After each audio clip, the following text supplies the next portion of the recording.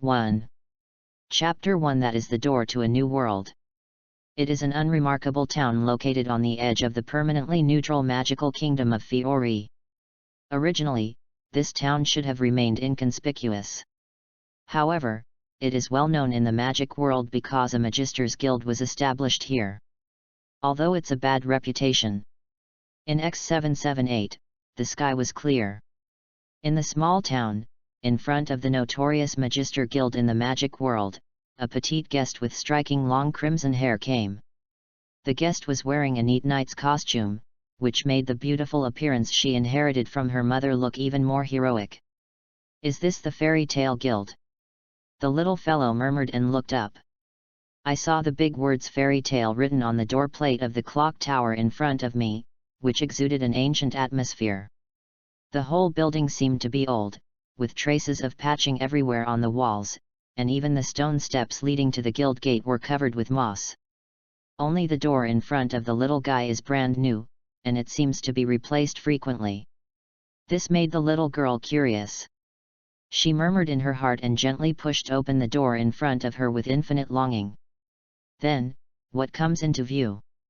"Hey, Valba! A few days ago, a new bunny girl came to the pub next door. You don't know, that beauty, those long legs, that curvy figure. Wow, it's absolutely amazing. If you don't go, you will definitely regret it. Makeo, you still dare to go to the tavern to drink? Aren't you afraid that your husband will find out? Is this kind of thing something that can be said? Forget it. If you are scared and don't want to go, just tell me directly. Why spoil the fun? I, Makeo, have misjudged you, Valba. Hey, for this kind of thing, you must include me. Ha ha ha ha, good brothers forever. First, there are the wretched young men who share the same bad taste. No, if 30 years old can be called an uncle, then it is not wrong to call them Medeo, short for useless uncle. Anyway, these two moral scoundrels were gathering together, saying some rather outrageous words, and their laughter echoed throughout the guild. Tons, tons, tons. Hiccup. Grey clothes. Next to the two wretched young men, there was a young girl with long wavy brown hair holding a wine barrel, her face slightly flushed. She had obviously drunk a lot. In this country where the age of adulthood is set at 15 and it is clearly stipulated that only adults can drink alcohol, the girl was clearly breaking the law. As for the person the girl reminded, he had short black hair, a handsome face, a temperament as cold as an iceberg, and he was naked except for a pair of panties. He was a guy who interpreted the meaning of the word pervert with his words and actions. Oh shit, when? After the young man was reminded by the drunk girl beside him, he immediately looked down. After confirming that his clothes had disappeared, his pupils suddenly shrank and he looked shocked. Has anyone seen my clothes? Grey. Are you looking for your clothes? In front of the perverted boy named Grey, there was a lively, like a gangster, boy with a dragon scale scarf around his neck and short cherry pink hair. Natsu, give me my clothes back. Grey called out the name of the boy with cherry pink short hair, Natsu. At the same time, Grey looked shocked. He looked at his clothes that were held in Natsu's hands with a bit of nervousness. Pervert Grey, if you want clothes, come and defeat me. It's burning. Natsu said as flames burst out of his fists. In just a moment, Grey's clothes were ignited by the flames in Natsu's hand and burned clean. That's the new clothes I bought. Natsu. You bastard, compensate me for my clothes.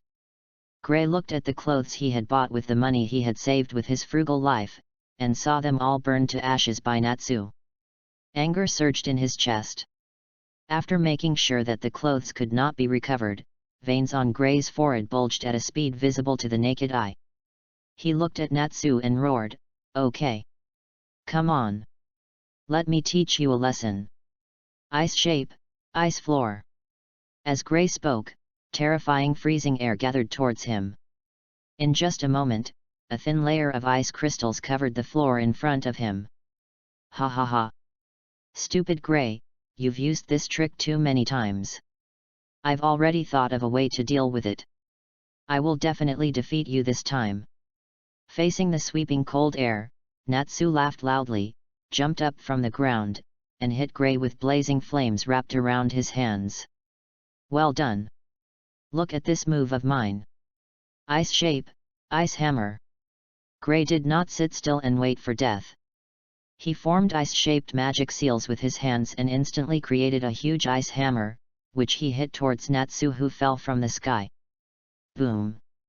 There was a loud roar, and when Gray's ice and Natsu's fire came into contact, misty vapor was immediately created. I'm telling you guys. Just be quiet. At the same time, Gray and Natsu's actions also disturbed most of the members of the guild. Some impatient people stood up from their seats and yelled in the direction of Natsu and Gray. However, before he could finish his words, a broken ice hammer handle came towards him. Oh! There was only a slight sound, and the man immediately fell to the ground. Ins, what's wrong with you?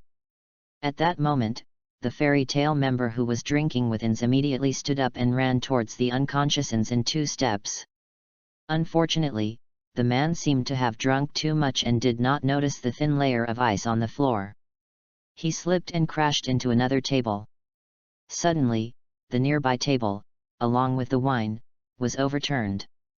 Asshole, you want to fight, right? The person at the nearby table was no pushover either, and summoned a magic circle while talking. You think I'm afraid of you? The fairy tale member, who had already slipped and fallen, was filled with anger.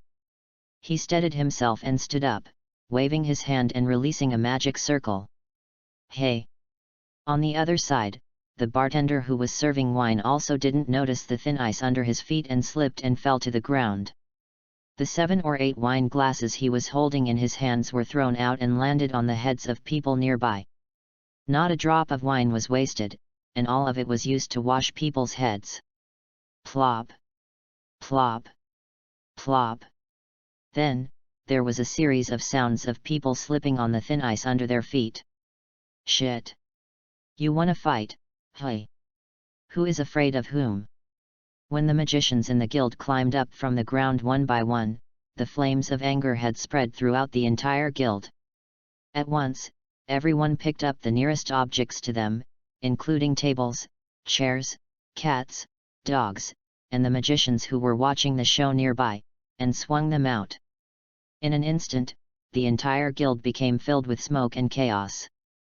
Countless magic circles flashed in this dim space, and coupled with the hideous faces of the guild members, it was like a group of demons dancing wildly. Touch! The girl who was standing outside the guild gate and watching everything in front of her saw this and silently closed the door to the devil's cave. She took a deep breath and thought to herself, maybe the way I opened the door was wrong. This is completely different from what I heard. After a while, the girl made all the preparations. With a smile on her face, she once again pushed open the door of this ancient guild. Well, the scene inside hasn't changed at all. Those who should be obscene, those who should be perverted, and those who should fight. 2. I guess I'm in the wrong place. Maybe it's just a coincidence of names. Maybe there's more than one guild called Fairy Tale in this country. It's better to go back and ask Mother. I probably can't find the person I'm looking for here. The girl was about to give up and go in. She was sure that she had come to the wrong place and this was not the fairy tale she was looking for. Just as the girl stepped back, she suddenly felt her body go limp. She seemed to have bumped into someone. Without thinking too much, the girl turned around and apologized. Yes, I'm sorry. I didn't mean to do that. It's okay, are you okay? The girl responded with a voice as warm as the spring breeze. Without. The girl looked up and saw a handsome young man with short black hair, sharp eyebrows, and bright eyes. He was tall and wore a black base shirt and a slim windbreaker on the outside, which outlined his muscular lines, filtered version. He was about 26 or 27 years old. Found it, father. The girl's eyes lit up and she knew she was in the right place. What did you say? The young man was stunned for a moment, then looked at the girl and asked. Hello, my name is ERZA, and I'm a magician. My goal is to join the famous Fiori Kingdom's Magician Guild fairy tale. Please give me your guidance in the future. This girl with long crimson hair tied into a ponytail. To be precise, the girl named ERZA, full name ERZA Belzarian, bowed and greeted the man in front of her. Elsa. The young magician named Ian felt a pang in his heart when he heard this. The young man's name is Ian. Well, he is a time traveler, and he has been in this world for 3 years. When Ian learned that he had traveled through time and space and arrived at the best-selling hot-blooded youth manga fairy tale, he was not panicked at all. Because Ian knew clearly. No matter how hard he tried, he could never defeat the final boss of the comics, the former dragon slayer mage who was pronounced as Black Dragon but was actually the Demon Dragon. He single-handedly won the Dragon King Festival 400 years ago and completely destroyed the human hero of the Dragon Age, who is also the current Dragon King, Lord Akunologia. Let me ask. A magician comic, the final boss is immune to magic or something, what the hell is this? Let's leave it to the protagonist to handle it. In his life, Ian just wanted to stay in fairy tale and wait for death. Of course, he can still shout slogans and roar when necessary, we are all fairy tale wizards. As for Ian's current strength, relatively speaking, it should be called very strong. It can be said that in the entire fairy tale guild, he is second only to Gildarts, the strongest member of the guild, and Makarov, the president. As for Ian's current powerful strength, it all depends on his own practice. System, give me some. Well, there is no system bonus this time. Perhaps because Ian is a time traveler, his mental power is extremely strong compared to ordinary people. He is a genuine super magic genius. According to President Makarov, Ian's magical talent is not inferior to that of the legendary fairy tale's second-generation president, Pres Hito. Chapter 2 Irene Belzarian. Bang. Bang. Asshole. Give my stuff back to me. I think you don't know what's good for you. The fairy tale guild was still in chaos. Amidst the crude language, all kinds of gorgeous magic were flying in the air. Tisk. In front of the guild gate, Ian was about to say a few more words to ERZA, who was as cute as a little scarlet-haired dumpling in front of him, but after hearing the constant noise coming from his ears, he finally couldn't help it. He first looked at ERZA beside him, trying to put on a kind smile, and said, "Wait a moment, it will be ready soon." Then, there was a loud bang. Then I saw Ian kick open the door of the guild in front of him and rush in. When ERZA saw the door that was violently kicked away by Ian, she finally understood why the guild's door was always new. "Hey! You little brats! Are you planning to dismantle the guild just like that? Why don't you stop right now?" Ian said angrily towards the noisy crowd in the guild. "Look at my ice form. Fire Dragon's Iron Fist. Smoke magic. Painting magic." Unfortunately, at this moment, the magicians in the fairy tale guild were obviously all out of control. They all seemed to be red hot, as if they didn't hear Ian's roar at all. They still didn't stop their actions and released endless magic. "All of you, stop it." When Ian saw this, his eyes twitched slightly, and then he raised his left hand. Ian raised his hand, and a huge purple magic circle formed above the guild.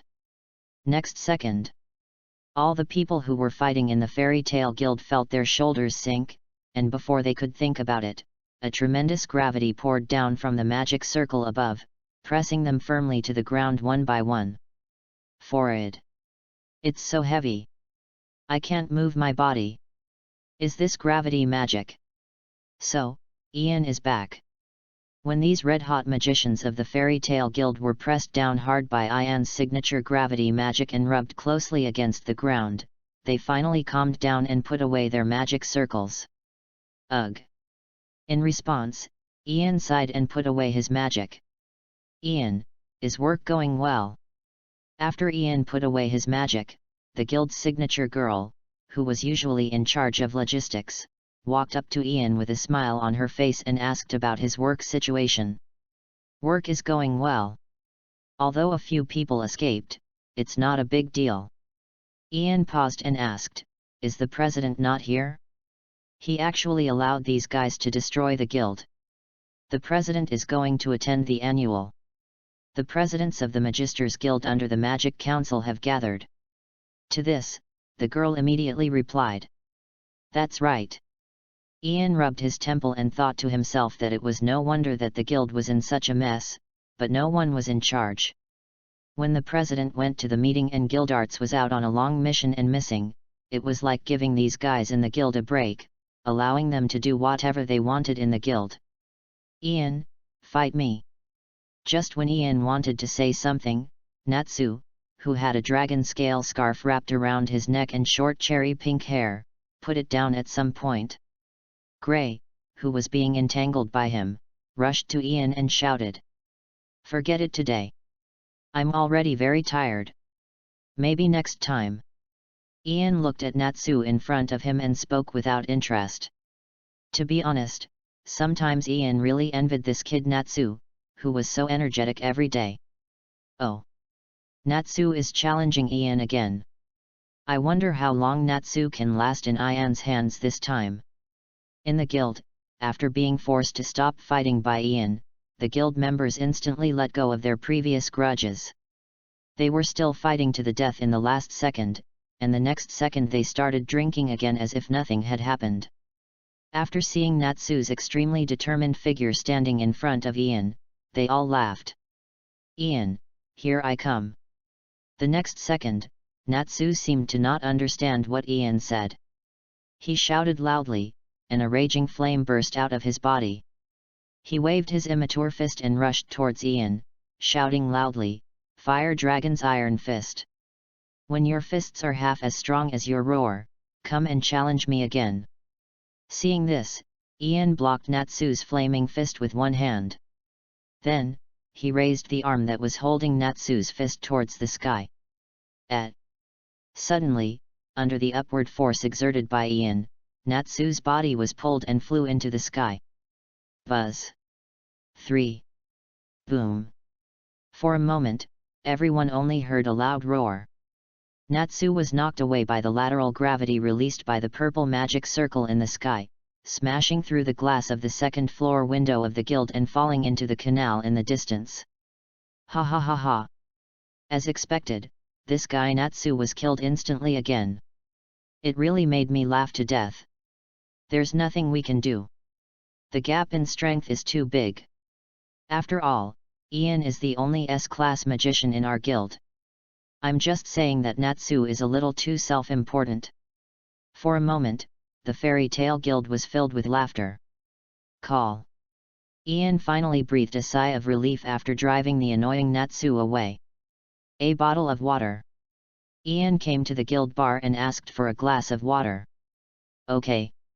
As the waiter finished speaking, a glass of water was placed in front of Ian. Tons, tons, tons.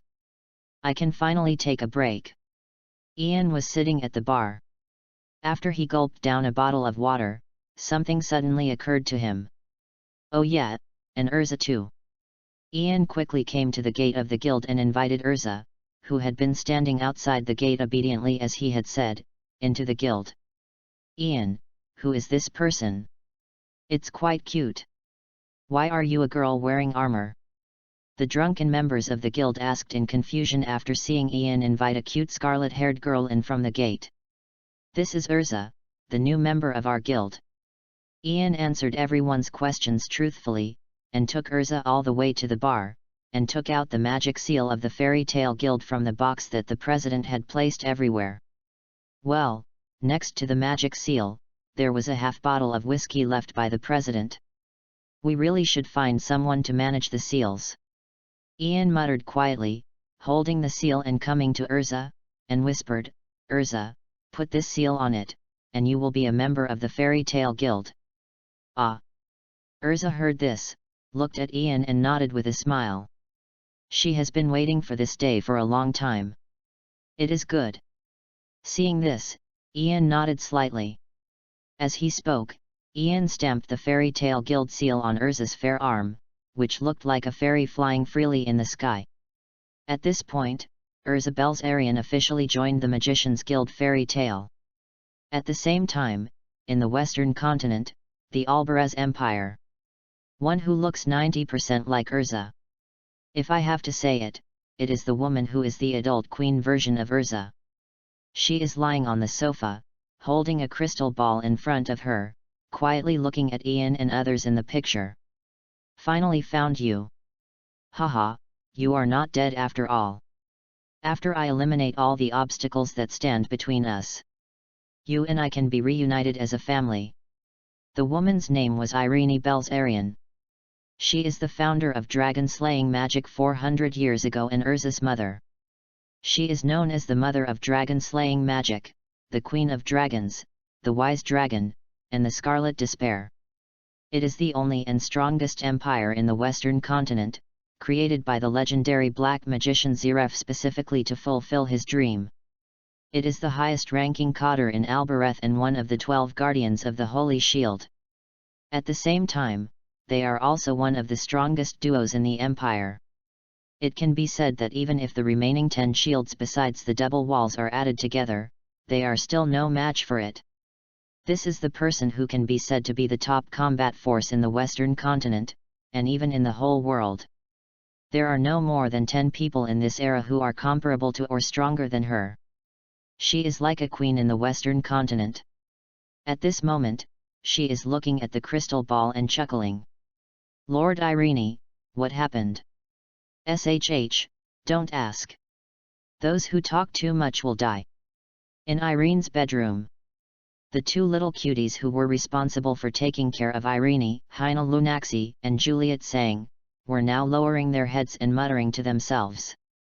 Facing Irene, who was like a big devil, they dared not say anything, nor did they dare to ask anything. Please recommend, invest, collect, and read. Chapter 3 The light in ERZA's eyes disappears. Oh! So beautiful!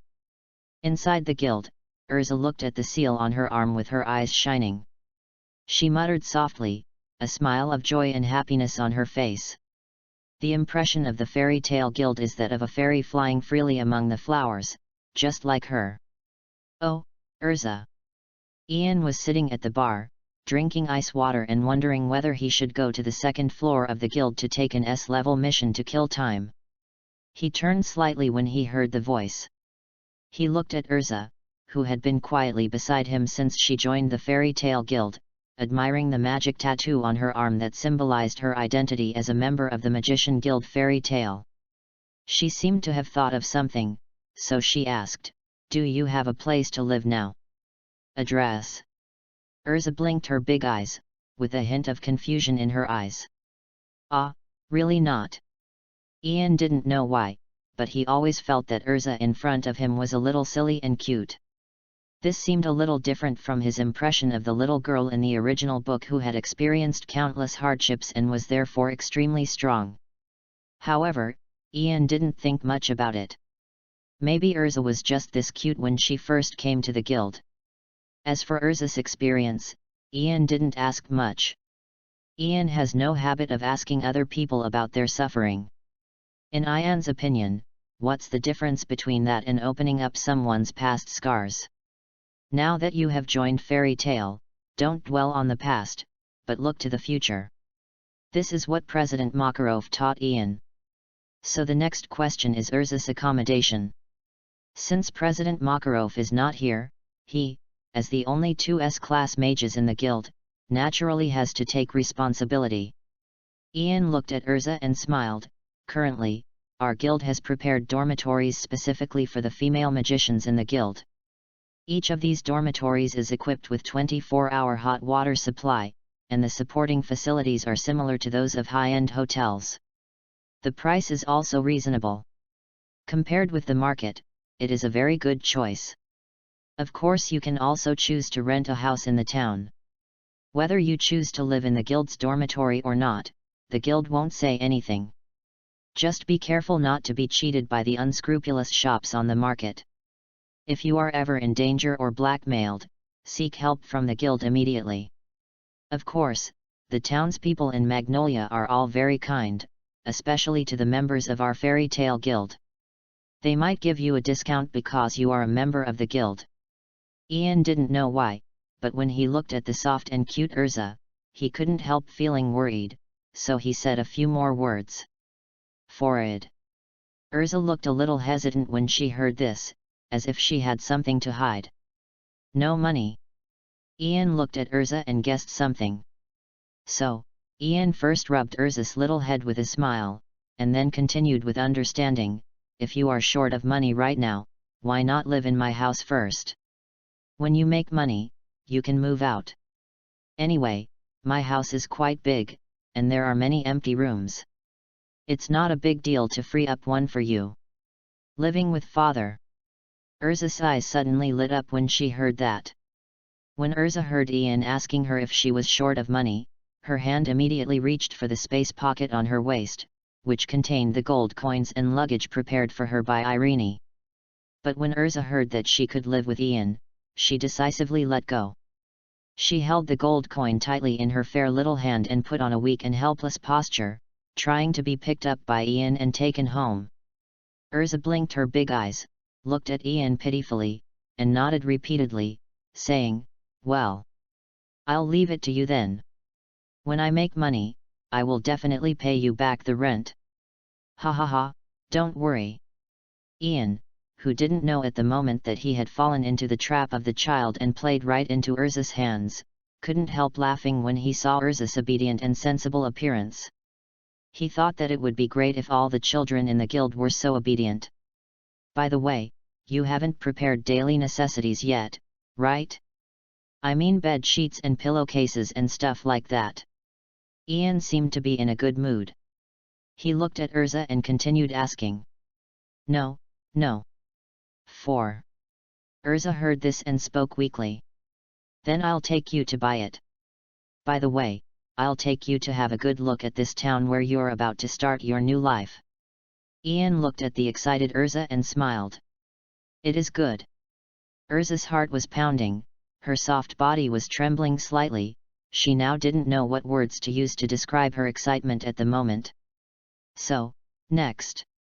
Ian spent half a day taking ERZA around the town of Magnolia. I took her to eat all the snacks in the town. Of course, the town wasn't that big, and there were only a few places to go.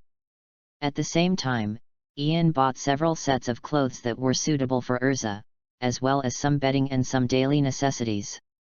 That's it. Ian and ERZA returned to Ian's villa in the small town with lots of bags. Yes, Ian has a 3-story villa in the small town of Magnolia, which is almost the same size as the Fairy Tale Guild, which has a history of nearly 100 years. This villa is proof of Ian's diligence when he traveled to this world. Well, Ian is really in the mood to work hard to make money and buy a big house. So beautiful. ERZA stood in the garden of the villa, admiring the colorful flowers in the courtyard. Although this place is far from being as big as my mother's bedroom, it is the proof of my father's efforts after all, so ERZA will definitely take good care of it. ERZA whispered in her heart, from now on, this is where ERZA and my father will live. Come on, I'll take you to your room. Ian looked at ERZA, who was fascinated by the garden, and thought that she was a little girl after all, and she also liked flowers and plants. Also, if it weren't for those difficult experiences, who would have become strong in advance? When Ian thought of this, he couldn't help but feel a little pity for ERZA. He patted ERZA's little head gently, took her soft little hand, and pulled her into the villa. Okay.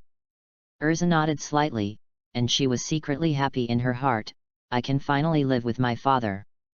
After my mother clears the obstacles, our family can be reunited and stay together forever. Then, when Ian pushed open the door of the villa, ERZA was stunned. First, 2 little brats she had seen in the guild came into her sight. One of them was the pink-haired hooligans who had challenged Ian before and was punched away by Ian. There was another one who was a pervert with no moral sense at all, running around in public wearing only a pair of underwear. For a moment, the light in ERZA's eyes seemed to disappear. "Please, give me back the life I've been looking forward to and planning for so long, the life of two with my father. You nasty, inconsiderate little brats!" ERZA roared inwardly. This is completely different from the life she imagined. Chapter 4 ERZA reports to her mother. "Hey! Ian, you're back! Ian, you're back so late! I still want to duel with you." "Well, besides Ian and ERZA, Gray and Natsu also live here." "No way." Given Natsu's personality and the destructive power of his dragon-slaying magic, all the rewards he received from the missions were used to compensate his employers and indirectly support many construction teams in the Kingdom of Fiori. As for this guy Gray, he has a calm personality and a quick mind, and he won't use magic to wantonly destroy the town. But despite this, Gray didn't have much money. Because this guy used all the money he earned from the missions to pay prison fines and bail. Who made this guy take off his clothes regardless of the occasion when he was excited? He is a pervert. Gray was not sentenced simply because he was a minor. So, if Ian doesn't take care of these two guys, they will have to sleep on the street. "Ian, we're out of wine." In addition to Gray and Natsu, a drunk Kana was also sitting in the corridor of the villa. Ever since Kana was approved by Makarov to participate in the S-Class Magician examination held by the Fairy Tale Guild last year and was easily killed by Ian, she has developed a good habit of drinking. Well, to put it simply, Kana used all her salary from work to buy alcohol, which resulted in her being unable to pay the rent and being kicked out by the landlord. Kana, who had no place to live, stayed in Ian's villa. You want to ask why? Who made Ian's house so big? Ian didn't say anything about this. He would not drive these little guys out until they grew up. Natsu, don't run around on the stairs when you're wet. Go dry yourself off before you come out. Kana, you've drunk enough today, don't drink any more. Gray, put on your clothes for me. Ian pointed at the three little ones in front of him and scolded loudly like an old father. No more drinking. I'm not drunk, I can still drink. Kana hugged the barrel and protested loudly. What? My clothes disappeared again. Could it be that it has learned space magic?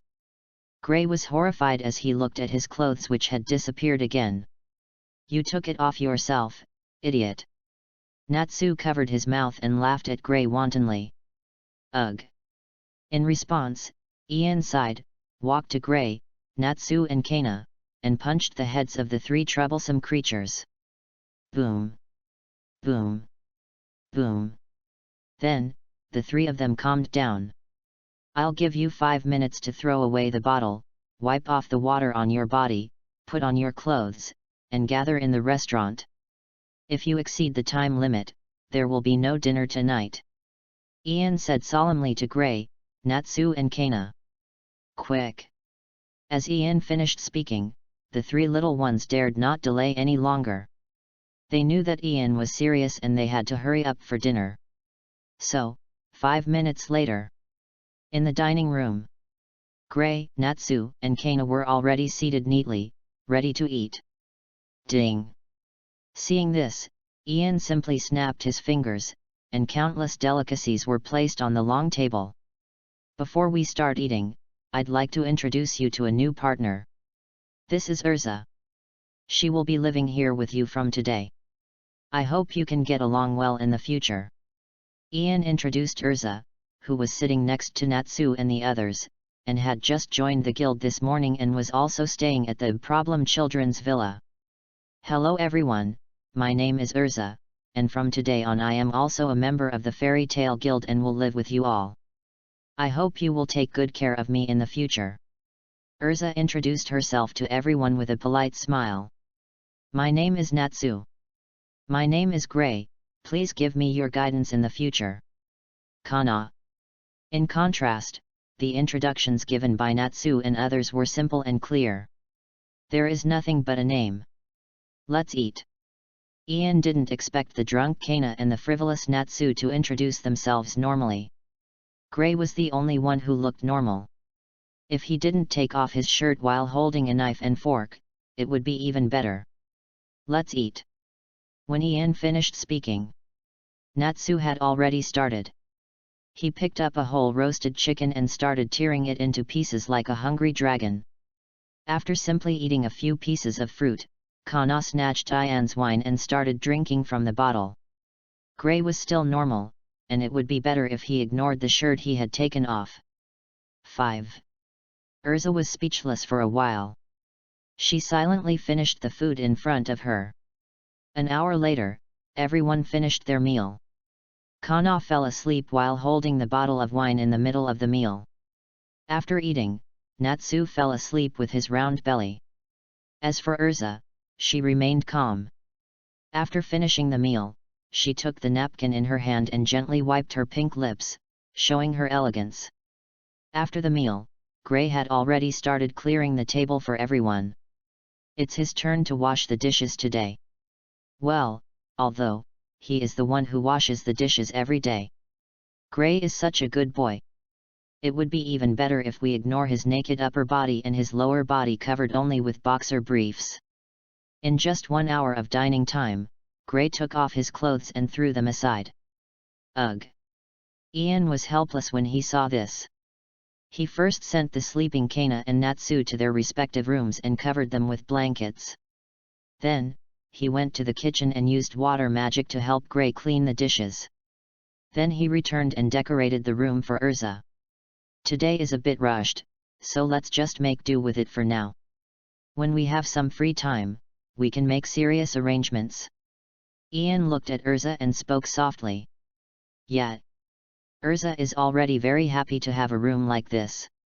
ERZA was still well behaved at this moment. She bowed to Ian and expressed her gratitude. Have a good rest.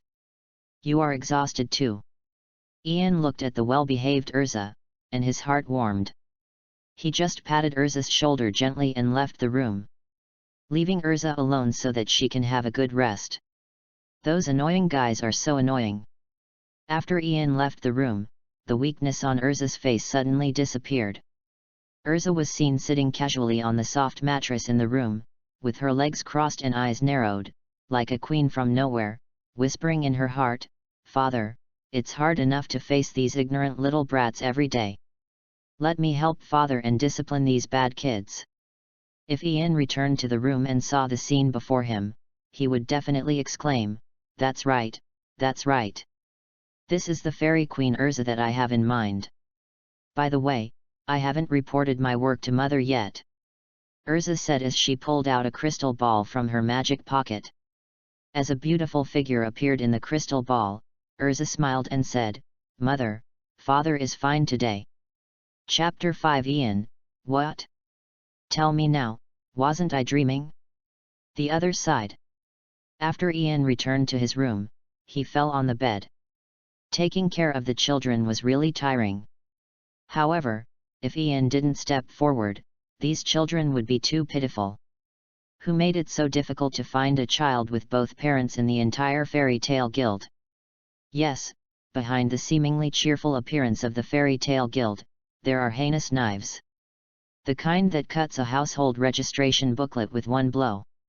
He has been chasing a family for 400 years and still won't let them go, just like crazy sending out razor blades.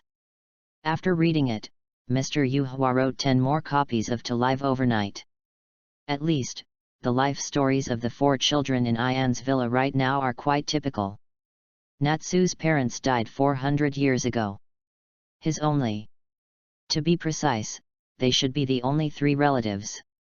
One has been sealed in a crystal in the basement of the guild for decades, in a state of suspended animation. One was driven mad by Akunoro and planned to kill his wife and take her heart.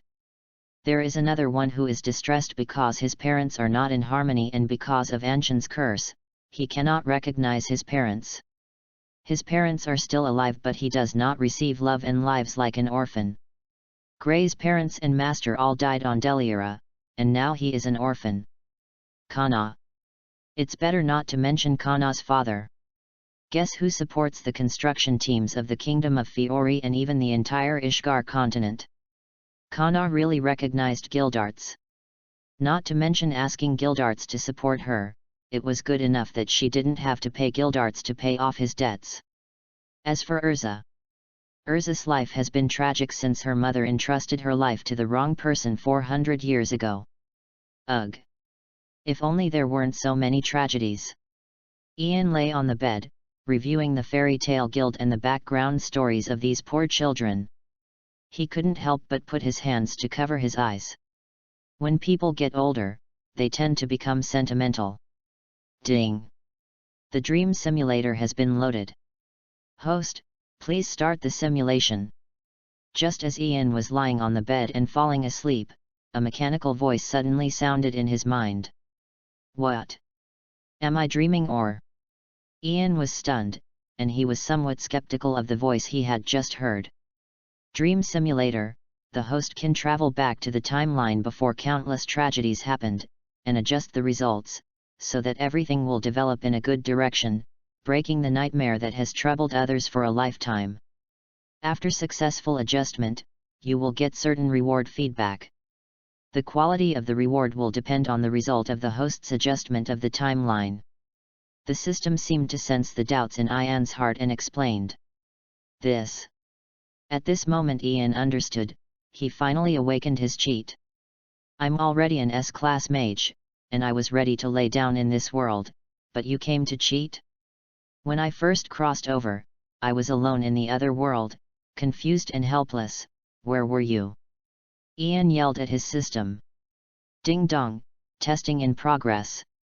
The results have been detected. Reporting to the host, the system activated emergency measures as soon as the host crossed over, and helped the host complete 2 simulations. These are just 2 simulations of the host, and the time span is too long.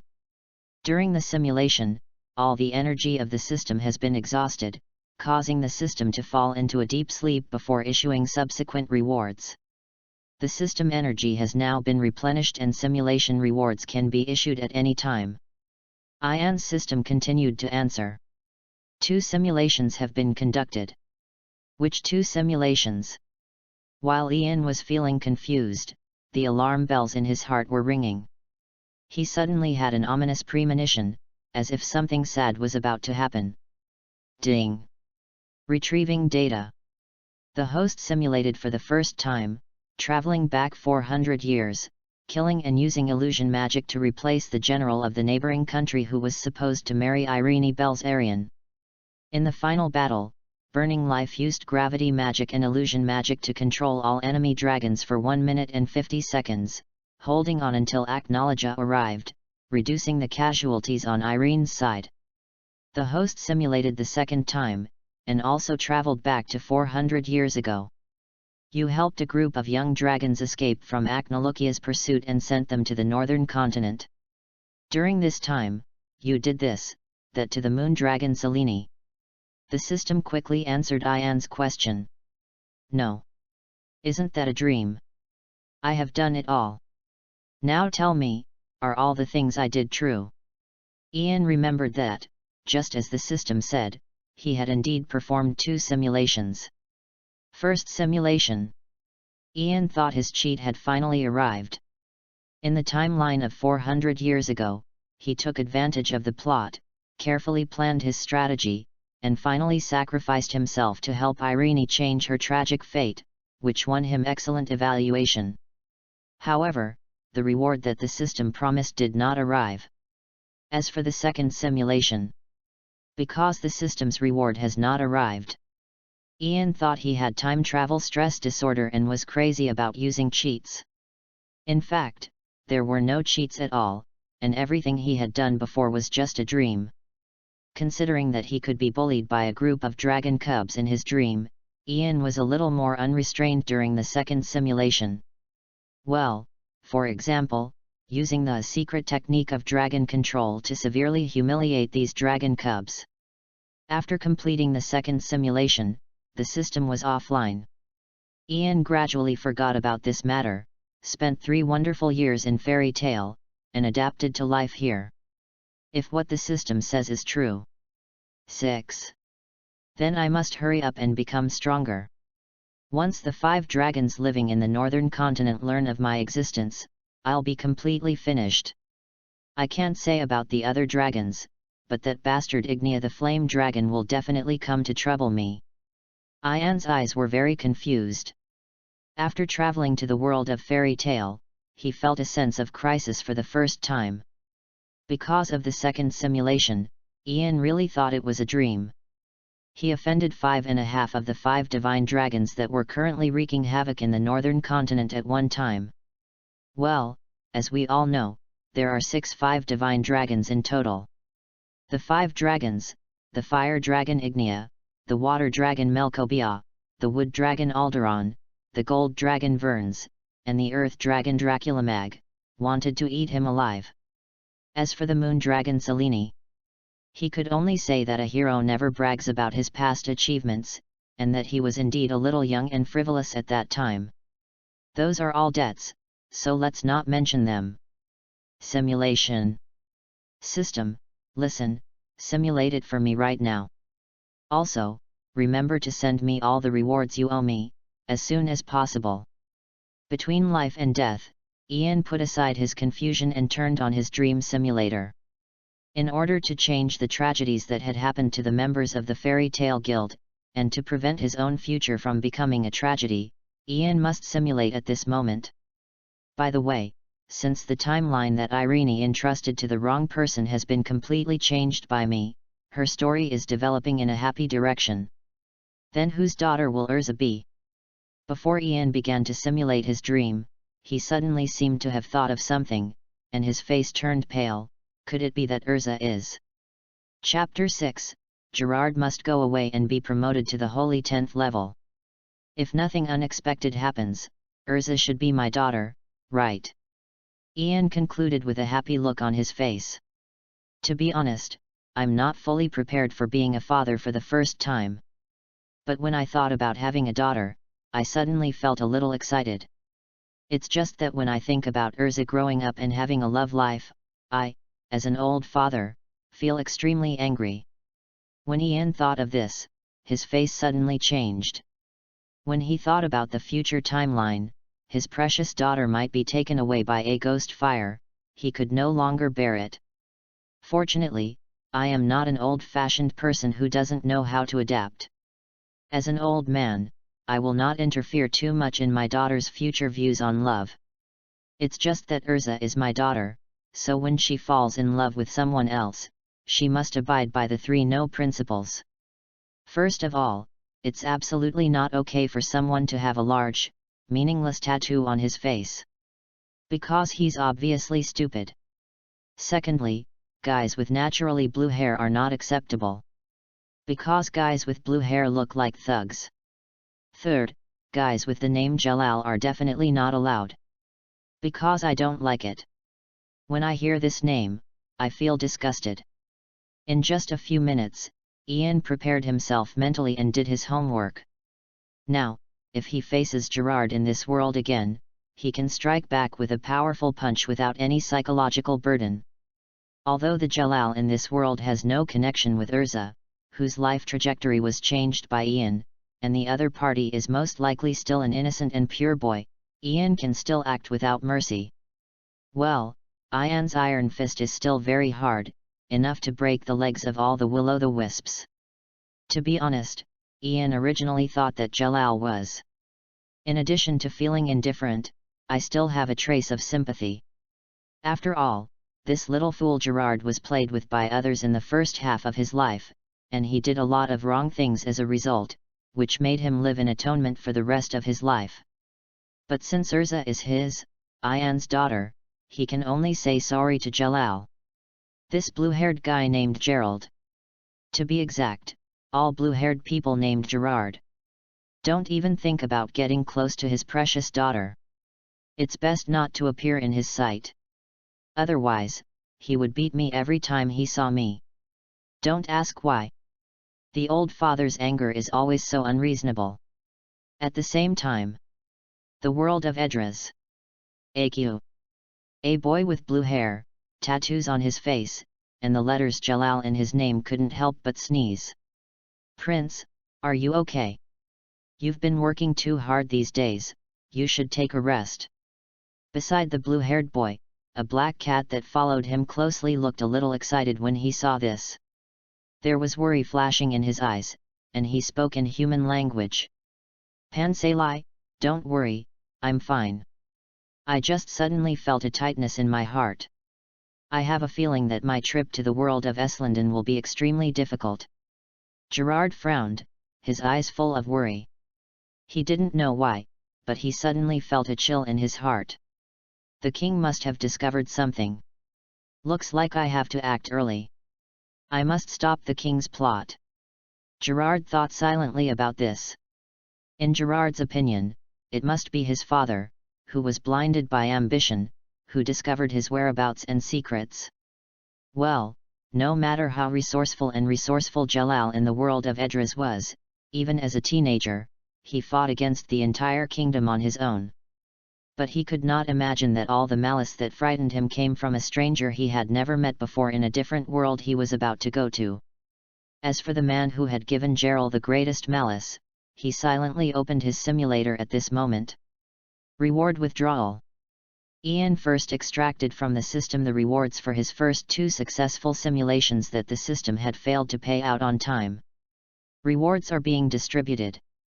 All of a sudden, all the magic that Ian had learned in the previous 2 simulations, and the magic power that he had improved with great difficulty, all poured into his body like a tide. Yes, the most valuable thing about this dream simulator is time. After each simulation, Ian can superimpose on himself the knowledge he has learned and the magic power he has improved in the timeline he entered in the simulator. In Ian's first simulation, the timeline he traveled through was the year X365.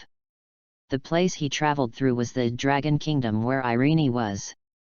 In this way, Ian stayed in this timeline for 5 years, silently following Irene. He spent all these 5 years improving his own strength. It wasn't until X370 that Ian thought he was strong enough. Then he went to the neighboring country alone, assassinated the general who might marry Irene in the future, and replaced him with illusion magic. Next, Ian spent another 5 years. He cleaned out all the corrupt nobles in the neighboring country, turned it into a strong empire like an iron wall, and eventually married Irene. He died in battle in X376. Eventually, Ian became a household hero in this timeline. So much so that in the Magic Council of the current timeline, there are still epic poems praising Ian's deeds and sculptures promoting his spirit. Even on the anniversary of Ian's death every year, the council would organize memorial activities. And in this first simulation, Ian's gains include 11 years of magic power and the dragon-slaying magic with the attribute of Sien. Yes, with the help of Irene, Ian also became a dragon slayer magician. When Ian extracted the magic power that he had cultivated for 11 years in the Irene timeline, his power directly broke through the barrier of S-class magician and was directly upgraded to the level of the 10 holy magicians. However, the magic power in Ian did not stop there. He once rose from the level of a beginner in the 10 saints, which was Jura's level 7 years ago, to the level of Jura 7 years later, when he was hailed as the strongest among humans during the demon fighting grand martial arts show. It was not until Ian reached this level that his speed of improvement slowly slowed down. Ian could clearly feel that there was a huge barrier in front of him, blocking him. Chapter 7 No one will die this time, because I am here. Ian knew clearly in his heart. The barrier ahead is the dividing line between humans and monsters. As long as he takes one more step, Ian will be able to ascend to the level of the 4 heavenly kings of Ishgard. It is also the inhuman level mentioned by Granny Oba, the leader of the Mage Guild Snake Princess Scale. Call. It seems that the reward I received from the first simulation can only allow me to improve to this extent. The next step is to extract the rewards I received during my second simulation. Ian then extracted from the system the reward he received during his second simulation. The timeline of Ian's second simulated entry is X377, the first year after Ian's death. 7. During this year, Acknowledge, who was still the Dragon Slayer, was simply killing like crazy. No matter whether it is an ordinary dragon or a terrifying Dragon King level existence, anyone who dares to stand in front of Acknowledge will only die. The dragons of the entire Eslandan world have come to a moment of life and death. For this reason, the great fire dragon King Igneel, in order to obtain enough power to defeat the invincible demon dragon King Acknowledge, did not hesitate to cooperate with the black mage Zeref. Finally, with the help of the Heartfilia family, an ancient family of celestial wizards, the Star Spirit Mage, the Dragon Slayer Mage, the Dragon, and the Black Mage fought a relay that lasted for 400 years and spanned several generations. However, these have nothing to do with Ian. His mission has nothing to do with the main storyline. Instead, he is responsible for safely delivering a group of extremely arrogant young dragons who do not take humans seriously to the northern continent. In response to this, Ian learned the secret art of dragon control, which can give dragons psychological hints, and also invented a means of transportation magic specifically for dragon slayers. Well, the so-called transportation magic is to make the air move by adding the properties of a transportation tool, thereby indirectly affecting Acknowledge, which is almost immune to magic. Yes, as long as Acknowledge touches the air attached by Ian, he will feel like vomiting. To be honest, it was Ian who gave Ian the inspiration for this move. After all, in the original book, Irene successfully sent Acknowledge, who originally ignored magic, away by adding magic to the earth. Although, like Irene, Ian cannot cause much damage to Acknowledge, he can disgust him. But the regrettable thing is that after using the transportation magic, Ian himself would feel dizzy. In this way, Ian took the young dragons, traveled and trained these disobedient dragon cubs, and entangled with Acknowledge for nearly 20 years. Only then were all the young dragons on the continent of Ishgar sent away. Yes. Ian offended not only the 5 dragons, but also Acknowledge. What hurt Ian the most was that when he simulated the second time, he thought he was just having a longer dream like the last time. After all, that's what dreams are. Sometimes you feel like you have slept for a long time and experienced a lot, but when you open your eyes, you find that less than 10 minutes have passed. This is still a different world with magic, so it is normal to have long dreams.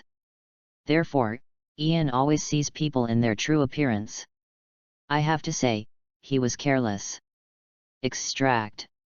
When Ian finished his recollection, he let out a long sigh and withdrew the reward he had stored in the system. Now that things have come to this, he can no longer change the past.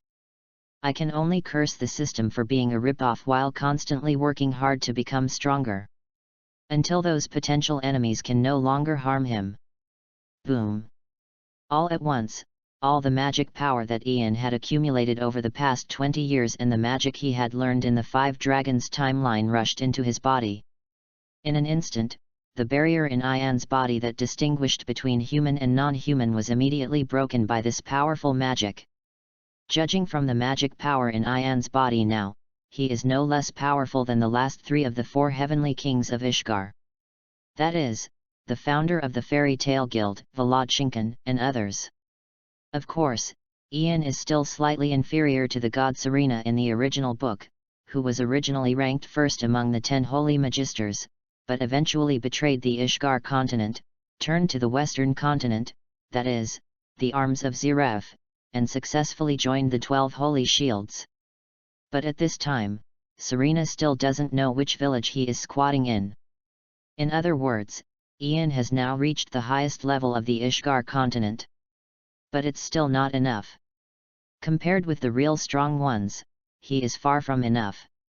Even Ian, who is as strong as a king, is still like an ant crawling on the ground when facing beings of the level of Irene and the Magic King. Not to mention the dragons that are even more powerful than Irene and the Magic King, and the invincible Acknowledge. And now there is only one thing Ian can do, that is. System, simulate it for me. The moment Ian screamed in his heart, he felt his consciousness go dark. The simulated object is Gray. The timeline is when Deliera first invades the town where Gray is. The simulated object is Kana. The timeline is before Cornelia Oruperina's death. The simulated subject is Natsu, before he is sent away by Igneel and Zeref using the Eclipse Gate. Ian looked at the countless timelines in front of him, and his eyes twitched slightly. Perhaps it was because the current Natsu was not Zeref's biological brother who died in the dragon attack. He was actually the fire demon who was resurrected by Zeref using his biological brother's remains. And so there was only one thing that bothered Natsu, and that was why Igneel left without saying goodbye. He wanted to be with Igneel forever. Ian directly rejected this one, saying he couldn't complete it at all. Next up is Kana and Gray. Ian didn't hesitate and chose Gray directly. Ian couldn't solve the problem that troubled Kana. He knew nothing about treating patients, so he had to find Polaka first to brush up on some medical knowledge. In summary, Ian believes that Gray's timeline is most suitable for him now. Simulation. As Ian determined the object of simulation, he felt that the world he was in suddenly became dark and disoriented. When Ian regained consciousness, he was already in a sea of fire. Help!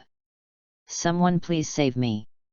Damn it, why would a monster like Deliera appear here? The whole town was filled with wailing and cries for help. Warning, the timeline has changed.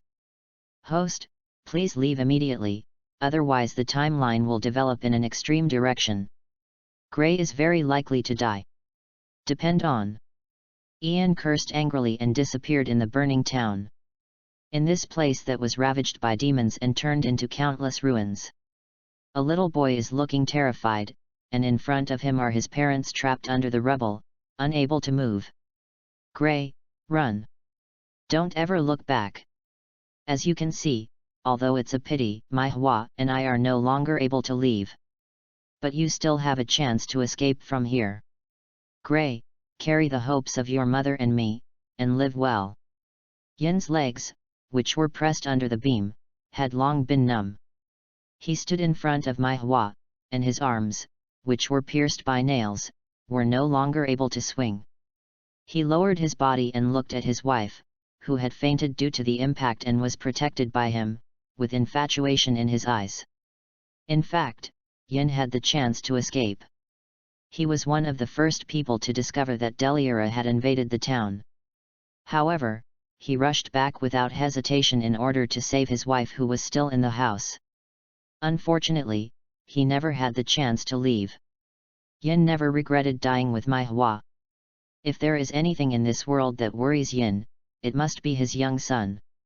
Finally, Yin raised his head, looked at his proud son, and encouraged him, Gray, be brave.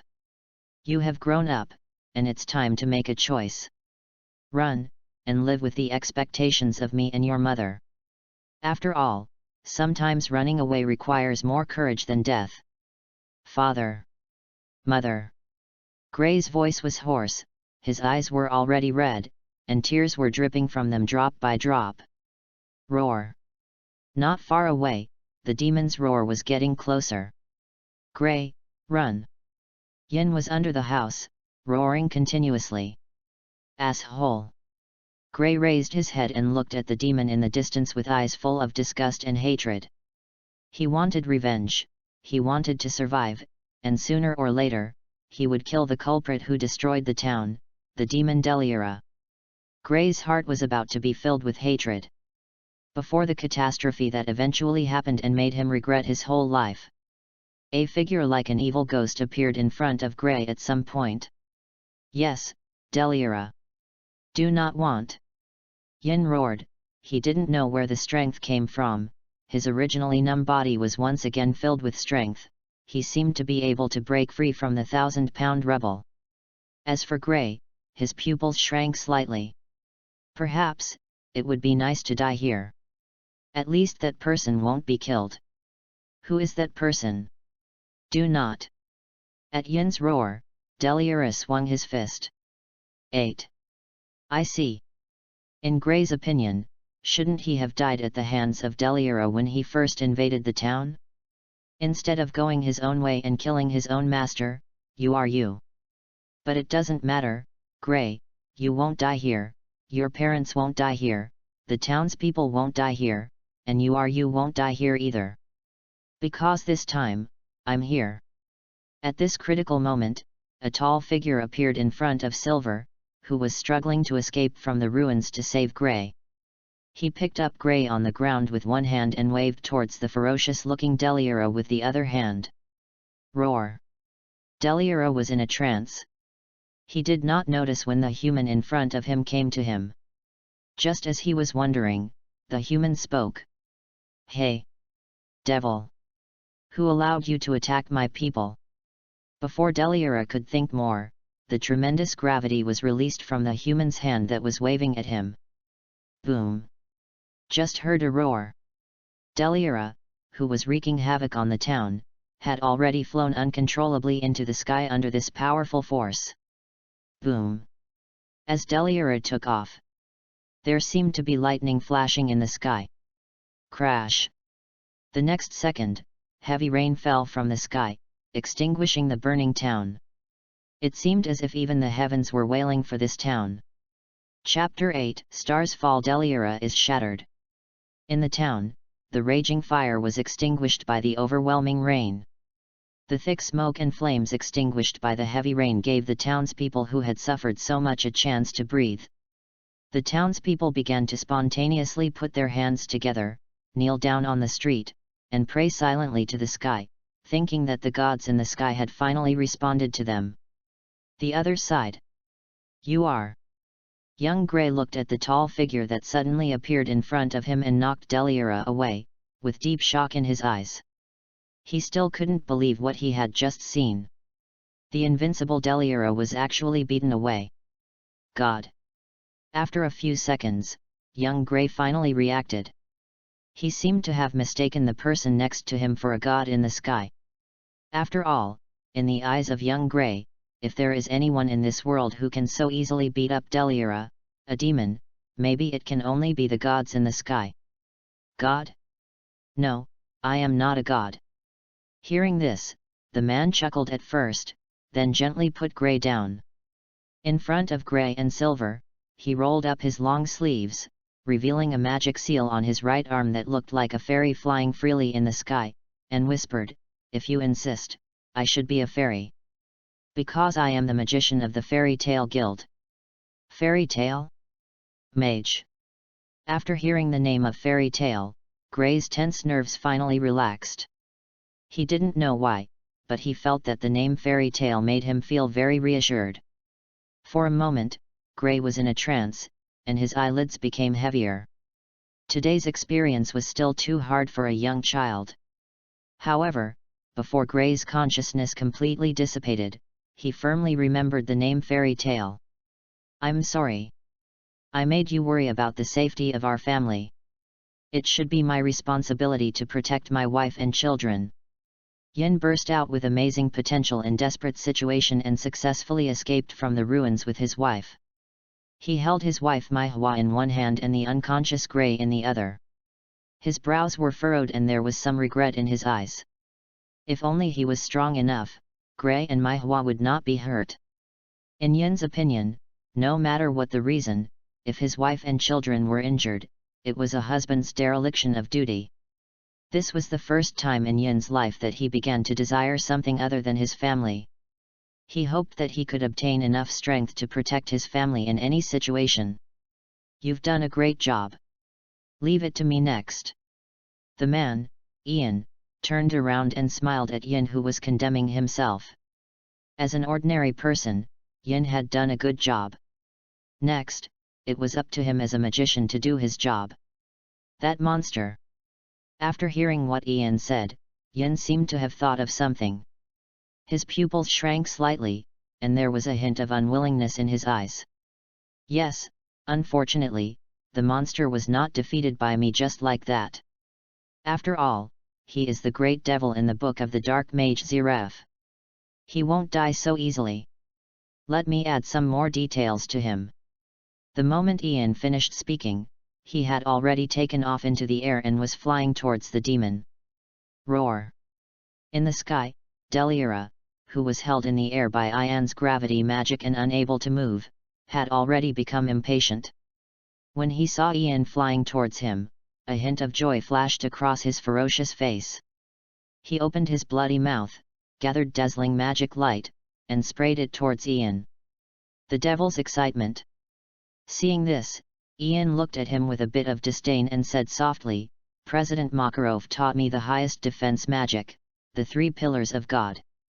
As soon as Ian finished speaking, a golden magic circle rose up from beneath him.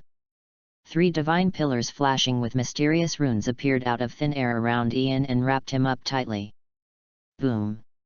It was also at this moment that the passion released from Deliara's mouth, enough to dissolve everything, fell on Ian's body. Boom! For a moment, thick smoke billowed.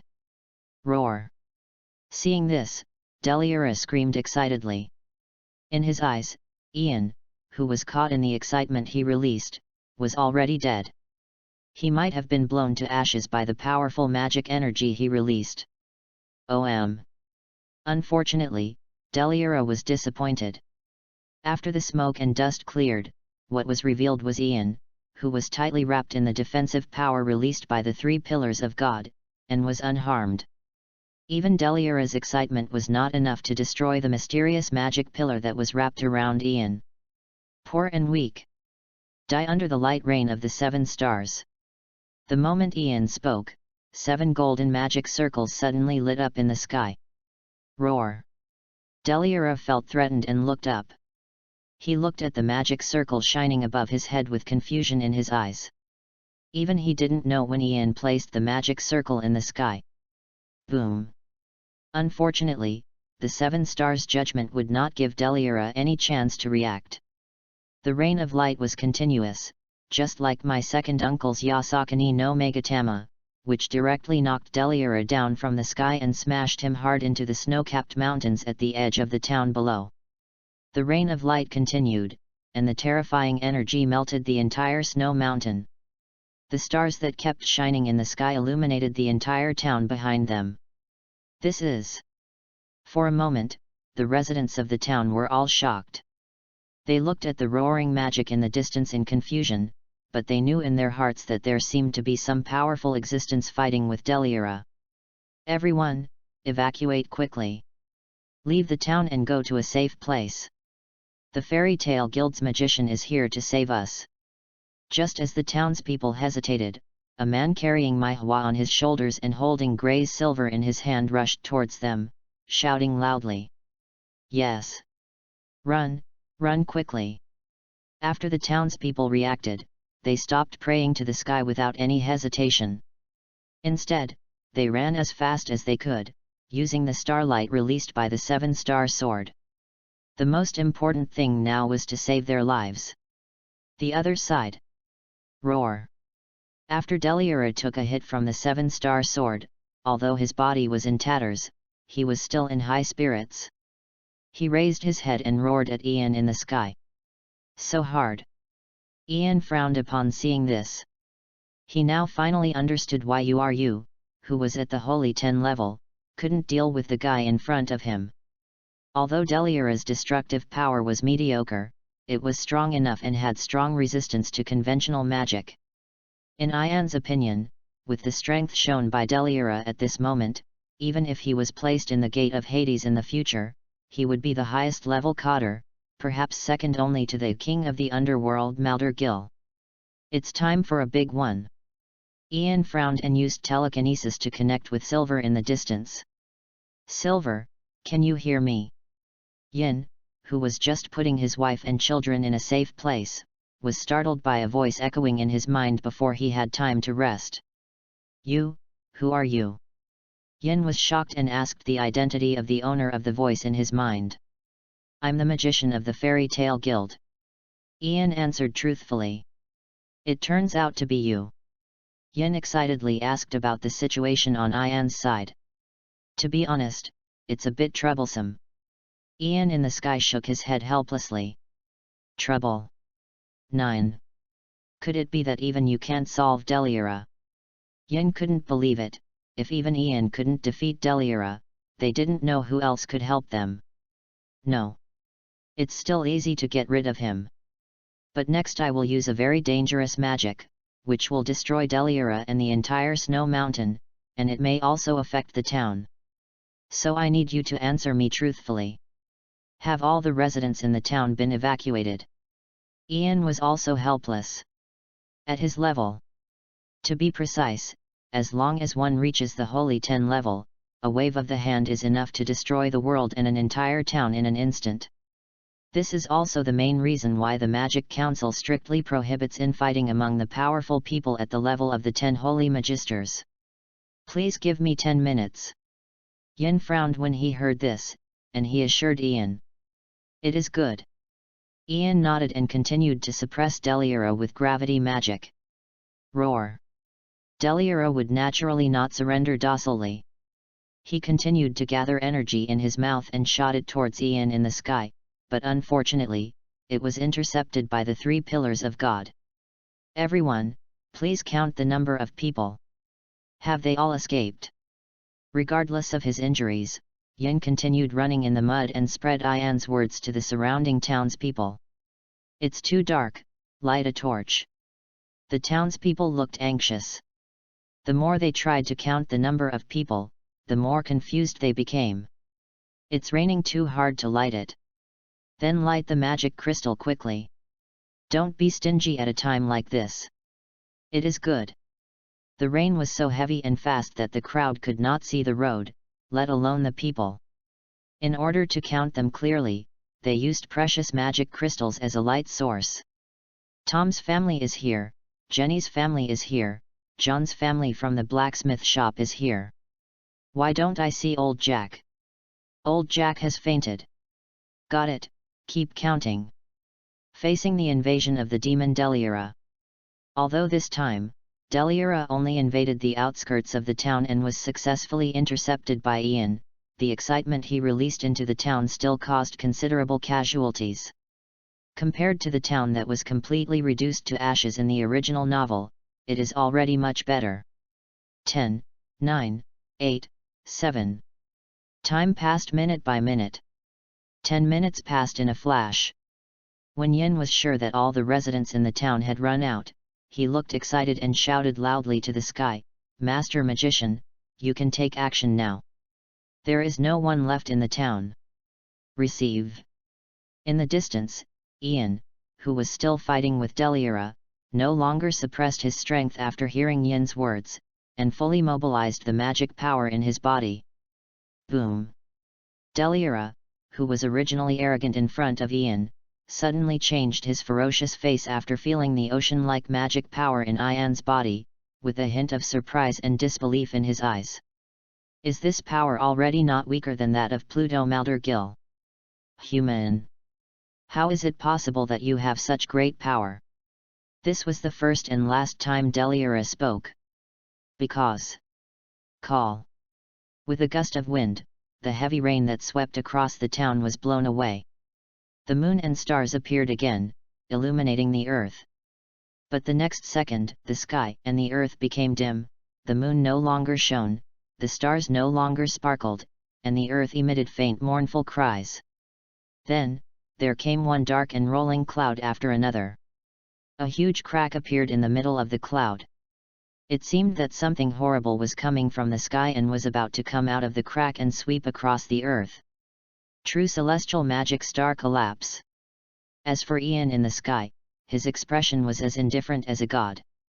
There was no trace of Deliera in his eyes. He was like crushing a bug, announcing the name of the super magic and also the death of Deliera. Boom! For a moment, the sky seemed to collapse. The stars burning with flames fell from the cracks in the sky. It released infinite pressure and fell towards Deliera in the snowy mountain valley. Roar! Seeing this, Deliera roared and yelled. He stretched out his arms towards the rapidly falling stars in the sky. He gathered all the magic power and spell power in his body and released them towards the sky, vowing to push the falling stars back. Buzz! It seemed that the creator of the devil, Jalal, who was in a distant land, heard Deliura's prayer, or maybe he was strong enough and his idea worked, and the falling star seemed to pause for a moment. Laugh. Deliura's face lit up with joy, he thought he had succeeded. Ha ha. Then, Ian in the sky had a hint of teasing in his eyes. Boom. Under the huge gravity magic, Deliura was once again crushed to the ground, and the star that had originally paused slightly, actually fell towards Deliura at a faster speed. Ended. Seeing this, Ian declared the farce over. Boom. When the stars fall, everything ends. In an instant, both Deliura, the snow-capped mountain, and the entire mountain range disappeared in the flames. The huge shock wave turned into a strong wind, sweeping in all directions. It directly destroyed the interception shield that Ian had set up around it, and spread to the entire town at a speed visible to the naked eye. When the shock wave that seemed to shatter everything was about to approach the townspeople taking refuge not far away, several stone pillars fell from the sky, emitting bursts of dim light, and intercepted it. By the time it reached the townspeople, the fierce shock wave had transformed into a gentle breeze. 4,000 words, a big chapter. Chapter 9, You appears and Grey becomes his apprentice. The rising sun shatters the darkness. When the sun shines on the earth. After wandering all night, the townspeople finally returned to the town where they depended on for survival.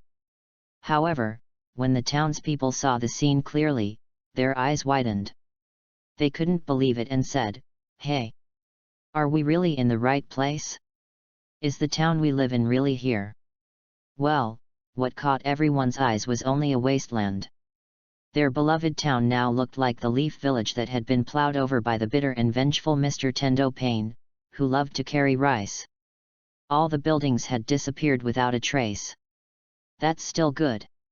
The snow-capped mountains not far away, along with the entire mountain range, disappeared. Instead, there is a large artificial lake.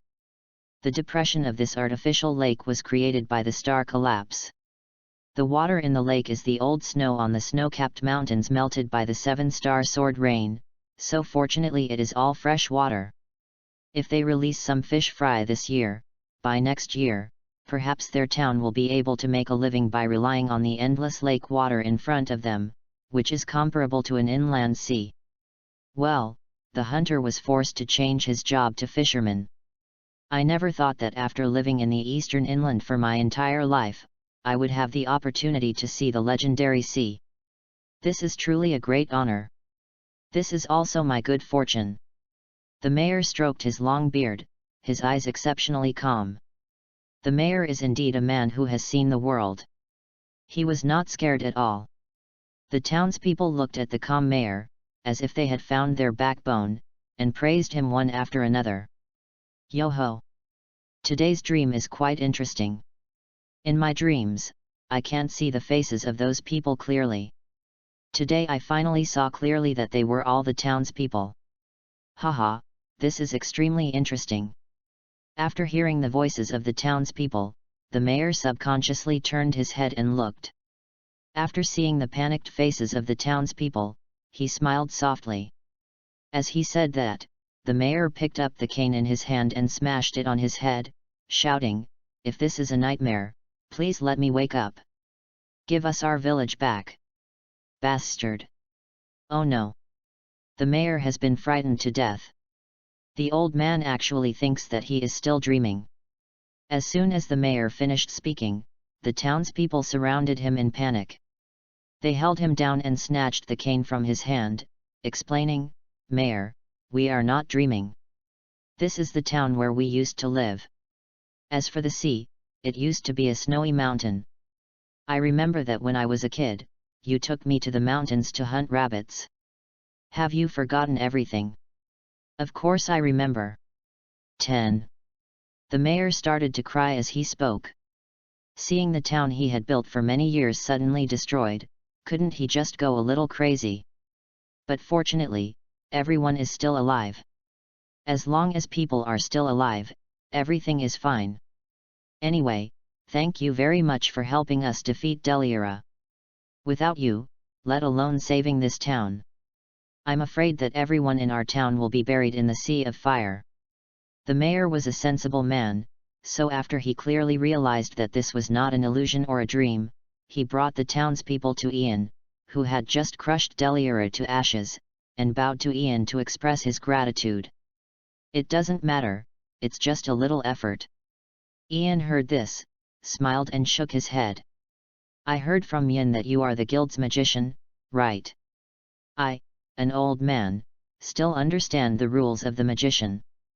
Originally, we should have expressed our opinion. But you can see that we really have nothing to give you right now. All our property was destroyed in Deliara's invasion last night. Next year, we will sell all the prey we hunted in the mountains." The mayor paused when he said this. He seemed to remember something. He looked at the lake in the distance that had replaced the snow-capped mountains. After clearing his throat, he continued, "In the future, when all the fish in our fish pond are grown, we will definitely make up for your reward today. No need to go through so much trouble. This is what I should do." Hearing this, Ian touched the back of his head and smiled softly. He had already felt guilty for leveling the town by mistake, so how could he dare to ask for compensation from these simple townspeople?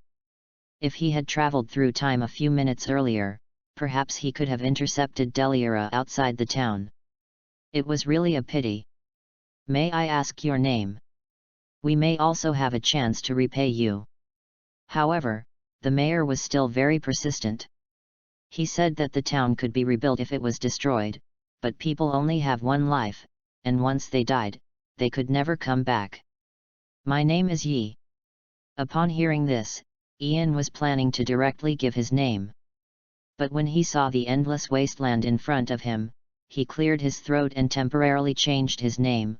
"I am the wizard of the fairy tale guild, Gildarts." Gildarts. Could it be that you are Gildarts, the most powerful magician in the western part of Ishgar? Gildarts's name was still very famous. Even in this ordinary town, some people had heard of it. They all stared with wide eyes in disbelief. "Exactly." Ian nodded slightly. "But I heard that Gildarts is a drunkard, a bastard, a sex maniac, and a wretched old man. No matter how you look at it, he doesn't look like that, does he?" The townsman looked at Ian in disbelief. "Hey! Uncle Gildarts, you are really famous outside. The whole world knows that you are a bastard, so I am doing this to help you." Ian's eyes twitched slightly, and he went against his conscience and explained for Gildarts, "Actually, those are just rumors. I am a good person." "I see." The simple townspeople believed Ian's lie. Although Gildarts is indeed as rumored, a bastard who ran away with his pants pulled up, a scumbag, and an alcoholic. Next. After Ian took on Gildart's name and accepted the townspeople's thanks, he went to find the Yin family. Just now, Yin used the communication magic that Ian had cast earlier to contact Ian again, saying that he had something important to tell him. After Ian arrived at the place, Yin said. Then he saw Yin holding his wife Mai Hua, who had already regained consciousness, and Gray, who was lowering his head. The three of them were standing under the tree, as if they had been waiting for Ian for a long time. "Gray, go." After seeing Ian, Yin patted Gray on the back gently to encourage him. So, before Ian could ask, Gray came over, knelt on his knees, and said loudly, "Senior Gildarts, I want to learn magic." "No. Right now, coach, what's with the déjà vu I feel when I want to play basketball?" Ian opened his mouth halfway, and swallowed back the words he was about to ask, while he complained madly in his heart. "Why?" Gray looked up, confusion flashing in his eyes. "Because you can't learn." Ian was helpless because the celestial magic he was good at was not suitable for Gray. "Yes, really." There was a flash of loss in Gray's eyes.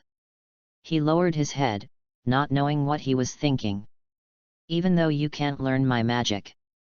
However, if you really want to learn magic from the bottom of your heart, I do have someone I can recommend to you."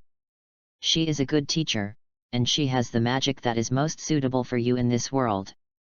Ian smiled as he helped Gray up from the ground. Really? I really want to learn magic. I never want to face the situation again where someone I love is attacked by bad guys and I am powerless to do anything. Gray didn't seem to expect that there would be a turnaround in his magic learning. So he looked up at Ian, his big eyes full of anticipation. Of course, why would I lie to you? Hearing this, Ian first gently rubbed Gray's little head, and then ruffled Gray's hair. Ian then stopped what he was doing, turned around, looked at the person behind him, and said with a smile, "As for what I said, the person who can teach you magic is, her." She. Gray was a little confused. He followed Ian's gaze. Not far away, a woman with neat short black hair was walking towards the crowd. The woman was very strange. Even in the cold winter, she only wore a thin coat on her upper body. The coat was open to reveal her slightly sexy underwear. The jeans on her lower body showed off her curvy hips, which made people unable to take their eyes away. When I got closer, I found that the woman's facial features were also regular and beautiful, and she exuded a heroic spirit that a young girl did not have. She gave people a heroic feeling. Next to this woman was a young man with silver hair who was born with premature graying. Hey! Don't just accept disciples from others. When the woman came, she rolled her eyes at Ian first, then looked at the young Gray who was standing there in a daze, and said in surprise, "You know what? This kid really has a talent for modeling magic. In that case, I will reluctantly accept him. Gray, why don't you become my disciple?" Hearing this, Ian poked Gray beside him and laughed. She? Is she strong? What Ian didn't expect was that Gray was actually picky. He turned to look at Ian and asked. Idiot!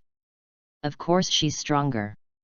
If you think that you are you, whose strength is comparable to the 10 holy magisters and who can be called the #1 ice mage in the Ishgar continent, is not strong enough, then you can only seek out those old monsters who have lived for hundreds of years and are rarely seen on the continent, and are known as the King of Heaven to become your apprentice. In that case, even I can't help you, a picky little brat. Ian held Gray's head and lectured him. It hurts so much. Damn it. Gray covered his head with tears in his eyes. As he spoke, he strode towards URU and said with his head down, "Excuse me, can you accept me as your apprentice? I will accept you as my disciple, a man who doesn't know what's good for him." Upon hearing this, Ulu first smiled kindly, and then swung his loving fist hard on Gray's head. Well, URU was still very angry about the fact that Gray had questioned her ability and resisted becoming her disciple at the beginning. It hurts. The tears that had been welling up in Gray's eyes finally couldn't be stopped from flowing out. "If you cry, you will be my good disciple." Ulu smiled, looked up at Ian, and said with a kind smile, "Then next, should we talk about what happened between you and me? Is there anything you want to explain to me?" "Explain? Me?" Ian was a little confused. He didn't think he had anything to explain to URU. "Mr. Gildarts, please tell me why you look a little different from the lecherous uncle I remember. You have recently learned time magic, and you are getting younger and younger, right?" URU looked at Ian with a smile and asked. "Oh, by the way, it was mentioned in the extra chapter that Gildarts and URU knew each other. After all, there are only so many mages who can be called powerful on the continent of Ishgar, so it's no big deal to know each other. It's a normal situation." Ian was helpless, as he didn't expect Ulu to come and question his identity. The magic power last night was really terrifying. I could feel it even from dozens of miles away, so I rushed over overnight. As soon as I got here, I heard what the townspeople said. The great hero Gildarts defeated Deliera and saved all the townspeople in the town. I originally wanted to say hello to Gildarts, after all, we know each other. But I didn't expect that I would meet an imposter. Now, can you tell me who you are?" Why are you pretending to be Gildarts? 11. Ulu narrowed his eyes and stared at Ian, as if he was going to attack him if they had a disagreement. As you can see, I am indeed the magician of the fairy tale guild. Ian said nothing, and simply revealed the fairy tale seal on his arm. At least this thing can't be faked. After seeing the mark on Ian's body clearly, Uru was obviously stunned for a moment. She began to doubt her own judgment and Ian's intentions. Originally, she thought that perhaps Ian was thinking of using the names of Deliura and Gildarts and illusion magic to stage a self-directed and self-acted show in the town, and take the opportunity to reap the wealth of the town, but now it seems that she guessed wrong. You know, Gildarts has a terrible reputation. I am using his name, not only to clear the label off him, but also for the reputation of the fairy tale guild. Ian said this and sighed helplessly. He really put a lot of effort into fairy tale. All right, I got it. Uru looked at Ian and seemed to remember the first time she met Gildarts. At that time, Gildarts left a deep impression on her. Although that guy was as strong as a monster, he was indeed quite worrying. Thinking of this, Ulu walked up to Ian, patted him on the shoulder gently, and said, "That's right, thank you for your hard work. 4,000 words, a big chapter. Please recommend, collect, invest, and read." Chapter 10: The Beginning of Gray's Perverted Life. In this way, Gray successfully became Uru's apprentice. Gray's life was clearly arranged during Ian and Uladai's conversations. This is why he was called a pervert. The origin of the nickname, Fairy Tale Ice Streaker. Since the demon Deliura that ravaged the town has been completely destroyed by Ian. Uru leaned over, looked at the young Gray under him, and said with a smile, "And now, Gray, you have also accepted me as your master, so come back with me to my home. You don't have anywhere to live anyway, right?" Wulua glanced at the endless, empty village. Even the simplest wooden house would take 2 or 3 days to build with the help of magic, right? So to sum up, Uru thinks it is best for Gray to go home with her. Although Ulu's house is not big, but daily necessities are available. It is enough to ensure Gray's survival in this heavy snow. Come to think of it, I haven't had the chance to introduce myself to you yet. My name is Uru Milkovich, and I'm an ordinary ice magician. Then, without giving Gray any time to speak, Uru introduced his name and identity. At the same time, when Wulua subconsciously turned her head and looked at her side, she finally remembered the white-haired boy who had been following her. So Uru, with a somewhat apologetic look on his face, introduced the identity of the white-haired boy to Gray. "Look at my memory. I almost forgot about your senior brother just now. Yes, this is your senior brother Leon Bastia. I hope you can get along well in the future." "Hello Gray, my name is Leon." Hearing this, Leon took the initiative to extend his hand to Gray and greeted him. "Hello, my name is Gray Fulpasta." Gray looked at the hand that Leon extended to him, hesitated for a moment, then took the initiative to shake it, and imitated Leon and Uru to introduce himself. Haha, fellow apprentices should really live in harmony. After Gray and Leon recognized each other's identities, Uru showed a relaxed and happy smile and continued, "By the way, Gray, Leon and I live in a town about 30 miles west of here. We have a tough battle to fight next, so don't let down your guard. Of course, if you feel unwell or don't have enough energy to hold on, just tell me at any time. Master, I am very kind to my disciples," Uru said, winking playfully at Gray. "Hey! Don't underestimate me. As far as physical strength is concerned, I am still very confident," Gray preached stubbornly. "In that case, I will take Gray away with me." Ulu said this, and then looked at Ian on the side, as if he was planning to leave with Gray and Leon. "Ms. Uru, our Gray will be in your care from now on." However, just when Ulu was about to speak, Gray's father Yin and mother Maihua had already strode forward. They held Ulu's hands tightly, tears in their eyes, and begged earnestly. "You're Gray." When Ulu heard this, he was slightly stunned. "Yes, I am Gray's father," Yin Zigu introduced. "I'm Gray's mother." Mai Hua sobbed as she revealed her identity. Gray is not an orphan." Yu was shocked by Yin and Mai Hua's words. When she saw Ian taking charge of Gray's affairs and asking him to become her disciple, she thought Gray was an orphan. After all, if Gray still had a relative alive, it wouldn't be a big deal for a complete stranger, or at most a magician who had only met him once, to make the decision for him, right? It turned out that Gray's parents were still alive and were watching him just fine. And Ian had the audacity to make the decision for Gray to become his apprentice. It's simply too much. "Hey! Ian, you didn't tell me that Gray's parents are still alive." Wolo flashed in front of Ian, grabbed Ian's collar, and asked angrily, "Since his parents are still here, why do you speak on your own behalf of Gray's parents and ask Gray to worship me as his master? Do you have this right?" "I didn't say Gray was an orphan." Ian was helpless, and said to himself, "I saved Gray's family, they won't say anything about this little thing." "You thought, that's what you thought.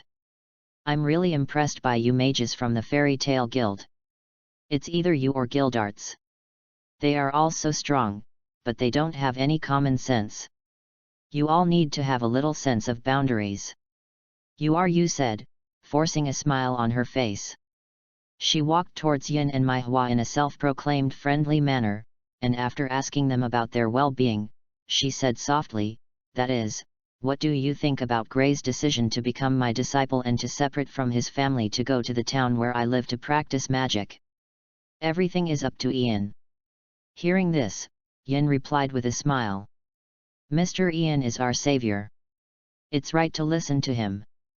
Besides, the child's father and I also believe that you, who are trusted by Mr. Ian, are also a good person like Mr. Ian.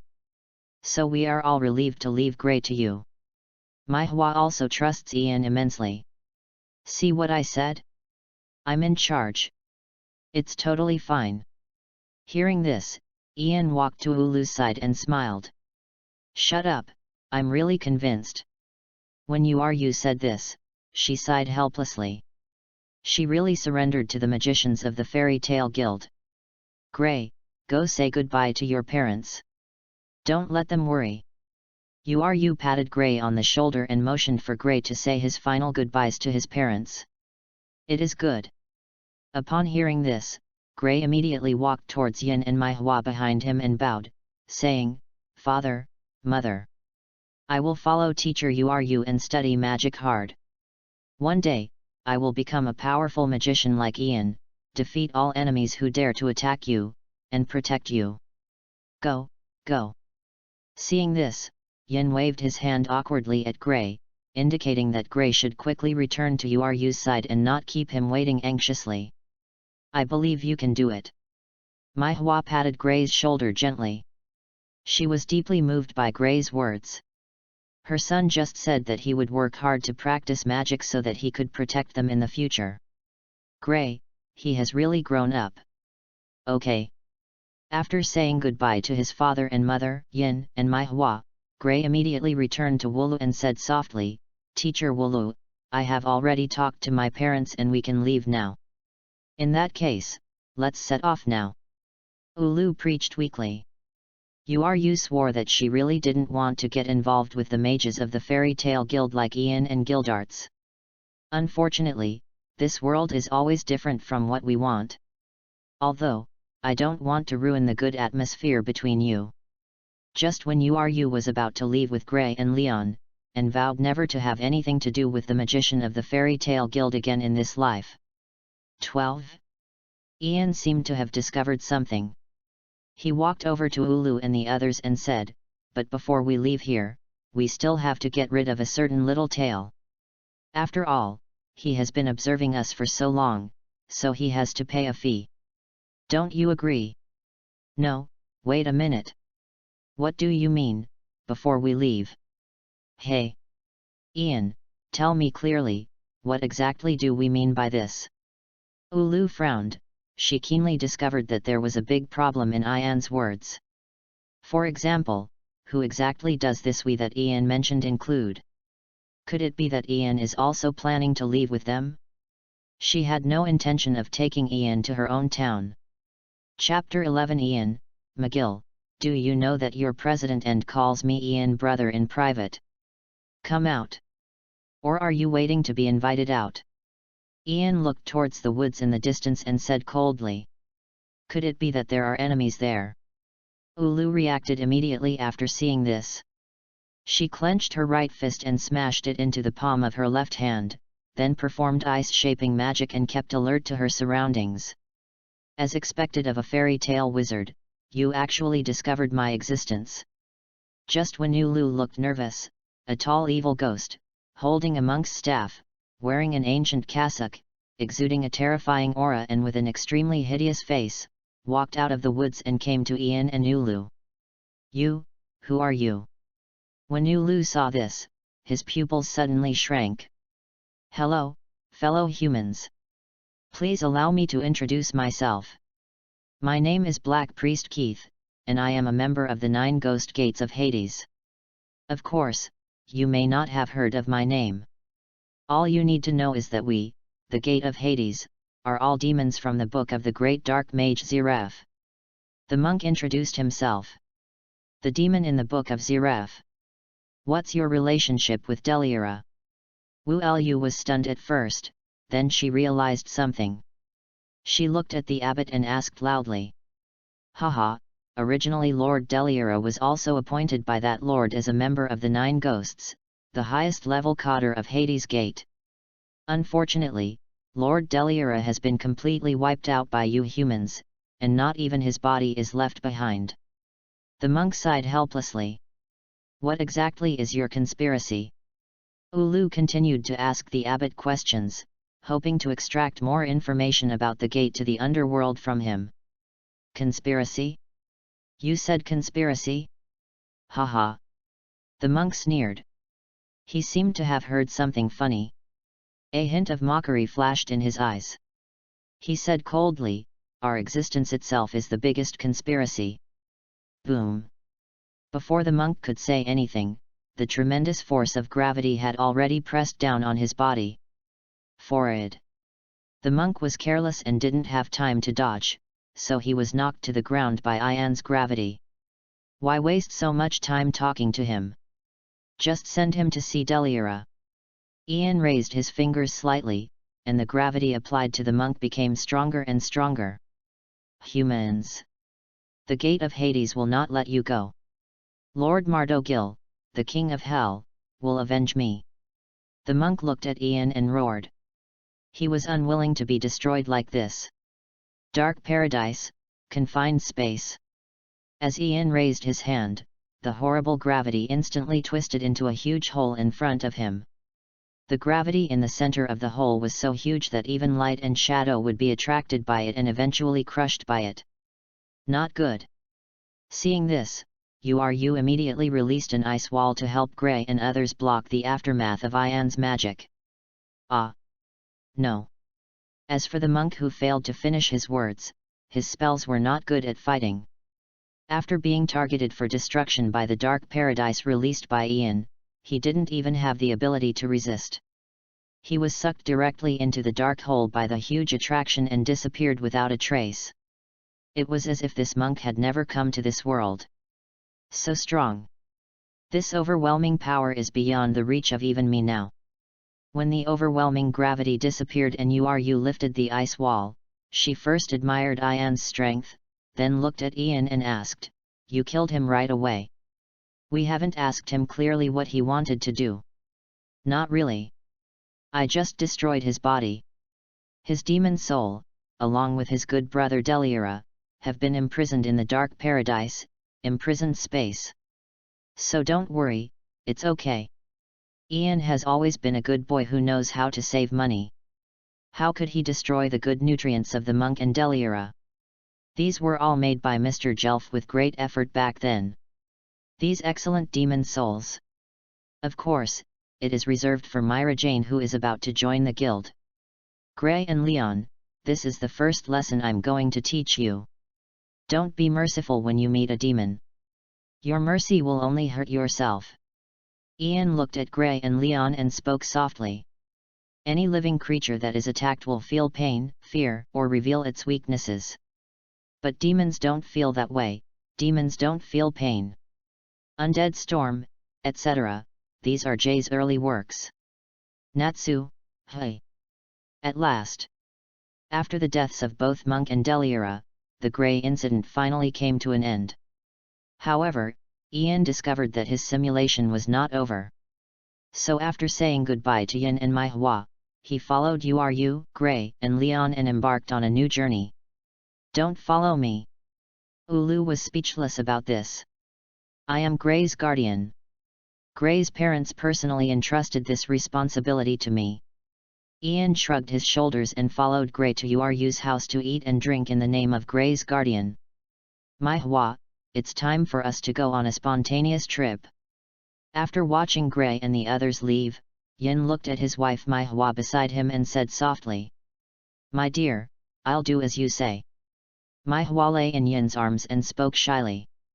Well, Gray's appearance was just a small accident. Maihua and Yin are true love.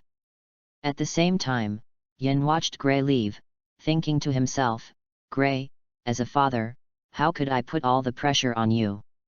Go without worry, Maihua, and you will be protected by me. Before Ian left, he pointed out the direction for him to move forward. Although the road ahead is extremely difficult and dangerous, for the sake of his wife and son, he will definitely succeed in learning the legendary method used to destroy demons, the demon-destroying method. At the same time, the Dark Mage Guild's gate to the underworld, also known as Zeref's bookshelf. The abbot and Deliera were all destroyed. Did a strong man among humans take action? It seems that I need to give humans a little warning. It has been so long that they have forgotten who the master of this continent is. Inside the Dark Guild, a black-haired young man with disheveled hair and a magic book in his arms was sitting quietly on the throne taking a nap. Suddenly, he seemed to have sensed something and opened his tightly closed eyes. A sharp light flashed in his eyes. However, just as the young man was about to leave, he suddenly felt a burning sensation coming from the magic book in his hand. No. That's not right. Those humans were deliberately trying to lure me out. Hundreds of years have passed, and their purpose has not changed. They are still planning to snatch the Book of End from me. Haha, luckily I reacted. I will not let you succeed, you damned and despicable humans. The Great Book of End will be protected by me, Mardo Gil. The young man muttered to himself, and he sat back on the throne once again. He held the book in his hands even tighter, and his wise eyes seemed to have seen through everything. If Ian was here at this moment, he would definitely point at the young man's nose and say with a smile, Maldo Gil, your guild leader and, Etria's Natsu Dragneel, calls me Ian brother every day in the guild. 13. Chapter 12 Ian, for Arusha, go beat Brian away. In the snow covered with frost. Uru, Leon, and Gray, continued to run wildly in the blizzard. However, it is worth mentioning that, be it Ulu, Gray, or Leon, none of them wore outer clothes. They only had underwear on their bodies to shield themselves from the biting cold. Gray and Leon were shivering in the snow and wind. Hey! Are you three just going to throw away your clothes? Really, how many pieces of clothing have you lost in these days? If this continues, our family won't be able to make ends meet. Ian, who had been standing behind the crowd, finally couldn't help but remind them loudly when he saw Uru and the other two throwing away their clothes and having fun in the snow. Ah, sorry. That Ian. I, Gray, and Leon, I'm leaving all the clothes to you. After hearing Ian's loud shout, only then did she suddenly remember that she had accidentally thrown away her clothes again. So he couldn't help but apologize to Ian and winked at him playfully. There's really nothing I can do against you. Ian had no choice but to pack up the clothes that Uru and the other two had ruthlessly abandoned on the snow. Ugh! When will this simulation end? After doing all this, Ian couldn't help but look up at the sky. Half a year had passed since Ian destroyed Deliera. During this half year, Uru was responsible for teaching Gray and Leon, the two little ones, to practice ice-shaping magic, while Ian was responsible for washing clothes and cooking for them. As for why Ian fell to this point, the main reason is that the food cooked by Ulu is really bad. When Ulu cooks, his main goal is to keep the food from starving. As for how it tastes, she doesn't care at all, as long as it's edible. Originally, Ian wanted to endure it. He just didn't believe that Gray and Leon could keep eating Uru's dark cuisine. No, what Uru makes is not worthy of being called food. As a result, Gray and Leon actually got used to Uru's food. Therefore, after a long time, Ian couldn't stand it anymore and took over the cooking job from Ulu. Well, Ian can endure any bitterness except his taste buds. As for the work of washing clothes, it was originally an extremely difficult job in this extremely cold place in the east and north. Once the clothes were wet and blown by the cold wind, they became harder than armor. Fortunately, Ian has his own cleaning magic. He uses his unique gravity magic to clean the dirt and sweat on the clothes at the molecular level. At this point, the job of doing the laundry also fell on Ian's shoulders. Fortunately, these trivial matters did not delay Ian's practice. During this half year, Ian has firmly established himself at this inhuman level. Anyway, Ian now has enough confidence to defeat Volodchinkin, the senior of the fairy tale guild who has magic power but is not good at fighting and is at the bottom of the king's rank. But Ian will still complain. I originally came here to eat and drink for free. How did it end up like this? I really brought shame to the fairy tale guild, which is known for its freeloading. If it was that bastard Gildarts, he would have done nothing with a straight face. Ian sighed, took his clothes helplessly, and went home. Ian is still too kind-hearted. Come to think of it, I've already killed Deliera and the Black Monk. Gray should be awakened from his childhood nightmare. Why hasn't this simulation ended yet? Ian was puzzled by this.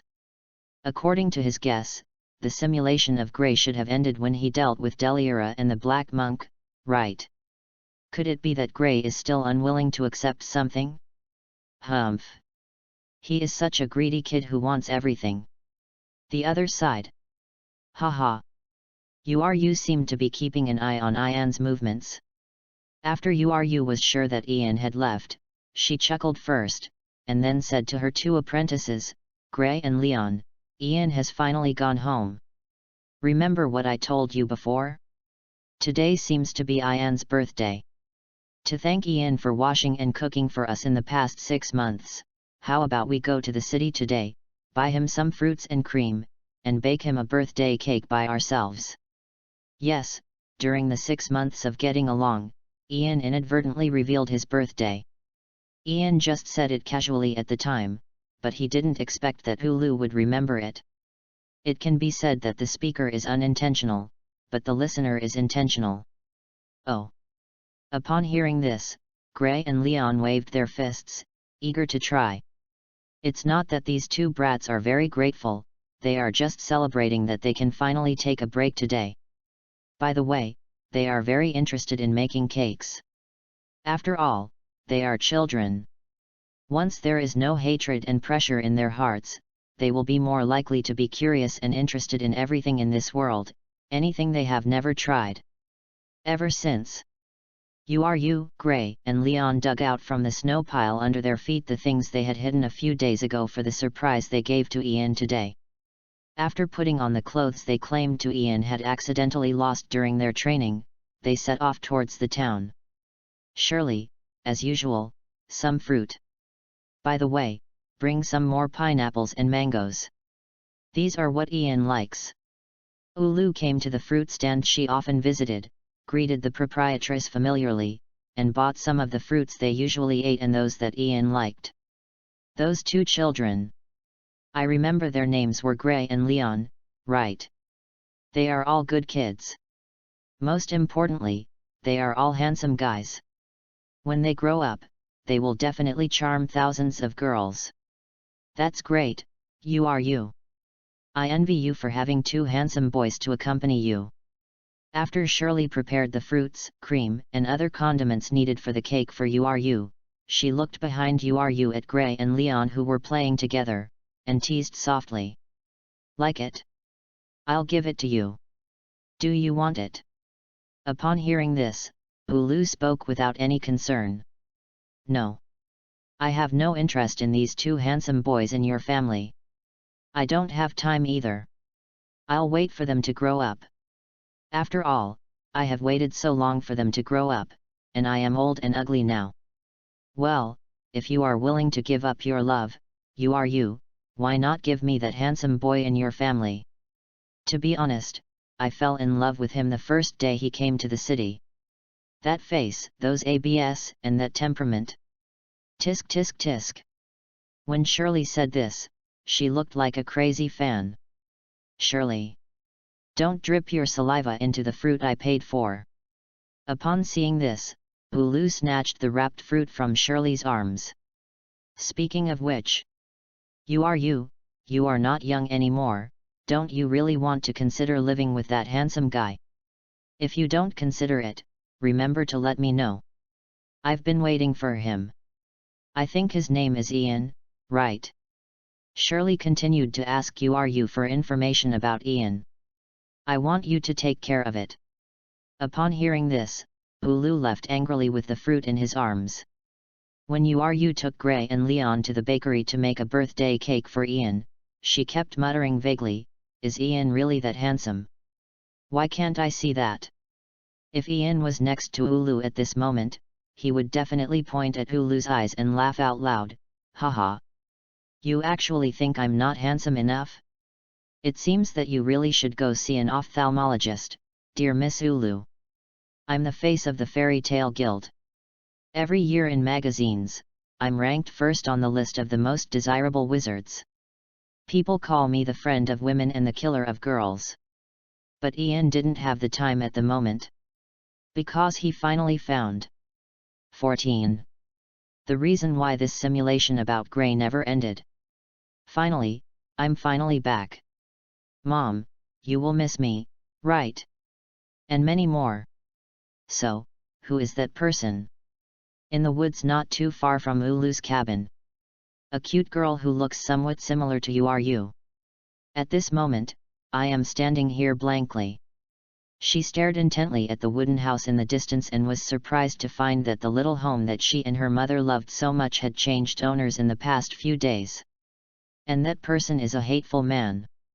However, during this moment of distraction, she was surprised to discover that the young man who had been under her observation, sweeping the room with a broom in her mother's house. He had completely disappeared from her sight. Hello. This lovely lady. Do you need any minor help? Before the girl could react, a magnetic voice sounded behind her. Forehead. The girl felt a slight tremor in her heart when she heard this. When the girl turned around and saw the face of the person who spoke, she was stunned. The person who was speaking was the bad guy who had just disappeared from her sight and had been occupying her mother's house. You are. After seeing the face of the person who spoke clearly, the girl suddenly became like a frightened deer.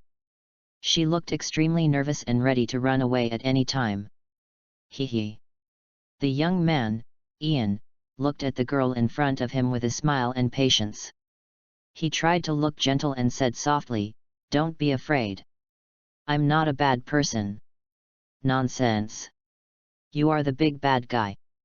That house clearly belongs to my mother and me. Why do you live there? Did you bully your mother? The girl loudly denounced Ian's atrocities in a soft lowly voice. Is it really the young Arusha? Upon hearing this, Ian decisively determined the identity of the girl in front of him. The girl's name is Arusha, which means the daughter of Uru.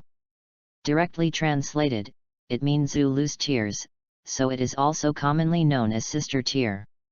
Sister Tears, I don't know how many people feel sad. In order to wash away the mistakes he made in his childhood, he used up his youth and gambled everything he had in order to buy that life-saving minute for all the magicians who gathered in the royal capital to fight the dragon. It can be said that although Sister Tyr indirectly caused many tragedies, but he also used his life to prevent many tragedies.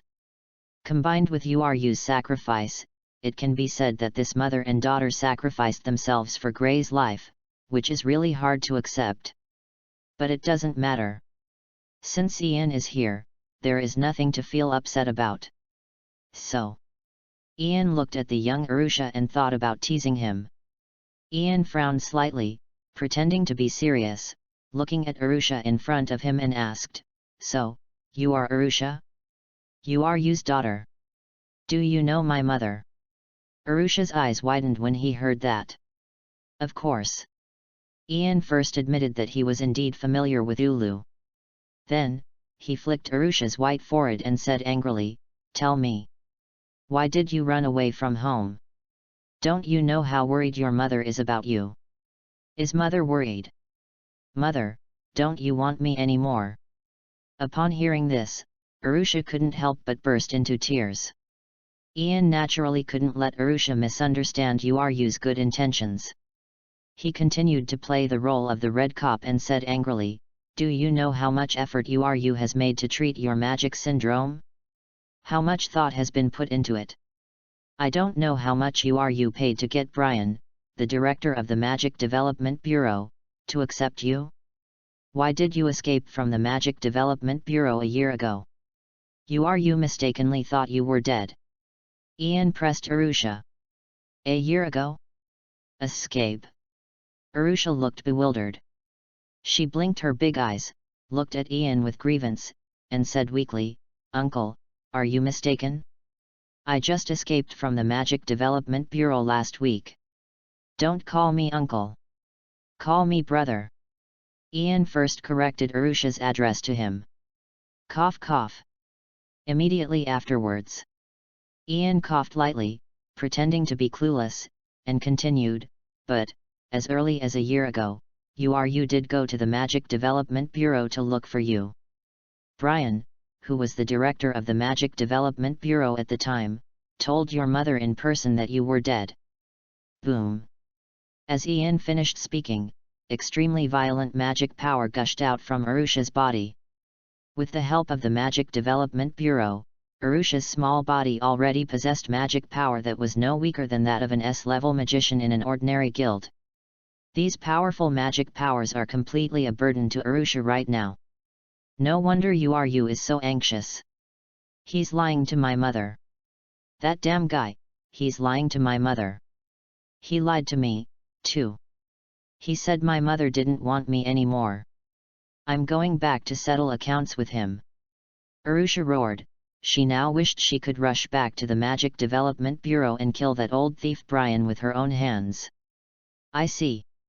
That is to say, that guy named Brian is not a human being. He not only deceived your mother, but also deceived you. He kept stirring up trouble between you and your daughter, just to keep you here and cooperate with his development bureau in the experiment. So, is that correct?" Ian pretended to be surprised and concluded. "Yes, that's right." Arusha didn't expect that Ian's comprehension was so strong that he understood the grudge between her and Brian with just a few words. So, she slowly put away her magic power, looked at Ian and nodded. "If that's the case, then things will be simple. Let's wait for your mother to come back and tell her everything that happened over the years. Then, completely resolve the misunderstanding between you and your daughter.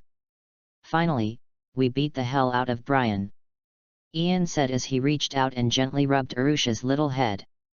A 4,000 word chapter. Please bookmark, read, recommend and invest. Chapter 13. Mother and daughter recognize each other.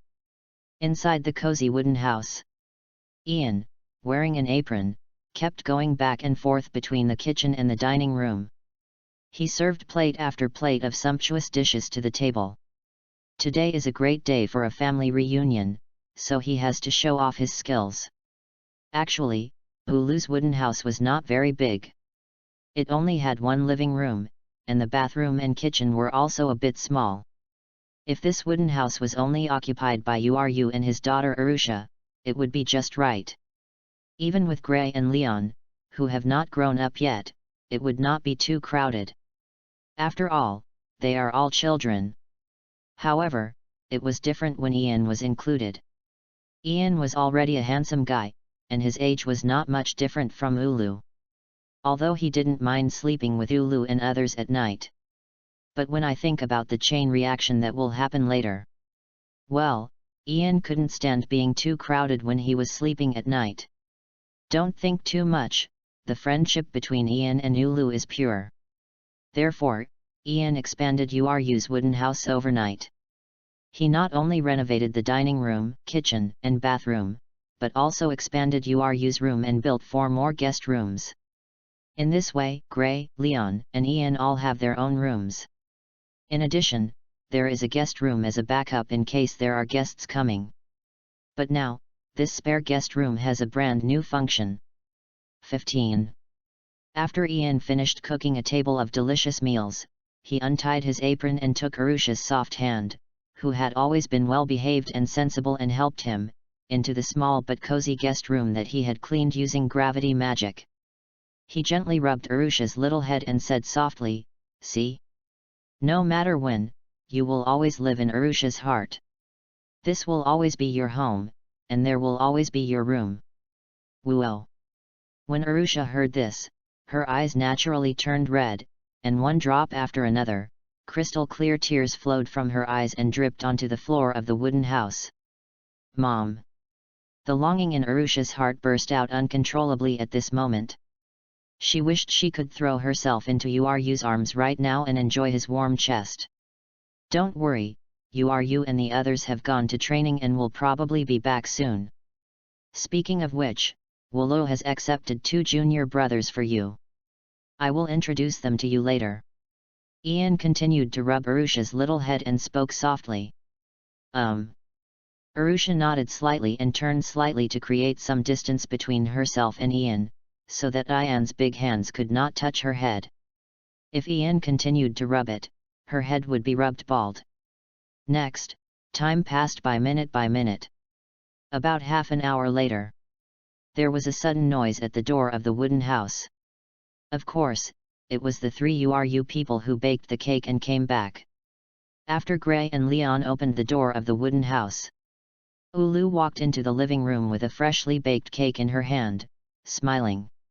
She looked at Ian, who was sitting at the long table in the dining room, quietly waiting for them to come back, and said with a smile, "Happy birthday, Ian. Thank you for taking care of us over the past 6 months." However, when Ulu noticed the sleepy little cutie leaning against Ian, the words that were about to come out of her mouth suddenly stopped. Ulu's body began to tremble uncontrollably. She stared with her eyes wide open, carefully looking at the small figure who was sitting obediently beside Ian at the dining table and dozing off. At this moment, Uru's mind suddenly felt dazed. She would not make a mistake. This figure was the one that had been haunting her day and night, her dear daughter Arusha. Arusha is still alive. At this moment, Uru could no longer care about anything else. She even ignored the cake in her hand and threw it directly into the sky. She rushed to Arusha. She wanted to hug Arusha, who was sitting at the table, but she was afraid that Arusha in front of her was just an illusion, just like the hallucinations she had caused by her excessive thoughts in the past. This made her hands unable to fall down for a long time. She could only use her hoarse voice to ask, "Arusha, is it really you? Arusha, wake up, look who's here." After escaping from the Magic Development Bureau, Arusha ran all the way to his hometown, and the journey was too tiring. In Arusha, she was sure that her mother didn't abandon her, but there was a villain trying to sow discord between them. The rift between her and her mother was all just a misunderstanding. Her tense nerves finally relaxed and she fell asleep leaning on Ian's shoulder. Even when Ulu and the others came back, they failed to wake her up. As for Uru, how could Uru dare to wake up Arusha? In her eyes, Arusha is the most precious treasure in the world. So, Ian took action and gently pinched Arusha's round face, waking up the little cutie who had fallen asleep beside him with his mouth open.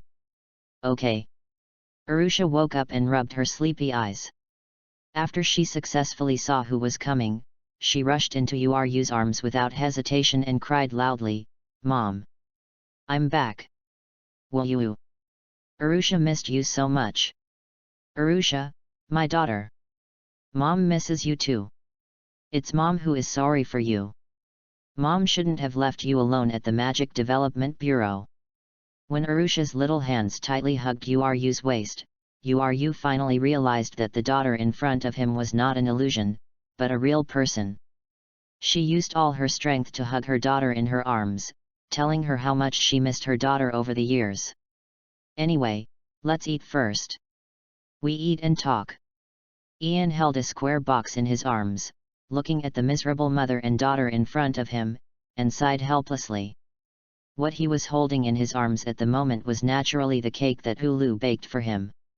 Just now, when Uru threw the cake into the sky, luckily he was quick-witted and used gravity magic to save the cake, making it float in the air without falling.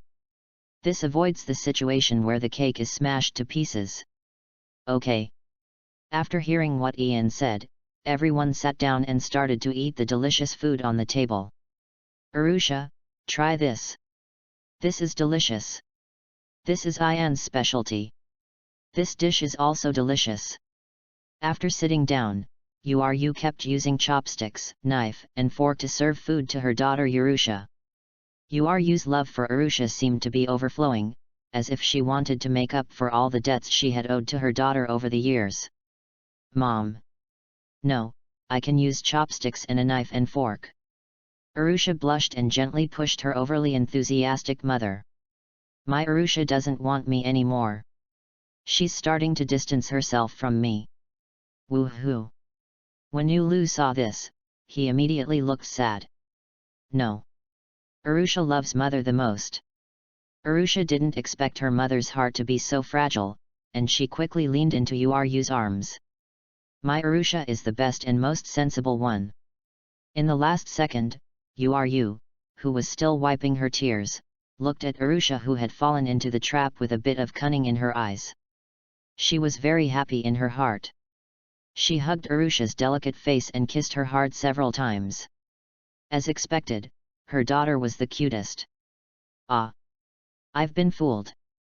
Arusha knew it, but he could do nothing about it.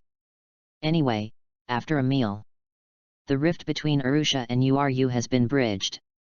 After all, she is my mother. Even if there is a rift between us, there is no grudge left overnight. What's more, the conflict between them was instigated by someone. When Uru heard about the inhuman experiences that Arusha had gone through over the years, her eyes were already red. At this moment, Uru had already had the intention to kill. This was also the first time she had the intention to kill. She clenched her eyes and said angrily, "I'm going to settle accounts with that bastard Brian right now. How dare you use my daughter for experiments?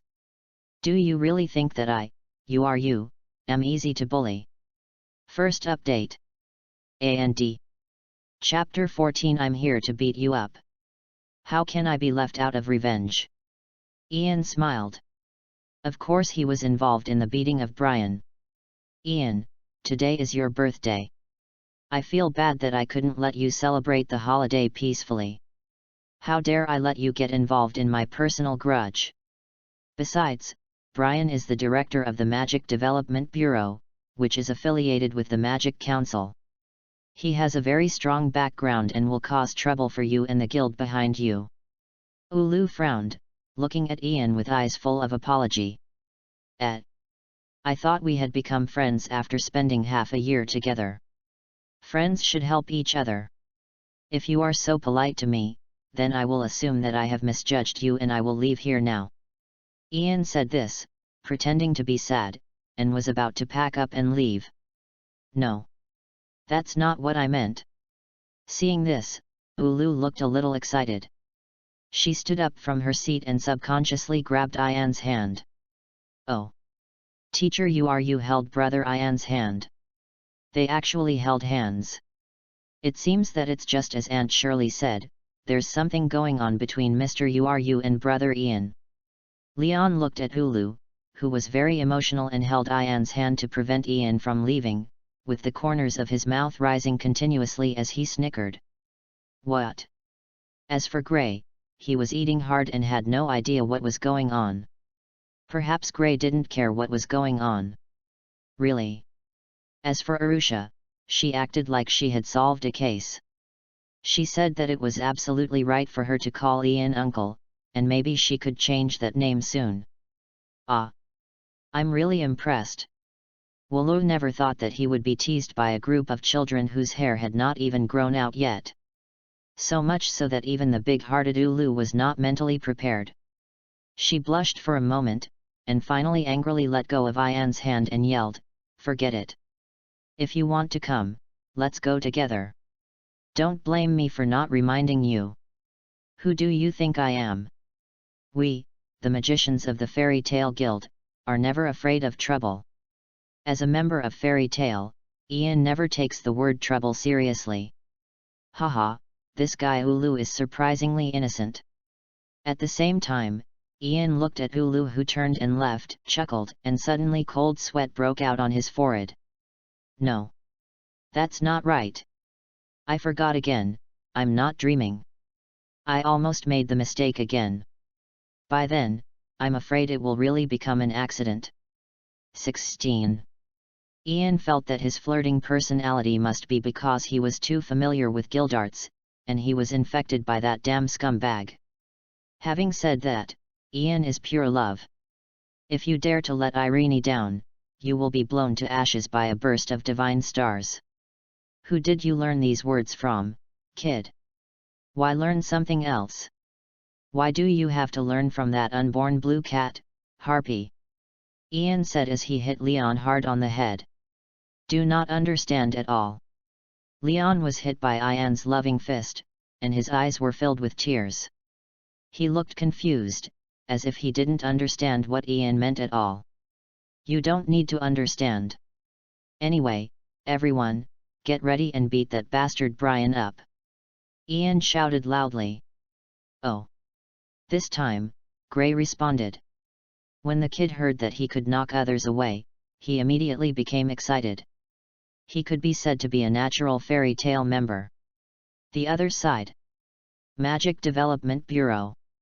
Reporting to the director, Subject 3373 has not returned yet. A group of magic researchers in uniform stood in front of a man with long white hair and spoke nervously. You must find her back for me. Do you know? That's the daughter of Uru, who is known as the Holy 10. This kind of material is rare. Even if all the remaining materials in the Development Bureau were added together, they still couldn't compare to Uru's daughter. The man was naturally Brian, the current director of the Magic Development Bureau. At the same time, he is also the future leader of one of the three major dark magician guilds, a corner of the Balamu Alliance, and the head and actual controller of the Six Demon Generals Guild. As for the Six Demon Generals leader, none, he is just another personality of Brian. That's why Brian, who had huge ambitions and planned to establish a dark guild from the beginning, looked down on the Magic Council from the bottom of his heart and acted recklessly, appeared in the Magic Development Bureau and served as the director. His purpose is to find geniuses who can help him suppress the other personality in his body, that is, the president's no personality. Yes, Brian was troubled by the violent personality of Nothing for many years. After spending countless hours, he finally thought of a way to suppress his personalitylessness. That is to find 5 geniuses, perform living connection magic with them, use the magic power and life of these geniuses to make a lock, and completely seal Wu. Arusha was one of the geniuses chosen by Brian. Unfortunately, this genius has escaped, which makes Brian extremely angry. Although, even if Arusha doesn't run away, she can't become a member of the living connection with Brain. What Brian needs is a genius, but not a monster like Nothing. Urusha perfectly inherited the talent of his mother Uru, and even surpassed it. Not to mention becoming a Saint 10 Magister level warrior. Urusha even has great potential to surpass the Holy 10. If Urusha persists and practices with all his heart. It was only a matter of time before he surpassed the President, Wu, whose magic power was said to rival that of the 10 great Saint Mages. If Urusha is stronger than both the Guild Master Wu and Brain, then the living body link magic will naturally not work. This also applies to Jalal and ERZA in the Tower of Paradise in later generations. They all have extremely strong talents, so strong that they cannot be connected with Brian, and even make Brian feel afraid. He knows that he cannot control them, and is eventually abandoned by Brian. Of course. Now that Ian is here, there is no such thing as the Tower of Paradise. At least, the Tower of Paradise has nothing to do with Brian and President Nun anymore. Useless trash. Just when Brian was getting angry that so many adults in the Magic Development Bureau couldn't even take care of a child, several hurried figures ran towards Brian at a high speed. Okay. Brian frowned slightly when he saw this. What's going on? You're in such a hurry. Didn't I tell you? No running in the Development Bureau. Brian looked at the person who came and scolded him angrily. Director Brian, we found subject 3373. Upon hearing this, the staff members quickly explained the reason for their panic. Haha. Good. Where is subject 3373? Bring her back to me quickly. Brian preached excitedly.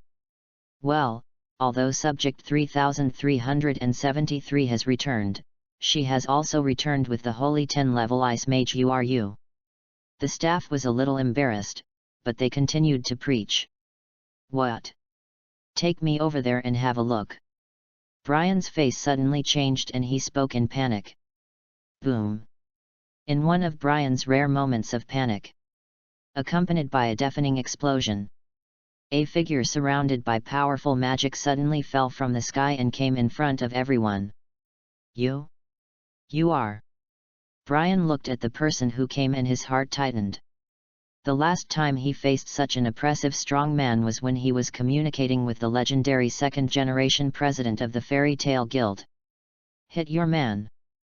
Before Brian could think about it, the man had come to Brian and punched him in the face. Second update. Brothers, please recommend, collect, read and vote. Chapter 15. Ian, do you know who I am? Don't you know that I can do magic? Who on earth are you? Damn it. Do you know who that adult you just knocked away is? Do you know what the price will be for injuring that adult? After Ian successfully broke through the Magic Development Bureau's defense barrier, invaded the Bureau, and punched Brian, the director of the Magic Development Bureau, away. The staff of the Development Bureau and the magic researchers who specialized in the development of magic power finally reacted slowly, and they all shouted angrily at Ian. Then do you know who I am? Ian looked at the researchers in front of him and asked back. Forrid. Do you know who he is? No, I haven't heard of it. He is not even on the list of S-class mages of the major guilds or the list of the 10 holy mages. Could it be possible that he is not an S-class mage? Impossible. The other party was able to break through our defense in an instant and knock Director Brian away. This is definitely not ordinary. As Ian asked the question, the researchers present were all stunned. They looked around, asked each other and discussed. After all, they were also researchers and had some brains. They knew that Ian was very capable and his identity must be extraordinary. Unfortunately, they had looked through all the information and still couldn't figure out Ian's identity. After looking at each other for a while, they all showed a confused look. Obviously, they didn't know Ian's identity. In the end, they could only look at Ian and shake their heads. No, I don't know. Do not know. Then let you know, no. Ian didn't waste any words. With a wave of his hand, he released a purple magic circle that covered the entire Magic Development Bureau. The huge gravity magic fell directly on every researcher present. Boom! Faced with these guys who are accomplices and collude with Brian, Ian did not hold back at all. With a huge roar, the terrifying gravity pressed every researcher to the ground viciously and crushed the knees of each of them completely. It hurts. It hurts so much. Help! Help me! I was wrong. 17. Don't kill me, I'm still useful. My head is full of knowledge.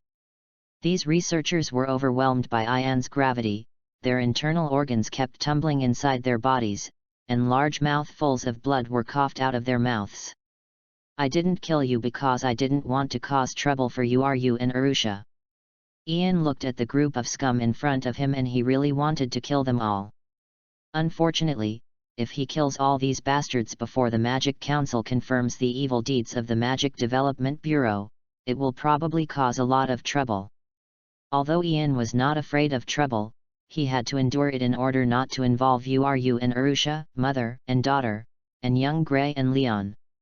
Ian, you run too fast. Just as the murderous intent in Ian's eyes flashed away, along with a burst of cold air, snowflakes fell from the huge hole that Ian had opened in the sky. Several figures appeared at the hole, looking inside. Ice shape, stairs.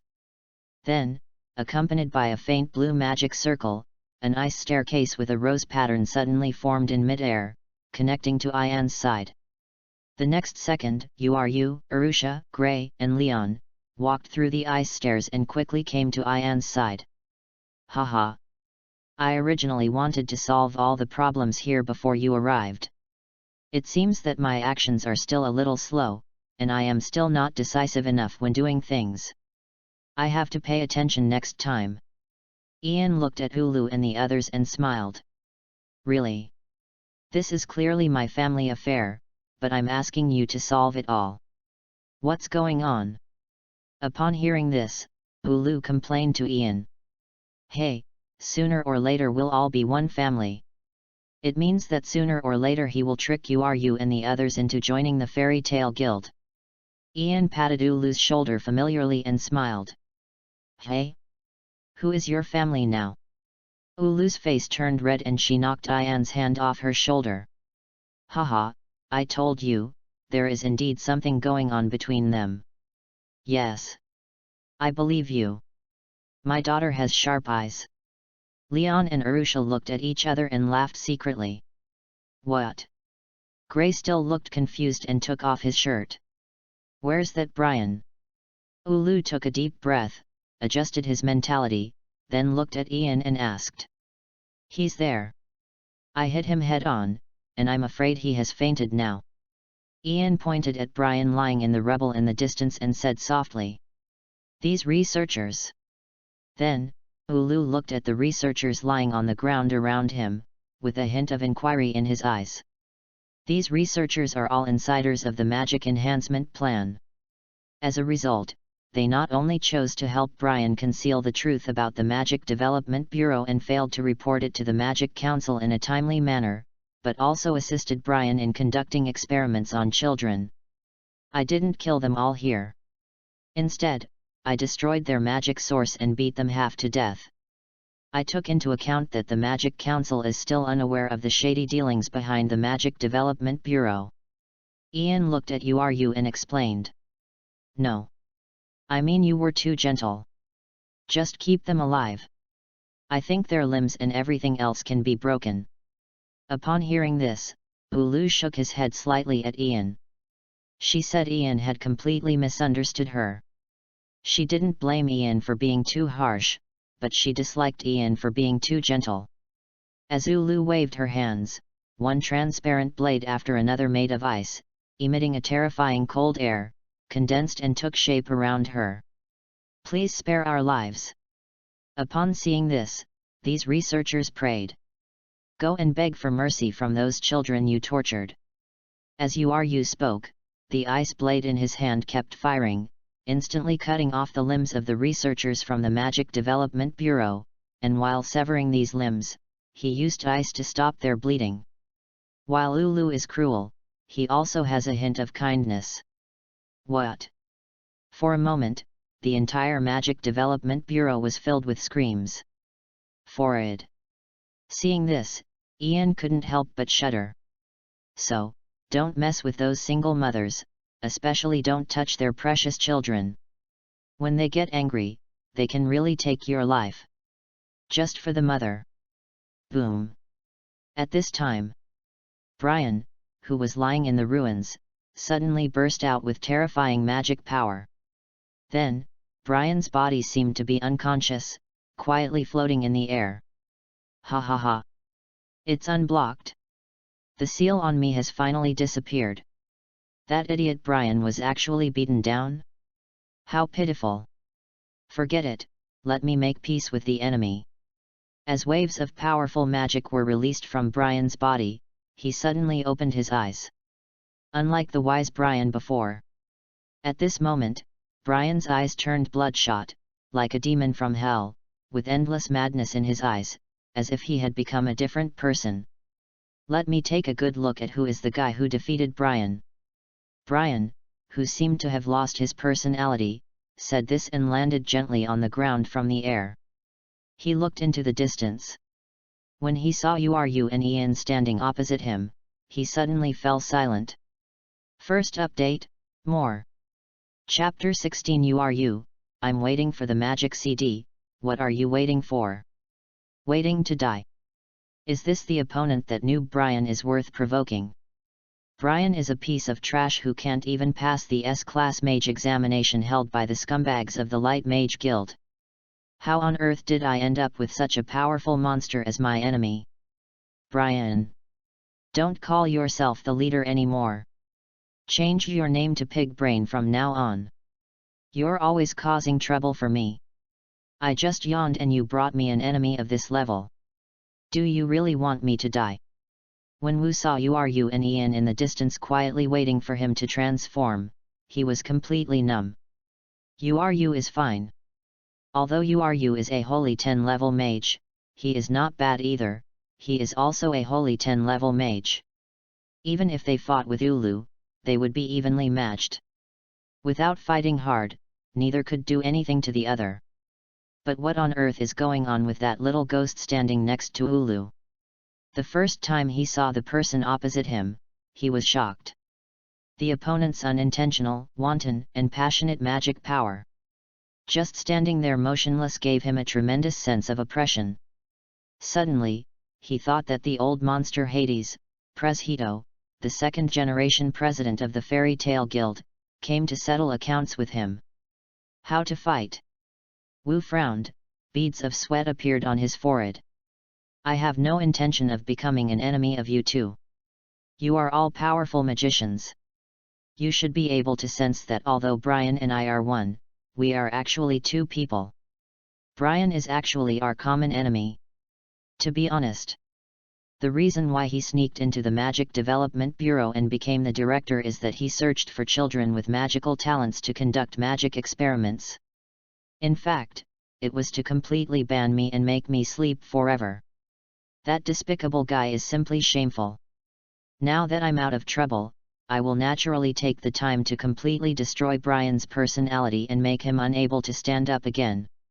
In this way, we should be considered as companions with the same enemy. Wu's voice softened, without the arrogance just now. Well, Wu is just a little bit hypermasculine, but he is not a big fool. On the contrary, he is a genius in the magic way. To be precise, in the continent of Ishgar, where magic declined extremely severely due to the game between various major forces and countless powerful magics became lost magic, those who cultivated to the Saint 10 level were all heroes among men and geniuses among geniuses. So, in nothing, it is determined that the enemy is invincible. Even if he used his best super magic Genesis 0, he was not sure that he could defeat the two people. He had no choice but to show weakness first and try to end this boring dispute in a peaceful way. I don't believe that the two people in front of me are not stupid people. 18. After a Saint 10 level expert showed weakness and gave them enough face, they probably wouldn't press on any further.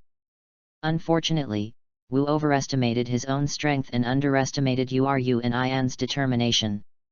If it was Lao Pu who came instead of Wu, perhaps Ian would have temporarily stopped and made peace, and ran away with Ulu and others. Well, even Ian, who has now entered the king level, is not sure that he can beat the most talented of the original four except Mavis. Old Pu, who has been suppressing Warod since he was young and has now entered the king level, and after leaving the Fairy Tale Guild, he completely fell into the path of magic and invaded the magic book of Zeref for decades. But a mere nothing. In the words of Ekizen Ryoma, we're still a long way from here. You come and I come? Ian asked, looking at Ulu. You hold the line, I'll go. As Wulu spoke, she gently moved her fair neck and said angrily, if I don't take revenge myself, it will be completely meaningless. Okay. Then I'll leave him to you. I won't take action unless it's absolutely necessary. Ian heard this, smiled and nodded slightly. It was as if Ian and Ulu were determined to defeat nothing today, and they didn't take nothing at the Holy 10 level seriously at all. This friend. Don't think that just because your magic power is stronger than mine, you can do whatever you want on this continent. The true path of magic is more powerful than you can imagine. Have you ever stared into the abyss? You have no idea how powerful those who have fallen into the abyss of evil can be. Before the person behind me makes a move, I advise you to take care of yourself and leave on your own. There is no grudge between you and me.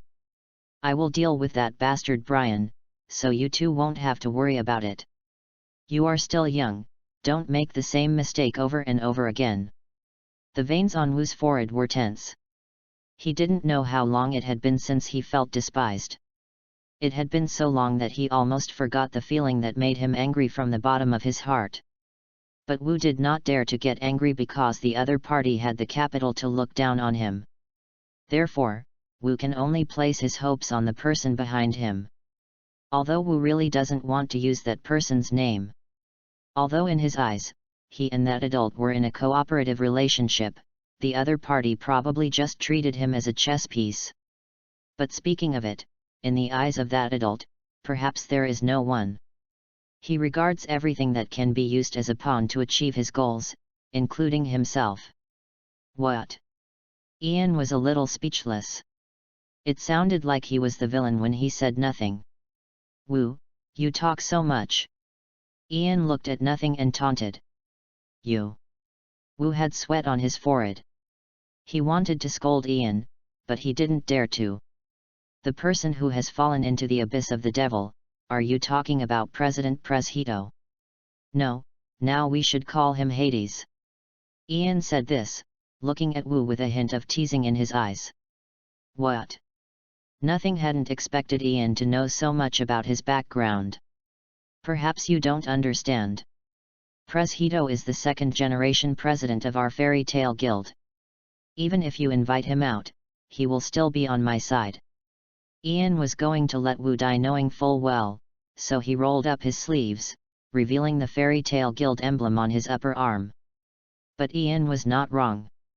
Once he met Lao Pu, if he could not defeat him or escape, he would just self-destruct and say that everything he did was to protect the first president Mavis and he was willing to pay any price for Mavis.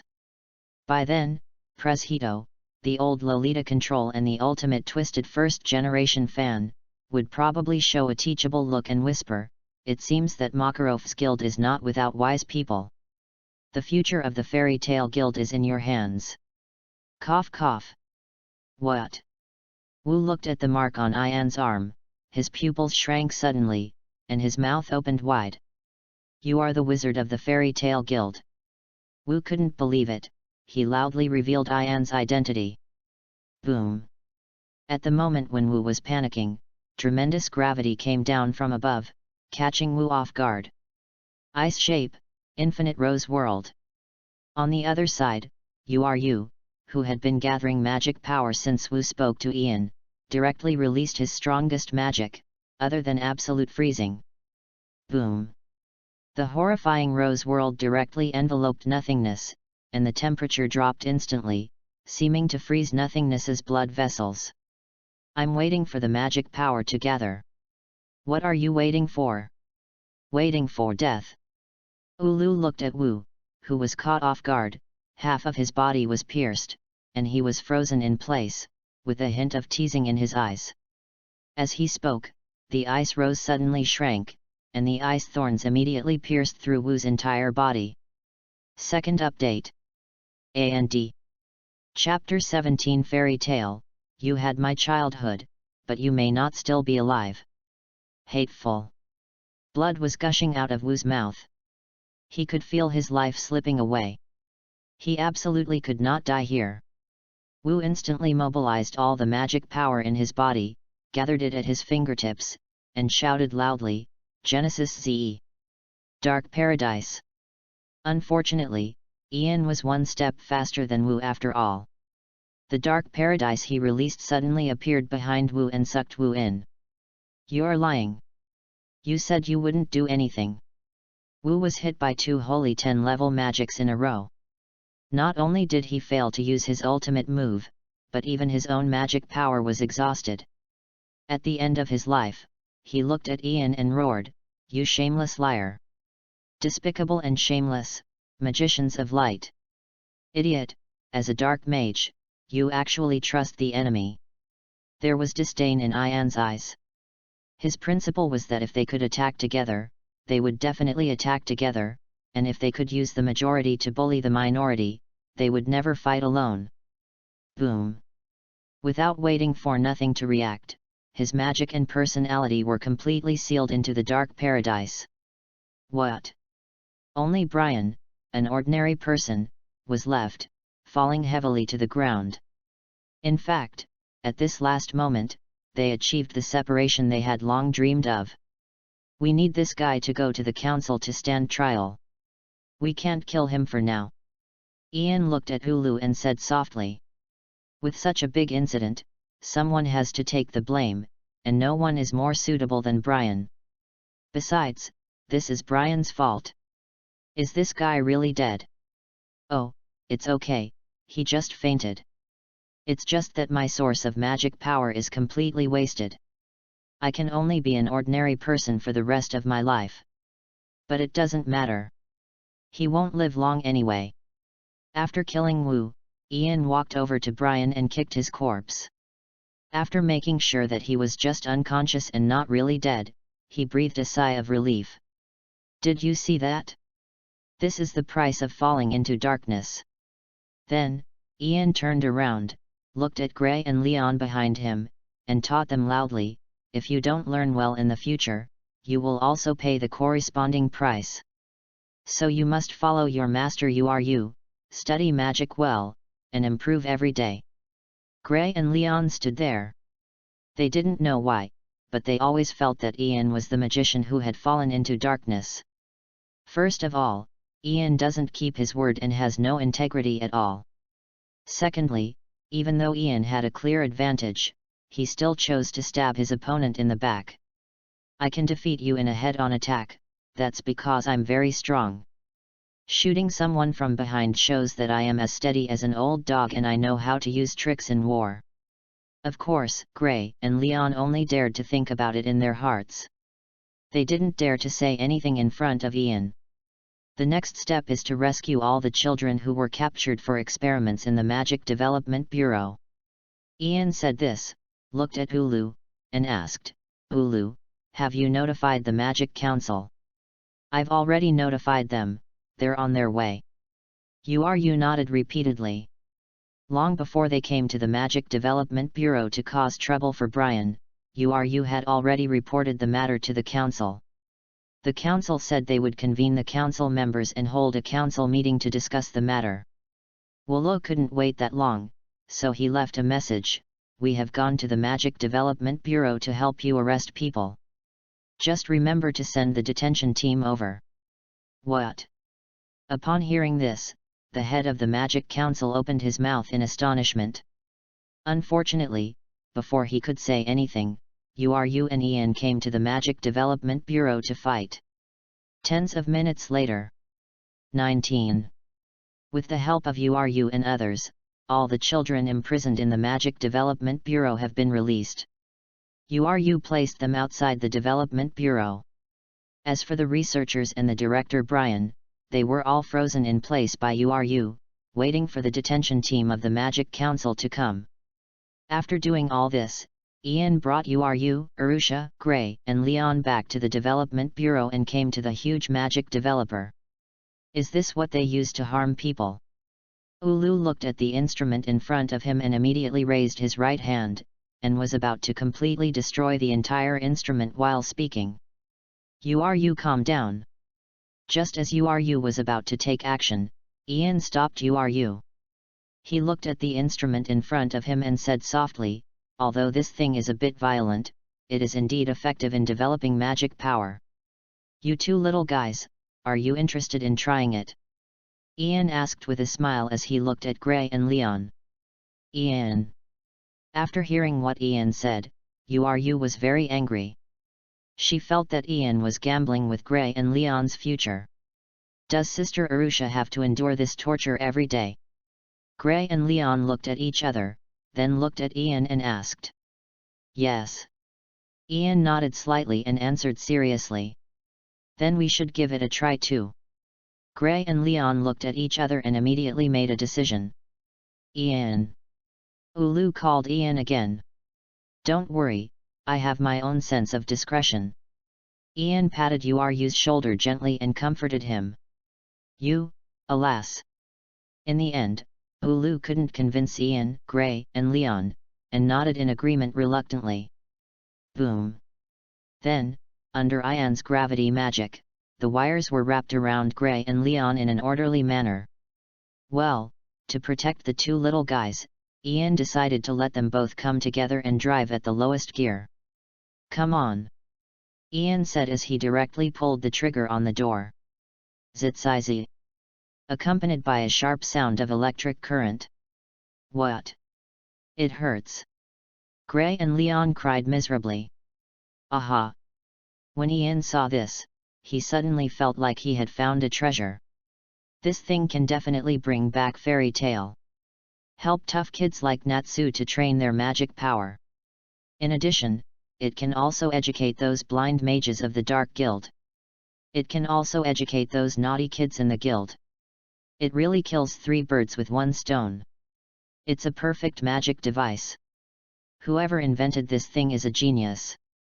Ian thought of this and glanced at Brian, who was half dead beside him. Well, unfortunately, the genius is dead. Or was it him who did it just now? For a moment, Ian seemed to see the near future.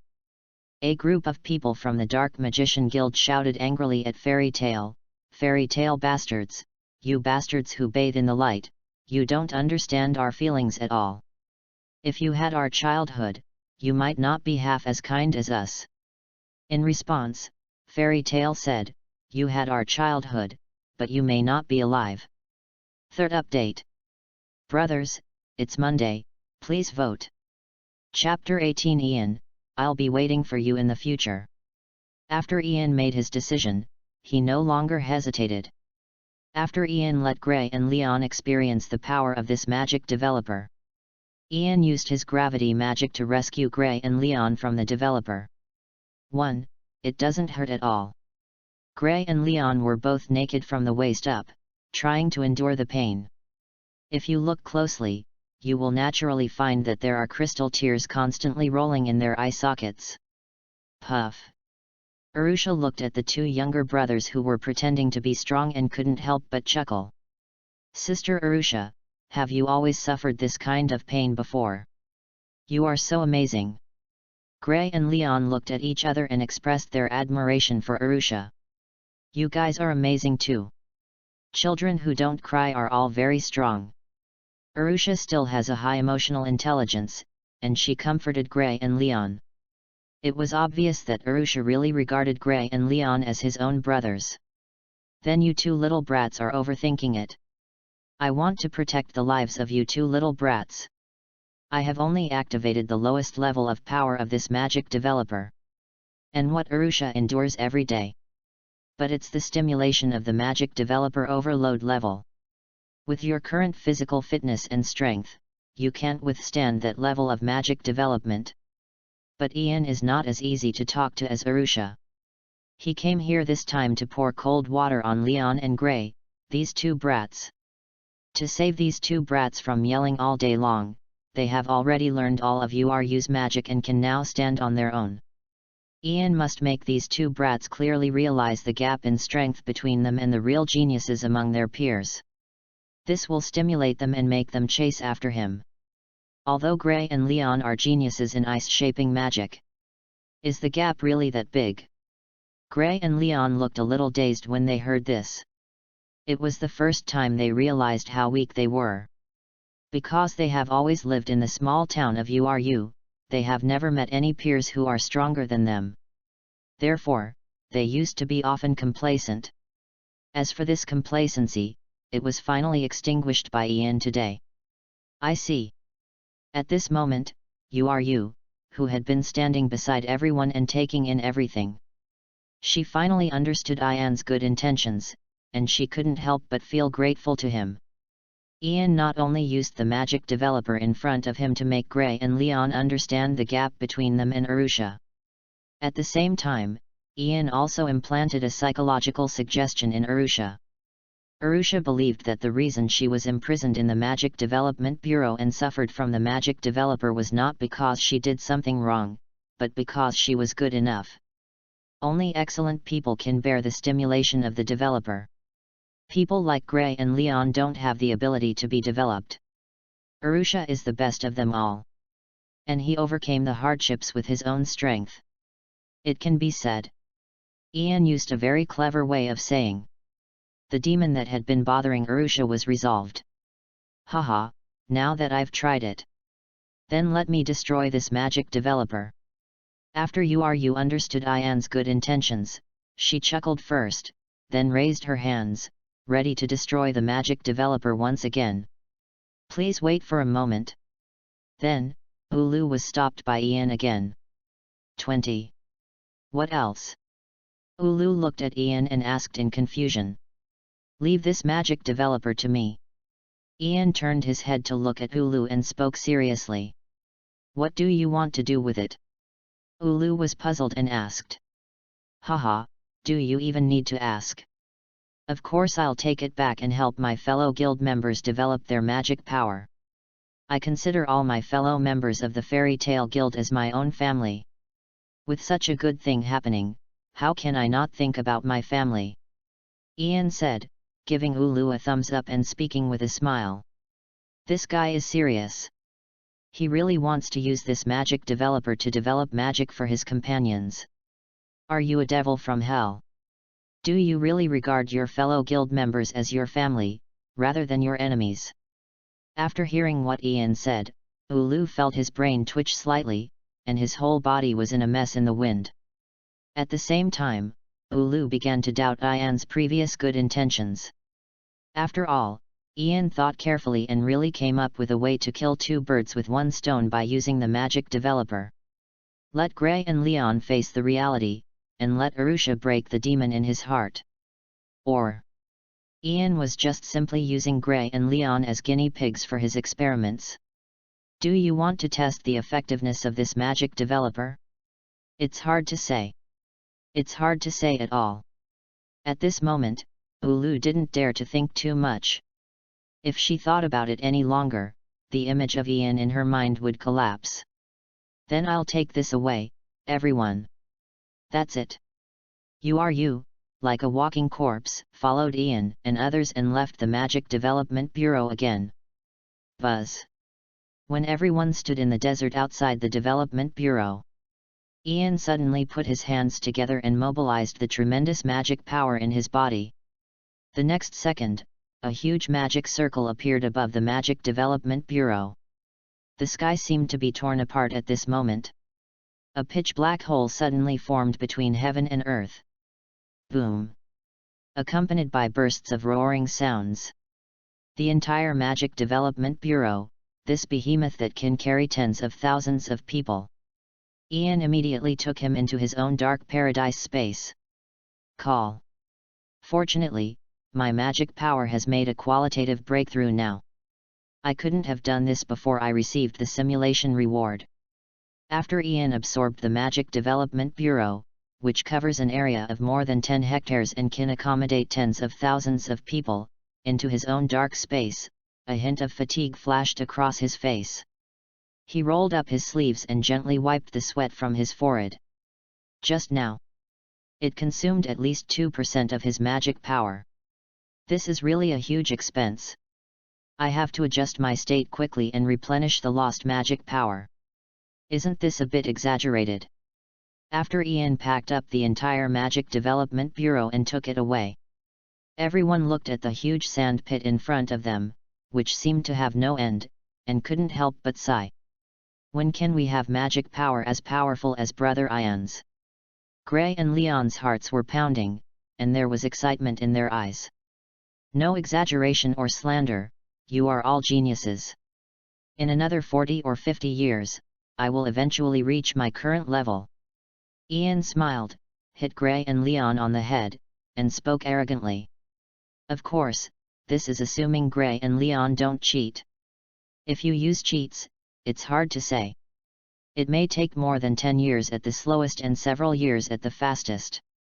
In fact, Ian has been practicing for more than 30 years to reach his current level, including the time in simulation. After all, Ian is not a cheater. He is just an ordinary genius in magic. Humph! We will surpass you one day. Gray and Leon covered their heads and swore to Ian. Then come on. I'll be waiting for you in the future. But, compared to surpassing me, or surpassing you, it would be more appropriate for you to take Urusha as your target. Ian said this and looked at Uru and Urusha. With Uru's talent, after regaining his magic heart, it is only a matter of time before he can cultivate to the king level. Altair is also a monster that can stand on par with Lachesis, ERZA, and Jalal, and his future is promising. Future. As for Uru, she keenly found the key words in Ian's words. Ian, your body has become transparent. At this time, Gray looked at Ian's body and was shocked. First update. End. Chapter 19 Fist Bump after 4 years. Looks like it's time. Ian muttered to himself as he looked at his gradually fading body. Ian, what on earth is going on? Seeing this, Ulu couldn't bear it and grabbed Ian's hand, which was about to disappear. However, Uru grabbed nothing. This made Uru's pupils shrink suddenly. Why? Why? Uru murmured to himself. I saw her body trembling slightly, which showed that she was not at peace. Haha, don't panic. Like I said, I don't have much time. In fact, I am not the person of this time. I am not disappearing now, but I am going back to my own time. So don't worry about my disappearance. Ian looked at Ulu, who was panicking for the first time in front of him. This emotion was totally inconsistent with Ulu's usual style. He couldn't help but smile slightly and then explained. You're not from this time. Gray's eyes were confused. Yes, I accepted your commission from the future. I came here specifically at this time to correct some mistakes. After Ian gave a brief explanation, he didn't say any more about the issue of time. Future commissions. Come to this timeline and correct the mistakes.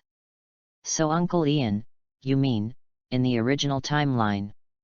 At this point in time that we're in, something bad is happening, right? Urusha was indeed a person with a talent for time magic.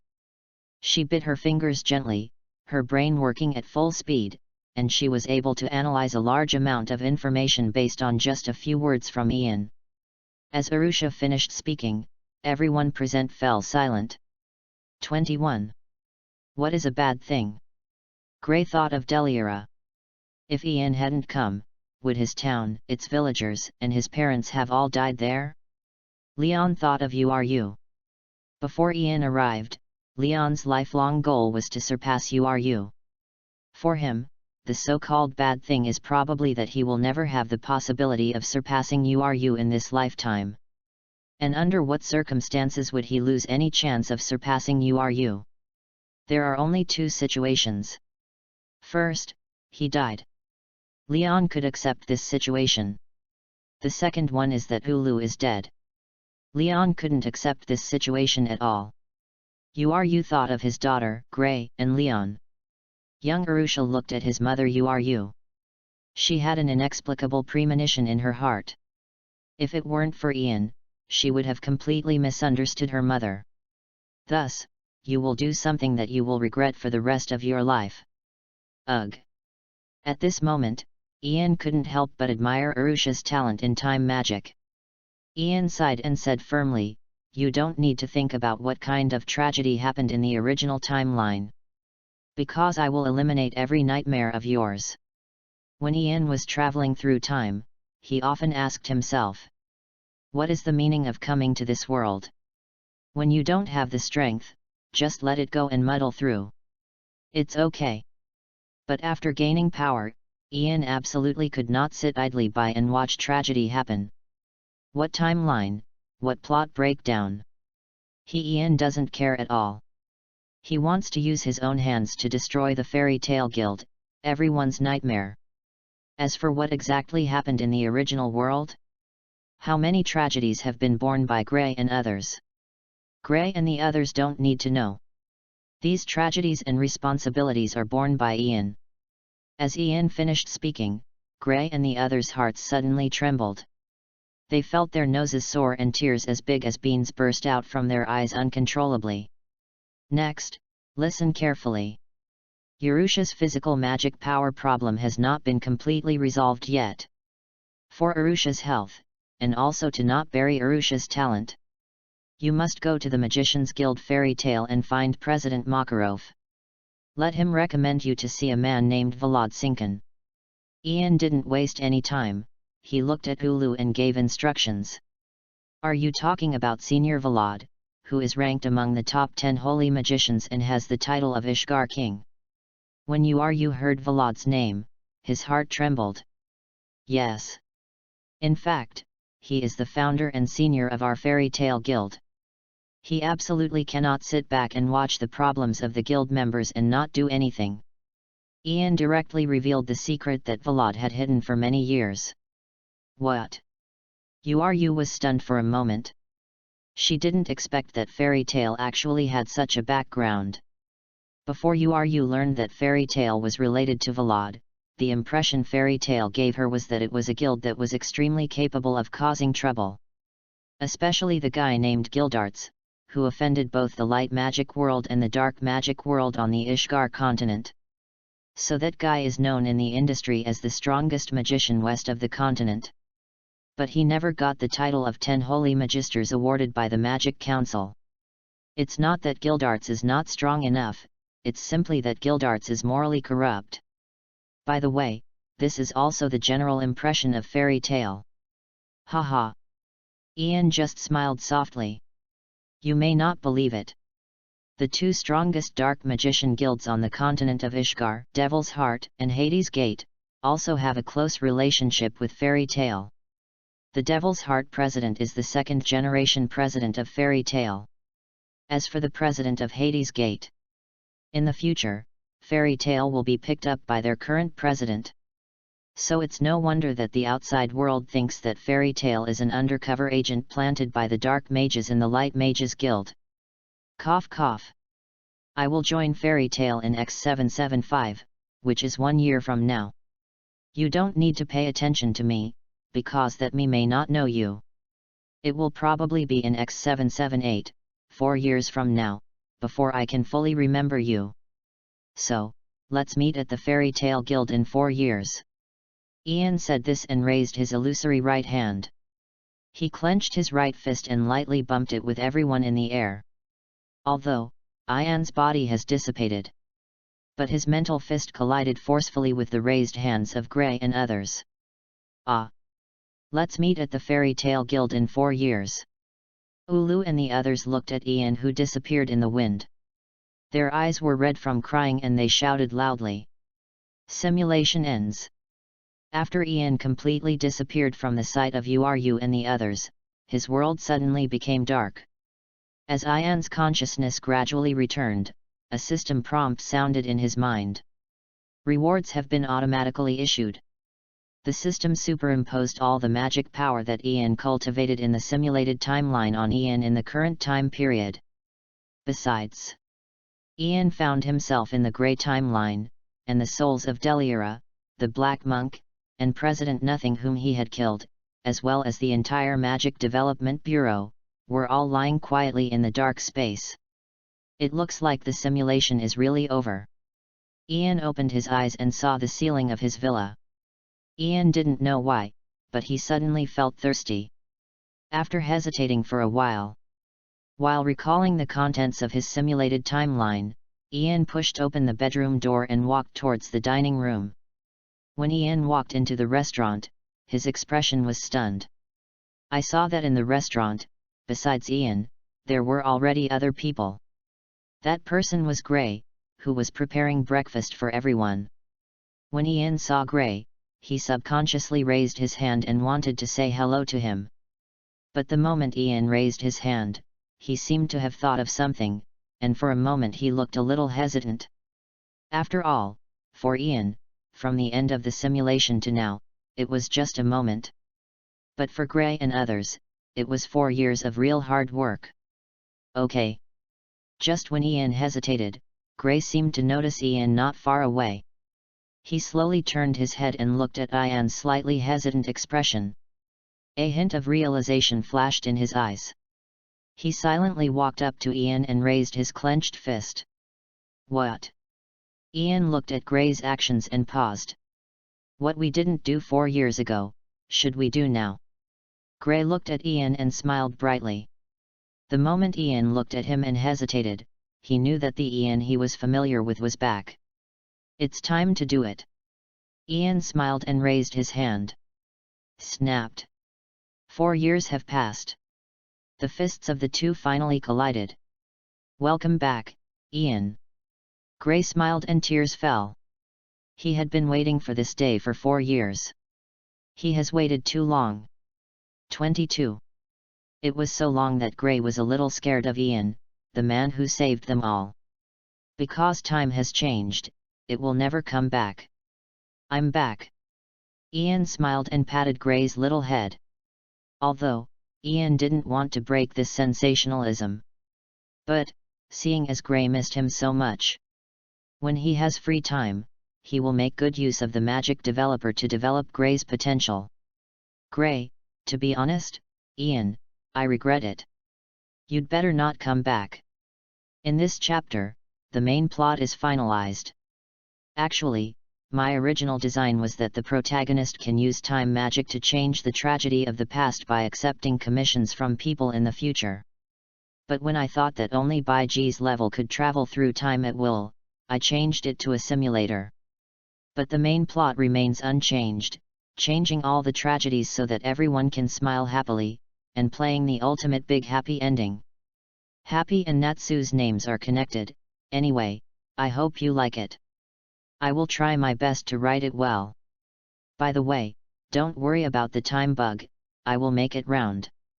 Chapter 20 Natsu vs ERZA. So what happened during these 4 years? I mean, are you and the others okay? Ian was sitting in the restaurant, beside the long table where everyone usually had their meals, holding a bottle of frozen yogurt that gave off bursts of chill. He drank it in big gulps while looking at Gray, who had gotten up early and was working hard to prepare breakfast for everyone in the open kitchen across the restaurant, and asked. In fact, after you left, Arusha asked us everything about you, although I don't know if it's correct. But after that, Arusha analyzed everything that happened in the other timeline, the timeline in which you, Ian, accepted the commission, combined with the time you appeared and what you did. Gray paused here. He didn't seem to intend to tell Ian in detail about the tragedy that might happen in another timeline analyzed by Arusha. Because Ian said they didn't need to know about any tragedy. All you need to do is be heartless and live happily. Gray will never let Ian down. After you left, we stayed where we were, quietly waiting for the arrival of the Magic Council. Together with the council's investigation team and detention team, we sent the children who were imprisoned by Brian back to their families. We also watched Brian, the former director of the Magic Development Bureau, being tried by the council for conducting experiments on children. While baking bread, Gray told the story of what happened to Brian after Ian left. As Ian expected, the Magic Council sentenced Brian, who had been crippled by him and was only half dead, to life imprisonment. Please note that the life imprisonment of the council is different from the life imprisonment of ordinary prisons. Brian will be locked up in a transparent magic ball with a usable space of less than 1 cubic meter by the Magic Council forever. They are illuminated by dozens of fluorescent lights all day long, and all eating, drinking, defecating and urinating must be done inside the magic ball. Outside the magic ball, the soldiers of the council take turns to monitor them 24 hours a day. Yes, Brian's current life in the council is without dignity. Worse than the monkeys in the zoo. Brian will enjoy this kind of life until he dies. It can be said that for Brian, who cares about his reputation, this is more painful than killing him. At the same time, because inside the magic ball, there are spells full of irresistible power written by the magicians using magic barrier particles. So Brian couldn't even commit suicide and could only force himself to live a life worse than death. This is the Magic Council's punishment for Brian. They wanted Brian to accept these punishments alive. So we followed what you said and came to the Fairy Tale Guild and became a member of the Fairy Tale, the Magician Guild. Speaking of which, we encountered a lot of interesting things on the way to the Fairy Tale Guild. Along the way, we eliminated many dark guilds, and were fortunate enough to meet the current member of the Magic Council, Counselor Taki Anderbaugh. And because of some minor incidents, I went to Black Vox, the largest magic prison under the Magic Council, which is controlled by Counselor Toki, and prevented a premeditated prison break there. And I met Gildarts, who was imprisoned on purpose for some unspeakable reasons in order to complete the mission. That uncle is a monster.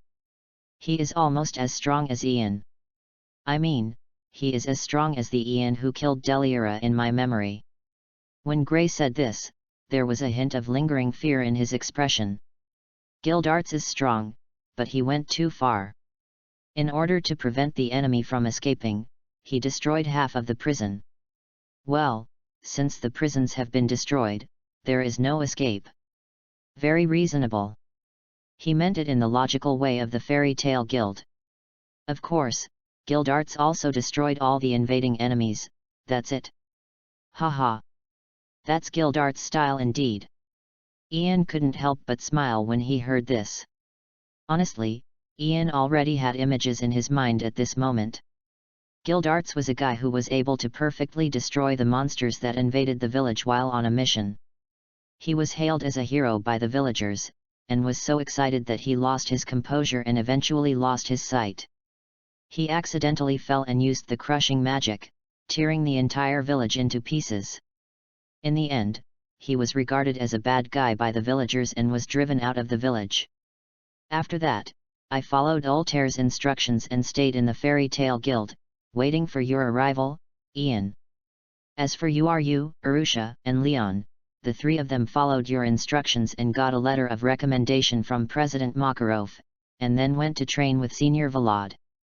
They have been practicing till now, and it is time for them to finish their practice. Gray briefly summarized the deeds of URU and others in the past 4 years and told them to Ian. Thank you for your hard work. Ian said this, standing up from his seat, walking straight to the young Gray and preaching seriously. Compared to you, our hard work is nothing. Gray looked at Ian in front of him and smiled gently. As long as Ian could come back, everything would be worth it. Another bottle of ice yogurt, please. Just when Gray was feeling excited, Ian placed the empty bottle in front of Gray, smiled with a shameless face. Gray remained silent about this. Well, this shameless feeling is just right. Gray could be sure that the Ian he was familiar with had completely returned. Cough cough. Early morning. After ERZA and the others had breakfast, Gray volunteered to stay and clean up the dishes. The others followed Ian and walked towards the guild. On the way, Ian kept asking ERZA beside him, "ERZA, have you learned magic now?" "Reply to father." Replying to Uncle Ian. "I can now use costume change magic and additional magic." Hearing this, ERZA smiled sweetly and replied to Ian. Well, her father is caring about her again, happy. Change magic and additional magic. Ian's expression paused slightly. When Ian heard this, he was certain.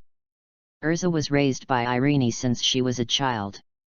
After all, additional magic is a highly difficult magic that is almost lost in the continent of Ishgar, and not many people know it.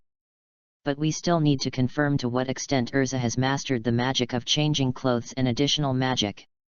As Ian thought so, he looked at Natsu, who looked sleepy and listless. "ERZA, how about you and Natsu have a fight?" Ian asked, looking at ERZA. "This." When ERZA heard this, she glanced at Natsu beside her with an embarrassed look. "There's a fight." As for Natsu, he was revived to full health after hearing that there was a fight to be had. "Why?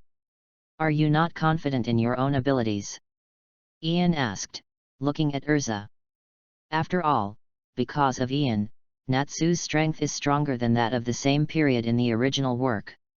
According to Ian's estimate, even if Myra Jane followed the timeline of the original work and successfully joined the Fairy Tale Guild a few months later, she might not be able to do anything to Natsu now. "No. I'm just simply afraid that I might accidentally kill him." In response, ERZA smiled and said the most hair-raising words in the softest tone. "What?" When Natsu heard this, 100 looks of dissatisfaction flashed across his face. "Don't underestimate me." 23. "I'm very strong." As he spoke, blazing flames began to wrap around Natsu's body. "Era. Then give it a try, kid." As ERZA spoke, a scarlet magic circle lit up in her hand, and a sharp night sword appeared in her hand. For a moment, the atmosphere between Natsu and ERZA gradually solidified. First update, A&D.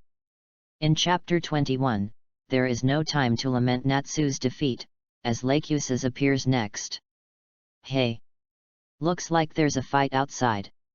Ha ha ha, there's something exciting to watch so early in the morning. Front row, popcorn, beer." Outside the Fairy Tale Guild, it was now crowded with Fairy Tale members who were watching the fun. It can be said that watching the fun has penetrated into the bones of Fairy Tale people. It looks like Natsu is fighting someone. That little girl across from Natsu, is she new to the guild?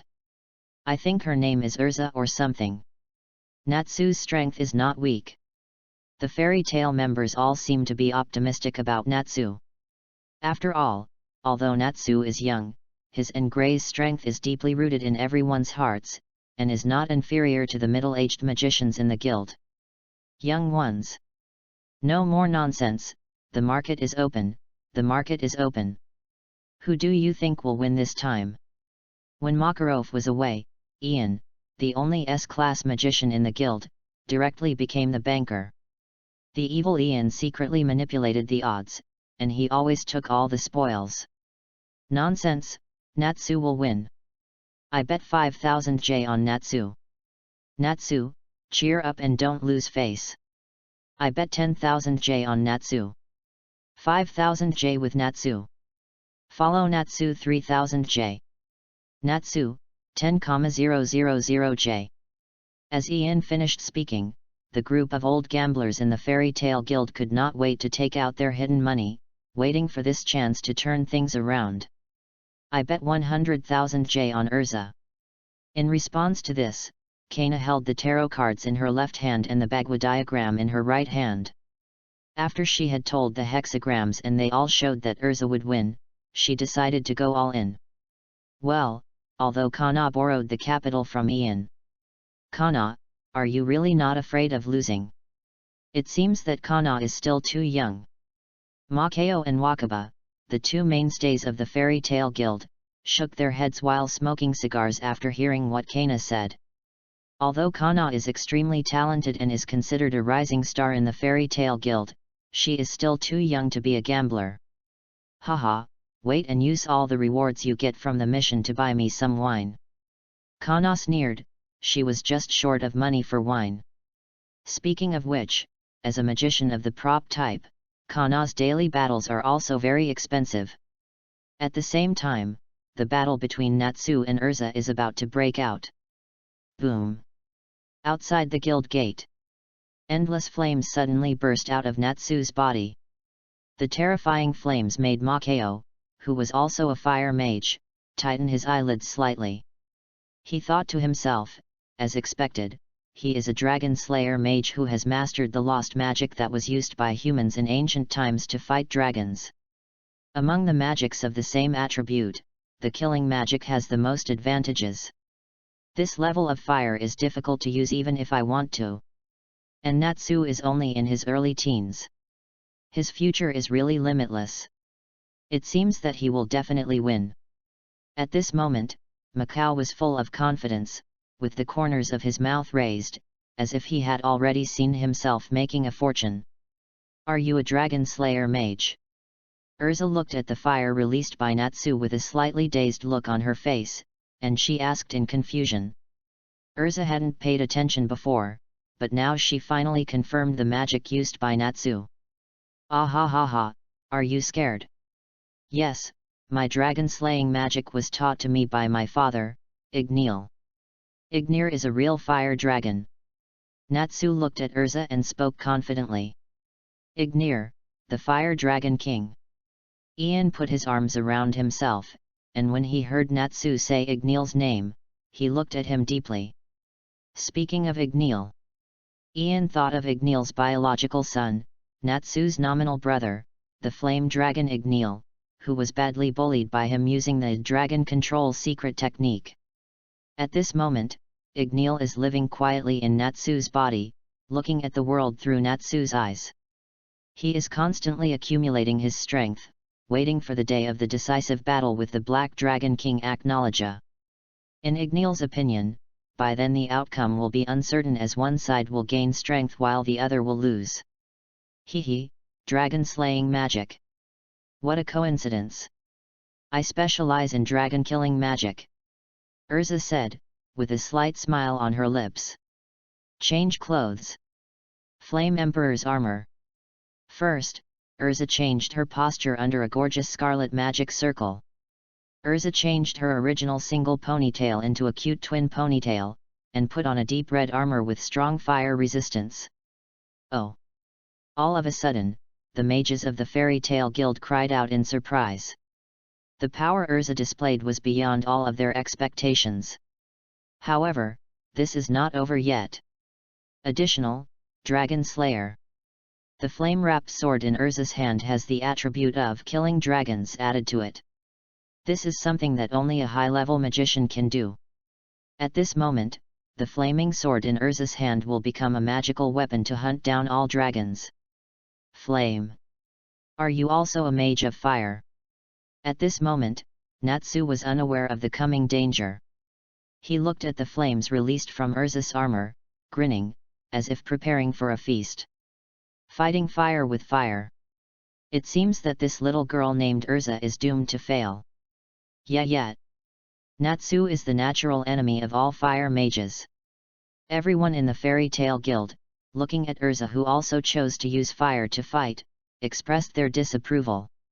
After all, the killing magician has absolute suppression power over the magician of the same attribute, which is recognized common sense in the magic world. No. Natsu is doomed to fail. However, at this moment, a voice completely opposite to everyone's argument came from the crowd.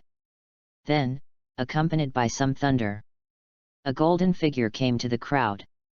Laiku says, "You are here." When everyone saw the figure emitting thunder all over his body, they all showed surprised expressions. According to their understanding of Laiku, the other party should be disdainful of these fights. Haven't you seen it yet? Natsu and that red-haired girl are not on the same level at all. Natsu will be killed instantly. Lachesis said as he handed 10,000 J to Ian and said softly, "I'm betting 10,000 J that Natsu will be killed instantly by that red-haired girl." Lachesis, you have good taste. Ian was very happy that Lachesis praised ERZA so much, and hoped that everyone would praise ERZA more. "I'm going to get on." At this time, Natsu said, waving his flaming fist first, rushing towards ERZA, and roaring, "Fire Dragon's Iron Fist!" Accompanied by a red magic circle with a dragon head printed on it, terrifying flames rushed straight towards ERZA. "One strike!"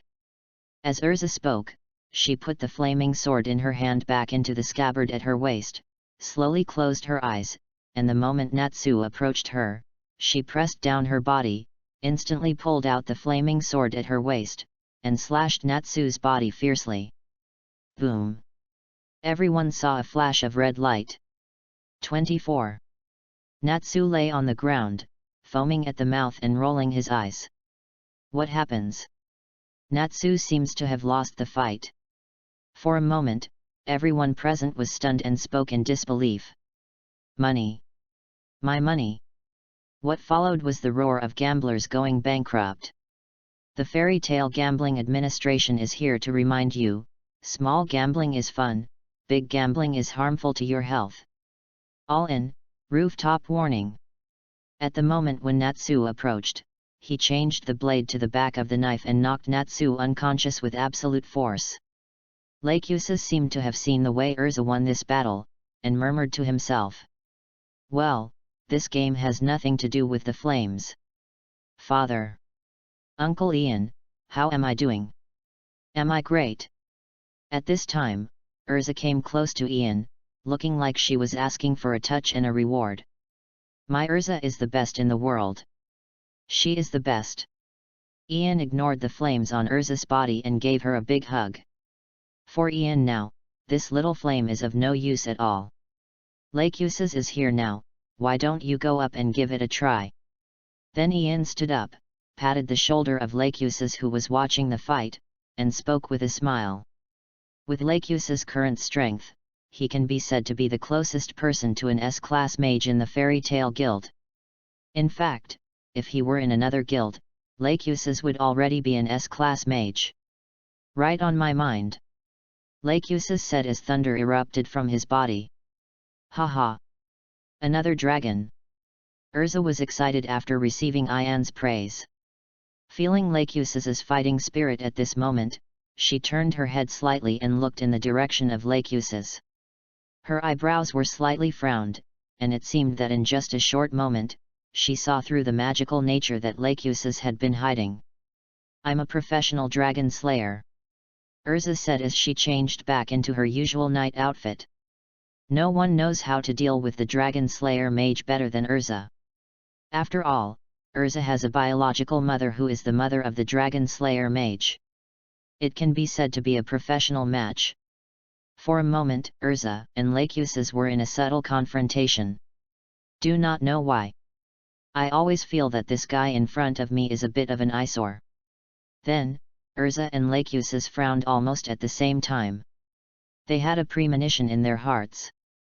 The person before them will become their biggest enemy in accepting guild missions in the near future. The fight has begun. The fight has begun again. This time it's Lachesis who's on the field. As ERZA and Lachesis confronted each other, everyone present was immediately drawn back to the situation. There's no time to feel sorry for Natsu's defeat. The next one to appear is Lachesis, who is the closest to an S-class mage. Let's start the betting. Bicycle or motorcycle? It all depends on who wins today. Ian shouted loudly. Come on. I don't believe I can lose today. There's no way Lachesis can lose. If he loses, it would be a fake match. Really? I never thought Lachesis would lose to a newcomer. Following Ian's words, the scene became lively again.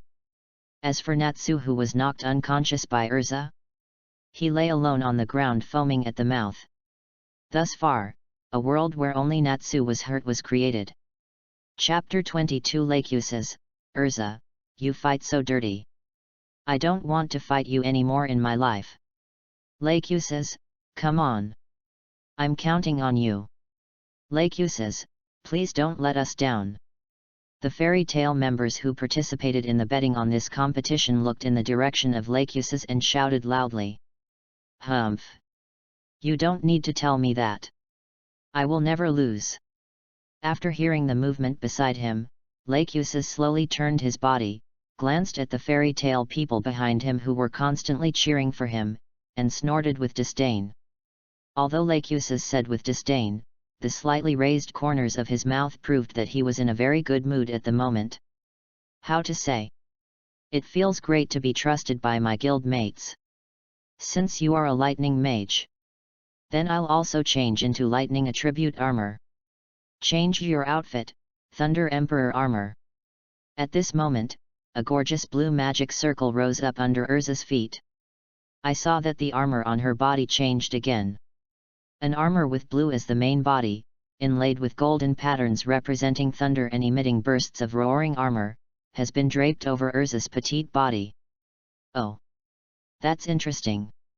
Not only can you use armor with fire attributes. Can I use armor with other elemental attributes? I am a little curious about how many kinds of magic elements you can control. Lachesis couldn't help but laugh as he looked at ERZA, who was wearing the armor of the Thunder Emperor and could also control thunder. The 4 basic elements, earth, water, fire, and wind. Based on this, we will upgrade the earth, ice, flames, and sky.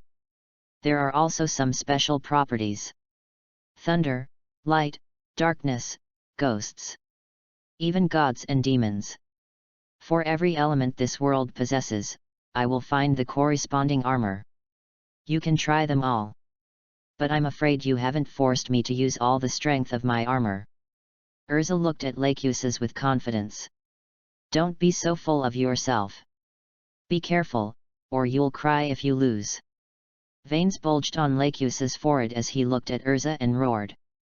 Ha ha! Whether what I said is true or not, I'll let you experience it for yourself. ERZA sneered, with disdain for Lachesis in her eyes. Thunder Strike Spear. Lachesis was too lazy to argue over the outcome of these words.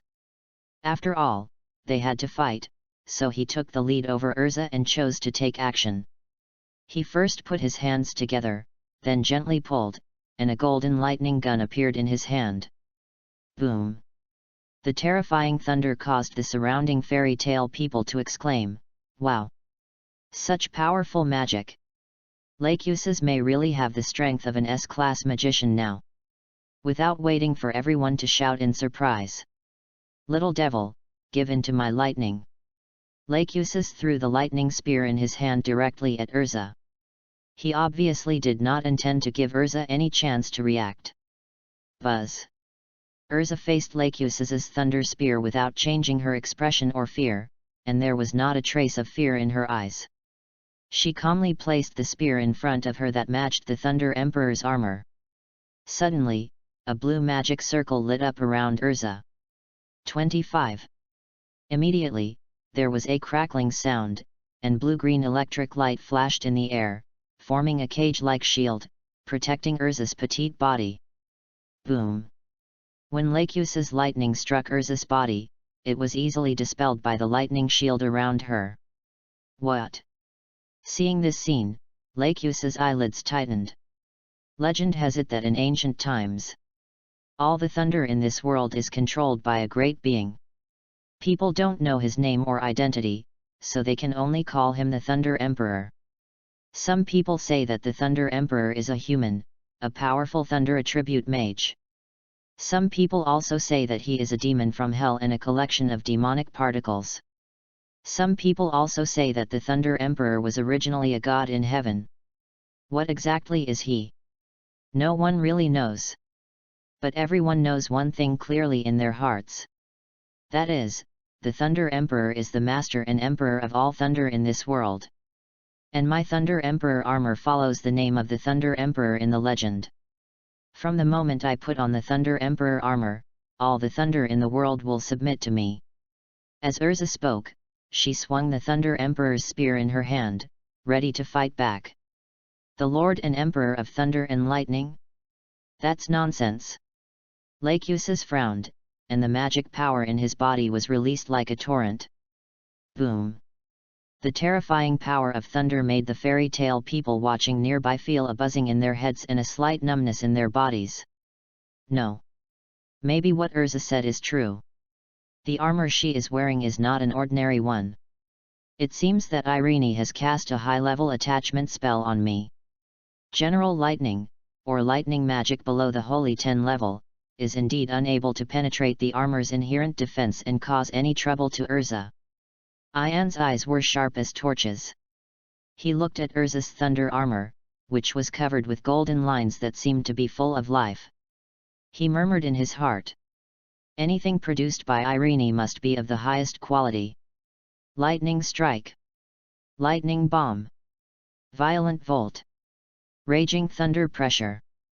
Next, Lachesis released 4 spells in succession, including a violent thunderstorm, bullets condensed with the power of thunder, direct electric shocks, and ground mines that were powerful enough to destroy steel. Invalid. Invalid. Invalid. Invalid. Invalid.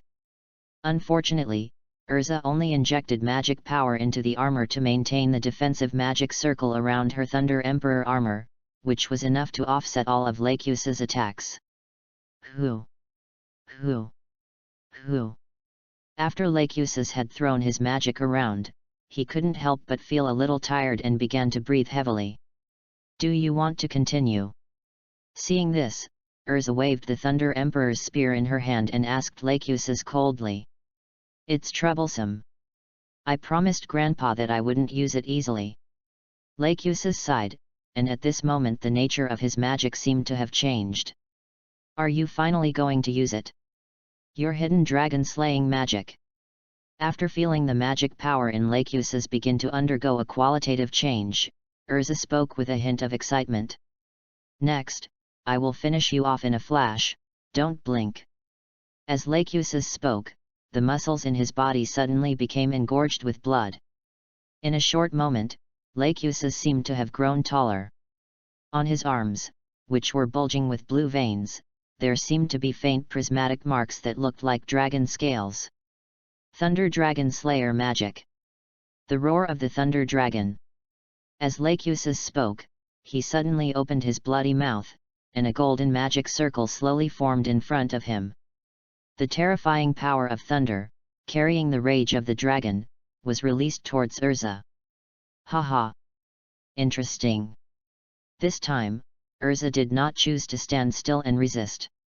Her body was wrapped in blue lightning. She was as light as a swallow and as fast as thunder. She dodged Lachesis' attack directly. Don't run away. Lachesis was venting the long-suppressed magic of Thunder Dragon Slayer in his body. He kept adjusting his direction, and the thunder in his mouth swept along the direction where ERZA was running away. Hey! Is this move aimed at us? As for the fairy tale people who surrounded Lachesis and ERZA and were watching the fun, they were not so lucky. They looked at the thunder that was coming straight towards them and their faces changed slightly. What? Then, amid screams, the fairy tale people who were watching the fun were paralyzed by the magic power overflowing from Lachesis' roar. Great! After ERZA dodged Lachesis' attack, she rarely praised Lachesis. Haha! Lachesis just chuckled when he heard this. What a pity! If you were not a Dragon Slayer mage, the outcome between you and me would be unknown. But since you are a Dragon Slayer mage, you have no chance of winning. ERZA said as she removed her outfit. Oh? You cancelled the costume change. You're not going to hide in your turtle shell anymore. Do you know that you are no match for me, so you plan to give up? Lachesis said arrogantly while looking at ERZA who had taken off her costume. High-level additional magic, transportation. In response, ERZA did not say much. She just added the attributes of a high-speed moving train to the air around Lachesis. Haha, just a means of transportation. Lachesis sneered at this, then released the magic power on his body, bent down consciously, and retched, You hit me so dirty. I don't want to fight you anymore. Lachesis retched and spoke viciously while looking at ERZA in the distance. Well, now the only thing about Lachesis that is still tough is his mouth. Lachesis is unable to fight. ERZA is the winner. At this time, Ian announced ERZA's victory. Sorry, you lose again. Although I'm very embarrassed, I will accept this money with a smile. After ERZA successfully won this game, Ian looked at the gamblers around him and grinned. It's the banker's victory. Let's go to the rooftop. Wakaba's fingers trembled slightly. He fumbled in his pocket for a long time before he found the pipe he used to smoke. After putting it in his mouth, he looked at the endless clear sky and white clouds and murmured, "Well, let's meet on the rooftop." Makao stood beside Wakaba, looking at the clear sky, silently shedding tears of regret. As the sun rose, the shadows of Makao and Wakaba became very long. Chapter 23 President Makarov appears. Snapped. After the battle, Ian, ERZA, and Kana celebrated by high-fiving. ERZA celebrated her defeat of Lachesis and put on a good show in front of Ian. Kana and Ian were celebrating as today was another day of making huge profits. At the same time, Ian was secretly delighted that his daughter was so outstanding and had the same demeanor as he did back then. After Ian, ERZA, and Kana found their seats in the guild, Ian announced with a big smile, "I'll take you to the best restaurant in town for a good meal." Oh! ERZA and Kana cheered loudly upon hearing this. To a restaurant. At this time, Gray, who had finished cleaning the restaurant, the room, and the housework, also came to the guild. He looked at Ian with a dazed look and asked, "Did anything happen that's worth celebrating?" "Gray, let me tell you. This morning, ERZA and Lachesis had a fight. She actually beat that Lachesis. She's so strong." Kana pulled Gray to her side, and after Gray sat down, she began to vividly tell Gray what happened in the morning. 26.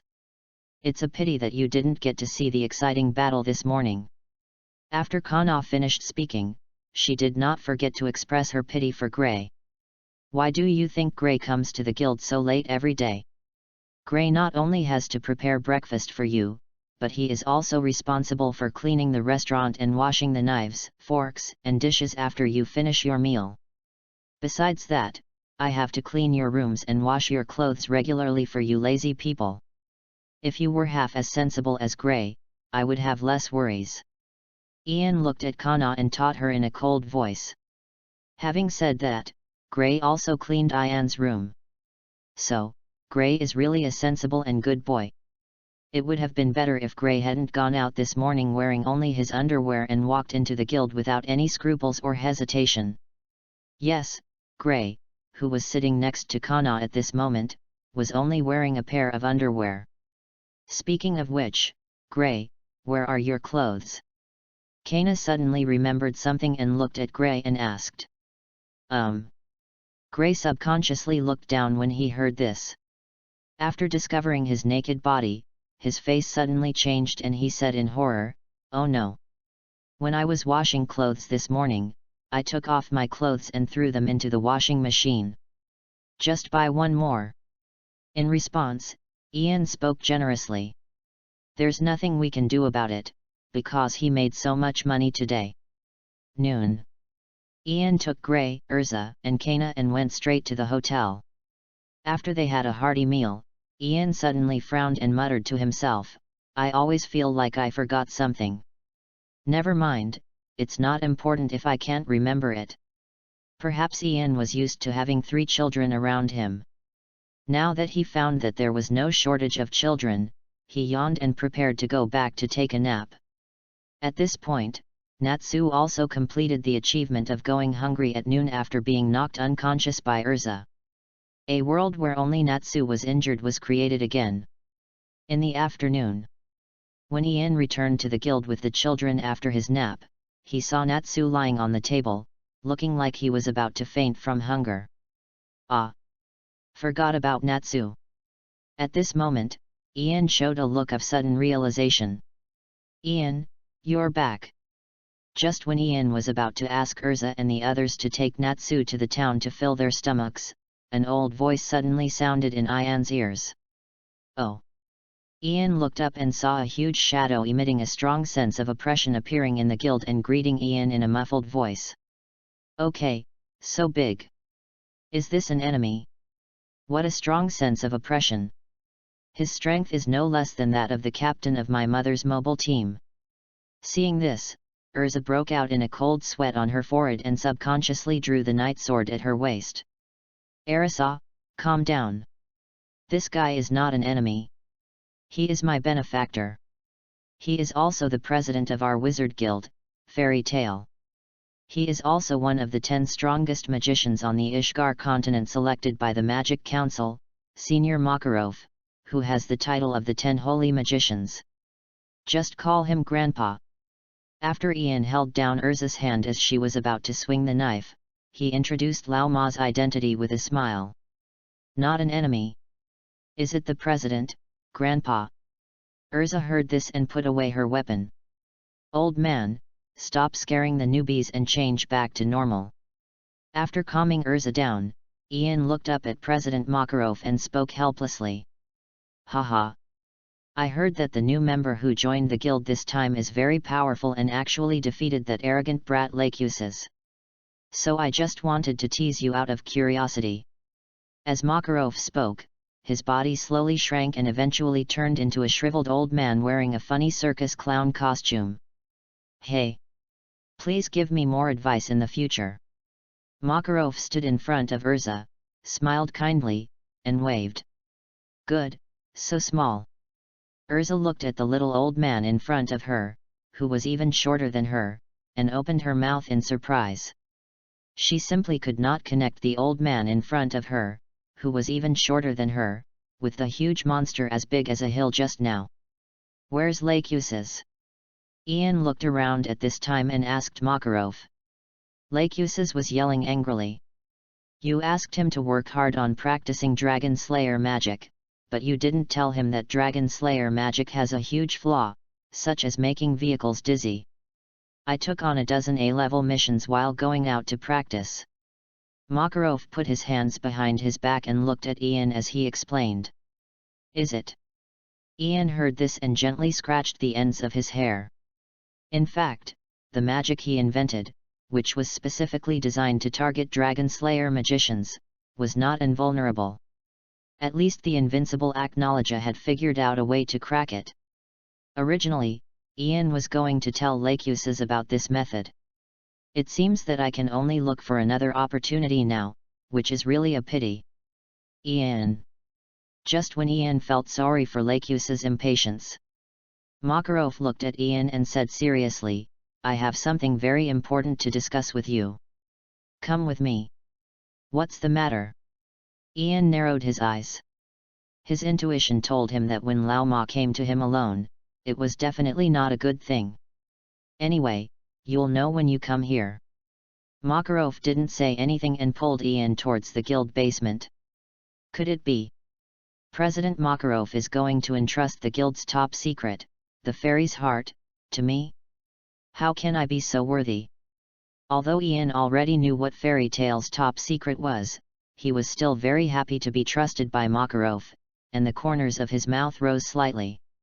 ERZA, Kana, and Gray, wait here for me. The president and I will discuss important matters concerning the future direction of the guild. Ian said, following closely behind Makarov. First they entered the guild's grocery room, and then after some effort by Makarov, they opened the door to the entrance to the guild's basement. I didn't expect the guild had a place like this. Ian muttered to himself, deliberately looking shocked, but in fact, it was all within his expectations. However, just when Ian thought that Makarov would take him all the way to the room where the body of the first President Mavis was placed, Makarov suddenly stopped and murmured, no one should disturb us here. What? Ian frowned when he heard this, and thought to himself that something was wrong. Ian, save me. Before Ian could think about it, Makarov knelt down in front of Ian, hugged Ian's thighs tightly, and cried with snot and tears, in the entire fairy tale guild, only you can save me now." "What?" Ian was stunned for a moment, and he first pulled the Makarov off his trouser leg. Then, he looked at Makarov and asked, "President, don't be anxious. Tell me what happened first." "That's right, Ian, you should know. Didn't I go to the Fiori Kingdom, the Light Magister Guild's president's meeting?" Makarov knelt on the ground like an elementary school student who had made a mistake. "And then?" Ian crossed his arms in front of him and looked at Makarov with a scrutinizing look. "Then, I drank a little bit of wine." Makarov preached with his head down, as if squeezing toothpaste. "What happens next?" Ian continued to ask. "Then, there was a little verbal conflict with that bastard Joseph." 27. Makarov said this, lowering his head even lower. "What's the end?" Ian's ominous premonition became stronger and stronger. "Finally we fought. You know, with the strength of Joseph and I, even if we try our best to control our power, we will still cause considerable damage." Makarov gritted his teeth and answered. "Tell me. What was broken?" Ian finally understood everything. He looked at Makarov and said coldly.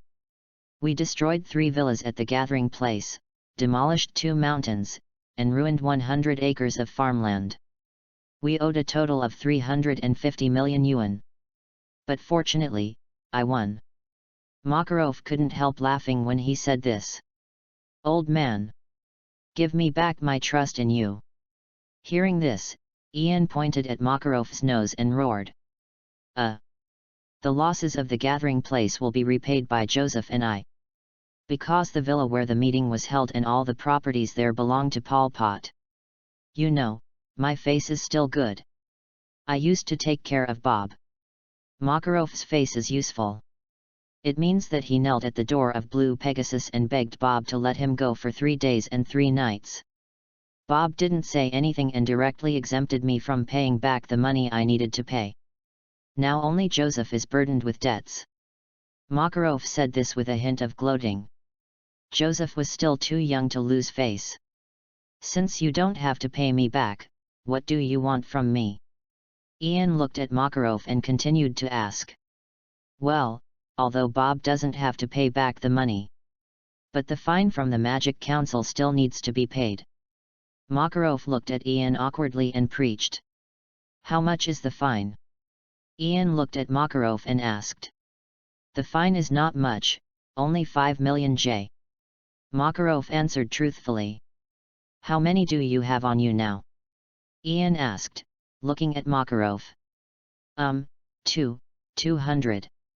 Makarov hesitated slightly, his words stuttering. 2 million J. Ian was helpless, but Makarov was his president after all, so he still had to help. "Ian, you misunderstood, I meant 200 J. Makarov lowered his head and spoke shyly. For a moment Ian and Lao Ma were silent. Brothers. Chapter 24. Ian, I'm sorry, Lao Ma, I hope you can continue to hold the position of guild president forever. You said you only have 200 J left in your body.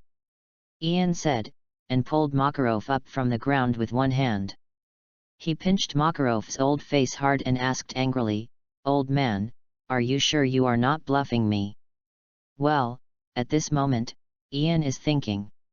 He no longer had the kind of heartfelt respect he had felt when he introduced Makarov's identity to young ERZA.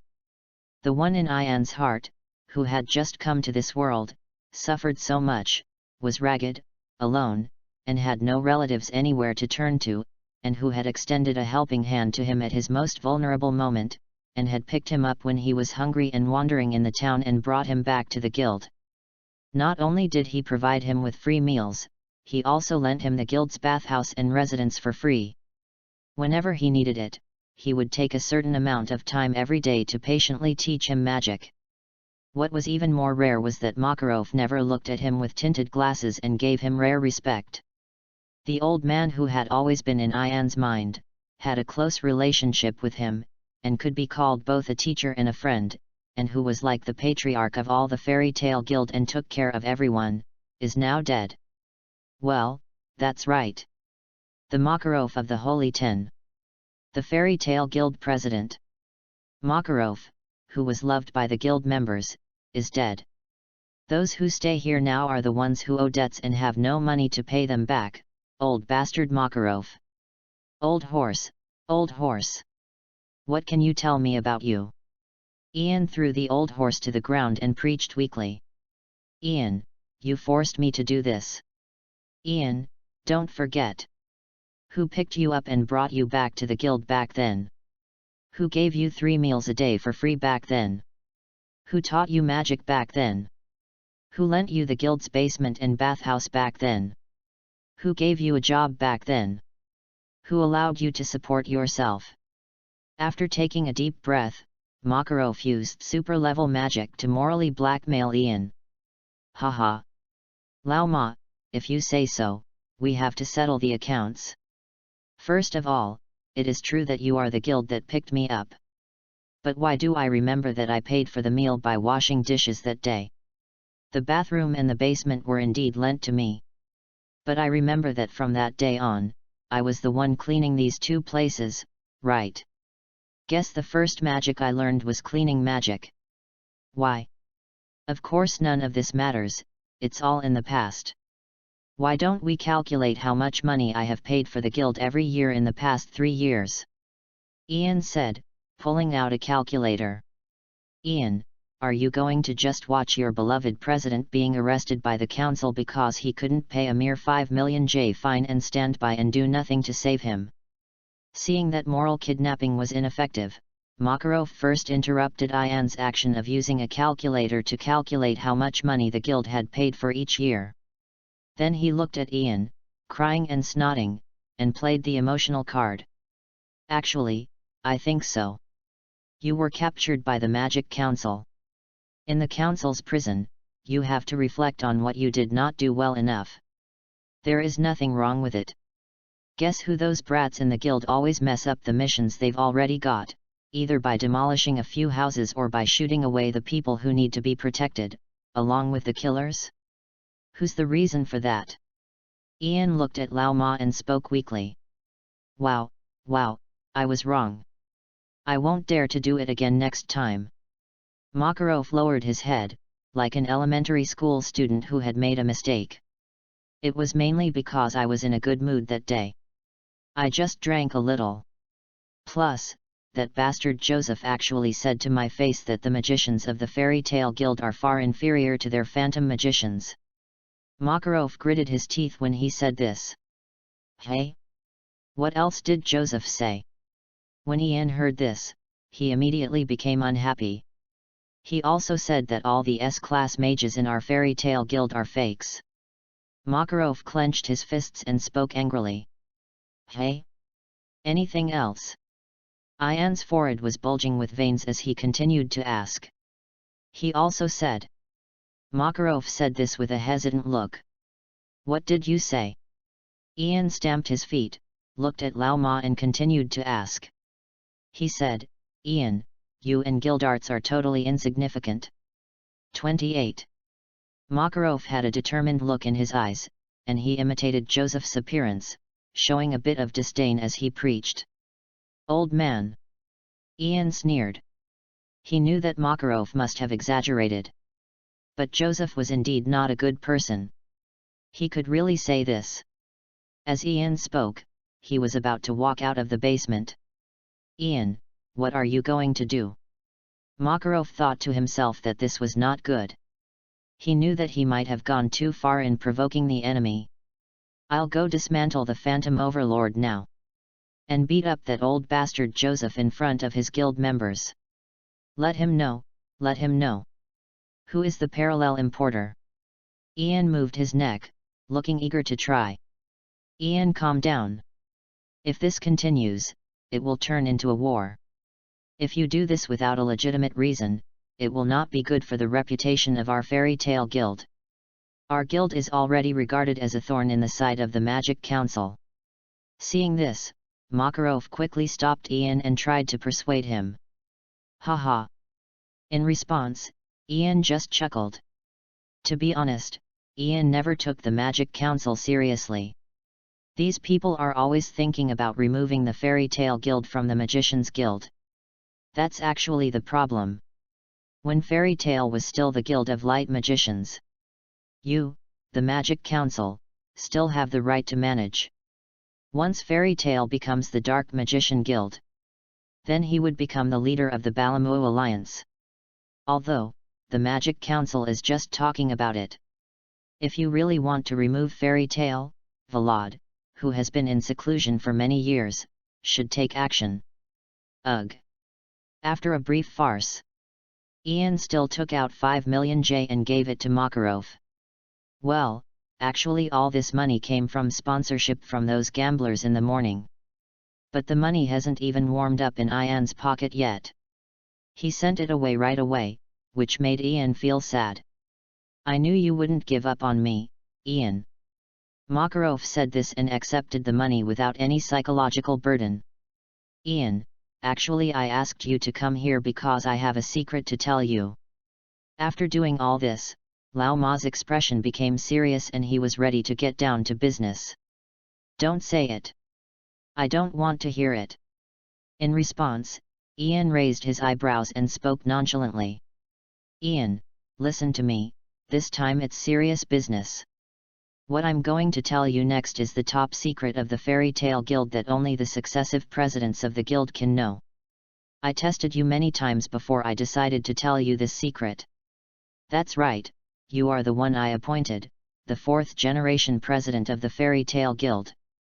Makarov stood with his hands behind his back, a rare seriousness in his eyes. If the 1st generation knew that you sold Fairy Tale's top secret to me for 5 million, she would probably be so angry that she would resurrect from the grave right now to show you. Ian glanced at Lao Ma and teased cheerfully. No.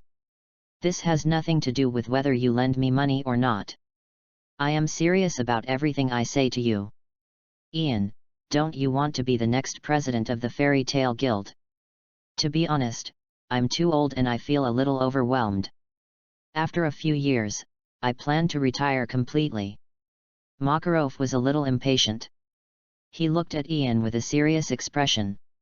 Let me be the guild leader. I'm sorry, I'm not fit to be the guild president, and I have no interest in the position of president at all. When Ian heard that Old Ma actually asked him to be the next president of the Fairy Tale Guild, he was immediately overwhelmed. He wanted to live a few more years. Don't even think about throwing this worry to him. So, Ian looked at Lao Ma and said seriously, Old man, you should stay as the president of the Fairy Tale Guild until you die. No. Even if you die, I will dig your grave, resurrect you with necromancy, and let you continue your work. So, just be at ease. Retirement is impossible. Don't even think about retiring in this life. Ian patted Makarov's shoulder and then smiled brightly. Great. Treason. You actually thought of using necromancy on me. I was planning to tell you the top secret of Fairy Tale. You little brat, you really pissed me off. Upon hearing this, Makarov shouted angrily at Ian. So. Please stop talking nonsense about me being the guild president. Ian said, then turned and left.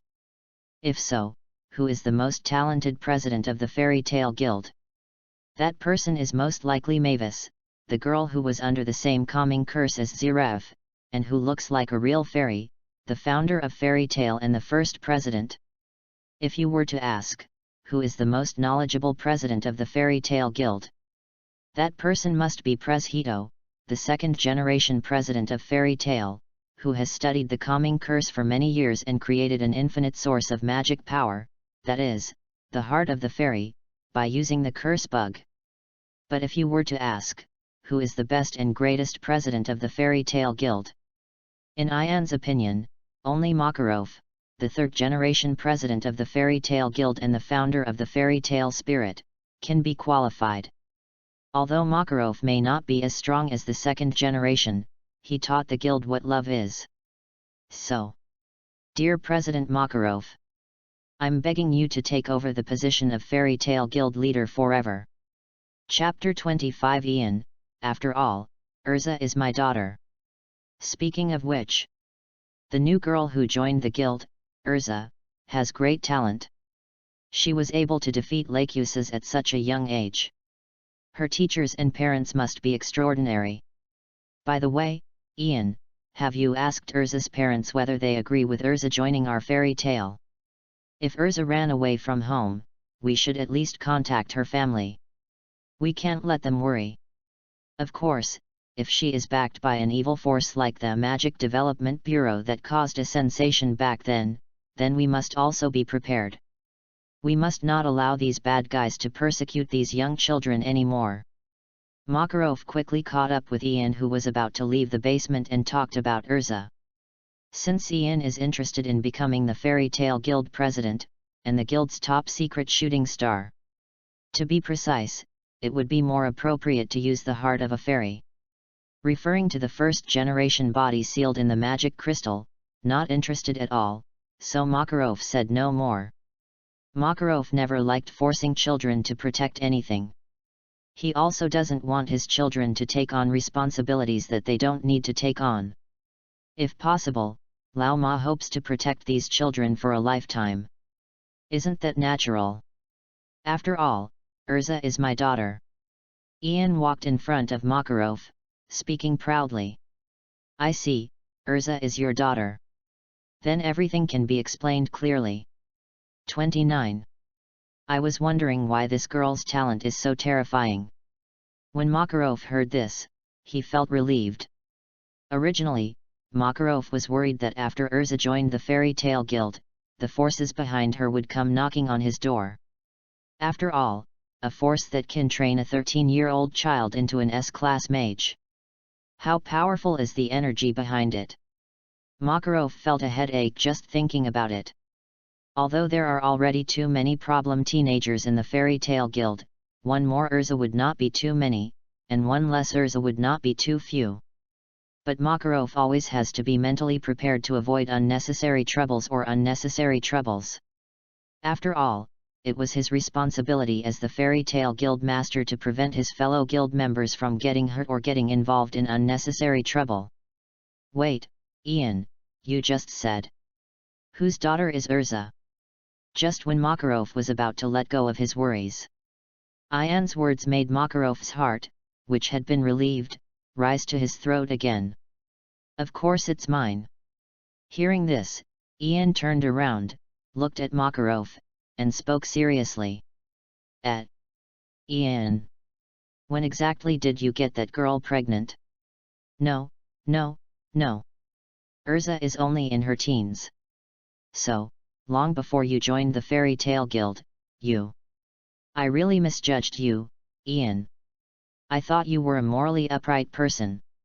I didn't expect that you are the same scumbag as me and Gildarts. Makarov pointed at Ian's nose and scolded angrily. How rude. Do you think I'm the same as you scumbags? Irene and I are a legal couple. Ian frowned when he heard this. He was fundamentally different from Makarov, Gildarts, and other damned scumbags. You are married. Makarov looked shocked. What do you think? Ian looked at Makarov and shrugged, looking helpless. Then there's no hope for Ulu. Makarov said to himself while he was stunned. What are you thinking about? Ian looked at the stunned Makarov and asked coldly. He always felt that Makarov was thinking about something irrelevant again. Cough cough. Why haven't I heard you talk about this before? Come to think of it, I haven't seen ERZA's mother come to the guild, have I? Did something happen between you two?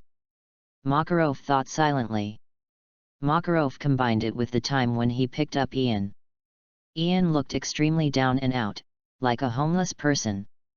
Therefore, he concluded that Ian must have been abandoned by the woman and left with nothing. You asked me why I didn't tell you before. Haha, because I just found out about it too. Ian thought to himself. He was a little silent at the moment.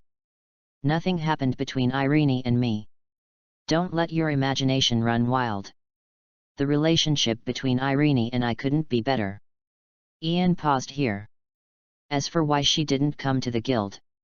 If she really came, you would panic. At the end of his speech, Ian left Makarov with a rather thought-provoking remark and then left the basement on his own. Ian walked out of the basement, looking at the slightly dazzling light outside. He gently rubbed his slightly sore temples. He looked at ERZA, who was gradually getting along with her guildmates outside, and the corners of his mouth slightly raised. Well, what Ian meant by mingling was literal. At this moment, ERZA was alone, chasing Grey and others and beating them up. ERZA's fairy tale assimilation rate has reached over 50%. Speaking of which, it's time to ask ERZA about Irene. Although, for Ian, it was only a few short years. But for Irene, it was a lonely wait of 400 years. What on earth happened during these 400 years? Ian was still a little curious. Ian. Just as Ian was looking at ERZA's appearance that resembled Irene and was slightly dazed, a weak shout suddenly came from under his feet. Where did this mummy come from? Ian was suddenly startled and shocked when he saw the dried corpse under his feet, which looked as if the devil had forcibly drained away its vitality. It's me. Natsu. Ian, food. Give me food quickly. I'm starving. When the mummy saw that Ian was frightened, he quickly explained. If he didn't explain, he was afraid that Ian would use the goblin law towards him in the next second. After all, Ian had already made the magic move. However, the fairy laws released by Ian are unlikely to work on the people of Fairy Tale. As for that small probability, it all depends on whether Ian can recognize the identity of the mummy in front of him at the critical moment, that it is actually Natsu. And whether the fairy tale metal on Natsu can really work at the critical moment. By the way, the fairy law that Ian used was the 1 year he stayed in the simulation line after fighting Deliera in Grey's simulation line. Based on the fairy laws taught to him by Makarov, this is a demon-specific subjugation version that has been improved specifically for dealing with demons. Are you Natsu? Didn't you have lunch? Ian finally recognized Natsu. He pointed at him and spoke in shock. When I woke up, all of you were gone. In response, Natsu spoke with a sense of grievance. Second update. Brothers, please bookmark and read. And vote. Chapter 26 24-hour endurance race? With the strongest team in the making. Click. Click. Click. In a hotel near the Fairy Tale Guild. Natsu was like a hungry beast that had been hungry for 10 days or half a month. He cleared all the food on the table and devoured it ravenously. He stuffed fruits, meats, vegetables, and all kinds of edible things into his stomach, shocking the diners around him and making them stare with wide eyes. Perhaps this is the secret and strength of the Dragon Slayer mages, who can always maintain sufficient mental strength. They have an appetite that is different from that of ordinary people. My guest, do you need more food? The restaurant waiter who had been guarding Natsu's table found that the food on Natsu's table had been basically finished by him. He first took a handkerchief and gently wiped the sweat from his forehead. Then he forced out a polite smile, walked to Natsu and Ian's table and asked. Look at him. Ian waved to the waiter and told him to just ask Natsu. Give me 10 more of that big plate of roast chicken. Natsu didn't mean to be polite at all. He looked at the waiter and grinned. 10. The waiter thought he had heard wrongly and confirmed with Natsu again and again. Yes, 10. 30. Upon hearing this, Natsu first stretched out his big greasy hands and gently touched his bulging belly, weighed the remaining space in his belly, and finally nodded to confirm. Okay. After the waiter confirmed that there was no mistake in the number of roast chickens ordered by Naz, he hurried to the kitchen. Chef, the guests at table A10 ordered 10 roasted chickens. After the waiter reported the number of grilled chickens ordered by Natsu. What did you say? That table of guests ordered 10 roast chickens. The chefs in the kitchen were so shocked that their eyes widened and they asked in disbelief, is that child really a human? After an hour. I'm full. I'm full. Thank you for the hospitality, boss. I will come again next time. After Ian paid the bill, he left the restaurant with Natsu, who had eaten his fill. The chefs in the kitchen, including the owner of the small shop, all gathered around. They came to the table where Ian and Natsu had been, and looked at the small and large plates piled up one after another. Each plate was extremely clean. Even the chicken bones had been eaten clean. There was not much food residue left. It was a table that was truly clean. They were shocked and said, "He actually ate everything clean. It's incredible. I remember that kid just now. He seems to be a magician from the Magician Guild fairy tale next door, right? I remember his name seemed to be Natsu, and he joined the guild in the past year. From now on, whenever that child comes to our restaurant, we will give him a 50% discount." The shop owner thought for a while and said so.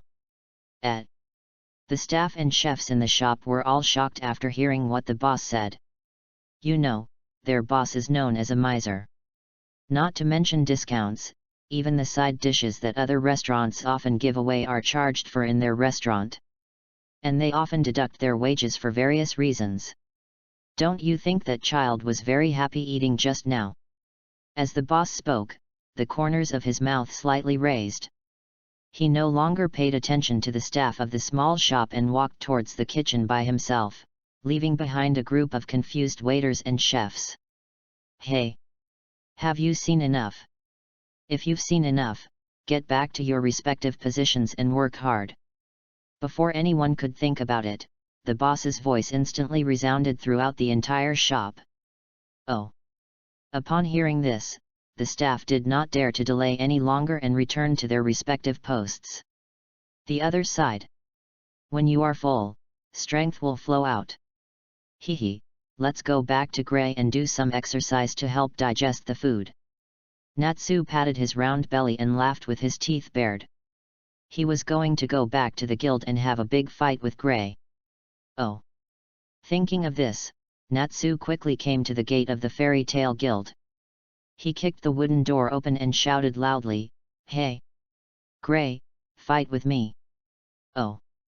However, when Natsu kicked open the wooden door, he happened to see Makarov, the guild president, standing on the podium and announcing something important to everyone in the guild.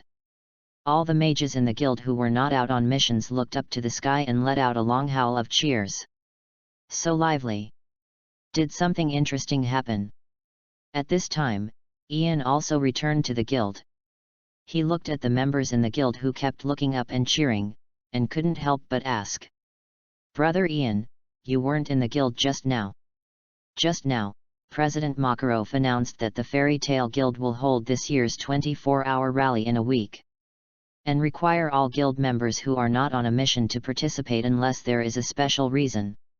Of course, this is not the most important thing.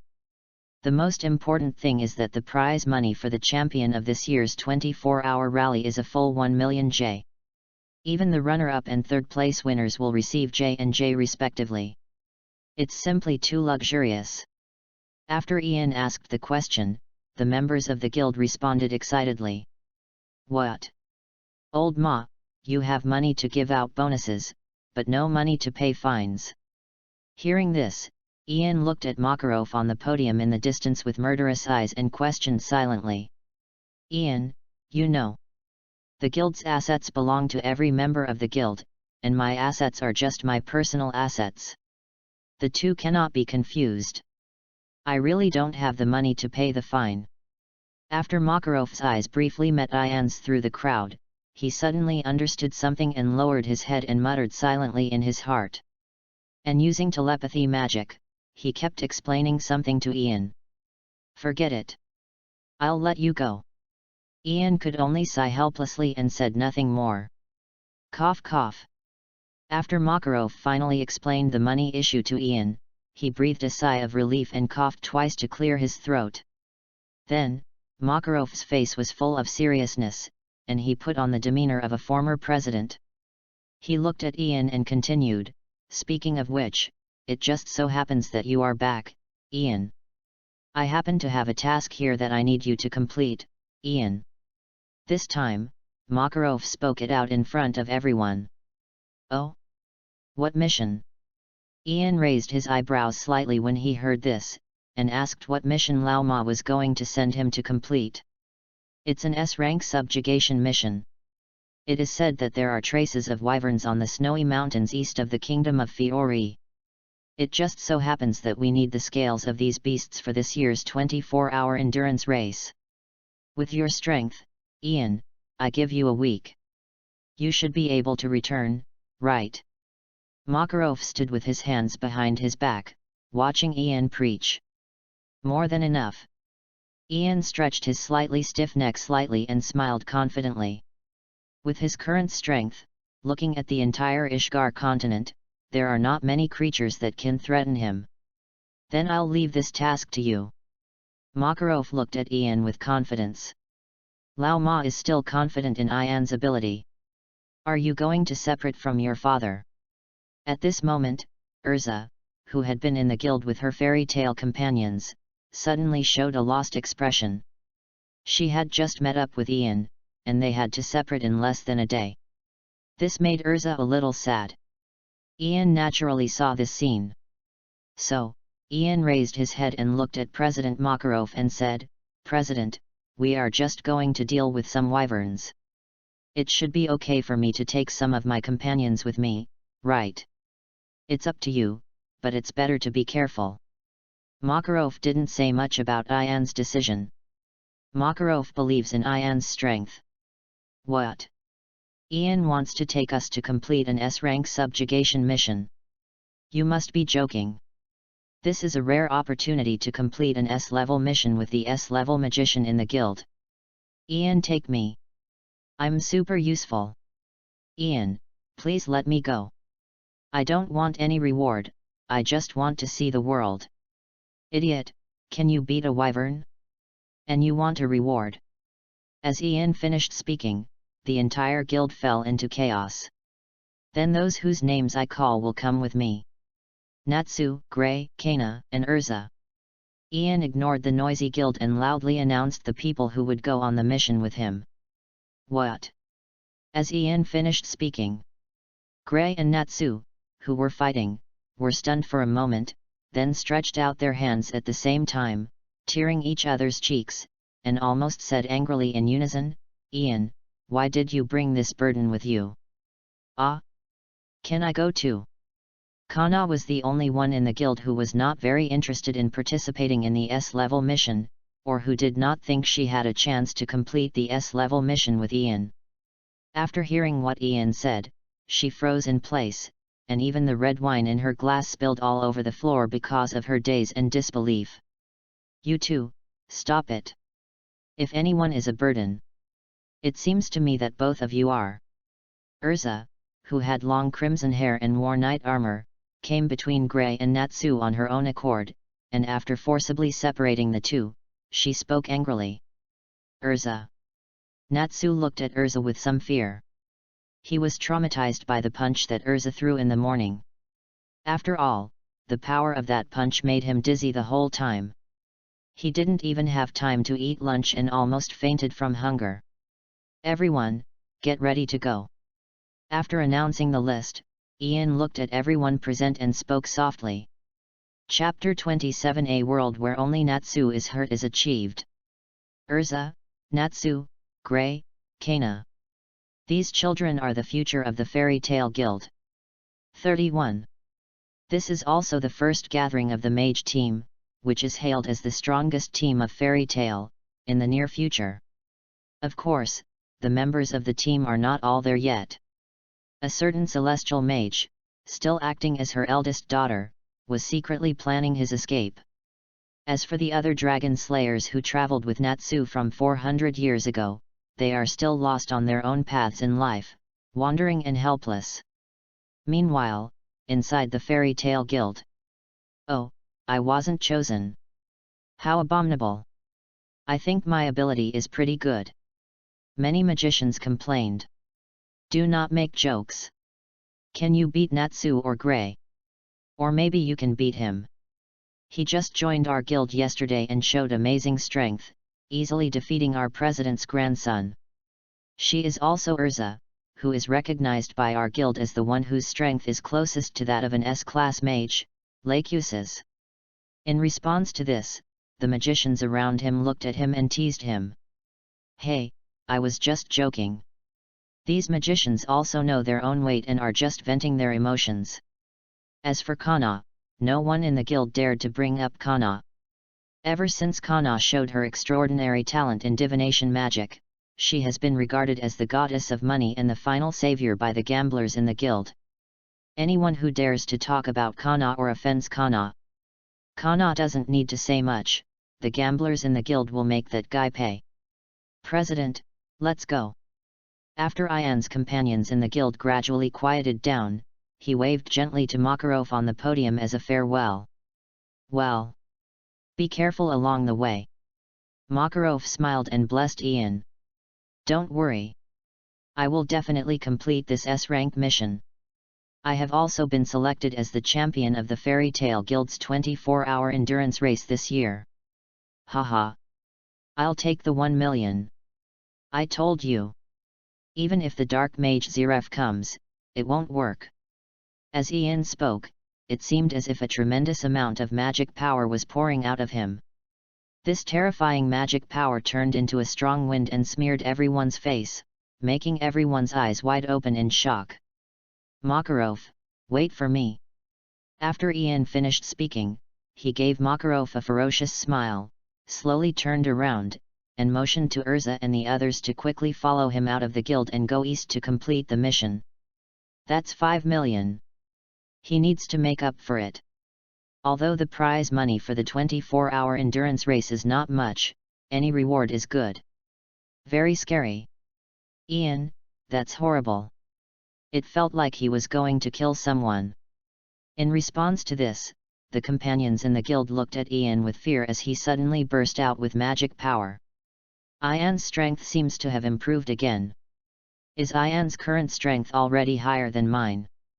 Unlike the guild members who have not yet entered the threshold of the Holy 10, they just think that Ian is very strong, but they don't know how strong Ian is, so they just get together to watch the fun of the magician. Makarov, who had already entered the Holy 10 for many years, could no longer remain calm the moment he felt the tremendous magic power that Ian had just unintentionally released. He was filled with shock. Perhaps Ian can now compete with Guildarts. In this way, the identity of the strongest magician in the guild will soon be replaced by someone else. If Ian heard what Makarov said, he would definitely chuckle and say, "Stop saying that my strength is comparable to Guildarts." In the Fairy Tale Guild, the most unbelievable metaphor is that someone's strength is comparable to Guildarts.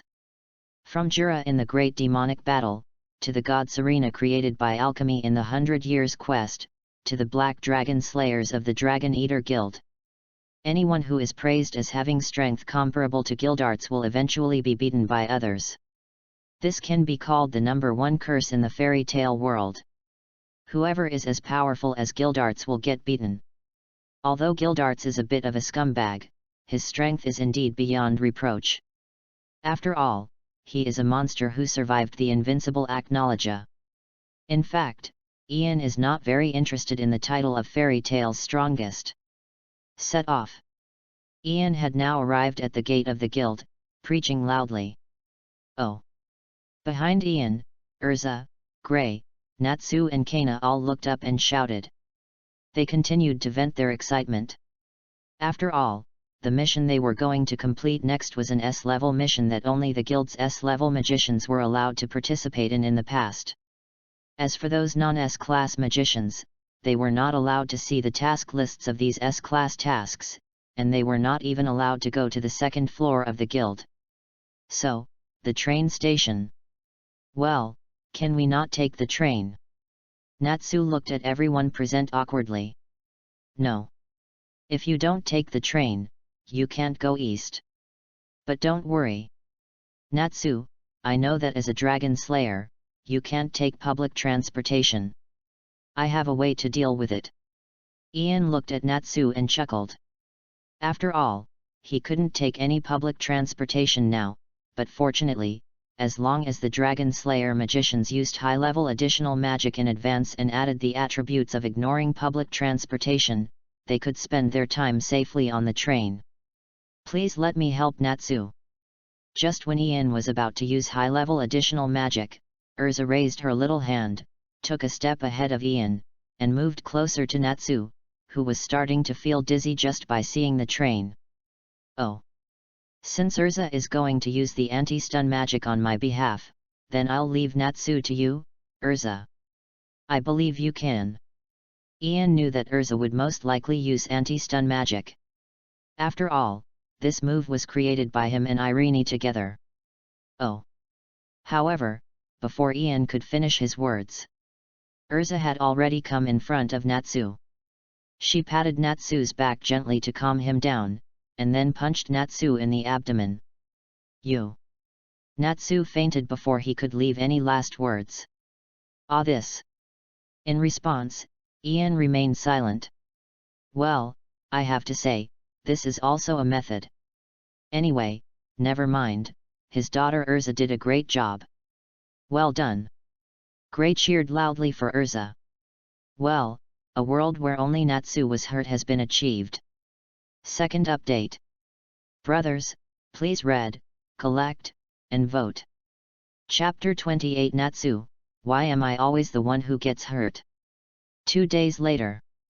Dear passengers, we have now arrived at the easternmost station of the train. I wish you a pleasant journey. With the blessing of the conductor, Ian took ERZA and Gray. And Natsu, who had been on the train for 2 whole days and was almost completely broken, finally set foot on the land of the East. Unlike the warm West, the East is still covered with ice and snow. The President gave us a total of 1 week to complete this crusade mission. However, after deducting the 4 days it took us to travel by train there and back, there were less than 3 days left. We don't have much time, so we have to hurry up. Ian was wearing a cotton coat and carrying a backpack. He looked in front of him, which was all covered with ice and snow. He saw white mountains and forests, and his breath was breathing out white air. Understood. ERZA was wearing the same cotton coat as Ian. She was rubbing her red hands from the cold and breathing out continuously. Well, it's so cold. After getting off the train, Natsu gradually woke up when he was blown by the icy cold wind. He kept shivering and spoke tremblingly in the snow. Haha!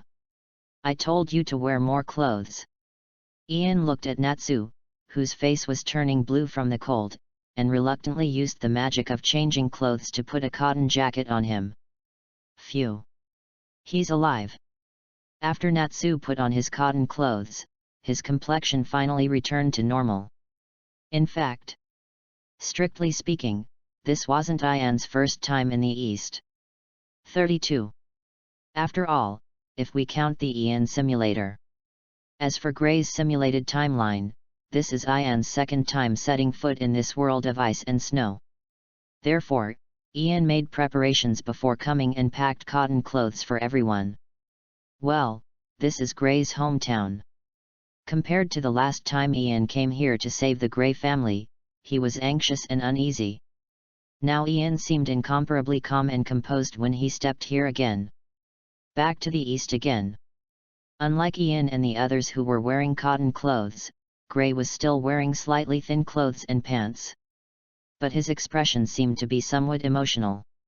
For Gray, who is an ice and snow magician, this little bit of coldness is nothing to him. Besides, this was originally his hometown. Deep down, he was already familiar with the frosty temperatures here. Once again on his homeland, Gray not only did not feel the slightest bit of coldness, but instead felt warm all over. I just wonder if the villagers in the village are all right. Gray muttered to himself, frowning slightly. Although time is tight, as long as we act fast enough, I think we can probably spare a day or so to go back to the village and take a look. To be honest, after all these years, I kind of miss those villagers. Ian seemed to see the nostalgia in Gray's eyes. So he was quite understanding and suddenly changed the subject, speaking out Gray's real thoughts. "Ian, can we really go back?" Gray said this, raising his little head with a hint of joy in his eyes. Who doesn't miss their hometown? To be honest, Gray has wanted to go back and take a look for a long time. There just hasn't been a chance. What Ian said just now was a huge surprise for Gray. But we have to act fast. We must hurry up and complete the task," Ian said, taking out the map that Makarov had given him, which marked the locations where the wyverns appeared, and looked at it carefully. "If you want to enter this vast snowy mountain and look for the flying dragon, you must first determine the route. Otherwise, it is easy to get lost. Ian, let me guide the way. No one knows the snowy mountains better than me. After all, I grew up here." Gray was eager to try. After Ian said that after completing the mission, if he had enough time, he could go back to the village, Gray's mind was no longer on the mission. He now just wanted to complete the mission quickly, eliminate those annoying wyverns, and then go back to the village to take a look. "Okay, I'll leave it to you then." After Ian thought about it for a while, he felt that what Gray said made sense. After all, this is Gray's hometown, and no one is more familiar with it than Gray. So Ian handed the map in his hand to Gray. "The marked location is not far from us. If we hurry up and start our journey now, we can get there in about 6 hours. After Gray glanced at the map in his hand, he had roughly figured out the location. "Since you have already chosen a place, let's set off now without further delay." Ian raised the corner of his mouth slightly and handed the opportunity to Gray with confidence. "Let's go! Let's go!" The resurrected Natsu changed his previous decadence on the train and shouted energetically. In particular, he was very excited at the thought that he would soon be able to compete with top-level magical beasts like the wyvern. "I can finally show the power of the Dragon Slayer mage. All the dragons in this world were defeated by him, Natsu. Although the wyvern and the dragon have nothing to do with each other, they just look a bit like a dragon. That is, it is just a magical beast that was forcibly given the name of dragon in the place where the giant dragons are hidden on the continent of Ishgar. Let's go!" ERZA raised her pink little fist and waved it excitedly. She was not excited because she would be able to see the wyvern soon. She was simply so happy because she would be able to go fight monsters with Ian soon. For ERZA, it never mattered who she defeated.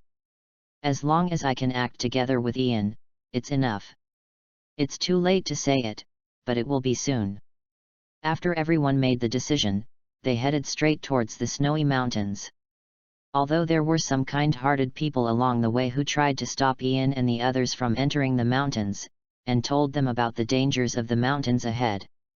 But this situation ended after Ian showed the fairy tale mark on his arm. As we all know, magicians are a group of people who seek death. Ian didn't know if it was his illusion, but he saw a hint of fear in the eyes of those who tried to dissuade him about the fairy tale mark on his arm. Call. The wind was howling and the snow was heavy. But with Ian around, the wind and snow couldn't get close to them. However, the snow on the ground was very thick, and everyone had to walk in shallow snow with 1 foot deep, which seriously affected their progress. "Can you ski?" After Gray led everyone forward for about a kilometer, he finally couldn't stand the feeling of moving forward at a snail's pace. He turned his head to look at Ian and others and asked.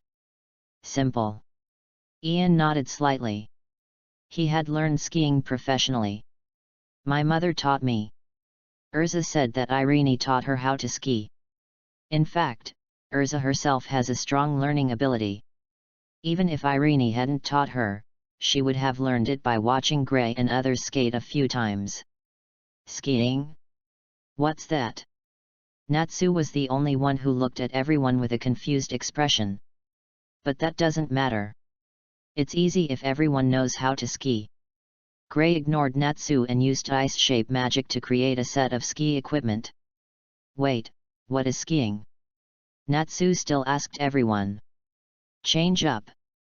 ERZA ignored Natsu and used the changing magic to put on a professional ski suit. So what is skiing? Natsu still looked confused and asked as he looked at everyone. Boom. Ian didn't say much. He looked to his side, used gravity magic, pulled up a big tree, and cut it into his own ski board. Of course, Ian also made a set for Natsu. Well, what exactly is skiing? Just when everyone was fully armed and ready to ski, Natsu asked, still confused. Set off. As Ian finished speaking, he immediately activated his gravity magic as a propulsion force for everyone to move forward. A purple magic circle appeared behind Ian and the others, emitting a brilliant light. Ian, ERZA, and Gray are like swans dancing on an icy lake or eagles flying between snow-capped mountains. Their postures are quite elegant. What? Only Natsu let out a shrill scream. He accidentally fell to the ground, and with the help of gravity magic, he gradually rolled into a huge snowball, rushing around in the snow and moving forward rapidly. Father! On the waves of ice and snow, ERZA turned her head slightly and looked at Natsu, who was rolling bigger and bigger in the snow behind her. She couldn't help but look at Ian and asked softly, Ian, aren't we being too cruel to treat Natsu like this? No. Natsu is the first-generation Dragon Slayer mage. 33. No one knows better than me how to train the first generation of Dragon Slayer magicians. Only through inhuman training can the full potential within Natsu be unleashed. You have to know that Dragon Slayer magic was originally invented to fight giant dragons. What is this little hardship to Natsu? Ian's words make sense. Yes, he did all this to train Natsu, and it shows his care and love for Natsu. It's exactly the same as what Mother said. When ERZA heard this, sparkling little stars immediately appeared in her eyes. Ian had said the same things to her that Irene had said to her. At this moment, ERZA finally understood Ian's good intentions and thought to herself, as expected of a father, you are always thoughtful. Fortunately, I'm not some Dragon Slayer mage. Gray, who had been leading the way in front of everyone, accidentally heard the conversation between Ian and ERZA behind him. He suddenly felt fortunate that he was not a Dragon Slayer magician. Chapter 29 Ian, open the door and send yourself to divine punishment. On the snowy mountain near Binghe village. It's called a snow mountain, but it's just a pile of rocks a few dozen meters high. However, the surrounding thousands-foot-high mountains were razed to the ground, and this place also became a mountain. Ice Lake Village was not originally called this name. There was originally no icy lake here, but a snowy mountain. According to rumors, about 4 years ago, there was a powerful man who was not weaker than the 10 holy magisters. When he passed by this place, he suddenly discovered the demon Deliura, who had been wreaking havoc on the continent for 400 years, and started a shocking battle with him. The man and the demon fought for 3 days and 3 nights, turning the whole world into darkness. They destroyed villages and smashed entire mountains. A huge hole was torn in the earth. The ice and snow on the snow-capped mountains were also melted into water by their magic. It poured into the crack that opened from deep in the earth, forming an artificial lake like the sea. This is also the origin of Binghe village. There are also rumors. Finally, the magician exhausted all his strength and sealed the demon here. Deliura, don't believe in rumors, don't spread them. I'm not that arrogant. Above the mountain top, there seemed to be a figure like a giant eagle or a big bird circling in the sky. And below those big birds, a group of fierce robbers gathered there, each of them with a grim smile on their face and an arrogant look. Among them, a few who looked like minor characters gathered in front of a man with scars on his face, flattering and fawning, and smiled awkwardly, "Boss, this trick of yours is still ruthless. We bought magic props that can control 2-legged flying dragons from neighboring countries at a high price, disguised these artificially raised flying dragons as wild beasts, and specially attacked nearby villages. Then we disguised ourselves as magicians of the guild to repel these flying dragons and make huge profits from it. In this way, we can legally collect protection fees. Haha, who made these stupid villagers so stubborn? They don't trust the country's army, nor the Magic Council. They just simply believe in the magicians of the Fairy Tale Guild. Let me tell you the truth. The nearby lord has long been dissatisfied with these villagers. Since the lake was created within the lord's territory, it should belong to the lord. As a result, these fools actually rejected the lord's kindness. They rejected the lord's good intention to jointly develop the lake and insisted on running it on their own. Think about it, how much is such a big lake worth? Can a mere village afford it? Aren't you afraid of being too full? But it's good. This is convenient for us. We can earn the difference in the future without any worries. No one will cause trouble for us, whether it's the Magic Council or the nearby lords. The man with scars all over his face, who was called the leader by everyone, first yawned, and then spoke with a look of disdain. Chief, I'm still a little worried. Next to the scarred man, there was a man wearing glasses on his nose. He looked quite educated and had a frown on his face. He seemed to be thinking about something, and there was worry in his eyes. Worry about what? The scarred leader looked at the man with glasses and asked. If we just pretend to be the magicians of the Fairy Tale Guild, won't we attract the real ones to attack us? The people of Fairy Tale are not easy to deal with. Their president Makarov is a powerful man with a reputation that resounds throughout the continent of Ishgar. The man with glasses pursed his lips. To be honest, he was a little nervous. I'm sure everyone knows the name of Makarov of the Holy Ten. As early as 50 years ago, before he was born, he had already traveled across the continent. He can be said to be one of the legendary strongmen in the continent. Ha ha ha. I thought you were worried about something. It's just fairy tale, just ignore them. Besides, their guild is on the western coast of Fiori Kingdom, and we are inland on the eastern side of the kingdom. Can he still cross thousands of miles from the westernmost part of the kingdom to the easternmost part of the kingdom to beat me up? The scarred man laughed after he finished speaking. How big is the kingdom of Fiori?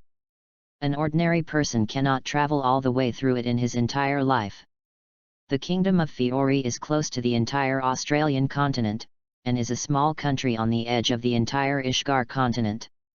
Well, this world is ridiculously large. But I'm still worried. Do you think that the person who destroyed the demon Deliera 4 years ago could be the magician of the Fairy Tale Guild?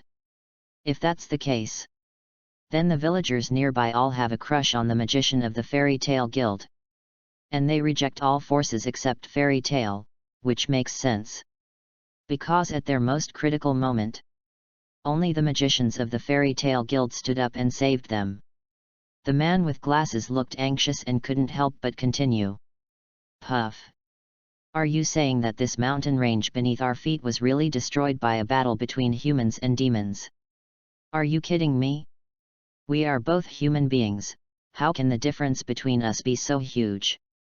Besides, we have seen the magicians of the Magic Council mobile force before. They are just a bunch of guys who can't do anything without their staffs. The man with the scar was completely amused by what the man with glasses said. But the man with glasses seemed to be about to say something.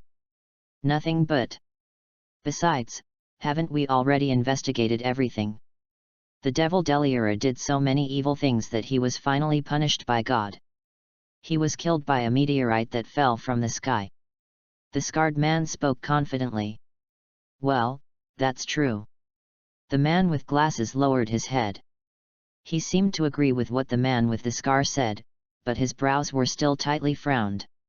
He didn't know why, but he felt uneasy, as if some disaster was about to befall. Yo! You also know that Deliera was punished by God because of all the bad things he did, right? Then aren't you afraid that you will also be punished by God for pretending to be the magician of the Fairy Tale Guild and cheating people on the mainland? Just as the scarred man and the glasses man finished their words, an ethereal voice seemed to come from all directions towards everyone. Who? Who is there? Come out to us quickly. At that moment, the faces of all the robbers present suddenly changed. They picked up their weapons and looked around nervously. Hee hee. If there really is divine punishment, let it come. I can catch it. As for you, Your Excellency, what's your skill in hiding and talking? If you have the guts, show up and have a chat. The bandit leader, the scarred man with scars all over his face, also picked up his weapon at this moment, looked around nervously, and said in a cold voice, "Who am I? I am your damnation. Look up, the gift has arrived. I hope you are satisfied with this gift." As the robbers panicked, that voice rang in everyone's ears again. When everyone heard the sound, they really looked up.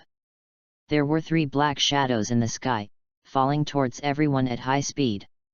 However, these were not what really made everyone panic. What really frightened them was that behind the 3 black shadows, there was a huge snowball with a diameter of nearly 100 meters, falling from the sky like a meteorite. The scarred man was stunned when he saw the snowball in the sky. A prophecy. The divine punishment really came, but the scarred man seemed unable to take it. 34. Second update, brothers, please collect, read, and vote. Then, the last round will be at midnight, so I will add another update later. No more to say, go for it. Chapter 30, Mission completed. Meteorite. Help! I'm dying. The robbers stared at the snowballs in the sky with their eyes wide open. The nearby ice surface reflected their terrified expressions. They wanted to escape, but unfortunately there was no way to escape.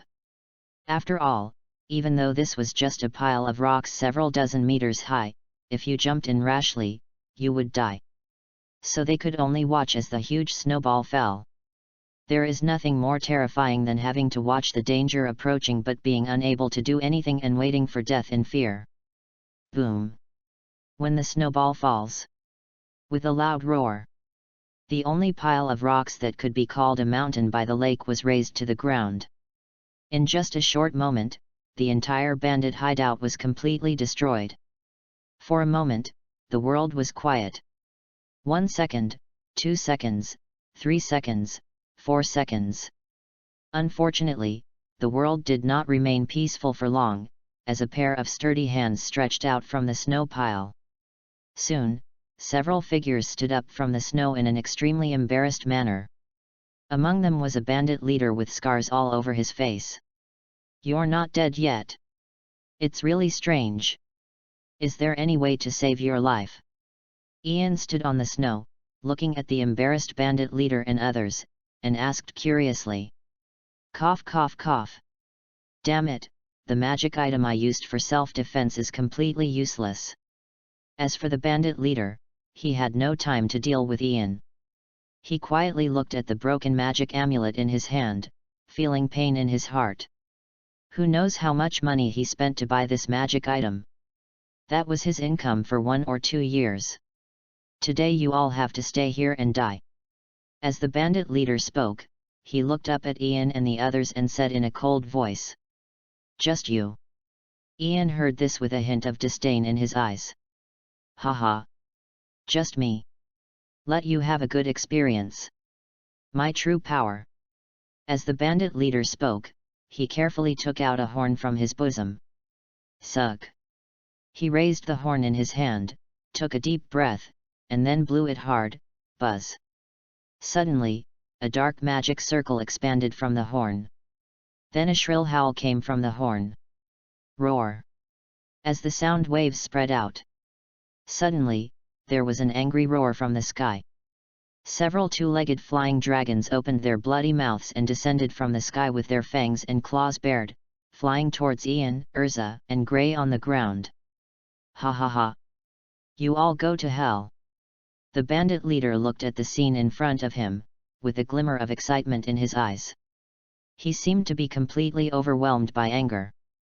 Unfortunately, the scene that the bandit leader imagined, where Ian and his men cowered in fear and fled in panic when facing the flying dragon in the sky, did not happen.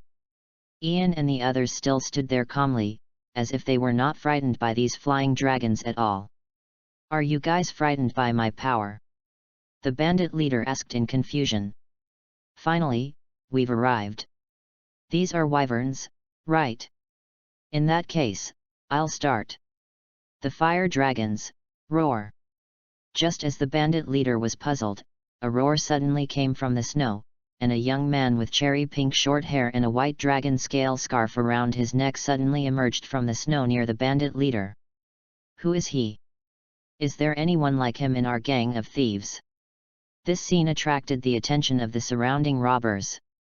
However, before everyone could think about it, the pink-haired boy first opened his bloody mouth like a dragon in front of everyone, then took a deep breath and released a red magic circle with a dragon head in front of him, and attacked the flying dragon closest to him with blazing flames. Boom! With a roar, the two-legged flying dragon closest to the young man let out a piercing scream and fainted. "Hee hee! A wyvern is also a dragon. It can't escape my dragon-killing magic." The cherry pink-haired boy spoke excitedly as he looked at the wyvern that was knocked down by his dragon flame. That young man spewed out flames from his mouth. Is he a monster from somewhere? The dragon was defeated? How is it possible? The remaining bandits were stunned and couldn't believe it. Ice-shape holy sword. Just when the robbers were in disbelief, Gray took an ice-shaped pose, waved his hand and created a huge and sharp ice holy sword, which cut a two-legged dragon into two halves. Change clothes. Heavenly wheel armor. Dance of the heavenly wheel. ERZA had no intention of talking nonsense. A bright magic circle flashed under her feet, and in an instant, the cotton coat on her body turned into an exquisite armor. There were countless flying swords surrounding the armor, and those flying swords shot towards the nearby flying dragons according to ERZA's will. One dragon after another died on the spot. In a blink of an eye, only these bandits were left on the field. "Who are you, you guys?" This time, the bandit leader finally calmed down. He knew that he had hit a wall today. He looked at ERZA and others who easily destroyed the flying dragon, and couldn't help but ask. "Us? We are the mages of the fairy tale guild that you are pretending to be." Upon hearing this, Ian showed the fairy tale seal on his arm and said angrily, "Oh no, boss. These guys are the real deal." After the robbers saw the fairy tale seal on Ian's arm, they all shouted in panic. "Fairy tale? How is that possible?" The bandit leader had a look of disbelief in his eyes. "How is it impossible?" Ian looked at the bandit leader and asked coldly. "Aren't you from the west? This is in the east, thousands of miles away from where you are." The bandit leader looked at Ian and questioned. "So what? The entire Ishgar continent is the area of activity for the magicians of our fairy tale guild. Besides, it's not like we haven't been here before. Who do you think destroyed Deliara?" Ian looked at the bandit leader and spoke with disdain. "You killed Deliara. The rumors are actually true." The bandit leader was dumbfounded at this moment. He had never thought that the rumors about the magician destroying Deliara, which he disdained, were actually true. At this moment the bandit leader had to admit that he had been too narrow-minded before. 35. That's it. Ian said no more.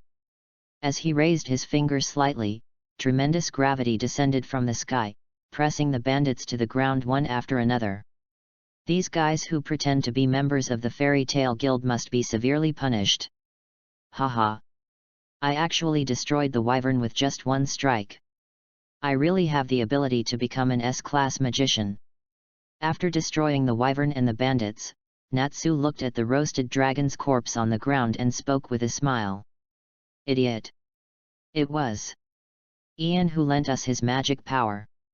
ERZA was speechless as she looked at the smug Natsu. Unlike Natsu, she saw that Ian used magic addition on them to increase their combat power. Otherwise, she could still say. But there is no way that Natsu and Grey could destroy these flying dragons so easily. The subjugation mission is over. We can go to the village now. On the other side, Ian looked at the monster corpses all over the ground and spoke softly. By the way, don't you think we seem to have forgotten something important? At the same time, when Gray released magic, he subconsciously took off his clothes, but without waiting for others to remind him, he frowned and looked full of confusion. Ah!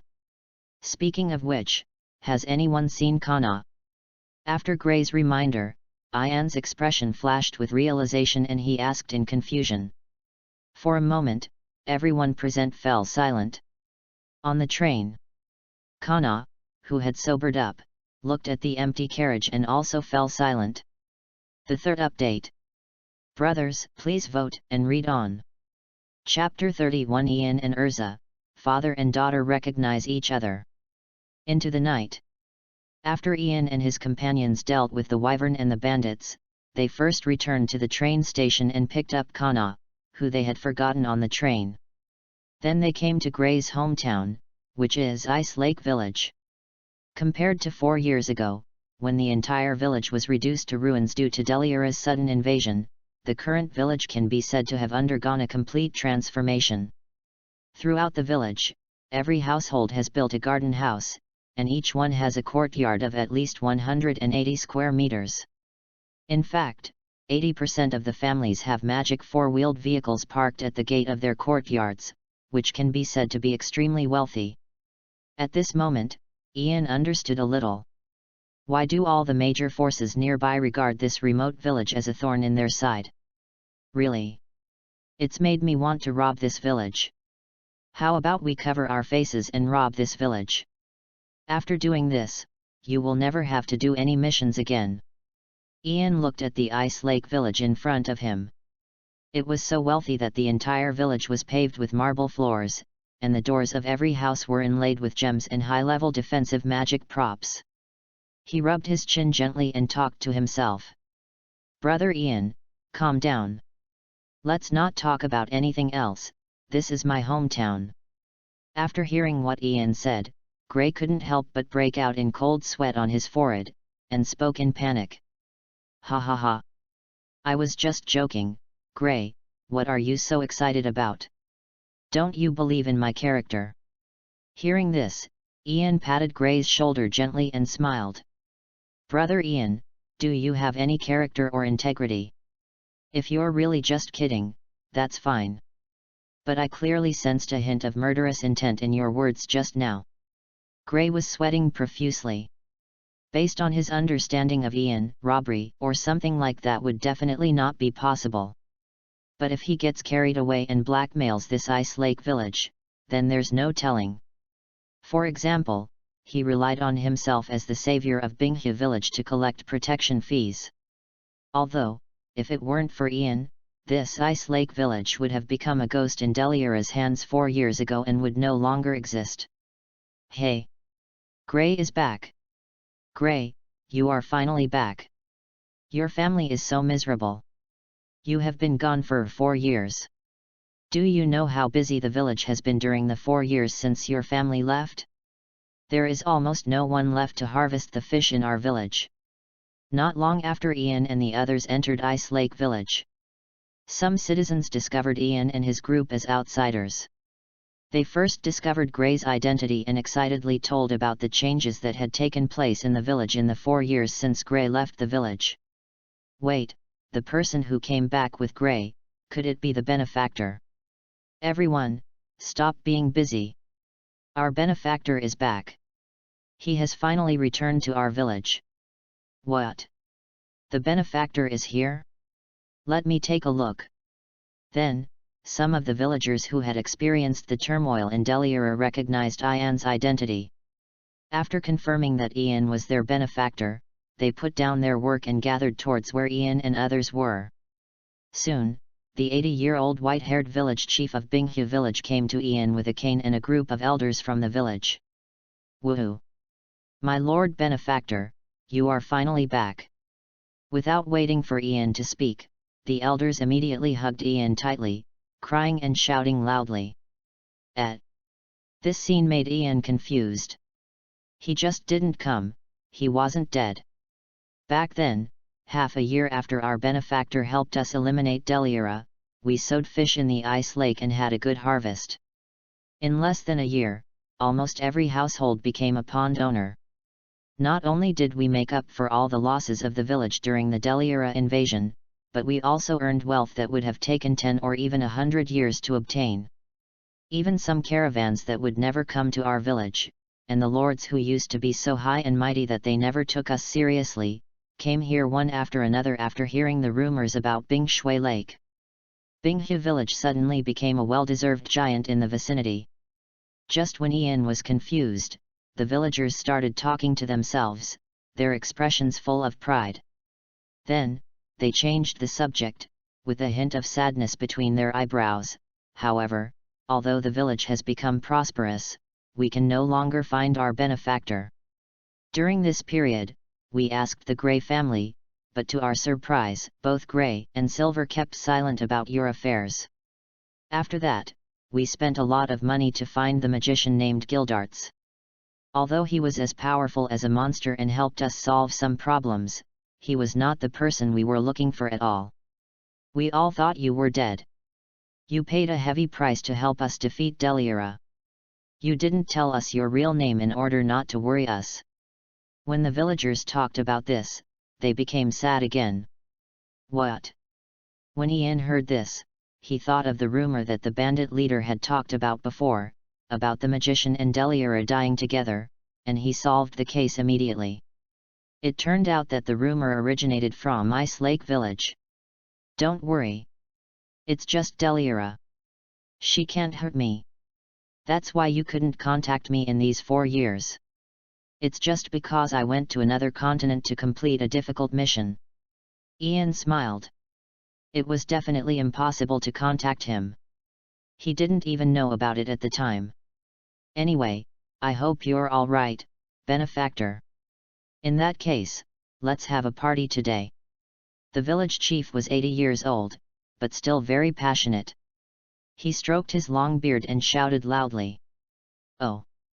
As the village chief finished speaking, the whole village cheered loudly, and for a moment, the lights were lit up, as if it was Chinese New Year. Good wine, good dishes, and all kinds of food were all served to Ian and others. Tons, tons, tons. Because she went to the bar on the train to drink, she missed the time to get off the train. After being asked to get off by the conductor, Kana was awakened by the cold wind. She immediately picked up the wine barrel and drank it down again. Since the wyvern couldn't catch up, at least she had to drink to her heart's content. Click! Click! Natsu picked up the fish in front of him and started to eat it. He was barely awake these days on the train and was already starving. As for Grey, he walked towards his residence under the guidance of the village chief. It is said that the villagers also helped their family rebuild a house in the village. Regardless of whether he will return to the village to live in the future, he will at least go and see it. Dad seems like a hero here. ERZA squatted beside the campfire. She looked at Ian in the distance, who was surrounded by countless villagers like a hero, and couldn't help but sigh. Why are you here alone? 36. Just when ERZA didn't know whether she should go forward and mingle with the villagers, or stay where she was and watch silently, a gentle voice sounded behind ERZA. What? ERZA turned her head and was surprised to find that Ian had come behind her without her knowing. After ERZA was stunned for a few seconds, she looked towards the campfire in the distance where the villagers were gathered. There was also an Ian there, enjoying the blessings of the villagers, like a hero returning in triumph. SHH. That's a thought body. Ian signaled ERZA to keep her voice down, as he had sneaked over here. Ian, aren't you going to enjoy the bonfire with the villagers? ERZA looked at Ian and asked softly. Haha. Ian just smiled softly when he heard that. He gently stroked ERZA's little head and said softly, it's just a bonfire party. How can it be more important than accompanying your daughter? Are you saying? ERZA trembled slightly when she heard this. She didn't seem to expect that Ian already knew her identity. As early as the first day you came to the guild, I already knew your identity. After all, you look so much like her, how could I not recognize you? Besides, are there really scumbags in this world who can't recognize their own daughter? When Ian said this, his voice paused slightly. He really didn't mean to target anyone. At the same time, in the south of the kingdom of Fiori, a man with short orange-red hair combed back into a bun was sneezing hard. Achoo! Achoo! Could it be that one of my sisters is missing me, Gildarts? It seems I have to work harder. Gildarts was thinking about this, and without paying attention, he used the shattering magic to shatter a nearby mountain. Returned to Ice Lake Village. Sugh. Ian took a deep breath first, then looked at ERZA and asked softly, "How have you and your mother Irene been these years?" "Father, father. We've had a great time these past few years. Mother misses you very much, and I miss you too." ERZA's eyes turned red, and she threw herself into Ian's arms, shouting loudly, "We will never be separated again." Ian patted ERZA's back gently, his eyes a little wet. ERZA heard this and nodded vigorously. "Speaking of which, your mother Irene," Ian said, turning the topic back to Irene. "Mother said she can't come yet. She has to deal with a certain slut who is wreaking havoc on the northern continent and is eyeing Ishgar." ERZA imitated Irene's posture and spoke like this. Ian had a bad feeling when he heard this. A 3,000 word chapter. Guys, give me some votes. Chapter 32, Moondragon Selene and Irene Belzarian. No, wait a moment. Ian frowned, thinking something was wrong. He looked at ERZA in a panic and asked, "So, who is that slutty bitch who wreaked havoc on Kiltana in the north?" "It seems to be called Selene." ERZA pretended to think about it for a long time before she finally said that the person who was known as a coquettish bitch. To be precise, it is the name of the dragon known as the slutty bitch. Selene.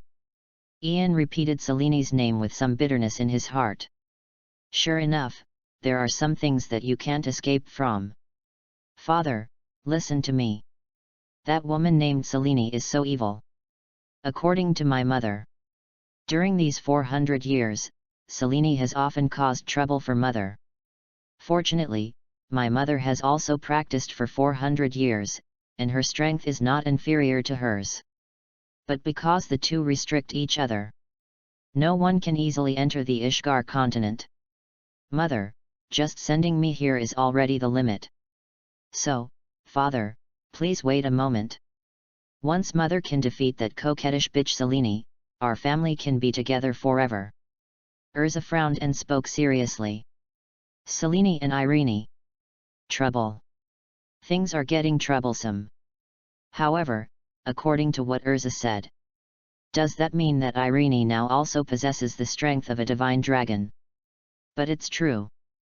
Originally, Irene did nothing but let the dragon seed in her body grow naturally, and it could reach a level that could threaten the dragon god. What's more, she trained for 400 years just to deal with someone. Irene is so powerful right now." Ian thought silently in his heart. "Also, Mother also asked me to tell you not to try to find her in the western continent. Your current strength is really too weak. As long as we leave the Ishgar continent that is protected by Master Akunologia, he will be captured by that bad woman." ERZA spoke mercilessly while looking at Ian. "I'm really sorry about my weak strength." Ian's eyes twitched slightly when he heard this. It's too miserable for his own daughter to despise his ability. "All right. So, those dragon cubs in the northern continent who have a grudge against me have long known that I am in the Ishgar continent. The reason they didn't come to retaliate against me is all thanks to Master Akunologia's constant protection of me." When Ian thought of this, his thoughts began to drift away. He couldn't help but think of the first simulation, when he had exhausted his life and magic power and entered a state of confusion. The scene where Akunologia suddenly descends from the sky and destroys all the dragons that are hostile to humans, it really gives you a sense of security. Unfortunately, after 400 years, Akunologia, who was once the savior and hero of mankind, has completely fallen into the status of a demon king. Transformed into a symbol of destruction, it wanders across the continent of Ishgar. No matter what, Acknowledge is Ian's hero. Although, once Acknowledge discovered him, there is no need for other dragons to take action. Acknowledge will be the first one to kill him, that's it. However, as ERZA said, Ian also has a thorough understanding of the world situation. First of all, Acknowledge is undoubtedly the strongest in terms of external level combat power. Next are the dragons who claim to be no weaker than Acknowledge, and the mother of dragon-slaying magic, Irene, who has been practicing for 400 years. After that, it should be the strongest magic king of mankind, August, and the black magician, Zeref. Of course, this Zeref does not take into account the immortality of the Anshan curse, otherwise it can also kill the non-magic immune Shenlong level. As for the fire dragon king Igneel who sealed himself in Natsu's body, he was probably also a Shenlong level existence, or definitely not weaker than any Shenlong. Especially Igneel's close combat, that was a powerful combat force that could threaten Acknowledge. Call. Ian thought of this and let out a long breath. Although Ian's strength has reached the king level, he still has a huge gap when facing these monsters standing at the top of the continent and the top of the planet. It seems that there is still a long way to go. 37. At this moment, Ian wanted power so urgently for the first time. This time, it's not about saving someone, but about saving himself. It's because Ian has so many enemies, and they are all top-notch fighters. Fortunately, these top combat forces are currently restraining each other and are in a relatively stable situation. This gives Ian enough time to develop and continue to work hard to improve himself. Ian believed in himself that with his talent, sooner or later he would be able to rival these monsters. At the same time, the northern continent of Kiltana. No. This is not the northern continent. Rather, it is another world completely different from Eslanden. This place is in a completely different dimension from Eslanden. But unlike Druz, who is also in a completely different dimension from Eslanden, but lacks magic power and thus embarks on the path of seizing magic power from another world. The magic power here is so abundant that it is terrifying. Even the most ordinary magician in the Fairy Tale Guild can release magic close to that of an S-class magician after coming to this world. This place is called Alentia, a world conquered by the moon dragon Selene. Yes, this is the power of the giant dragons in the northern continent, who are called God. They didn't gather together or appear in a group. Instead, they appeared alone. Then each of them possesses the terrifying power to conquer civilization and rule the world. Allah. The magic circle I set up on the outskirts of Ishgar was actually exploited by that fellow Irene, who sent a little dragon cub inside. As expected of the mother of the dragon slayer mage. A genius in the magic of attachment and separation. One of the founders of Acknowledge. I admire. In that case, I should also send my dragon cub in. Selene, who was called the moon dragon by countless people, was lying on her beauty bed at this moment, looking at the scene reflected in the crystal ball. When she saw a small scarlet ball who looked like Irene beside Ian, she suddenly became restless. Speaking of which, it's almost time. Selene raised her head, looked at the giant dragon shrouded in darkness, and said softly, Kurnuki, go to the Ishgar continent and find your father. Brothers, one more update. Please read on for my hard work. Please vote. Chapter 33 Return to the Guild and meet the charming Makarov. Under the bonfire. Everyone sang and danced and had a great time that night. It was dawn the next day. Ian and others were ready to go and arrived at the entrance of the village without waiting for the villagers to wake up. This time, Ian didn't forget everyone, including the drunk Kana. He pulled a small trailer and tied the drunk Kana, along with some local specialties given to them by the villagers, such as frozen fish and delicious drinks, all on it. Grey, Benefactor, and the Wizards of Fairy Tale. You must come back often and play more often. although most of the young people in the village had so much fun yesterday. So at this time this morning, I'm still not completely sober. They were still lying beside the warm campfire, snoring soundly with comfortable looks on their faces, immersed in their own beautiful dreams. But the 80-year-old village chief of Binghu village and some of the old people in the village had already woken up because they were old and had less sleep. When they found that Ian and others started to pack their luggage and realized that Ian and others were planning to leave the village, they followed Ian and others silently and watched them leave the village. "Village chief, please go back. We can walk the rest of the way on our own." Gray naturally noticed the care that the village chief and the elders showed him. He gritted his teeth and came to the gate of the village, but he didn't dare to look back, for fear that the reluctance to leave his hometown still lingering in his eyes would be seen by the old people in the village. After Gray, Ian, and the others had completely left the village hundreds of meters away, he turned around and waved vigorously in the direction of his own village. Gray seemed to be saying goodbye. He was saying goodbye to the village, and also seemed to be saying goodbye to himself. "No need to make it seem like we're parting forever." Ian stood beside Gray. He looked at Gray, who was silently pursing his lips, trying hard to hold back the tears that kept rolling in his eyes. He said with a caring look on his face, "Gray, come back to the village often when you have time in the future. It will be much more convenient to come to the village in the future. According to reliable information, it won't be long before the train will be connected to Binghu village. Speaking of which, before, Ice Lake village had no access to traffic because there were wyverns and bandits who called themselves Fairy Tale Guild magisters lurking nearby, which made it difficult for the workers sent by the Hartfilia family to complete their work. Now that we have solved all these problems, the development of Ice Lake village will be completely on the right track." "Okay." Gray heard this and nodded vigorously. "Father is very considerate in what he does." ERZA followed Ian and chuckled after listening to his comforting words to Gray. "Anyway, Natsu used the dragon scale scarf that Igneel gave him to wrap his face around his face." He looked at ERZA and Ian with a very sensual look, and he seemed to be thinking about something.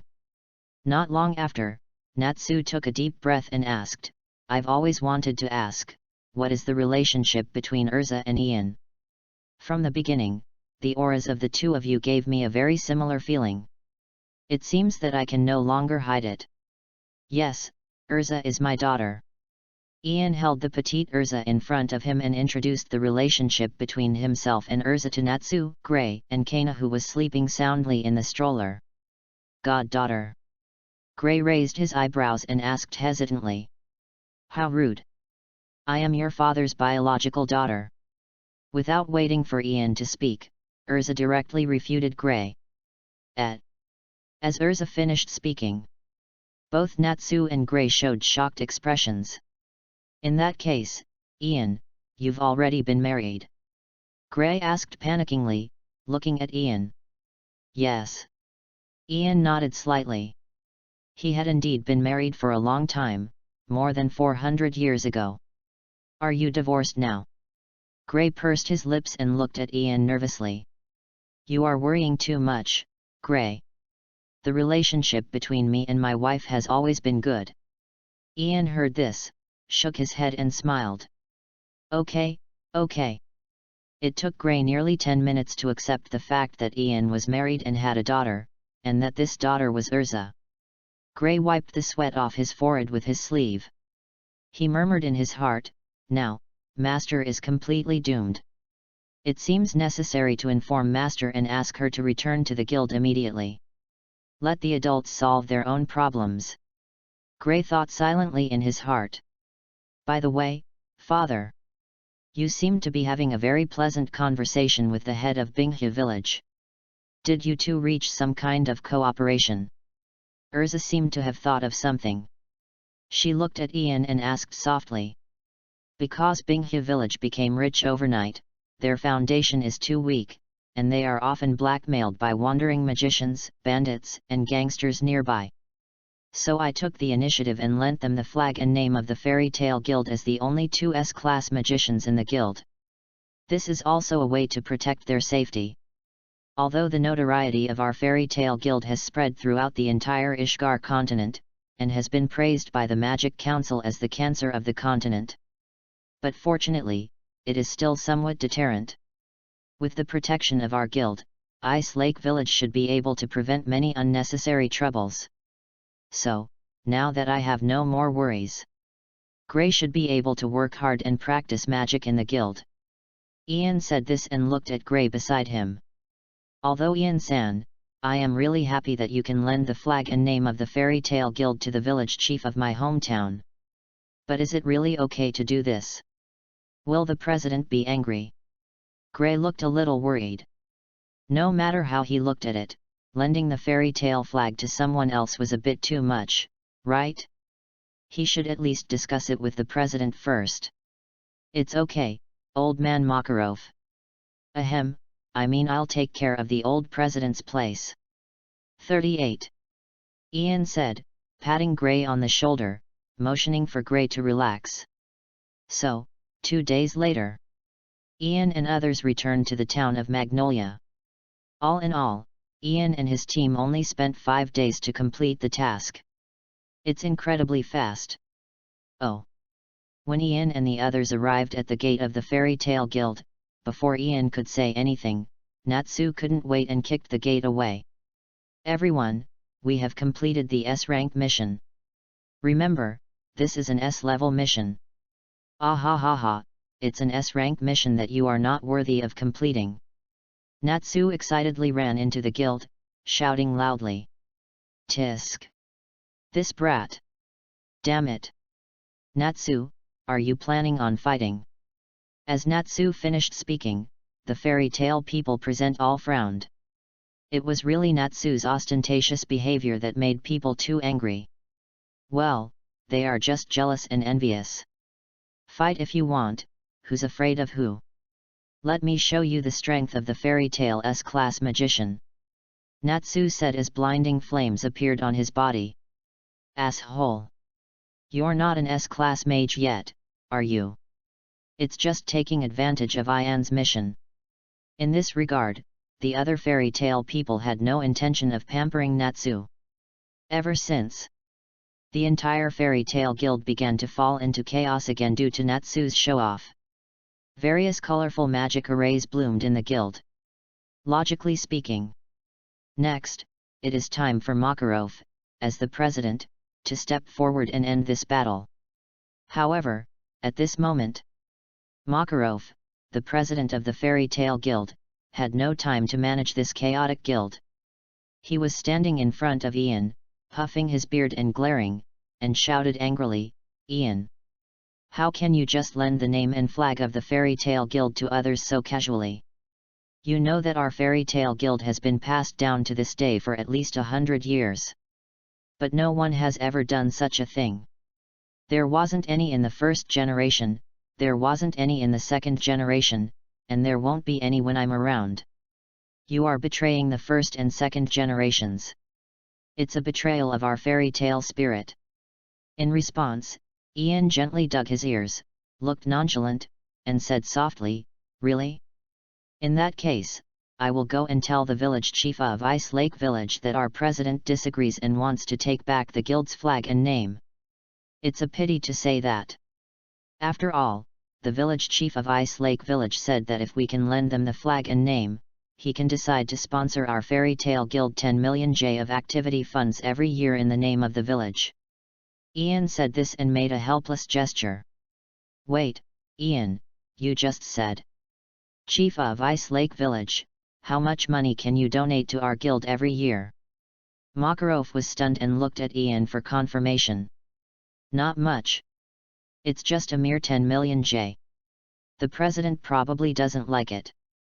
Ian shrugged his shoulders and spoke calmly. Suck. After Makarov was sure that he had heard correctly, he took a deep breath and all his anger disappeared instantly. No, you have to let me slow down first. Makarov first slowed down. Cough cough.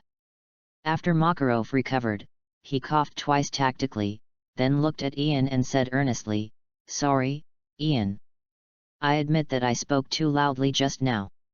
To be honest, when the second generation was still in the guild, he often taught me that as a fairy tale member, I must dare to innovate.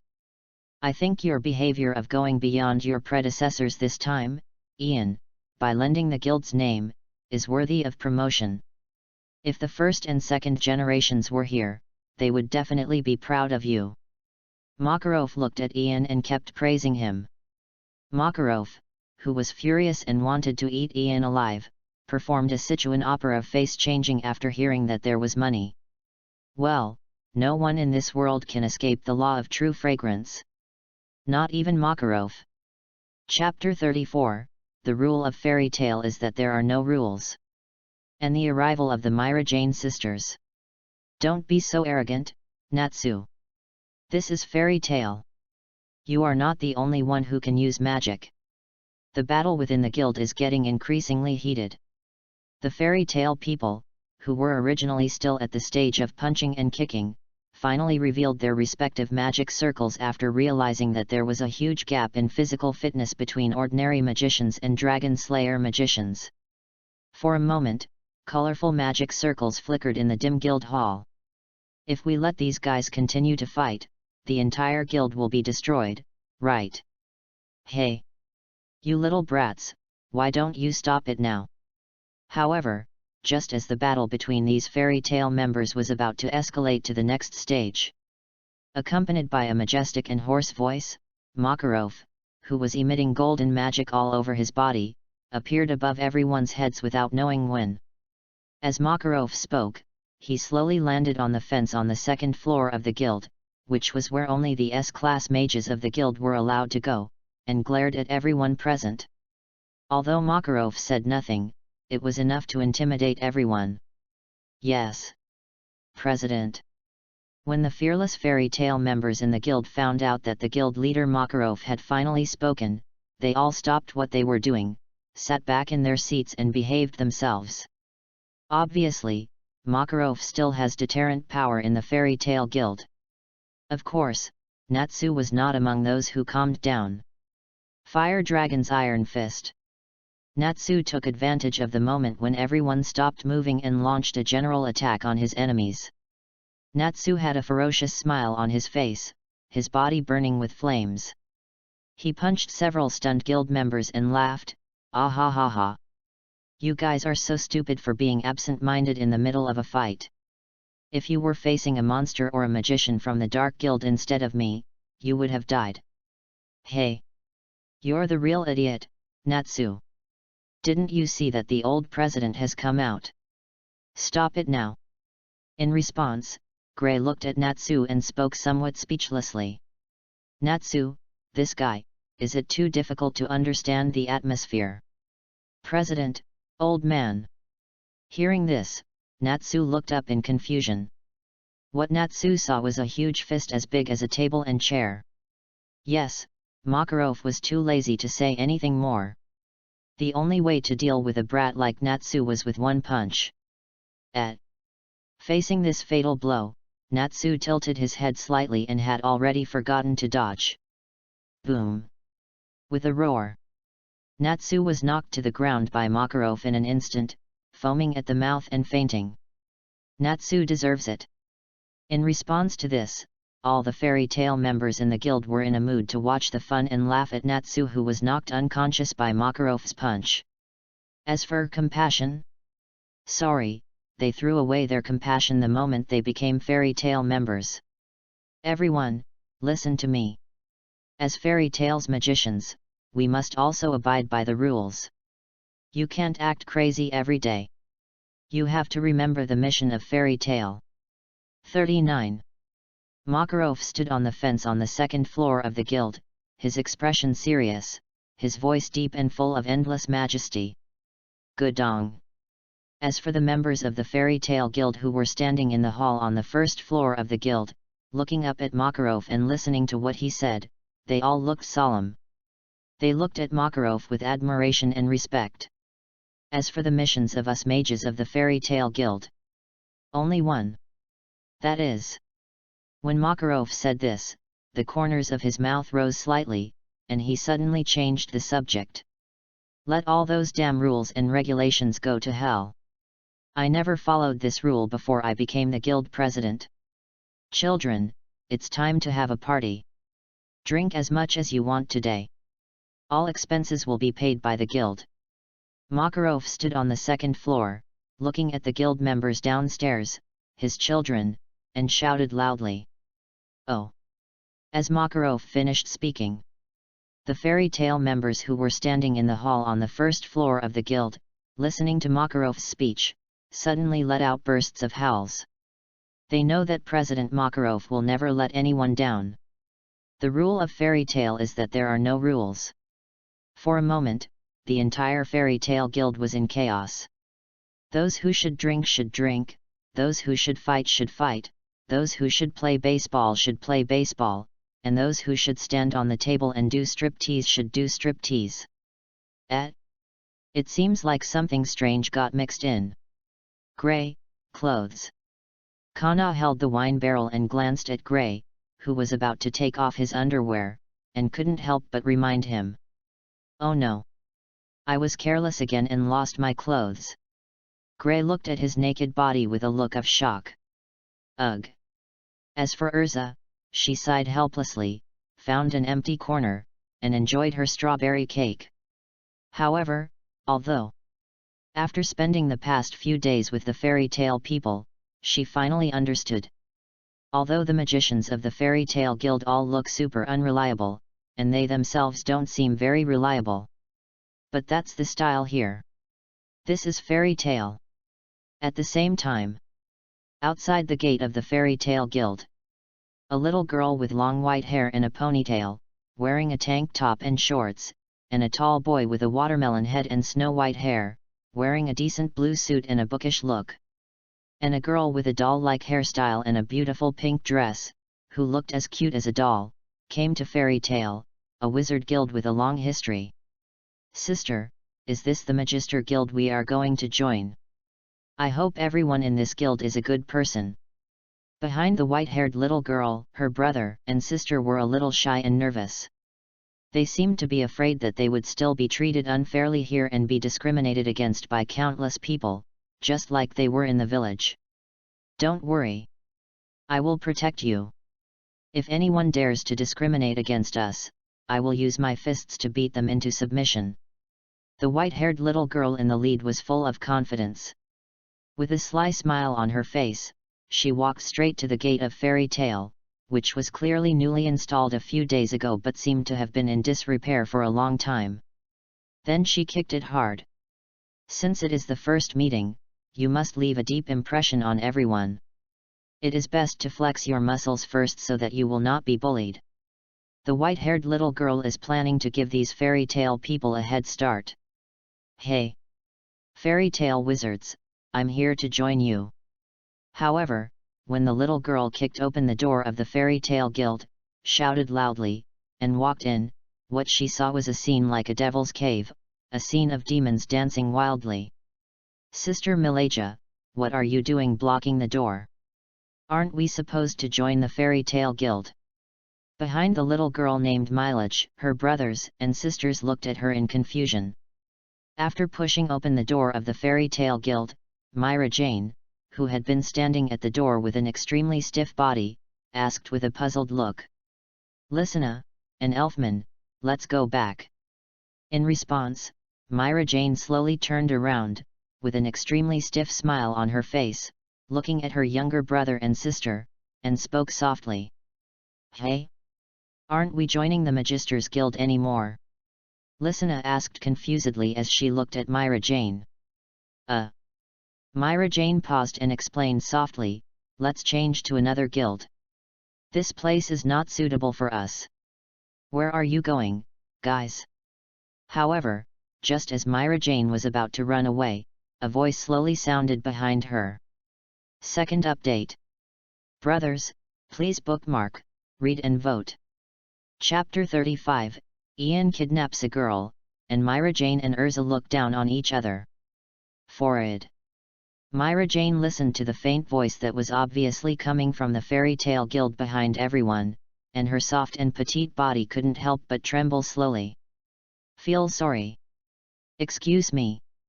Farewell." Myra Jane left without even looking back. She just took her younger brother and sister and strode forward. Her steps were so firm and she had no intention of looking back. "Everyone, now that you're here, why don't you join a guild before you leave?" However, Myra Jane only felt a flash of golden light, and a tall figure appeared in front of her, blocking the way of Myra Jane and her two siblings. Look carefully, the person who blocked the way of Myra Jane and others was holding a shining seal in his hand. There is no mistake, that is the seal of the Magician's Guild fairy tale. Anyone who is marked by this seal will feel like they are in the same category as the fairy tale people. Gudong. Myra Jane looked at the person in front of her and couldn't help swallowing her saliva. Beads of sweat appeared on her fair forehead, and there was a bit of nervousness and panic in her eyes. Well, from the way the man in front of her was standing, she could tell that this man was terribly strong. "Hello. My name is Lysina Strauss, this is my brother Elfman Strauss, and my sister Myra Jane Strauss. The reason why we are visiting your guild is because my sister, my brother, and I are all mages. We hope to join your guild and become a professional mage recognized by the Magic Council." While Myra Jane was silent, Lysina came up to the crowd, bowed slightly to the newcomers, greeted them, and explained her purpose. "Lysina, don't get too close to this guy. Can't you feel it? This uncle is very dangerous." When Myra Jane saw this, a trace of panic flashed across her face. She immediately stepped forward, blocked Lysina behind her, and criticized Lysina loudly. "But I feel like this uncle in front of me is a very nice person." In response, Lysina shook her head slightly. She had completely different thoughts in her mind from her sister Myra Jane. Hey, it's almost lost. My name is Ian, you can call me Brother Ian. I'm only 27 years old this year, far from being an uncle." Yes, the person who blocked the way of Mileage and others was Ian. Ian raised his eyebrows at this moment. He was very dissatisfied with Myra Jane and others calling him uncle. After all, he is only 27 years old this year and does not deserve the title of uncle. Of course, Ian excluded the time he spent in the simulator, otherwise he could be the ancestor of Myra Jane and others. Who made him simulate it for the first time 400 years ago? 27 years old.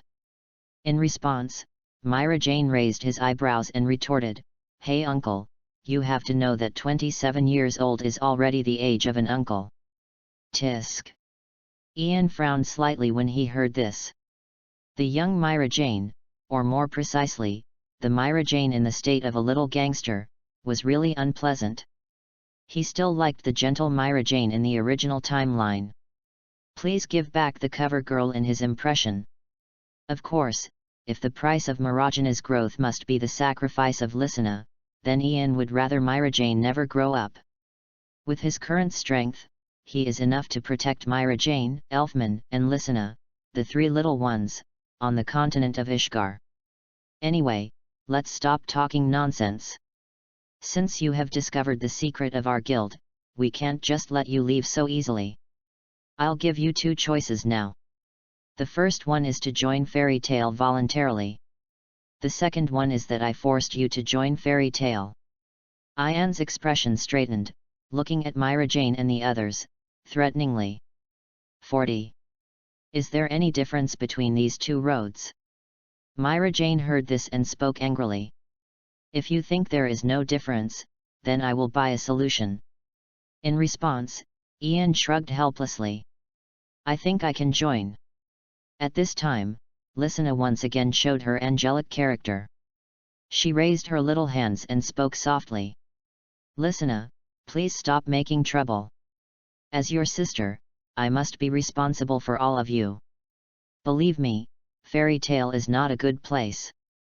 I saw it with my own eyes. Myra Jane looked helpless. She absolutely could not drag her brother and sister into the fire pit of Fairy Tale. It seems I have to use my ultimate move. Ian was helpless. It was Myra Jane who had offered the toast first, so he couldn't blame him. What are you going to do? Myra Jane looked terrified.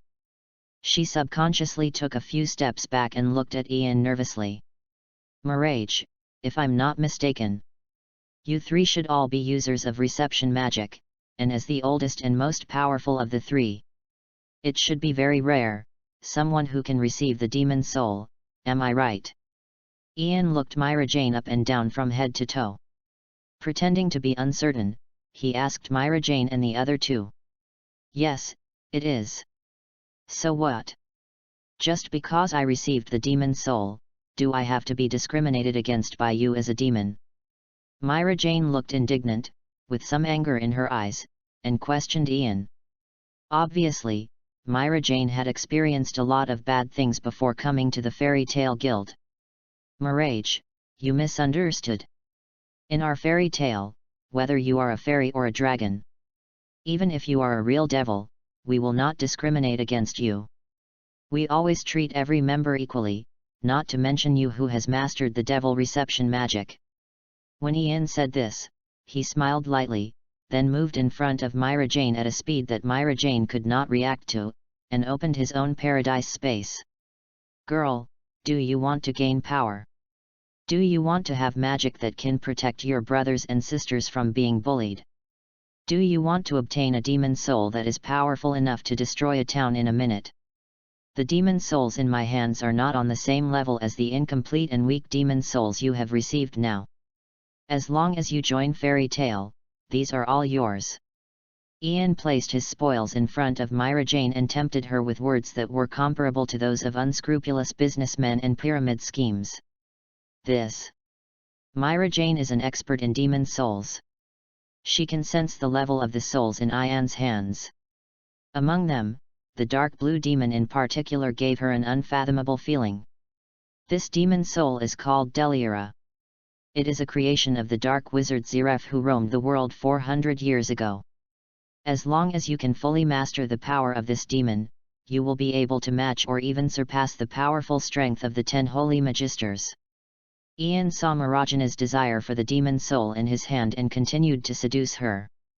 In fact, Deliara is still very powerful. If he hadn't met Uru, who was at the Holy 10 level and had mastered the elimination attribute magic. Deliara was originally supposed to be the third person in charge of Hades' Gate, second only to the figurehead and king of the underworld Maldur Gil, and the de facto number 2. When Deliara is the enemy, he's a beast. But when Deliara's power serves as a teammate, it becomes extremely reliable. Surpass the Holy 10. Myra Jane whispered softly, with a desire for power in her eyes. I agreed. In the end, Myra Jane was completely defeated by this power that was so close to her. She lowered her head and accepted her fate, choosing to join Fairy Tale. Don't worry, there is only one thing I can guarantee with my life. You will never regret joining our Fairy Tale. Ian looked at Myra Jane and the other two and spoke with a smile. I hope so. Myra Jane walked in weakly. That's it. Ian pressed the Fairy Tale Guild symbol on the backs of Myra Jane, Elfman, and Lysana's hands. Haha. Father is abducting underage girls. I want to tell Mother. Just after Ian pulled Myra Jane and the others into the Fairy Tale Guild, ERZA, who had been leaning against the gate, holding a strawberry cake in her hand and silently observing Ian and the others, said this. ERZA, wait a moment. What do you mean, I'm kidnapping underage girls? You have to make this clear.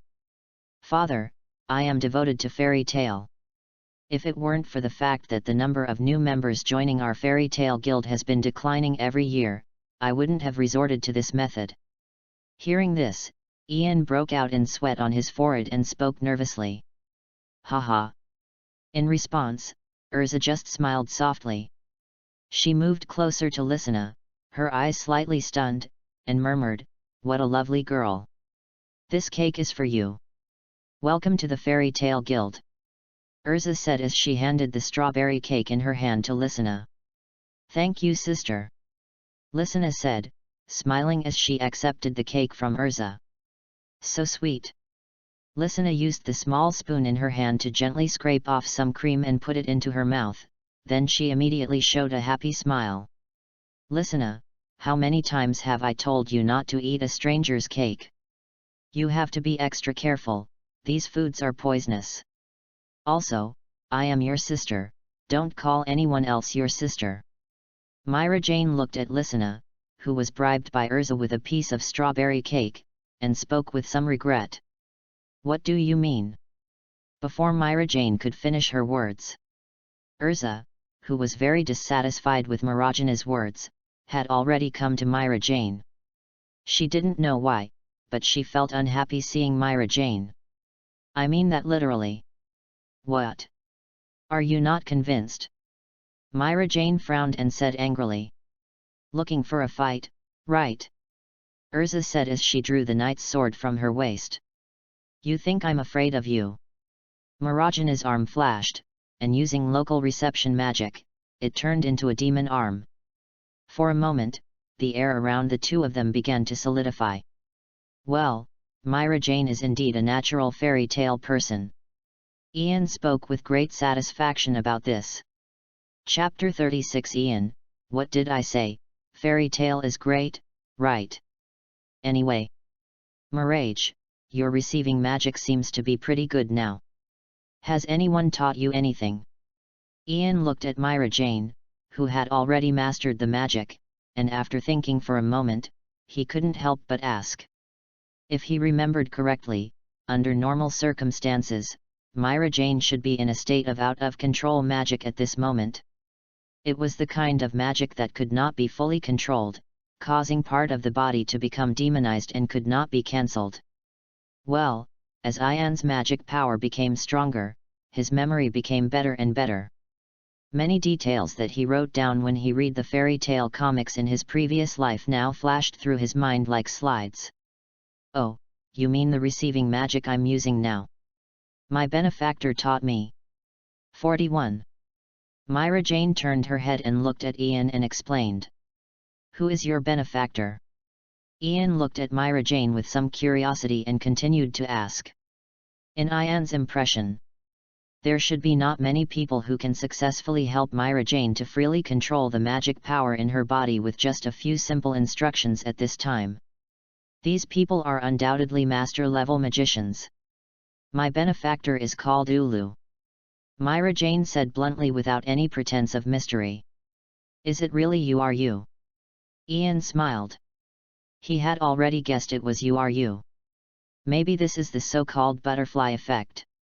As Ian uses the simulator to correct the tragedy of this world, everything in this world is undergoing amazing changes. Ian helped Ulu and Ulu successfully survived. And you, who successfully survived, will help more people in need. I also heard that. Senior you who helped us sisters. She is a member of the Mages Guild fairy tale. I want to become a cool and powerful female mage like her. That's when I made up my mind to join the same magician guild as you and become a member of the fairy tale guild. Besides, I came here because I heard that the fairy tale guild is very cozy. After all, I want to provide my younger brother and sister with a good environment to grow up in. However, after I actually came to fairy tale, I was stunned by this guild. I can't say I was disappointed. I can only say it's hard to evaluate. Myra Jane frowned as she recalled everything she saw after kicking open the door of the fairy tale guild. Having said that, Myra Jane thought for a while, then looked at Ian and couldn't help asking, Ian, now the mark of fairy tale has been branded on my body, and I definitely can't run away. So, can you answer my question directly now? So that I can be mentally prepared. Go ahead. Ian nodded slightly, looking like he knew the answer. Then I ask. By the way, is our fairy tale guild really a legitimate magician's guild? What I mean is that our guild should not be one of those low-class characters who are colluding with the Dark Mage Guild, even though they are clearly under the banner of the Light Mage Guild but actually do all kinds of disgusting things. Myra Jane looked at Ian for confirmation. Of course not. Our fairy tale guild. It has nothing to do with the evil Dark Mage Guild.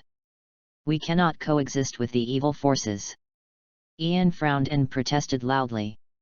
Well, their fairy tale guild really has nothing to do with those Dark Mage Guilds. At most. Zeref, the legendary black magician who is capable of all kinds of evil, is the magic teacher of the 4 founders of the Fairy Tale Guild, and is also the lover of the guild's first president, Mavis. The second-generation president, Presheto, left the Fairy Tale Guild and founded the Devil's Heart, which is known as the strongest dark magician guild in the continent of Ishgar.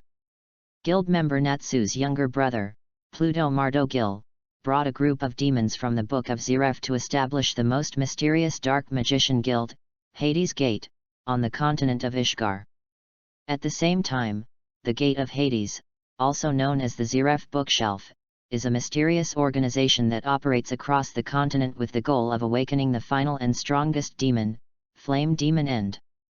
In addition, their wizard guild, Fairy Tale, is regarded by all members of the Magic Council as a threat to the continent of Ishgar, second only to the 2 major dark wizard guilds, Devil's Heart and Hades Gate, which are huge troubles. That's all. To sum up, how dark can their fairy tale be? It's so white that it's scary. Is that really the case? There was still some suspicion in Marajana's eyes. Really? Ian promised Tianfa-san. I believe it. Finally, Myra Jane sighed. Now that Fairy Tale's mark had been branded on her body, she had to believe it whether she wanted to or not. She had no choice. She is no longer clean. Cough. Anyway, let's go to the guild first. After answering Marajana's questions, Ian took Myra Jane, Elfman, and Lysina into the gate of the Fairy Tale Guild. Asshole! Don't steal my things. Drink, drink. The people in the guild were still in a mess, like a devil's cave. Guys! There's a newcomer. Ian looked at the chaotic guild in front of him and shouted loudly. What? There's a new person. When the people in the guild who were reveling heard what Ian said, they were all stunned, and then they all locked their eyes on the newcomers, Myra Jane, and others, with a little disbelief. It seems that for the fairy tale people, the arrival of new members in the Fairy Tale Guild is a very abnormal thing. Just like that, dozens of gazes were focused on Mileage and the other 2. Too many looks made Myra Jane and the others feel a little uncomfortable. It reminded them of the time when they were still in the village and were treated as monsters and looked at strangely. Oh! Finally, a new person has arrived. However, the next second, there was a sudden burst of loud cheers in the Fairy Tale Guild. Everyone present was celebrating the arrival of Myra Jane and the others. What's your name? What kind of magic did you use? How old are you? The fairy tale people, as if they had discovered something rare, gathered around Myra Jane and the others, and kept asking questions to Myra Jane. Forward. I am 13 years old. The magic used is receiving magic. The species received is the demon soul. If you are afraid, stay away from me. It was the first time for Myra Jane to be surrounded by so many people so enthusiastically, and she was still a little uncomfortable. At the same time, Myra Jane directly revealed the type of reception magic she used, trying to scare away everyone present. She thought, when these people heard that the species she received was an evil demon soul, they would definitely be scared away, right? Just like those villagers who were kind and friendly to her 1 second, but were scared away the next second, and even spoke ill of them behind their backs. What? What you received was actually the demon soul. As Myra Jane finished speaking, everyone present was stunned. Haha, are you scared? If you're scared, stay away from me. Myra Jane still spoke toughly, but there was a hint of disappointment in her eyes. As expected, even if I came to the Magister Guild, she is still an outlier who is feared and hated by others. Isn't this too cool? Unfortunately, what Myra Jane thought did not happen. When the fairy tale people heard that the species Myra Jane received was actually a demon, they all showed excitement and shouted excitedly. What? Myra Jane thought she had misheard, so she explained, "Hey! Didn't you hear clearly? The species I received are evil demons." "Hey! You guy! Don't be so complacent thinking that the species you receive with your magic are demons. I'll tell you the truth. The magic I use is the dragon-slaying magic that was used to fight dragons in ancient times. The one who taught me magic is a real dragon. I am the most special one." 42. Dragon-slaying magic is the most powerful magic. Natsu mistook Myra Jane for showing off, and he stood on the table, speaking loudly. "Nonsense, the ice-shape magic that you taught me is the most powerful magic."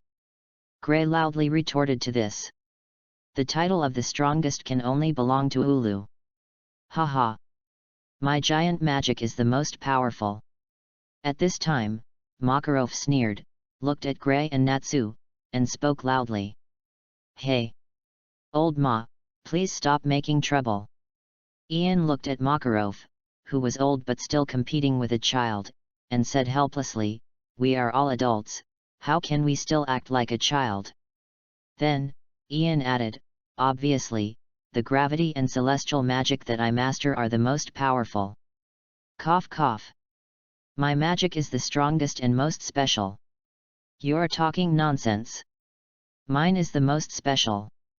"Haha, it seems that only a fight can tell whose magic is the strongest and most special. Hit me if you want. Do you think I'm afraid of you? That's ridiculous." All of a sudden, the quarrels among the people in the Fairy Tale Guild once again turned into fist fights, and were heading towards a magical war. "No. What is this all about?" Seeing this, Myra Jane couldn't help but wipe away the tears from her eyes. This guild was really too chaotic, but as Ian said, no one would discriminate against her. Because all members of the guild, like her, are outliers. What did I say? Fairy tale is awesome, right? In response, Ian smiled and preached. Chapter 37 Shock. Fairy Tale's forces have already invaded the Magic Council. Head hurts. The moment Ian opened his eyes, what came into view was a completely unfamiliar ceiling. Damn it, has my strength really declined? It was just a few bottles of water and oolong tea, and it made me fall down. It seems that training is needed.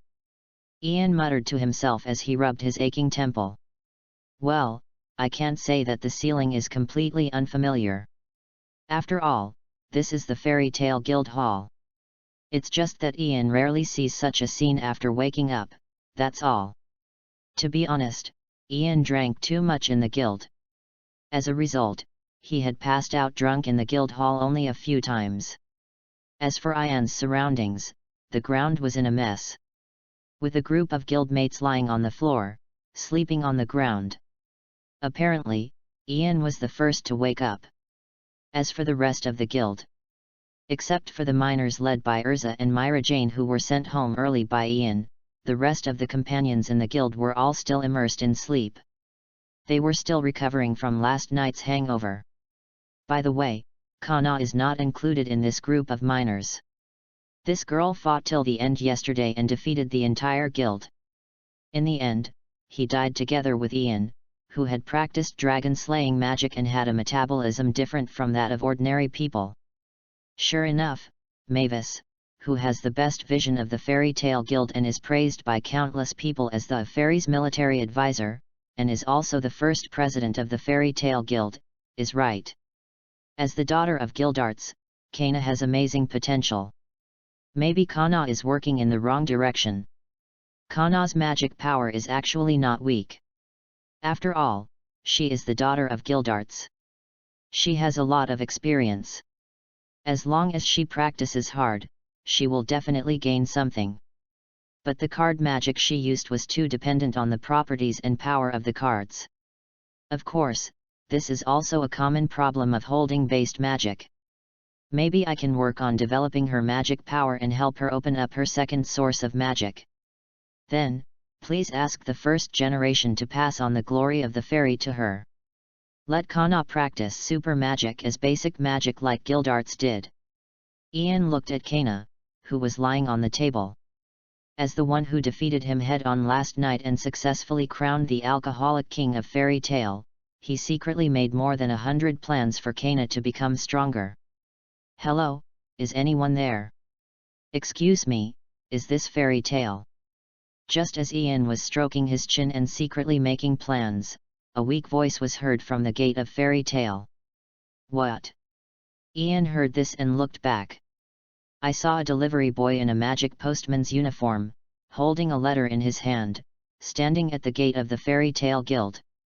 He kept wandering around, as if hesitating whether to come in. 'This is fairy tale, who are you looking for?' Hearing this, Ian came to the gate and asked the messenger boy. "Forward." The messenger boy was slightly stunned when he saw Ian suddenly appear. Then, he immediately put on a professional smile on his face and said softly, "Well, this is it, this letter is delivered to Mr. Ian. Who is Mr. Ian? What a coincidence. I'm Ian." Ian didn't seem to expect that someone would send him a letter. He scratched his messy hair, looked at the letter delivery boy in front of him, and said, "Excuse me, who sent this letter to me?" "Forward. It's a man called Silverfulp Asta." The young man replied with a smile. "I see, is this the letter from Jin?" When Ian heard this, his eyes suddenly lit up, and he took the letter from the young man while he was speaking. "Correct. Please sign your name here," the young man said as he handed Ian a pen and a book. "Okay." Ian nodded slightly. However, when he was about to use the postman's pen to write his own name, "But I found that the pen was out of ink. Sorry, it seems the last customer ran out of water. I'll fill the ink for you right away." The messenger boy looked embarrassed. He frantically searched for a spare pen and ink in his backpack. "Do not worry. I have a pen too. Please wait for me for a moment." Seeing this, Ian just smiled lightly. After he finished speaking, he went back to the guild and went to the bar to get the pen that the president usually used to write letters. "Thank you for your understanding." Upon hearing this, the messenger bowed deeply to Ian, who turned around and went to the guild to get a pen, to express his gratitude. Then, the messenger raised his head and looked into the interior of the fairy tale guild through the gap in the door that Ian had not completely closed. However, the messenger saw a scene that he would never forget. There were countless naked men in their underwear lying densely on the ground. It was so disgusting that he swore he didn't want to see it again. This is simply the legendary hell for naked men. I will definitely have nightmares in the middle of the night. The other side. Let me see, I remember it was here. Aha! Finally found it, Makarov's pen. Ian was at the guild's bar, searching. Ian tossed and turned. After a while, he finally found the pen that Makarov treasured every day. Then, Ian turned around with a smile and walked towards the gate of the guild. 43. I found the pen. However, when Ian arrived at the gate of the fairy tale guild, the messenger boy has disappeared. Is that weird? Where did he go? Ian looked at the missing courier boy and spoke in confusion. The other side. The messenger who had quickly fled from the fairy tale guild was now at the public telephone booth in Magnolia, nervously saying something. "Hello. Is this the Magic Council? I want to report it. I'm not kidding. There's the Light Magician Guild. Imparted in broad daylight. It is simply against the harmony of nature and morals, and must be severely punished." "What? You asked me the name of the Light Magister Guild. That's fairy tale, of course." The moment the delivery boy revealed the name of the fairy tale guild, the communication in the telephone booth was suddenly interrupted. "Hello. Why did you lose communication? Damn it.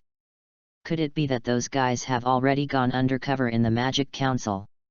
At this moment, the messenger boy felt that the sky of the magic world in the kingdom of Fiori and even in the continent of Ishgar had collapsed. Mest Glade, ah! That's not true at all. How could the magicians of the Fairy Tale Guild go undercover in the Magic Council? Impossible. Absolutely impossible. After that, in addition to the fine imposed on Makarov of the Holy Ten for ignoring the ban and acting without authorization, the Magic Council also issued a fine of 500,000 J to Fairy Tale for violating public morals.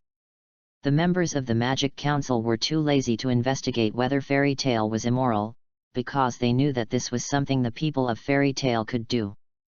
As for the Fairy Tale people, they looked at the fine in front of them and did not explain anything. They remained silent. Of course, all this is in the past. Because there is no time to grieve over the punishment from the Magic Council. Next up is the Fairy Tale Guild's annual 24-hour endurance race. First update. Please read on. Please vote. Chapter 38 ERZA, Danger. Mother, come back quickly, someone is stealing our house. Ever since. 2 days later. The day of the Fairy Tale Guild 24-hour endurance race. Ian, ERZA, Gray, Natsu, Kana, Myra Jane, Elfman, and Lysina walked out of the villa's door almost at the same time after breakfast. So. Before I knew it, there were more people eating for free. Ian looked at the 3 Myra Jane sisters and spoke with a headache. Hey, Ian, you are an adult after all, so don't be so fussy. It doesn't make any difference whether there's one more mouth or one less. Besides, how can you bear to see your fellow guild members? You're wandering the streets because you have no money to pay the rent. Myra Jane said, shrugging slightly, with an attitude of eating for free. In just 2 days, Myra Jane had been completely assimilated by the Fairy Tale people. That's why Ian said. When Myra Jane was a little girl, she was a natural Fairy Tale member. What? Mirage, what are you talking about? What do you mean by one more mouth, one less mouth? It doesn't matter. Do you know how hard it is for me to get up early and stay up late every day to prepare food for you? Upon hearing this, Ian pointed at the little gangster Mirajana's nose and said angrily. Today, Ian must teach Myra Jane that as a member of Fairy Tale, he must understand the importance of respecting the fruits of other people's labor. Ah? No. I'm thinking that it's not you, Ian, who gets up early and works late every day to prepare meals for everyone, right? Since I moved into the villa. So I have always been responsible for everyone's cooking, laundry, room cleaning, and other housework, right? Without waiting for Myra Jane to say anything, Gray ruthlessly interrupted her. In other words, although the house is yours, but the person who takes care of everyone every day is not you, Ian, but me, right? Gray looked at Ian and spoke ruthlessly. Cough cough. Gray, you have to remember who saved you back then. Who saved your parents and the villagers in the village. In response, Ian coughed twice tactically. Then he used the method of moral kidnapping taught by President Makarov himself. Brother Ian. You really are becoming more and more like the old president. I even learned this shamelessness. Gray said helplessly about this. Well, Gray has a stable personality, stays calm, can do housework, and can cook. What a perfect little kid. Of course, it would have been even more perfect if Gray hadn't been naked like a pervert when he came out of the villa with everyone just now. Cough cough. Anyway, I won't talk about what happened before. I only have one request for you right now. Whether it's violence or scheming, do whatever it takes to get the top 3 spots in this year's Fairy Tale 24-hour race. Leave the 1.4 million in our dormitory. Ian declared loudly after another tactical cough. Oh. As Ian finished speaking, all the children present shouted in unison. I will definitely not let my father down. ERZA said so. It's burning. Knock them all away. Natsu was extremely excited, with flames wrapped around his body. I won't lose. Gray sneered, and a chill broke out in his body. Come on you guys. Kana held a wine glass in her hand and cheered for everyone. Well, Kana is self-aware and knows that it is difficult for her to win first place in such a competition. Don't worry. If it's a fight, I've never lost. Myra Jane was full of confidence, and her demon soul finally found its place of use. Haha, never lost. How dare you say that? Don't hold me back, that's good enough. You annoying exhibitionist. ERZA came to Myra Jane at this time. She held her chin high, like a queen high above everyone else. She looked down on Myra Jane with contempt and said in a cold voice. What? How dare you say that, armored woman? Do you think you are invincible just by hiding in a hard armor? 44. Do you have the guts to take off your armor and fight me? Upon hearing this, Myra Jane looked ruffian. She approached ERZA and spoke with disdain. You guy!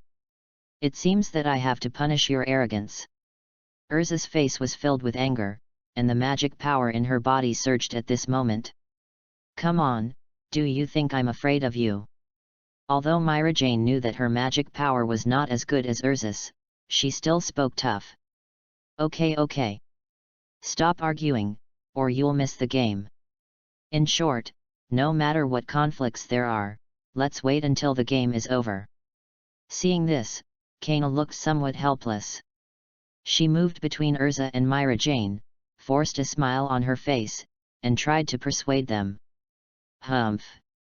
Upon hearing this, Myra Jane and ERZA snorted and said no more. The two of them gave Kana face to compete. Gray, I will not lose to you. On the other hand, Natsu and Gray also had a conflict. Haha, same to you. No matter who I lose to, I won't lose to you. Gray sneered, his eyes hinting at competition with Natsu. Perhaps it's because Gray is an ice attribute mage and Natsu is a fire attribute mage, they have an innate sense of competition with opposite attributes. Ugh! As for Ian, who was in charge of leading the team, he first looked at Natsu and Gray, then at ERZA and Myra Jane. Finally he sighed helplessly.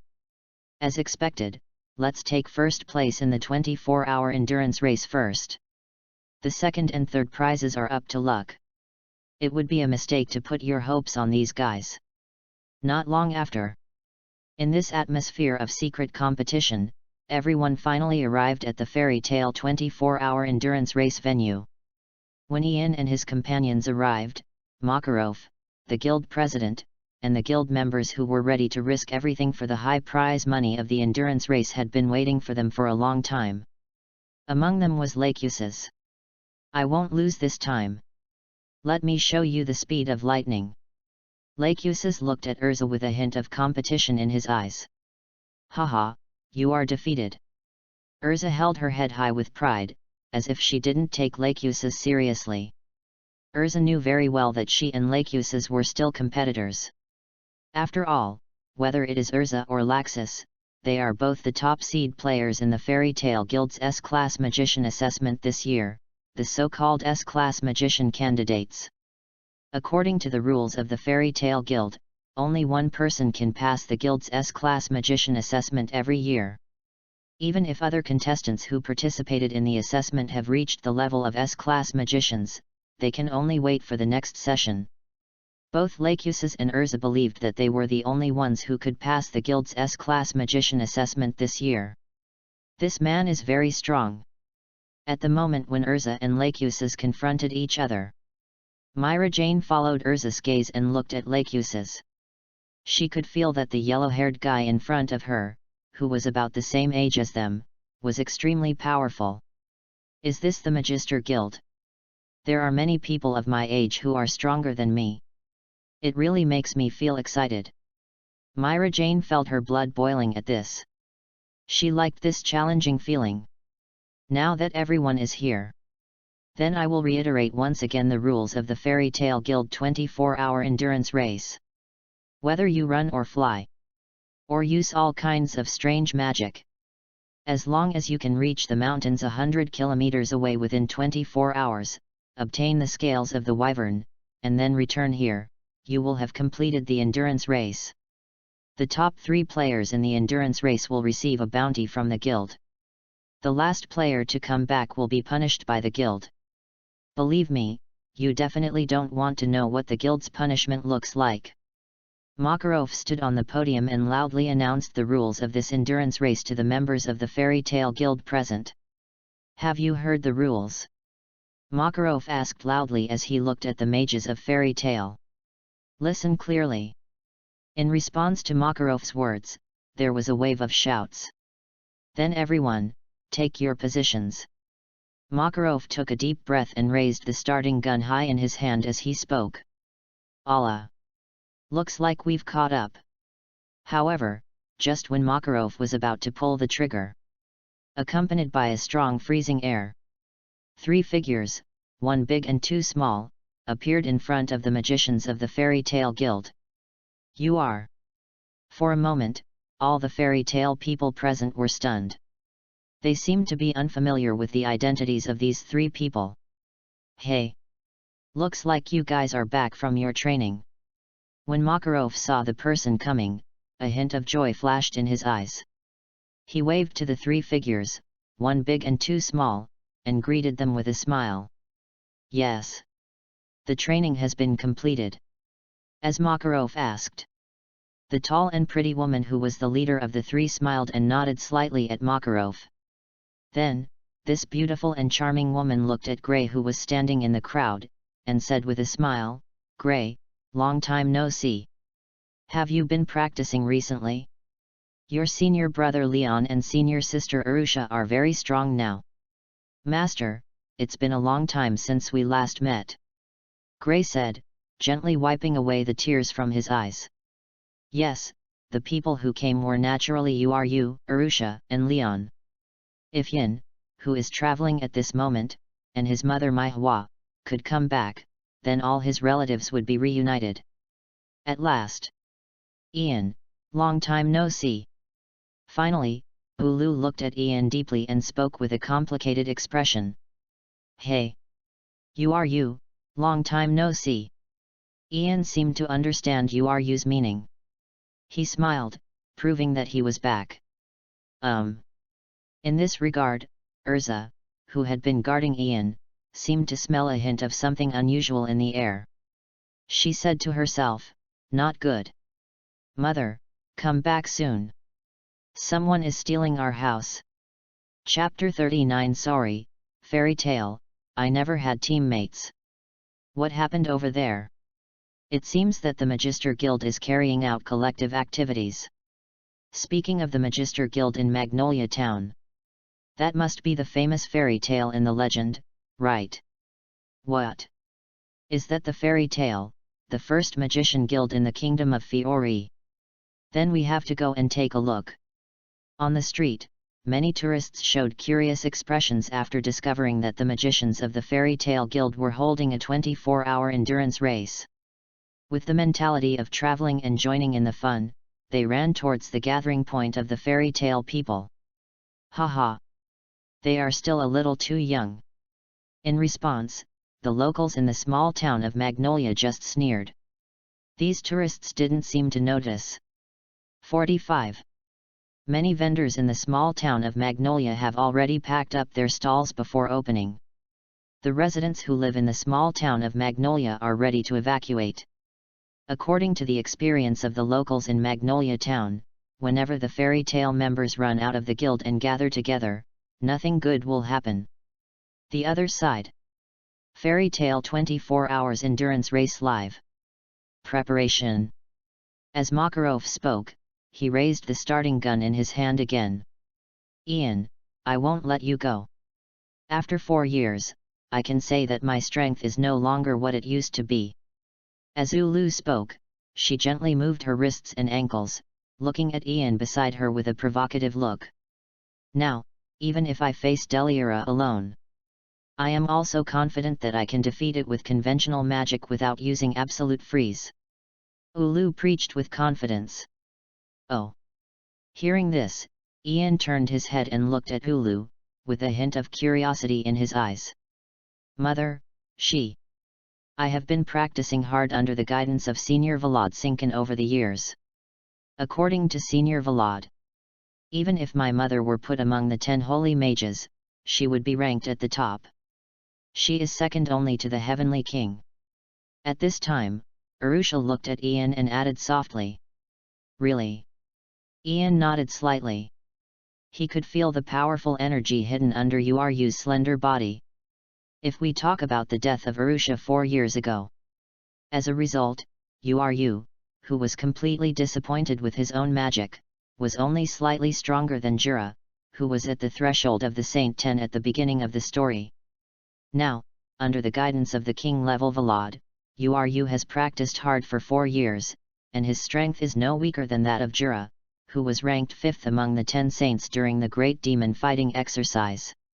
In other words, Ulu is now at the watershed between non-human and human. Following this progress, 6 years later, that's when the story begins. Perhaps, Uru could even reach the level of King of Heaven and become a true, inhuman monster. Uru is indeed a genius in the magic world. Ian couldn't help but sigh. After all, Uru was the one who could make Gildarts, who loved adventure and was used to traveling alone, actively invite him to form a team. His talent and strength are both top-notch in the continent.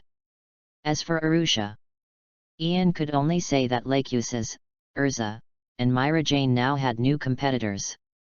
The uncertainty of this year's S-Class Magician assessment seemed to have increased. Start. That is, while Ian was chatting with Uru and others, Makarov fired the starting gun. Oh! Following the sound of a gunshot, all the fairy tale members present rushed out. First one, it's mine. The eyes of every fairy tale member who participated in the competition were filled with desire for the first place in the endurance race and the 1 million J prize. Ice-shaped floor. Unfortunately, before they could get very far, as Gray performed the ice-shape magic, a thick layer of ice appeared under everyone's feet. What? Damn it, you despicable guy! How dare you use such a despicable trick? All of a sudden, the fairy tale members who rushed out early slipped and fell in all directions because they exerted too much force. Fool! At times like this, any magic will do, as long as we can win.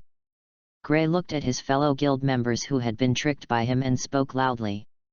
As he spoke, Gray used modeling magic to create a pair of skates for himself, specifically for skating, and whispered, "This way, we should be able to gain an absolute advantage in the early stages." Hey! Gray! Don't think that you are the only one who can use ice-shaping magic. However, just as Gray was about to set off, a bone-chilling chill was quietly released behind him. Shit! Cold sweat broke out on Gray's forehead. It was too late for him to escape now. Ice shape, ice snake. Accompanied by a blue magic circle, 2 creatures made of ice instantly wrapped up Gray and froze him in place. "I'm sorry, Gray." The person who spoke was naturally Gray's senior brother Leon. At this moment, he was wearing skates made by modeling magic, and his expression was as calm as that of an old artist. He walked slowly and leisurely past Gray, who was frozen in place by him. "Gray, you're still a long way off," Leon said as he stopped beside Gray. He gently patted Gray's bare shoulder as he trapped him in place. "Damn it! Natsu, save me!" Gray's hands were trapped, and he couldn't use the modeling magic for a while. Gray's understanding of modeling magic and the quality of his magic power are far from reaching the level where he can use magic easily with his own thoughts without using his hands. Now that his hands are frozen, Gray can only place his hopes on his teammates. "Are there any other teammates?"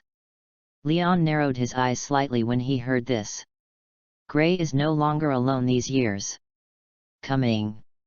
Natsu, who was not far away, immediately became active after hearing Gray's cry for help.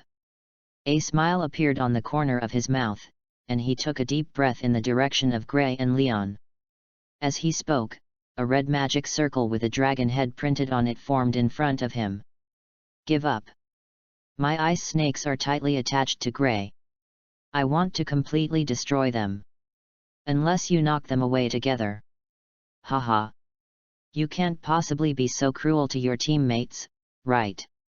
Besides, this is when our companions are unable to resist or defend themselves. Leon spoke confidently while looking at Natsu. Is this such a good thing? Natsu looked very happy at this moment. Idiot! Defend yourself quickly. We'll be beaten together. Gray looked extremely panicked when he saw this. He looked at Leon and reminded him loudly. What? At this moment, Leon was still confused. Although Leon also joined the Fairy Tale Guild with URU and others. But he had been training outside with URU for these years, and had not yet completely integrated into the group of fairy tale people. He did not know much about the style of fairy tale. The roar of the fire dragon. The next second, a pillar of fire several dozen meters long was released from Natsu's mouth. What? By the time Leon reacted and tried to cast defensive magic, it was already too late. The huge column of fire knocked Gray and Leon, who were in a straight line, away together. Kill off 2 of your competitors. After doing all this, Natsu wiped the sweat from his forehead and spoke with satisfaction. Teammate? Or companion? Sorry, fairy tale people never have this concept, they only have competitors. First update, please read and vote. 46. Chapter 40 24-hour endurance race? A demon-ridden fairy tale battle. Those 2 idiots. After seeing her 2 fellow apprentices die together in a competition for the upper hand, Arusha stretched out her hands weakly to cover her cheeks. It was so embarrassing. It seems that now she is the only one who can defend her mother's honor. Arusha thought so, her eyes slightly brightened, and she also made a pose for the shape magic, ice shape, rose garden. For a moment, the beautiful ice rose bloomed in this hot summer. The refreshing atmosphere made countless spectators and contestants around them all look refreshed. Ah! So comfortable. Boom! Unfortunately, Natsu, who was locked by the ice rose, was not so lucky. Natsu was directly knocked away by Altair's ice rose. Next. As Arusha spoke, he was about to move forward. Zitsizi. Unfortunately, before Arusha could leave, a sharp thunder suddenly rang in her ears, and countless lightning flashes passed through Arusha's body. The numb feeling made Arusha's body tremble slightly, and she fell to the ground in an instant. Excuse me. Lachesis used lightning to paralyze Arusha on the spot, then he put his hands in his pockets and walked past Arusha. You bastard! I remember you. Arusha stared at Lachesis' back fiercely and said through gritted teeth. There are many people who remember me, and you are not the only one. Lachesis was full of confidence. He never took Arusha, Myra Jane, ERZA, and others seriously. He thought that his opponents were always Gildarts and Ian. Oh, now there is one more URU. You. Unfortunately, before Lachesis could finish pretending, waves of dizziness immediately overwhelmed his senses. He fell to his knees and began to retch. Lachesis, you are careless. ERZA used the anti-dragon slayer magic to knock Lachesis down, and sneered. Take over. Delira's right arm. Where ERZA wasn't paying attention, Myra Jane silently used receiving magic. Well, Ian has already handed over the soul of Delira and the soul of the Black Monk to Myra Jane. With these 2 demon souls, Mirajana's combat power can be said to have been directly improved to a higher level. However, with Mirajana's current magical power, she is unable to fully receive and control Delira's soul. She can only use partial receiving magic and borrow some of Delira's power to fight. However, even so, its power cannot be underestimated. Oh! Myra Jane received Delira's arm. Looking at ERZA in front of him, he showed a malicious look. Then, she exerted force suddenly and punched ERZA on the butt, knocking ERZA away. Puff! ERZA was careless and fell forward several times. Hey, yet. ERZA, I'm so sorry. I really didn't mean to attack you. I just haven't fully mastered Delira's power yet. You know. It's still very troublesome to tame an evil demon soul like Delira. Myra Jane looked at ERZA, who fell to the ground and laughed secretly with her hands covering her mouth. Call out. Before Myra Jane could finish her words, a flying sword flashing with bright silver cold light came towards her from a distance at lightning speed and cut off her ponytail with one sword. ERZA! Look what you have done! Myra Jane looked at her chopped off hair and her whole face turned red. I'm sorry, you know. The sword just now was the famous magic sword Durandal. I haven't been able to fully control it yet, and I accidentally dropped it. ERZA stood up from the ground, gently brushed off the dust on her body, and spoke in a cold voice, enunciating each word. Who are you trying to fool? You just want to fight, right? Myra Jane clutched her broken hair tightly in her hand and yelled at ERZA. You also know that I'm talking nonsense. I haven't taken revenge on the man who just punched me away. ERZA heard this and loudly retorted. You guy! For a moment, Myra Jane and ERZA confronted each other. Phew! Good opportunity. At this moment, Arusha recovered from her paralysis and ran quickly forward, intending to take advantage of the opportunity to move forward. How can I let you go? Lachesis covered his mouth, suppressed the dizziness, and once again released magic at Arusha. Boom! The terrifying thunder split the entire sky. How could the same trick work on me? Arusha said, releasing the ice form to block Lachesis' attack. I'm giving you this in return. But this is not over yet. The rose garden released by Arusha continued to spread forward, trapping Lachesis in place. That way, no one will bother me. Arusha said this and turned around. Boom! However, the moment Arusha turned around, Lachesis, who was trapped in place by the ice rose, suddenly burst out with a powerful magic power, shattering all the ice on his body. I've recovered, Lachesis said, wiping the saliva from the corner of his mouth. Well, because of Myra Jane, ERZA was distracted and accidentally lifted the stun magic she had previously cast around Lachesis. Hateful! Arusha cursed inwardly, but instead of continuing forward, she turned around and faced the threat posed by Lachesis wholeheartedly. Who cast the ice-shaping magic just now? In the distance, Natsu, who could have taken the opportunity to move forward, walked back angrily, with flames wrapped around his body, and roared angrily. Listen, an elfman, come and help me deal with this crazy woman. Myra Jane was defeated by ERZA and immediately asked for help from her brother and sister. Sister, we are no match for Sister ERZA. Sister ERZA is so powerful. What? Then, Elfman and Lysina, who received the beast souls and animal souls, were knocked away by ERZA. Take my punch, the iron fist of the fire dragon. Natsu began to attack indiscriminately, punching anyone he saw. Ice shape, rose garden. Arusha crossed her arms and used the secret technique her mother taught her. Thunder Dragon Sky Halberd. Lachesis faced the powerful Arusha.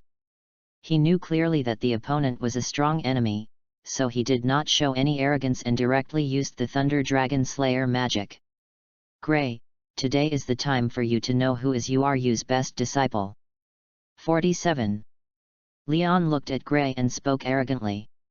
You're right, Leon, I'm URU's best disciple. Gray raised his thumb, pointed at himself, and said confidently. Ice shape. So, the two of them performed ice-shaping magic gestures almost at the same time. Ice Dragon. Holy Sword. The next second, the Ice Dragon and the Holy Sword collided with each other, bursting out endless freezing air. Let's take a good guess. At this time, the tourists who heard the news came over one after another. The tourists looked at the scene of demons dancing, countless magic flying, and colorful magic circles shining in front of them. They looked at Makarov, who seemed to have looked directly into the eyes of Medusa in mythology and stood there as if he was completely petrified, and asked, You must be holding a fighting meeting, right? It's a 24-hour endurance race. In response, Makarov spoke weakly. The tourists were shocked when they heard this. What does this have to do with the 24-hour endurance race? Or is there any difference between the Fairy Tale Guild's endurance run and the endurance run they have in mind? Second update, please read and vote. Chapter 41 Ian, Ulu, don't move, I'm a serious man. Ian, today is the Fairy Tale Guild's annual. This is a very rare fighting competition. We can't let the young people steal all the limelight. Now, it's our turn to take action, right? Ulu said, looking at Ian beside him. No. Ms. You seem to have made a mistake. What we held today was clearly a 24-hour endurance race. By the way, fighting tournaments and the like are not uncommon in Fairy Tale. After all, we fight every day. Ian turned his head to look at Ulu and couldn't help but complain. After all, in the Magician Guild Fairy Tale, to which they belonged, there was a shortage of all kinds of talents, except for those who loved fighting. According to the council, the Fairy Tale group is either fighting or on their way to fight. It is better for them to disband quickly. This will be a contribution to the kingdom of Fiori and the continent of Ishgar. Ah! Isn't this a fighting tournament? Ulu scratched his hair in confusion. Because you and the others missed the time when Makarov explained the rules. So, when she saw the chaotic scene in front of her, she thought that what Makarov had called was a fighting meeting. The Fairy Tale Guild 24-hour endurance race means the members of the Fairy Tale Guild will do their best to beat up others within 24 hours to see who can still stand and talk after 24 hours. That person will be the winner. At least that's how you understood it. This. Ian was too tired to complain at this moment. So, the slightly naive Ms. Ulu. Did she get today's event wrong from the beginning? But then again, isn't the 24-hour endurance race as understood by Miss Ulu too dangerous? Beat up your companions for 24 hours? Whoever knocks down the most companions within 24 hours will be the winner. Is their Fairy Tale a Dark Magician Guild? Even the Dark Magician Guild is not so brutal, right? Even Maldo Gil and the second-generation President Presheto, after hearing Uru's understanding of the rules of the Fairy Tale Guild's 24-hour endurance race, would smile and pat Makarov on the shoulder and say seriously, "Oh, Xiao Ma, you are the real dark wizard, you are the real devil. Compared to Fairy Tale, our Dark Guild is still too white. At least we won't attack our companions for no reason. In short, stop talking nonsense." As Ulu said this, he took off his shirt and threw it aside. Wow! For a moment, the crowd who were watching on the sidelines exclaimed in surprise. They widened their eyes and admired the beauty before them. No, Uru, if you want to fight, then fight. If you want to participate in endurance races, you should participate in endurance races. What are you taking off your clothes for? Ian watched Ulu start to take off his clothes after a disagreement. As a gentleman with quality and morals, Ian subconsciously reached out and covered his eyes. It's just that the gap between his fingers is a little too big to block his entire line of sight. So much so that Ian was forced to look at Uru not far away with the corner of his eyes, with a bit of criticism. What a wonderful butt. Cough cough. Ian commented after admiring it. Ian, stop talking nonsense. I'll let you see how much stronger I have become in the past 4 years. After taking off the clothes that prevented her from using magic, Uru left only her slightly cool underwear, and while talking, he posed for ice modeling magic. At this moment, the terrifying magic power gathered towards Uru. The powerful freezing air seemed to freeze all the small droplets in the air into ice at this moment. Come to think of it, don't you think the weather has suddenly become very cold? It's more than just cold. I'm freezing to death. The people only felt that the weather suddenly changed from a hot summer to a cold winter. They were all cold and shivering. In that case, I should be more serious. Ian said, his eyes darkened slightly. The magic power in the body surged like waves, roaring out. Boom! For a moment, the ground beneath Ian's feet was shattered by the enormous magic power in his body, breaking into spider-web-like patterns. Then, with him as the center, the entire area within 100 meters was in a state of weightlessness at that moment. This state of weightlessness only lasted for a moment. Therefore, those spectators who were watching the endurance race only felt their bodies lighten, and then it was over. What happened just now? This is how the sermon is preached to the crowds with more acute senses. Never mind what just happened. The beautiful lady in cool clothes and the handsome guy in windbreakers seem to be fighting. For some reason, I always feel that these two should be masters. Hopefully they can give us a good fight. However, compared to the people with keen senses, there were more people who just wanted to watch the fun. They looked at Ulu and Ian, who were in a subtle confrontation, and spoke with a smile without any care. Forward. Of course, compared to these, the masses clearly haven't realized the magnitude of the situation yet. Makarov, the current president of the Fairy Tale Guild and one of the 10 Holy Magisters, doesn't have it easy. Makarov was seen with fine beads of cold sweat on his forehead. He looked at Uru and Ian not far away with an extremely nervous expression. He murmured in his heart, "Damn, this huge sense of oppression. And this magic power that is faintly above me. It's like a duel between two real holy 10 magisters. If it was me when I was young, it would be fine. Now, do I really have the strength to stop Uru and Ian, who are fighting with real fire?" Makarov is extremely worried. Speaking of which, when Makarov was young, he also went a long way in his own magic path, reaching the top of the Holy 10 at the time, becoming a monster second only to the king level. However, after Presheto transferred the burden of the guild to Makarov, Makarov shifted all his energy from exploring the unknown path of magic to caring for the children of the guild. This also means that although Makarov's magic power is still strong, he is genuine, at the level of the 10 Holy Magisters. But as I get older, my body is no longer as good as it used to be when I was young. After all, Makarov failed to truly step into the realm of inhuman and become a true monster. 48. Perhaps, it is precisely because Makarov has always been a human that he can surpass the first generation, who is like a dream, like a real fairy, and the second generation who fell into the abyss of magic and moved towards the devil, in the inhuman realm, and built the Mage Guild fairy tale into the best guild in history. And now, it is time to give back to Makarov, the man who gave everything for the Fairy Tale Guild, even gambled his own magic, and exchanged the best magician guild in the world for the price of not stepping into the inhuman realm. He is the most gentle hero in the hearts of every magician in fairy tale. The secret of ice shape magic, infinite rose world. Super gravity magic, death gravity spin break. Buzz.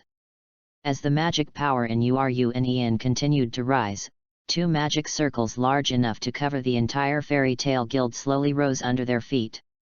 Next second, the 2 profound magics collided with each other. The ultimate magic of the Saint 10 level can be said to be at the super magic level. Boom! For a moment, everyone nearby, with the 2 of them at the center, was blown up into the sky. No joke. The entire town of Magnolia shook 3 times at this moment. This wave is coming for us. Those tourists who had heard about the fight between magicians and had specially gathered near Uru and Ian to watch the show were all dumbfounded at this moment. They were stunned for a moment, and by the time they reacted, they were already in the sky. Fortunately, the people in the fairy tale world have strong physical fitness, and Ian and Uru deliberately controlled the magic power they released, so these brave tourists were not directly killed by the aftermath of the collision of their ultimate magic. Boom! Seeing this, Makarov did not dare to delay any further. The audience was blown away by his front feet, and he immediately used his signature giant magic, transformed into a giant of several hundred meters in size, which could crush the colossal titan to death with 1 foot. In Attack on Titan, he used the soft muscles on his arms as a buffer zone to save the audience who were in the sky and were about to free fall and were about to fall to death. Giant. Mom, this is the first time I've seen a giant from a fairy tale. I always feel that this trip is worth it. The town of Magnolia. From today on, it will be a tourist destination in my mind. At this moment, these tourists thought that being blown into the sky by the air wave and being caught by this giant whose size was so huge that he could destroy a town with one punch was all part of the performance. On the other side, the battle continues. Not bad. With your current strength, you are you.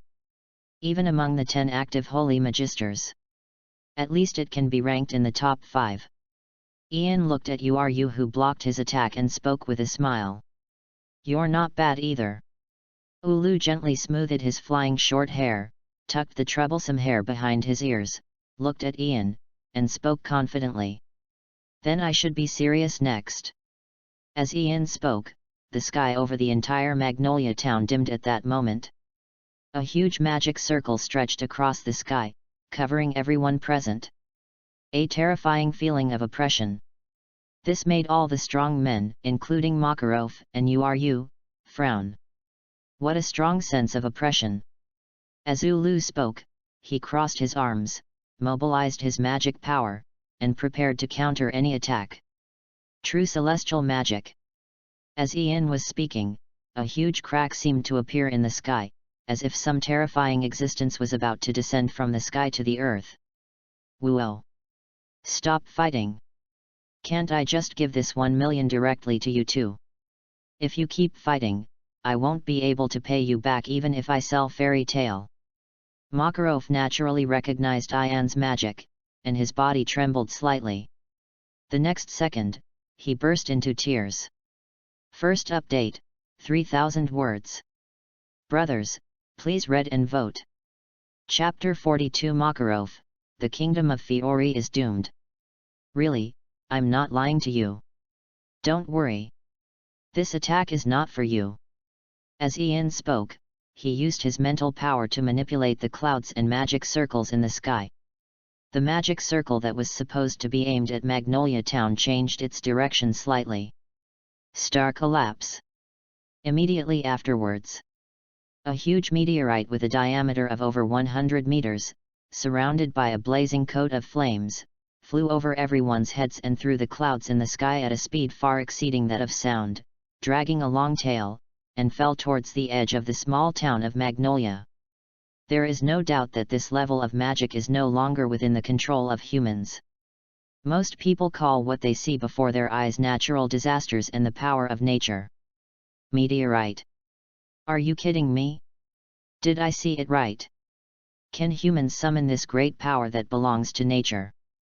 The tourists standing on Makarov's shoulders were all terrified at this moment. In particular, unlike the townspeople on the ground, they were now hundreds of meters high in the sky. When the meteorite passed over their heads, they could feel the impact force and scorching energy brought by the meteorite at close range. It was at this moment that they gradually realized that perhaps this was not just a show. If you get hit by something like that, you can really die. Hey! I say! Ian, did the meteorite you summoned go in the wrong direction? Seeing this, Ulu raised his eyebrows. To be honest, she originally planned to freeze the meteorite in the sky along with Ian's magic circle, but now it seems that there is no chance. Of course it didn't miss. I've already told you, this meteorite is not for you. It was given to someone else in fairy tale. Ian looked at Uru and explained seriously. Someone else? In our fairy tale guild, besides Uru, is there anyone else who can block the true celestial magic star collapse that you just performed, Ian? Upon hearing this, Makarov looked as if he was thinking hard. President, you have to have some confidence in your guild. We are the most powerful magician guild in the Ishgar continent. As the face of the most powerful guild, how could there be only Uru and I? Besides, President, have you forgotten? Is our fairy tale guild truly the strongest? Ian looked at Makarov, who was getting older and obviously forgetful, and couldn't help but remind him. Who is the real strongest guild of fairy tale?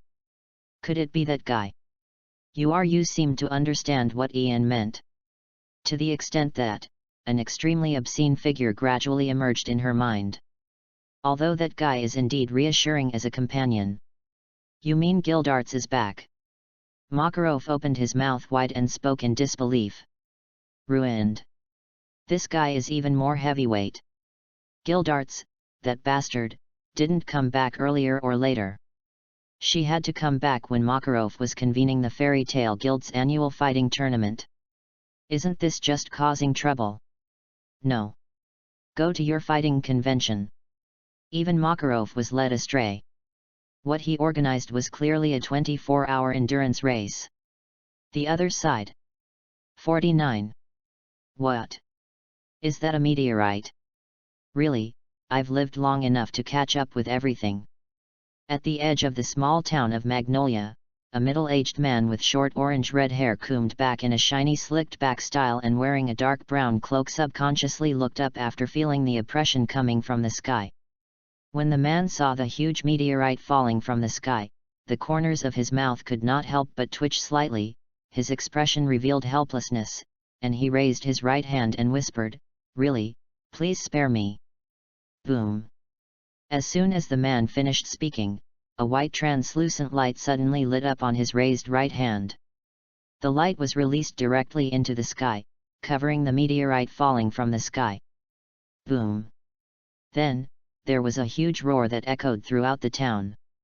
The meteorite that had been coming with such force just now, with a diameter of hundreds of meters, enough to turn the entire town into ashes in an instant, immediately turned into countless fragments that were difficult to see with the naked eye.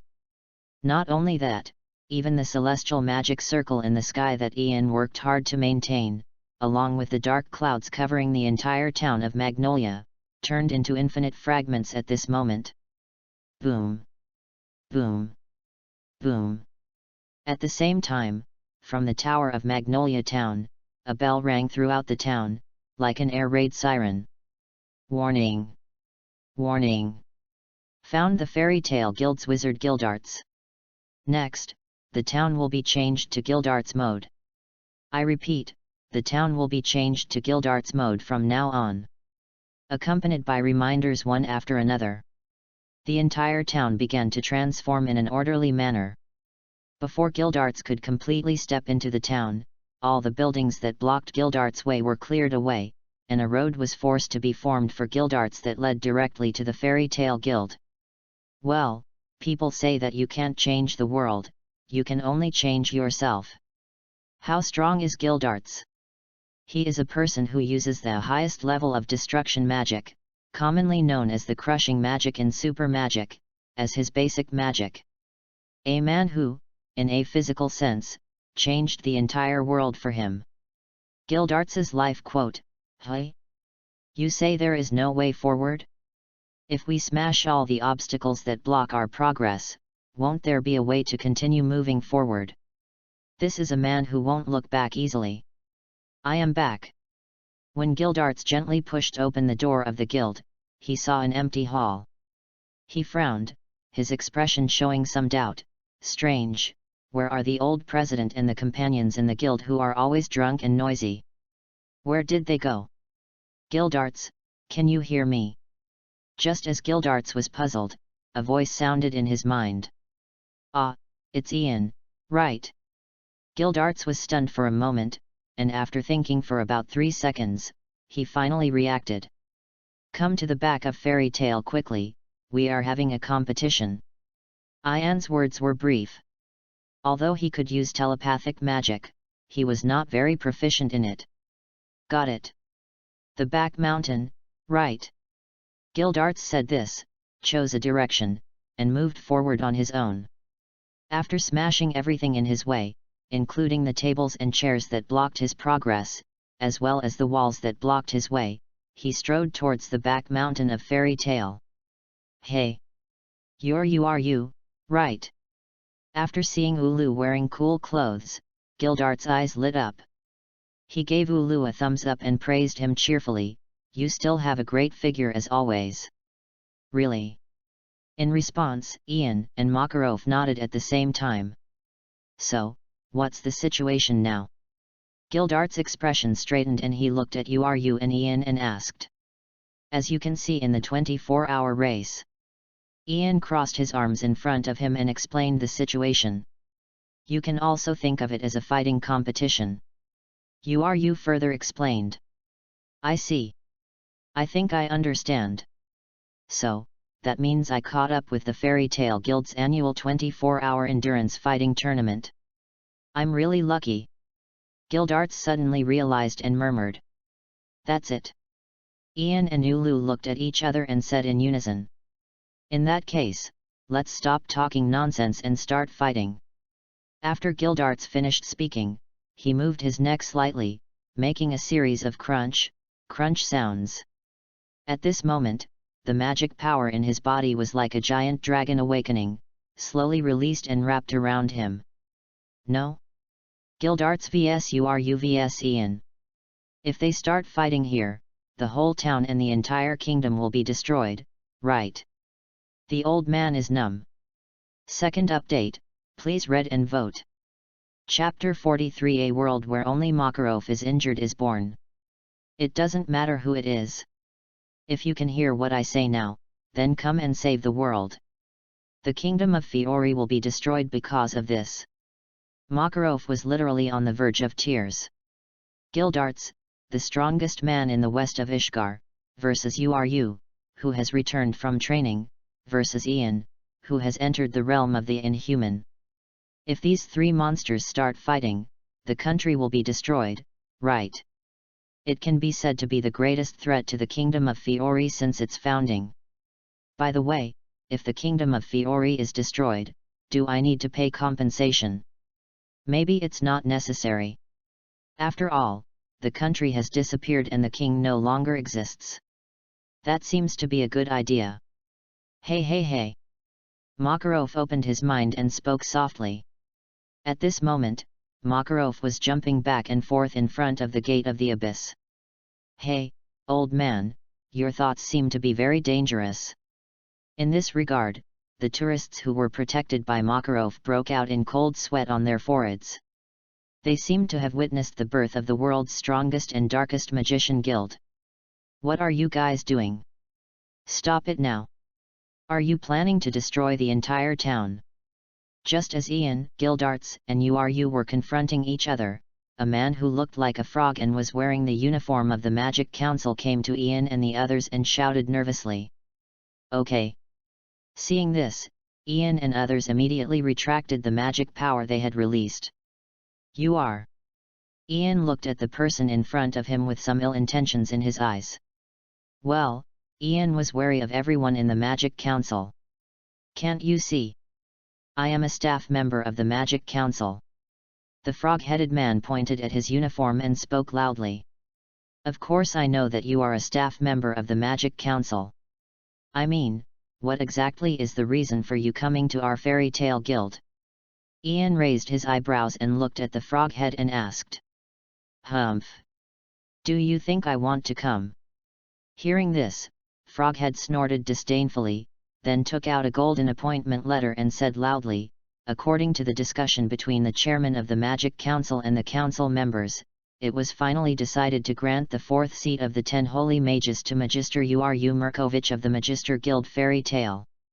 I hope Magister Uru can continue to work hard in his training, serve as a role model for all mages on the Ishgar continent, and be a demon slayer. What? When the frog-headed man finished speaking, everyone present was stunned. Be it Gildarts, Ian, or even Makarov, none of them had ever imagined that the frog-headed man from the Magic Council in front of them was actually here to award Uru Saint the title of the 10 great magicians. The 4th seat. Uru was a little bit unbelievable. She had never expected that she could be ranked so high among the Holy 10. Yes, Uru didn't seem to be surprised at the fact that she was nominated as one of the 10 Holy Ones. What surprised her was that she was ranked so high among the 10 Holy Ones. 50. Senior Haberian, the 1st seat of the Holy 10, Senior Urifelheim, the 2nd seat, and Senior Vlad, the 3rd seat, have used their reputation to vouch for you, declaring that you are more than capable of taking the 4th seat among the Holy 10 Magisters. The frog seemed to see Yu's confusion and explained. So it's the 3 seniors. Upon hearing this, Ulu showed a look of sudden enlightenment. Oh, Yu, have you met those 3 seniors? Ian looked at Ulu and asked puzzledly. Yes. I saw it before when I was training with Senior Vlad. Ulu nodded slightly and explained. Then it all makes sense. Ian finally understood.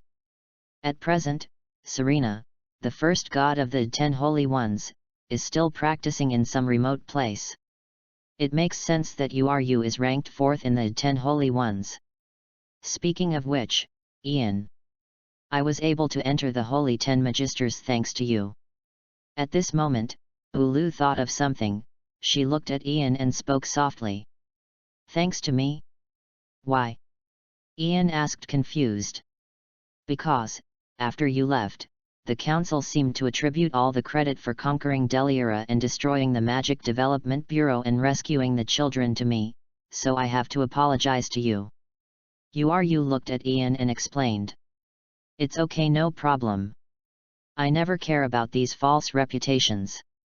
Ian preached very generously. Really? Then I'll be relieved.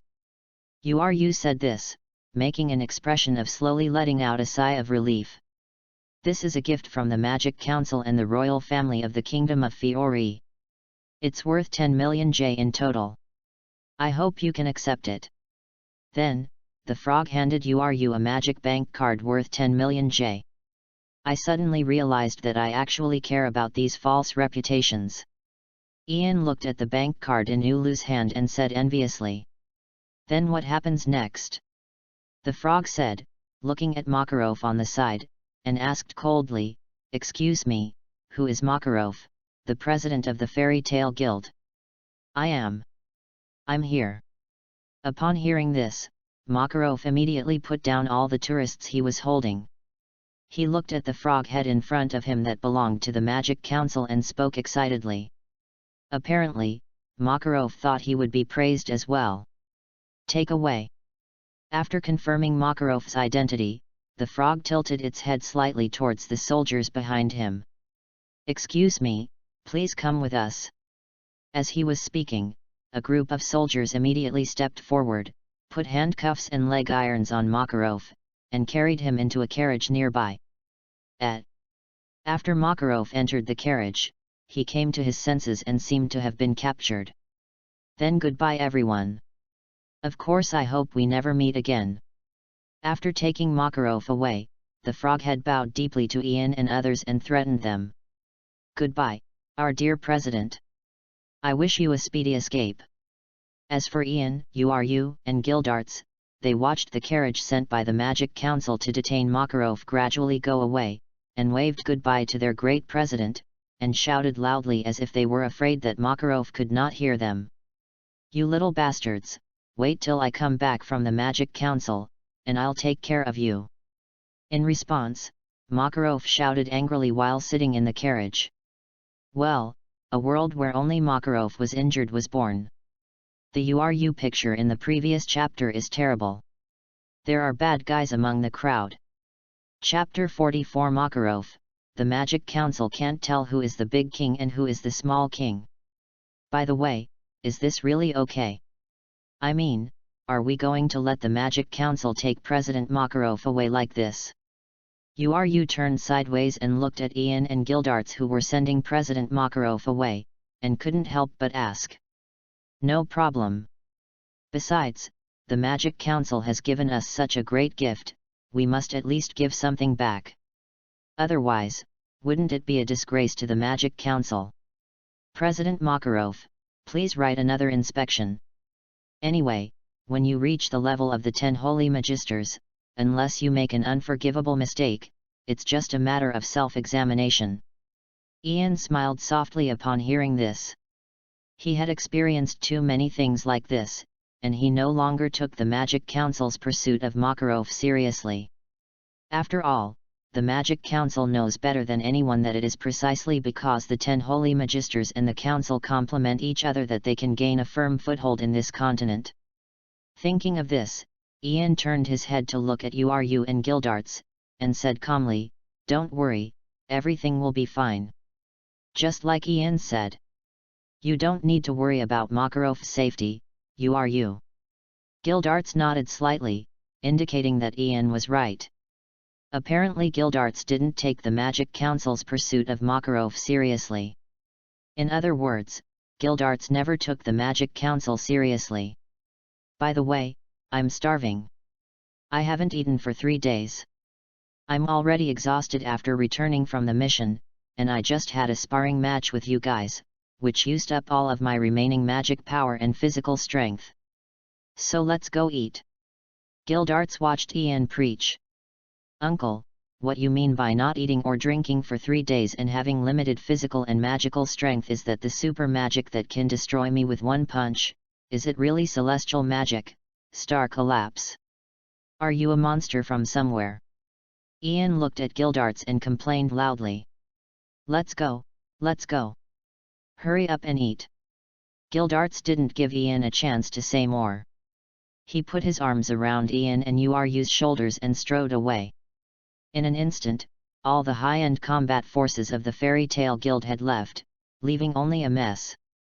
In this land that seemed to be covered by intercontinental missiles, the other magicians who were participating in the Fairy Tale 24-hour endurance race were fighting desperately. They were completely unaware that the president of their guild had been captured by the council. Even the S-class magicians of the guild had gone out to eat and drink. At this moment, the Fairy Tale members, who were already fighting, had long forgotten what the competition they were participating in was.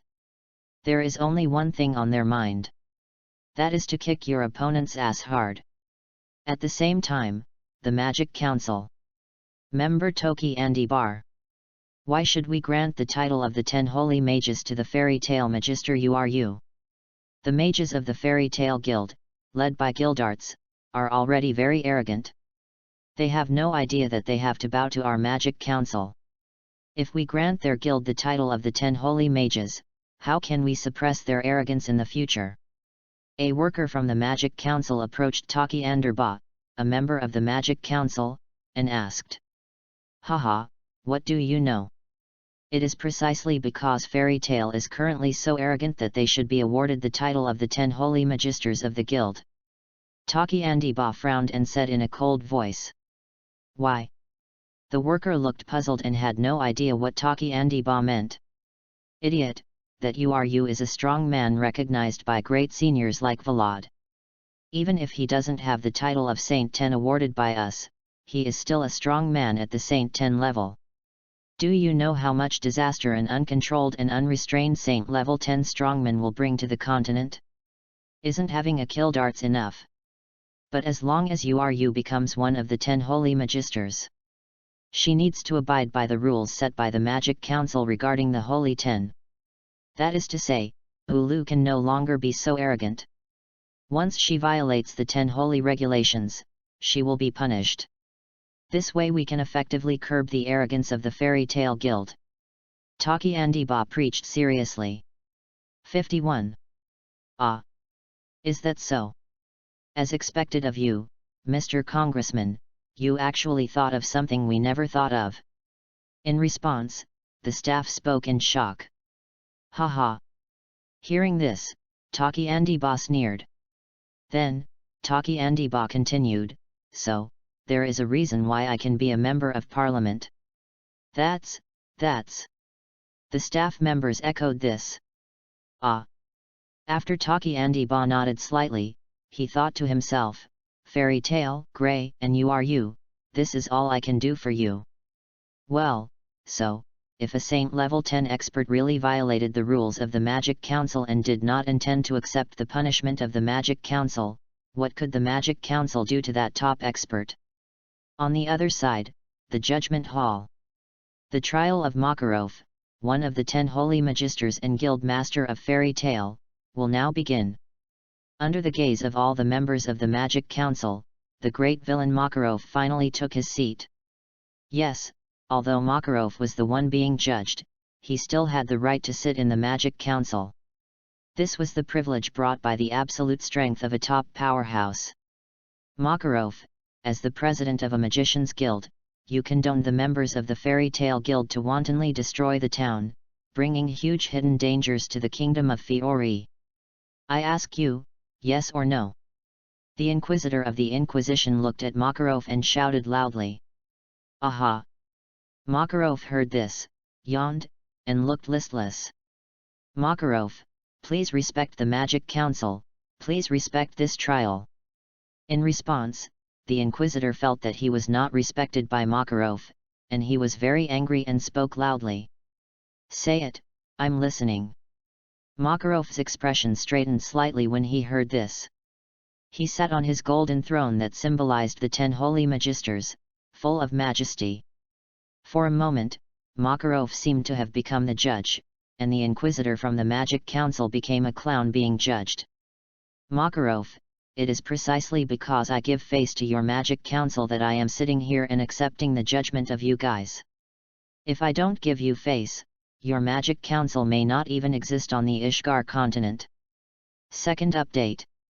Chapter 45 Guildarts, Challenge the 100 Years Quest.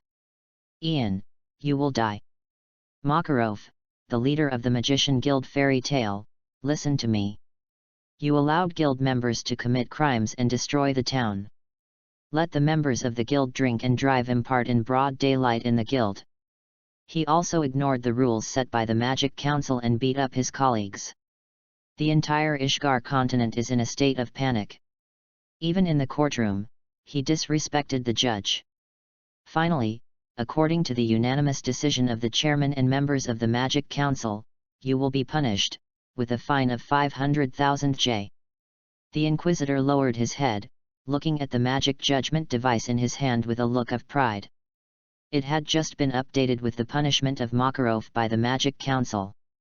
Moreover, just now, after hearing about Makarov's contempt of court, the chairman of the council decided to increase their punishment for Makarov. This made the judge excited, and he loudly announced Makarov's crime to the jury members in the court. It was not until the Inquisitor saw clearly the actual punishment the speaker had imposed on Makarov that his voice became softer and filled with a hint of disbelief. 500,000. Are you kidding me? Did the counselor make a mistake? Makarov did so many wrong things, how could he only be fined 500,000? And this is the so-called severe punishment. If I don't punish him severely, won't that mean I can just let him go in court? Shouldn't they be stripped of their title of the 10 Holy Wizards and disband the Wizards Guild Fairy Tale? The judge preached unwillingly. What? Another 500,000 yuan fine? No. As the Inquisitor finished speaking, Makarov, who had originally looked relaxed and did not take the council seriously, suddenly fell cold and started crying loudly as if no one was around. Forward. This made the judge of the Council of Judges stunned for a moment. He was somewhat puzzled. Although I don't know what happened, our punishment seems to have worked. Although this little punishment is nothing in my opinion.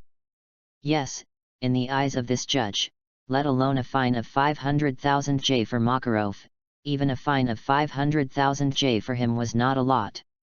Despite this, Makarov cried heartbreakingly. On the other side, the members of the Magic Council were gathered together. Mr. Counselor, isn't our punishment for Makarov too lenient? A member of Parliament approached Crawford Shim, the current chairman of the Magic Council, and asked softly. No. This punishment is enough. Crawford Shim heard this and shook his head slightly. Do you know the new Holy 10 URU of the Fairy Tale Guild?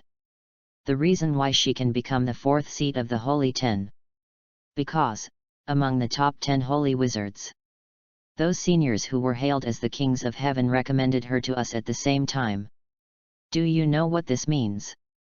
This shows that Fairy Tale has these strong people as its backers. Even if we don't give face to Fairy Tale, we have to give face to these seniors. Upon hearing this, Crawford Shim explained loudly to the congressman who had raised his objection. This. Sorry, I didn't think that much. Upon hearing this, the congressman shook his head repeatedly. Humph. Crawford Shim snorted coldly and said nothing more. In fact, Crawford Shim is a complete idiot. He just wants to make more money and maximize his own interests while he is still the chairman of the Senate. That's all. As for the Fairy Tale Guild, such a huge trouble. As long as it doesn't hinder him from making money, let them play as they please. Although Crawford Shim's careless attitude towards his job as the chairman of the Magic Council had caused some complaints from the council members. However, this is a bargain for the counselors who support the Fairy Tale Guild. For example, Counselor Taki Anderba, who was once rescued by Uru and Gildarts, and Counselor Yajima, who was Makarov's childhood friend. On the other side, the Fairy Tale Guild. Speaking of which, Uru, your training with Senior Vlad has completely ended, right? With your current strength, I'm afraid you're almost catching up with me. As expected of you, you are the fourth among the 10 holy magisters. Gildarts sat at the guild's bar, looking at the graceful Uru beside him and sighed. Haha. Stop complimenting me, you bastard. I am very clear about my own strength. Wait until I can, after 3 days of starvation, easily crush Ian's meteorite like you just did, and then talk about catching up with you. Ulu first took a sip of the beer in front of him, then waved modestly towards Gildarts. You are so modest. Come to think of it, my previous proposal still works. Uru, do you want to team up with me? Anyway, you should have no reason not to team up with me now, right? After all, both your daughter and your determination to continue on the path of magic should be found now. The most important thing is, if it's the two of us, we should be able to challenge that mission if we work together. When Gildarts said this, a hint of desire for adventure flashed across his face. This one. When Ulu heard this, a hint of hesitation flashed across his face, and even the hand holding the beer glass tightened a little. 52. Gildarts, please allow me to ask you a question. What exactly is the mission you just mentioned that requires the two of us to work together to complete? As far as I know, with your current strength, there shouldn't be any mission on this continent that can stump you, right? After thinking for a while, Uru looked at Gildarts and asked seriously. As you said, the task that I find difficult no longer exists on this continent. Whether it's an S-level mission or an SS-level mission above that. Even the 10-year mission couldn't be difficult for me. When Gildarts said this, a hint of regret flashed across his face. I haven't felt the joy of adventure in a long time. So team up with me, and let's do it together. Uru. Let us challenge together the legendary century-long mission. Gildarts was very excited. When he said this, the look he gave Uru was so firm that it seemed as if he was full of faith. Will it be done? Uru looked at Gildarts and asked softly. It will be done. Don't worry, I'm the strongest. Gildarts said so. He's going to die. In response, Ian couldn't help but make fun of it. The last guy who said he was the strongest and would definitely win. But the strongest one cut it in half. From 5 to 2.5. Well, Gildarts, who was known as the strongest, was killed halfway by the real strongest on his way to complete the 100-year mission. But this time it was cut diagonally. It only took a moment, before Gildarts could react. He was then destroyed by the invincible Black Dragon King Acknowledger, who crippled one of his arms, one of his legs, and half of his internal organs. Fortunately, Gildarts was lucky and had a lot of health, so he was able to save his life. However, it also gave Gildarts 2 more prosthetic limbs, and several chapters were covered with bandages. It was also from this point that Gildarts had never reached his peak before the final battle. This is the power of the Black Dragon King Akunakia. Although Ian wanted to complain, the content of the 100 Years mission was clearly to have Gildarts go to the northern continent of Kiltana to defeat the 5 dragons that were wreaking havoc. How on earth did Gildarts meet the Black Dragon King Aknologia? Or does Gildarts think that as long as it's a dragon, it's fine? In short, neither the Black Dragon nor the Divine Dragon can be dealt with by them. First update. Chapter 46, The Power of the Five Dragons. You said we would die. Could it be that, Ian, you have information about the 100 Years mission? To be honest, I have already searched everywhere I could. But I haven't found any information about the 100 Years mission in any library on this continent. Logically speaking, since this mission has existed in this world for more than 100 years, even if no one has completed it, some of the secrets of the mission will be leaked to some extent. Unfortunately, even the Magic Council does not have any records related to the 100 Years mission. It's as if someone deliberately erased all information about the 100 Years mission. This is obviously abnormal. After Ian's reminder, Gildarts seemed to have sobered up a lot. Gildarts knew that Ian would not joke about such an important matter, so he turned his head, looked at Ian, and said seriously, "So Ian, please tell me everything you know about the 100 Years mission, please." Ugh. Ian seemed a little helpless. He knew clearly in his heart that if he didn't make things clear with Gildarts today, Gildarts would probably repeat the mistakes of the original novel and challenge the 100 Years quest, and end up with injuries. Gildarts is such a stubborn guy. First, the so-called century-long mission itself is not a mission left to ordinary people. Think about this carefully. One who has survived in this world for at least 100 years. And he has the ability to entrust his mission to a magician who is sent to other continents across the endless ocean. How terrifying is his strength? Secondly, a person with such terrifying strength can't even complete the task by himself, and needs to entrust others to help complete it. How difficult is the task? I think you all should be very clear about it in your hearts without me having to explain it to you. Ian paused here and took a sip of beer. Of course I know the difficulty of the 100 Years mission. If it were simple, it wouldn't have troubled the world for 100 years. But if others cannot complete a task, we may not be unable to complete it either. A magician is someone who turns the impossible into the possible and constantly creates miracles. Gildarts retorted after taking a sip of his drink. I wish it were true.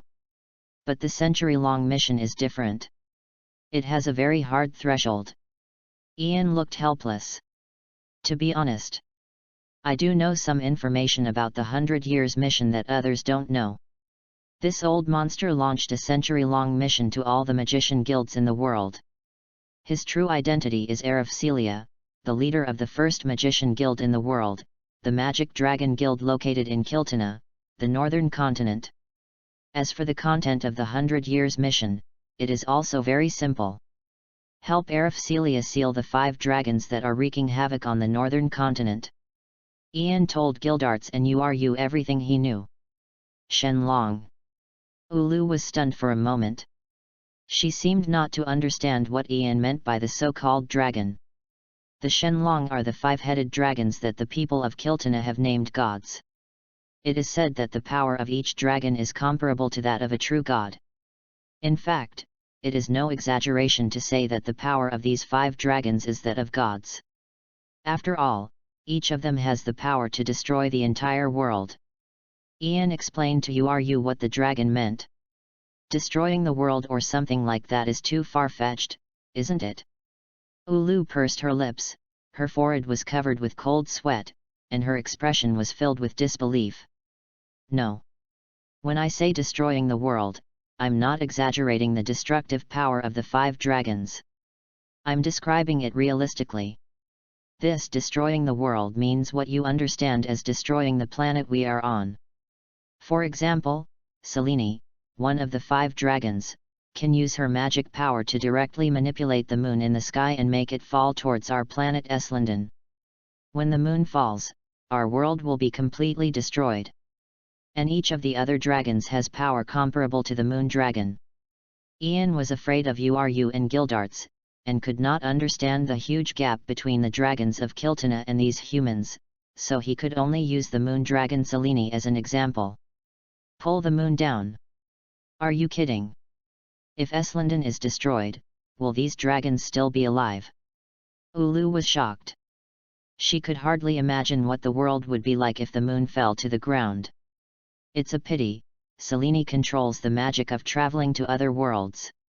Even if this world is really destroyed, she can still live well. Ian looked at Uru and explained. Anyway, Gildarts. If you really intend to challenge the 100 Years mission, you must start learning how to deal with dragons from now on, that is, dragon-slaying magic. Remember, your opponents this time are no longer just humans. They are giant dragons that surpassed humans and ruled over all things in ancient times. They are also the most powerful ones among these giant dragons. Ian turned his head and looked at the silent Gildarts and persuaded him. Can you pull the moon down? In other words, as long as I can smash the moon in the sky with one strike, I can challenge the 100 Years mission. 53. I'm burning. Gildarts seemed ready to fight at this moment, and Natsu, who was extremely excited, shouted excitedly. Crush the moon with one blow. Uncle, are you some kind of monster? By the way, Uncle, you have listened to me for so long. But you still plan to go to the northern continent of Kiltana to complete the 100 Years mission. Ian looked at Gildarts and complained weakly. Of course, when my strength grows to the point where I can challenge those dragons, I will definitely complete the 100 Years mission. Unfortunately, it's still a little too early now. Gildarts was a little unwilling. He had originally planned to trigger the 100-year mission in 3 years at most, but unfortunately he had to postpone it now. Because Gildarts knew clearly that if the 5 dragons were really as powerful as Ian said, he would have no choice but to die. Phew, that's good, calm down. Ian breathed a sigh of relief after he was sure that Gildarts would not rashly go to complete the century-long mission. Let's not go home until we are drunk today. Then, Gildarts, Ian and Uru began their drinking binge today. Second update. Please read on and vote. Brothers. Chapter 47 Lake uses, I bet you won't use that trick again. ERZA, crazy. The next day, noon. In the lobby on the first floor of the Fairy Tale Guild. Ian and others who had fallen asleep slowly woke up from their sleep. Oh, my head hurts. Ian, do you have any water? After his hangover, Gildarts felt his throat was a little dry, so he looked at Ian and asked. Here, white water. Upon hearing this, Ian handed the remaining water he had drunk yesterday to Gildarts. Thank you. Gildarts picked up the glass of water that Ian handed over and drank it without thinking twice. Puff. However, the next second, Gildarts vomited out all the water he had drunk. I'm talking to Ian. What on earth was that you gave me to drink just now? How can the power be so great? Gildarts wiped the remaining white water from the corner of his mouth and roared at Ian. Of course it's white water. It's just flammable. Ian said, using fire magic to ignite the remaining white water in Gildarts' cup. What a joke! Gildarts said angrily as he looked at the burning white water in front of him. Haha, I was just joking with you. As for what you just drank, it was just 96-degree water. Ian said. He took out a bottle of ordinary white water from under the guild's bar. It was very popular in Fairy Tale and other magician guilds recently. What? What on earth is this horrible thing that has a higher alcohol content than medical alcohol? You dare to drink this kind of thing? Gildarts was stunned when he saw the white water that Ian brought up. Even though the physical fitness of magicians is far superior to that of ordinary humans, it is difficult to get them drunk with ordinary alcohol under normal circumstances. But no matter how you look at it, this horrible thing Ian called white water, its concentration is a bit too high, isn't it? Anyway, I need the most ordinary kind of water that can't be ignited. Gildarts said, getting up from his seat and going behind the bar to get a bottle of water. Ugh! Gildarts, you still need to exercise. Ian sighed as he looked at Gildarts's useless appearance. Speaking of which, it's almost time. You can go and announce that this year's Fairy Tale Guild 24-hour endurance race is over. Ian said, walking towards the outside of the guild. I will go with you. Just as Ian was about to leave the guild, Ulu slowly stood up from the ground, picked up the clothes she had left on the ground, put them on quickly, and trotted to Ian's side. It is good. Ian nodded slightly, and after Ulu caught up, the two of them walked towards the back mountain of the Fairy Tale Guild. The next day, the sun was shining brightly. Under the dazzling sunlight, the Fairy Tale members were lying on the ground. After this 24-hour battle of endurance, only ERZA, Lachesis, Altair, and Myra Jane are still relying on their perseverance to hold on in the arena. Mirage, your magic power has already been exhausted, right? Don't hold on any longer. Lie down and sleep with your brothers and sisters. ERZA looked up at Myra Jane beside her and grinned. What a joke! How could I lose to you? Myra Jane looked at ERZA and said stubbornly. There is a flaw. However, just as Myra Jane turned her head to look at ERZA, in the brief moment of distraction, she was caught by Altair in the distance.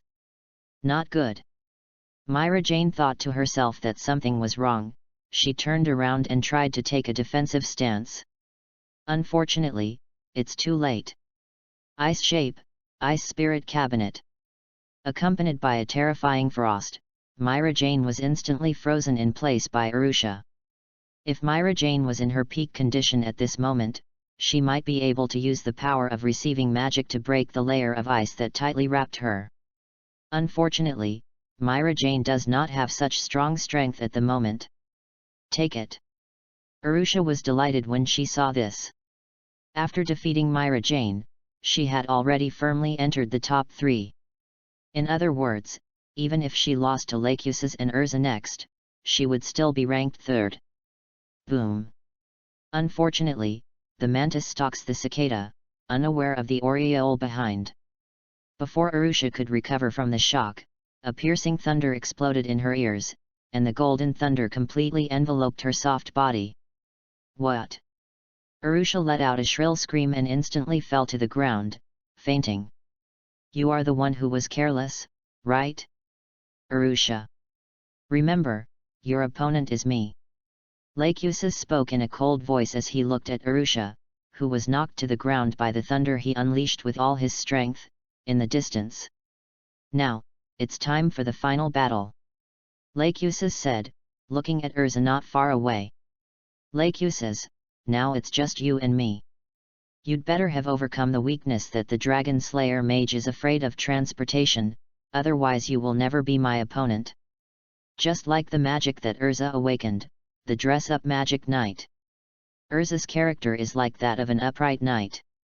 Under normal circumstances, she didn't have the habit of attacking others from behind. Therefore, ERZA stood there quietly waiting. After Lachesis killed Arusha, she drew the knight sword at her waist. Haha, ERZA, don't be so proud. Let me show you the result of my hard training these days. 54. As Lachesis spoke, thunder roared continuously from his body, and terrifying magic power rose around him. After all, he was a few years older than ERZA, you, and Myra Jane, so his total magic power was naturally the strongest among them. Suck. ERZA took a deep breath when she saw this. After she calmed her brain down, she kept thinking in her heart what method Lachesis would use to break her trick and deal with the secret of the Dragon Slayer mage. I'm about to get started, are you ready, ERZA? As Lachesis spoke, the muscles on his body seemed to grow stronger, and his arms were covered with transparent scales. At this moment, the dragon power in his body took a small step forward in a farther direction. Bring it on. ERZA nodded slightly, indicating that Lachesis could attack at any time. With this secret technique of mine, it will all be over. As Lachesis spoke, his body turned into a bolt of lightning and rushed straight towards ERZA. For this final blow, Lachesis had gambled everything he had. He concentrated all his remaining magic power on his right fist. This is his most powerful attack, and its name is the Dragon Slayer's secret art, Ming Yu Lei. Additional means of transportation. In response to this, ERZA decided to stick to her original intention and raised her hand to release her best skill, the Dragon Slayer Mage. Haha, do you think the same trick will work on me again? I'll tell you the truth. Lacusis seemed to have expected that ERZA would use this secret technique on him. He just smiled coldly, with a bit of disdain in his eyes, and slowly stopped his steps. Then, Lacusis released the magic power in his body, covered his chest, and retched, "You. So you couldn't find a way to break my trick? So why were you so confident before?" Seeing this, ERZA couldn't help but complain. In response, Lacusis said, "I bet you won't use that trick again. It's a pity it failed." The first update, thanks to the book friend Momo, the leader of the Alliance, after it is put on the shelves, there will be 10 more updates on the original basis. Chapter 48 Kana's Highlight Moment. Kana, sorry, this is an endurance competition, not a fighting tournament. I won. When Lacusis fainted on the ground, ERZA slowly drew out the night sword at her waist, pointed it at the sun above her head, and smiled triumphantly. I have lived up to my father's expectations of me. ERZA's heart was filled with excitement. She seemed to have seen the scene where she was praised by Ian after winning the Fairy Tale 24-hour fighting tournament this year. At that time, ERZA will stand on the podium, and under the envious, jealous, and hateful gazes of countless guild members, she will give the 1 million bonus she earned with her own hands to Ian as a gift. I have to say, the scene was so beautiful that she felt excited just thinking about it. Hoo! Just as ERZA looked up at the sun and fantasized in her mind, a wheezing sound suddenly reached her ears and successfully attracted ERZA's attention. Hey? That's... As ERZA turned her head to look in the direction of the voice, she saw Kana, who was wearing a sports vest and shorts that matched her robe, with a towel hanging around her neck and a water bottle in her hand. Her whole body was covered with sticky sweat, and her skin was shining with a healthy wheat color. She was running towards ERZA and the others in an orderly rhythm. Kana, our dormitory 1. After ERZA saw Kana, she waved her hands excitedly and spoke loudly. Yes, our dormitory 1. Hearing this, Kana smiled back at ERZA. She quickened her pace and, like a swift cheetah, rushed across the finish line of the Fairy Tale Guild 24-hour endurance race.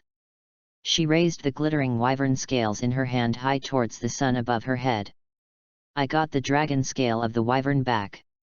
The champion of this year's 24-hour endurance race belongs to me, Kana. Kana looked up at the sky and shouted loudly. As Kana finished speaking, ERZA's brain seemed to freeze. She stared at Kana blankly and asked, Kana, what was the name of the competition we just participated in? 24-hour endurance race? What's going on? Kana turned her head to look at ERZA and asked in confusion. Haha, it's over. After ERZA got the answer, she smiled awkwardly. 24-hour endurance race or something. She had long forgotten about it. In her memory, it was clearly a fighting competition. Finally, ERZA sat down on the ground. This year, the winner of the 24-hour fight is... At this moment, Ian and you finally arrived at the back mountain of the Fairy Tale Guild. They looked at ERZA and Kana, who were still conscious, and subconsciously announced the identities of the winners of this fighting tournament. However, when Ian saw clearly that Kana was holding the scales of a wyvern in her hand, a flash of realization flashed across his eyes, and he muttered to himself, Ah! Come to think of it, what we held yesterday was not a fighting competition, but an endurance race. Is that true? I haven't heard of that at all. Ulu was stunned and spoke in disbelief. Hey! What on earth are you so shocked about? By the way, are you really shocked that the event we held this year was an endurance race instead of a fighting tournament? Besides, our guild has been holding endurance races for several years in a row. Before this, you all took part in endurance running as some kind of activity. Kana held the scales in her hand, looked at Ian and the others, and complained wildly. I wasn't in the guild in the past few years, so I didn't participate in the endurance race. It's normal not to know the rules of endurance racing, right? Ulu put his arms around in front of him and spoke confidently. Because when the guild held the 24-hour endurance race a few years ago, the rewards given by the president were far less generous than this year. So I went out on a mission, cancelled all the 24-hour endurance runs, and went to drink with guildarts. In response to this, Ian imitated Ulu and spoke with confidence. What are you so proud of? Kana looked at Ian's smug look and spoke helplessly. Anyway, since the guild president is not here right now, I, as the guild's current S-class mage, will continue to host this year's 24-hour endurance race. I hereby declare that the champion of this year's endurance race is Kana Alyapalana. She is also the only person this year who has completed the endurance race within 24 hours. Ian said this, raised his hands and celebrated for Kana. Let's applaud and congratulate Kana for her victory. Clap clap clap. Congratulations, Kana. Congratulations, Kana. That's really good news, Kana. For a moment, the slightly sloppy podium was filled with cheers, blessings, and applause from Ian, Ulu, and ERZA. Oh, how desolate. I've already won the championship. Kana looked at Ian and the others who surrounded her and kept clapping and congratulating her in confusion. She didn't know why, but she felt inexplicably sad inside. Even the championship trophy in her hand didn't smell good anymore. Now that the winner has appeared. Then let's talk about the loser problem. There are rewards for winners and punishments for losers. Don't be optimistic and think you can get away with it. Ian said, looking at the fairy tale people lying all over the back hill and smiled coldly. Forward. For a moment, no matter whether it was the fairy tale people who were gradually waking up or those who were lying on the ground pretending to sleep, intending to get away with the punishment, they all felt their bodies slowly stiffen, and the chill that made their scalps tingle was released from Ian's body. Needless to say, everyone knew that the next punishment would definitely not be simple. So, in the afternoon, when the fairy tale members, who had exhausted their physical strength in the 24-hour endurance race, regained consciousness and took a brief rest, they gathered again at the back mountain of the Fairy Tale Guild according to Ian's request. Next is punishment time. Boom. Ian didn't waste any time. He used space magic to summon back the entire Magic Development Bureau building, the reward he had obtained in the simulation. What is this? Does Ian still have treasures like this hidden? Incredible. For a moment, all the fairy tale people present were deeply shocked by the huge building before them, which was several times larger than the Fairy Tale Guild. 55. After 4 years, I really felt nostalgic when I saw this building again. Arusha had already reconciled with herself, and when she saw the towering building in front of her, she was able to remain calm. No. Not good. As for Gray and Leon, they seemed to have guessed what the punishment would be, and they were planning to escape while talking. Yo! Ian had already predicted Gray and Leon's predictions. After he stopped the two who were trying to escape, he grinned and asked, "Where are you two going, little brats?" At this moment, Ian looked like a devil walking on earth. Forward. Gray and Leon saw this and couldn't stop shaking. "Everyone, please come in." Ian said this and snapped his fingers lightly, and the door of the Magic Development Bureau in front of him opened. I know. Boom. After the door opened, it was pitch black. In this darkness, there seemed to be countless pairs of eyes, staring closely at the fairy tale members present. I always feel that this place is very ominous. Marajana's forehead was sweating and she looked nervous. As someone who received the demon soul, she felt scared. It was easy to imagine how strange this place was. Just go with peace of mind. Don't worry, you'll be fine. After all, I'm not a devil, right? Ian smiled and used gravity magic to force these disobedient fairy tale people who had no intention of entering the Magic Development Bureau into the gloomy building without giving them any chance to react. Second update, brothers, please read and vote. I won't say anything extra, I'm going to save my manuscripts. Chapter 49, Crazy Involution of Fairy Tale. When the fairy tale people present were forcibly sent by Ian into the huge building in front of them, they were greeted by a choking magical power. Boom! At the same time, the door behind everyone was now tightly closed. Ian cut off the idea of escaping from everyone present. Well, now that you're here, don't even think about leaving. Cough cough cough. Wow, what a huge amount of magic power. But this magic has a spooky feeling, which makes people feel very uncomfortable. The fairy tale people present are all sensitive to magic. Especially when they felt the magical power of the president remaining in the building before them, they all frowned and showed expressions of disgust. Yes, even though President Wu had been turned into a dead body by Ian and recycled. But the magic power he released during the battle with URU has not completely dissipated after such a long time. This is the strength of a holy 10-level magician. In fact, when a magician's strength reaches the level of holy 10, the magic power flowing in the body of these magicians will undergo essential changes and will carry the personality traits of the magician. E.G. As the president of the Fairy Tale Guild, Makarov's magic gives people a sunny and warm feeling, just like a patriarch, taking care of everyone in the guild. Joseph Pola, the leader of the Phantom Ruler, who is also the leader of the Magister Guild and one of the Holy 10, has a sticky and disgusting magic power that makes people feel dizzy and nauseous just by standing next to him. As for Guild Master Wu, who also possesses the strength of the Holy 10, his magic gives people a gloomy and violent feeling, making people feel fear from the bottom of their hearts. The ghost lingers. Ian raised his eyebrows slightly when he saw this. He just slapped his hands and completely destroyed the president's resentment and magic power that remained in the air. For a moment, the fairy tale people present only felt their bodies warm, and the magic power that was bothering everyone seemed to have completely dissipated. You guys come with me.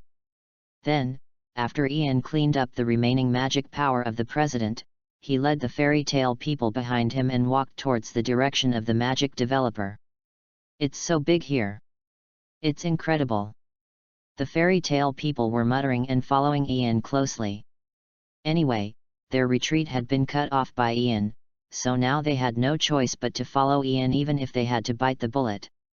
Soon, the fairy tale people finally arrived at the magic developer under the leadership of Ian. This is... What a huge machine! What a wonderful magic array! When the Magic Development Bureau's ultimate magic device, the magic developer, was exposed to the fairy tale people, they all froze in place, with endless shock flashing in their eyes. Although they didn't know what this huge machine in front of them was used for. But they are magicians after all. Just by looking at the complex magic array engraved on the machine, they can vaguely feel that this thing is extraordinary. They all knew in their hearts that this machine was absolutely incredible. This is a magic power developer. It is the ultimate magic device that can fully develop the potential in any magician. After taking in the shock of the fairy tale people present, Ian revealed the name of the thing in front of him. Magic Power Developer. How can there be such a thing in this world? When everyone heard the name of this huge machine, their eyes suddenly lit up with excitement. In other words, as long as we have this thing, even we can break through the barrier, right? Among senior magicians, if expressed in terms of levels, it is probably around A level. Makao, who has been immersed in it for many years, showed an excited look after hearing what Ian said. No one understands better than Makao the pain of not being able to continue to advance in the path of magic due to talent issues. If possible, who wouldn't want to become an S-class magician? Maybe, it really is possible. After Ian looked at Macau, he rubbed his chin and nodded slightly. If Makao can continue to explore the path of magic from now on, and with the help of the magic developer, if that doesn't work, then we can develop a second magic source for him. This guy might be able to reach the S level of other guilds. That is the level of the 4 Headhounds Guild's Ace Pakas. As for the S-class magician level of the Fairy Tale Guild, then don't think too much. I'm sorry, but the fact is that the S-class magician of Fairy Tale and the S-class magician of other guilds are two completely different concepts. Who knows how many roles their guild has in the S-level magician assessment? Ha ha ha. How can this be considered a punishment? It's simply a reward. Makao suddenly burst into laughter, several tears squeezed out of the corners of his eyes, and he shouted loudly. Well, Makao has been suppressed for too long. His own strength is not weak. He is considered a mainstay in other guilds. But the person who joined the guild at the same time as him was that monster Guildarts Cleaver. No matter who it is, if they were to compete with Guildarts as a classmate, their moral integrity would probably collapse, right? However, Makao finally managed to get rid of Guildarts, but he met Ian, who suddenly joined the guild and showed overwhelming magical talent. It took Ian only 1 year to go from being exposed to magic to completing his decades-long journey. The following year, Ian completely surpassed him. By the 3rd year, Ian had become one of the only 2 active S-class mages in the guild, reaching a level that he could never reach. Later, Lacuses, the grandson of the president, also began to emerge. Then, geniuses like Gray, Natsu, ERZA, Myra Jane, and Altair emerged from the guild like mushrooms after rain. This made Makao give up the desire to continue competing.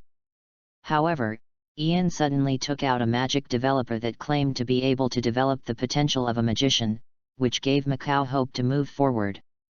Wakaba. You're not willing to give up, are you? Makao wiped away his tears, looked at Wakaba beside him, and spoke loudly. Isn't that natural? How could we be surpassed so easily by these brats in the guild? Let them have a good look at the background of the veteran magician. Wakaba had a cigar in his mouth, and his fighting spirit was as strong as Makao's. So, you are planning? Ian asked as he looked at Wakaba and Makao, who were suddenly excited. 56. Let us 2 go first. Makao preached confidently. Which gear are you going to challenge? Ian looked at the 2 people in front of him and continued to ask. In order to be responsible for everyone present, he had to ask clearly, what is the highest gear that Makao and Wakaba can accept? Gear? Are you kidding me? Of course it's set to the maximum for us. Who do you think we are? Wakaba preached arrogantly. Good. Seeing this, Ian didn't dare to say anything more. He could only follow what Wakaba and Makao said and use gravity magic to take off their shirts and put them into the huge magic developer in front of him. Wakaba. Good job. Makao. Pay attention and don't lose points. As for the fairy tale people outside the magic developer, they showed an expression that they were not afraid of trouble. They waved their fists and cheered. Come on. Before starting the magic developer, Ian did not forget to remind Wakaba and Makao. Bring it on. Makao and Wakaba closed their eyes tightly, as if they were ready. Magic power development is a little painful. If you can't bear it, just scream out. Ian looked at Makao and Wakaba and warned. Haha. Too much nonsense, just come straight to the point. Makao smiled coldly, his expression full of disdain. No matter how much it hurts, I won't scream. Wakaba was full of confidence and clenched his teeth, showing that he would rather die than succumb to the magic developer. Haha. Seeing this, Ian just chuckled. Since the 2 seniors were ready, he said no more. In order to respond to their expectations, he directly turned the magic developer to the highest gear. Boom. For a moment, everyone only heard the roar of a machine starting up. Zi la la. The next second, electric currents from all directions flowed along the wires on Makeo and Wakaba's bodies and into their bodies. The crackling sound made the fairy tale people watching nearby feel extremely painful and frowned. Wakaba and Makeo-senpai, there is still something there. Faced with such terrifying magic power, he didn't even scream. Ian stood beside the machine, looking at Wakaba and Makeo in the machine, and said in admiration. Even Ian himself might not be able to keep silent under the strong stimulation of this developer. What? I'm going to die. Stop it now. Help. I don't want to develop it anymore. Ian, save me. I don't even need to be an S-class mage. Just as Ian hadn't finished speaking, Macao's roar was heard from the developer. It wasn't that he didn't want to scream, but his mouth was numb from the electric shock and he couldn't make a sound. Lol. As for Wakaba beside Makeo, he was indeed tough enough. Just as he said, after entering the development device, he silently endured it without saying a word. But if you look closely, you can see that Wakaba inside the machine has rolled his eyes and started to foam at the mouth. This guy has been completely stunned by the magic power sent into his body by the developer. In response to this, Ian, who had just admired Makeo and Wakaba for their toughness, was completely speechless. How to say? These two will definitely not disappoint. Chapter 50 Ian, looks like I need to increase the power of the magic developer. 5 minutes later. Dying. I'm really going to die. I really regret being the first to enjoy this magic developer. Wakaba lay on the ground, breathing heavily, his whole body soaked with his own sweat. I seem to see my grandmother. Grandma said she would take me to heaven to reunite with my family. Hey. Makeo was lying on the ground, talking nonsense. Under the excessive magic power, Makeo's consciousness began to blur. Don't worry, you won't die. As for Ian, he stood beside Makeo and Wakaba, speaking softly to comfort them. Well, before Ian tortured Makeo and Wakaba. He meant that before installing the magic power development device on Makeo and Wakaba. It is based on the physical constitution and magic power of the two, and estimates in advance the maximum time that their bodies can withstand, and then develops for the two based on this limit. So for now, Wakaba and Makeo just look like they are dying. But it seems that real death is not far away. Next. After Ian confirmed that Wakaba and Makeo were fine and only needed to rest for a while to recover, he raised his head and looked at the other people present. Forward. For a moment, all the fairy tale people present, one by one, whoever met Ian's gaze, took a few steps back. You go first. You are young. No. You should go first. You are in good health. Didn't you say you wanted to become an S-class mage? The opportunity is right in front of you, don't miss it. Actually, what's the point of being S-rank or not? Isn't it enough that we are all comrades of the Fairy Tale Guild? I'll give this opportunity to you. Well, with Ian's help, the people of Fairy Tale learn to be humble, to yield, and to be polite. This is something even Makarov can't do. From this perspective, Ian is truly a man of great merit. Just go if I tell you to. Don't make any noises. Shit. You wanna fight me, don't you? You've been fighting for a whole day, you still haven't had enough, right? I fainted from hunger this morning, so I didn't lose to you at all.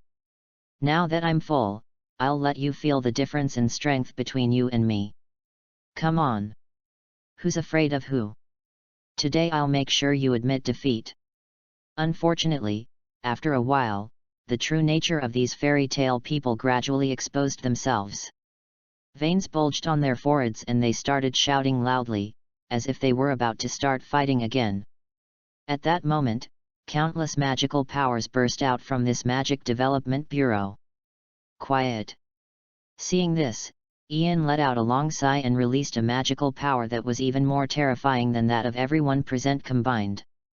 For a moment, infinite gravity, mixed with a magic power so strong that it seemed to transform from invisible to visible, fell on the shoulders of everyone present like ink like raindrops. Forward. As everyone's shoulders sank, their gradually overwhelmed brains slowly calmed down.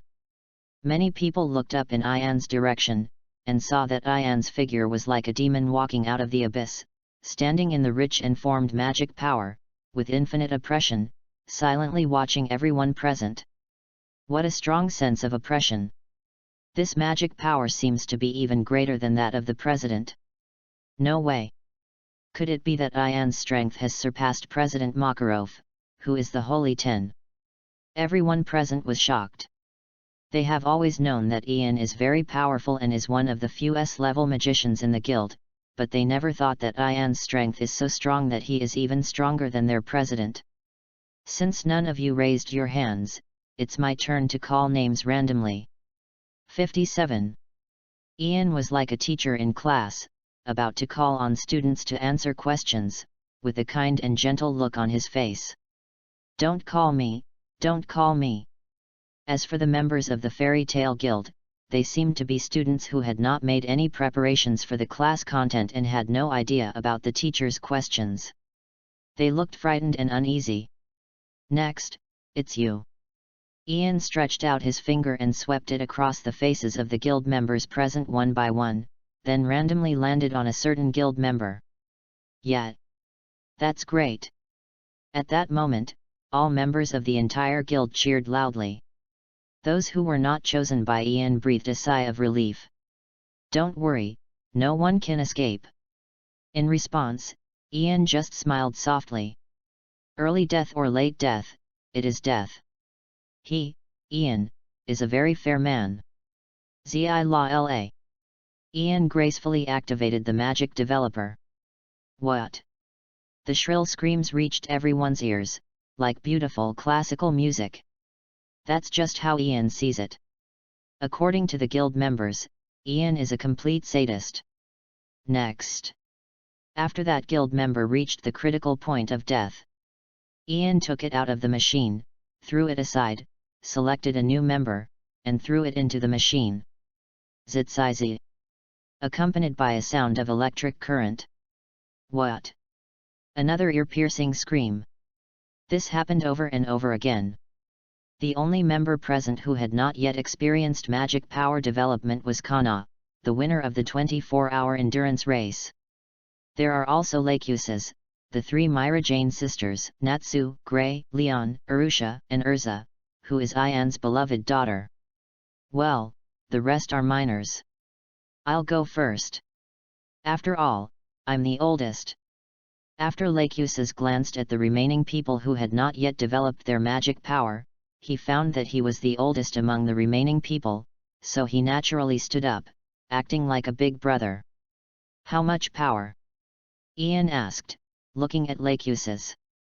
Maximum. Lakuses answered without hesitation.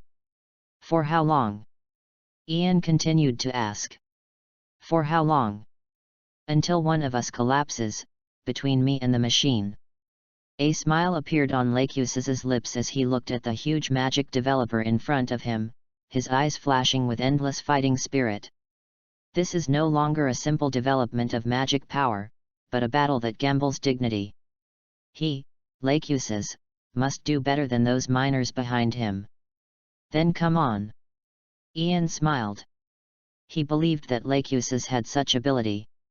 Without waiting for Ian to make a move, Lakuses jumped into the huge magic developer, took off his shirt, and allowed the wires to tie him up.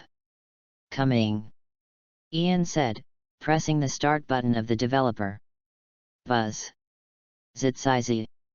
Suddenly, countless magic powers poured into Lakuses' body like a tide. Humph. Lakuses was suddenly flooded with so much magic power by the magic developer that he groaned in pain. However, for the powerful Lakuses, that was the end of it. Not enough. Not enough. Lakuses looked at Ian on the stage and spoke provocatively. In that case, I'll give you a wave of superpower. As Ian spoke, he turned the machine's power to overload. Boom. For a moment, this huge magic developer seemed to emit billowing black smoke, and terrifying magic power continued to pour into Lacheus's body. Haha. That's what it feels like. But it's still not enough. Lacheus smiled. He felt that the barrier in his body that was blocking his progress was being broken down in an orderly manner with the help of the magic developer. This feeling of continuous progress made him feel very comfortable. No. This model of magic developer is too old. After all, the reason why this thing was created is just to help Arusha, who is only 8 or 9 years old and still a child, develop magic power. It is no longer effective against Lacheus, ERZA, and others who have reached S rank. I have to think of a way to strengthen it.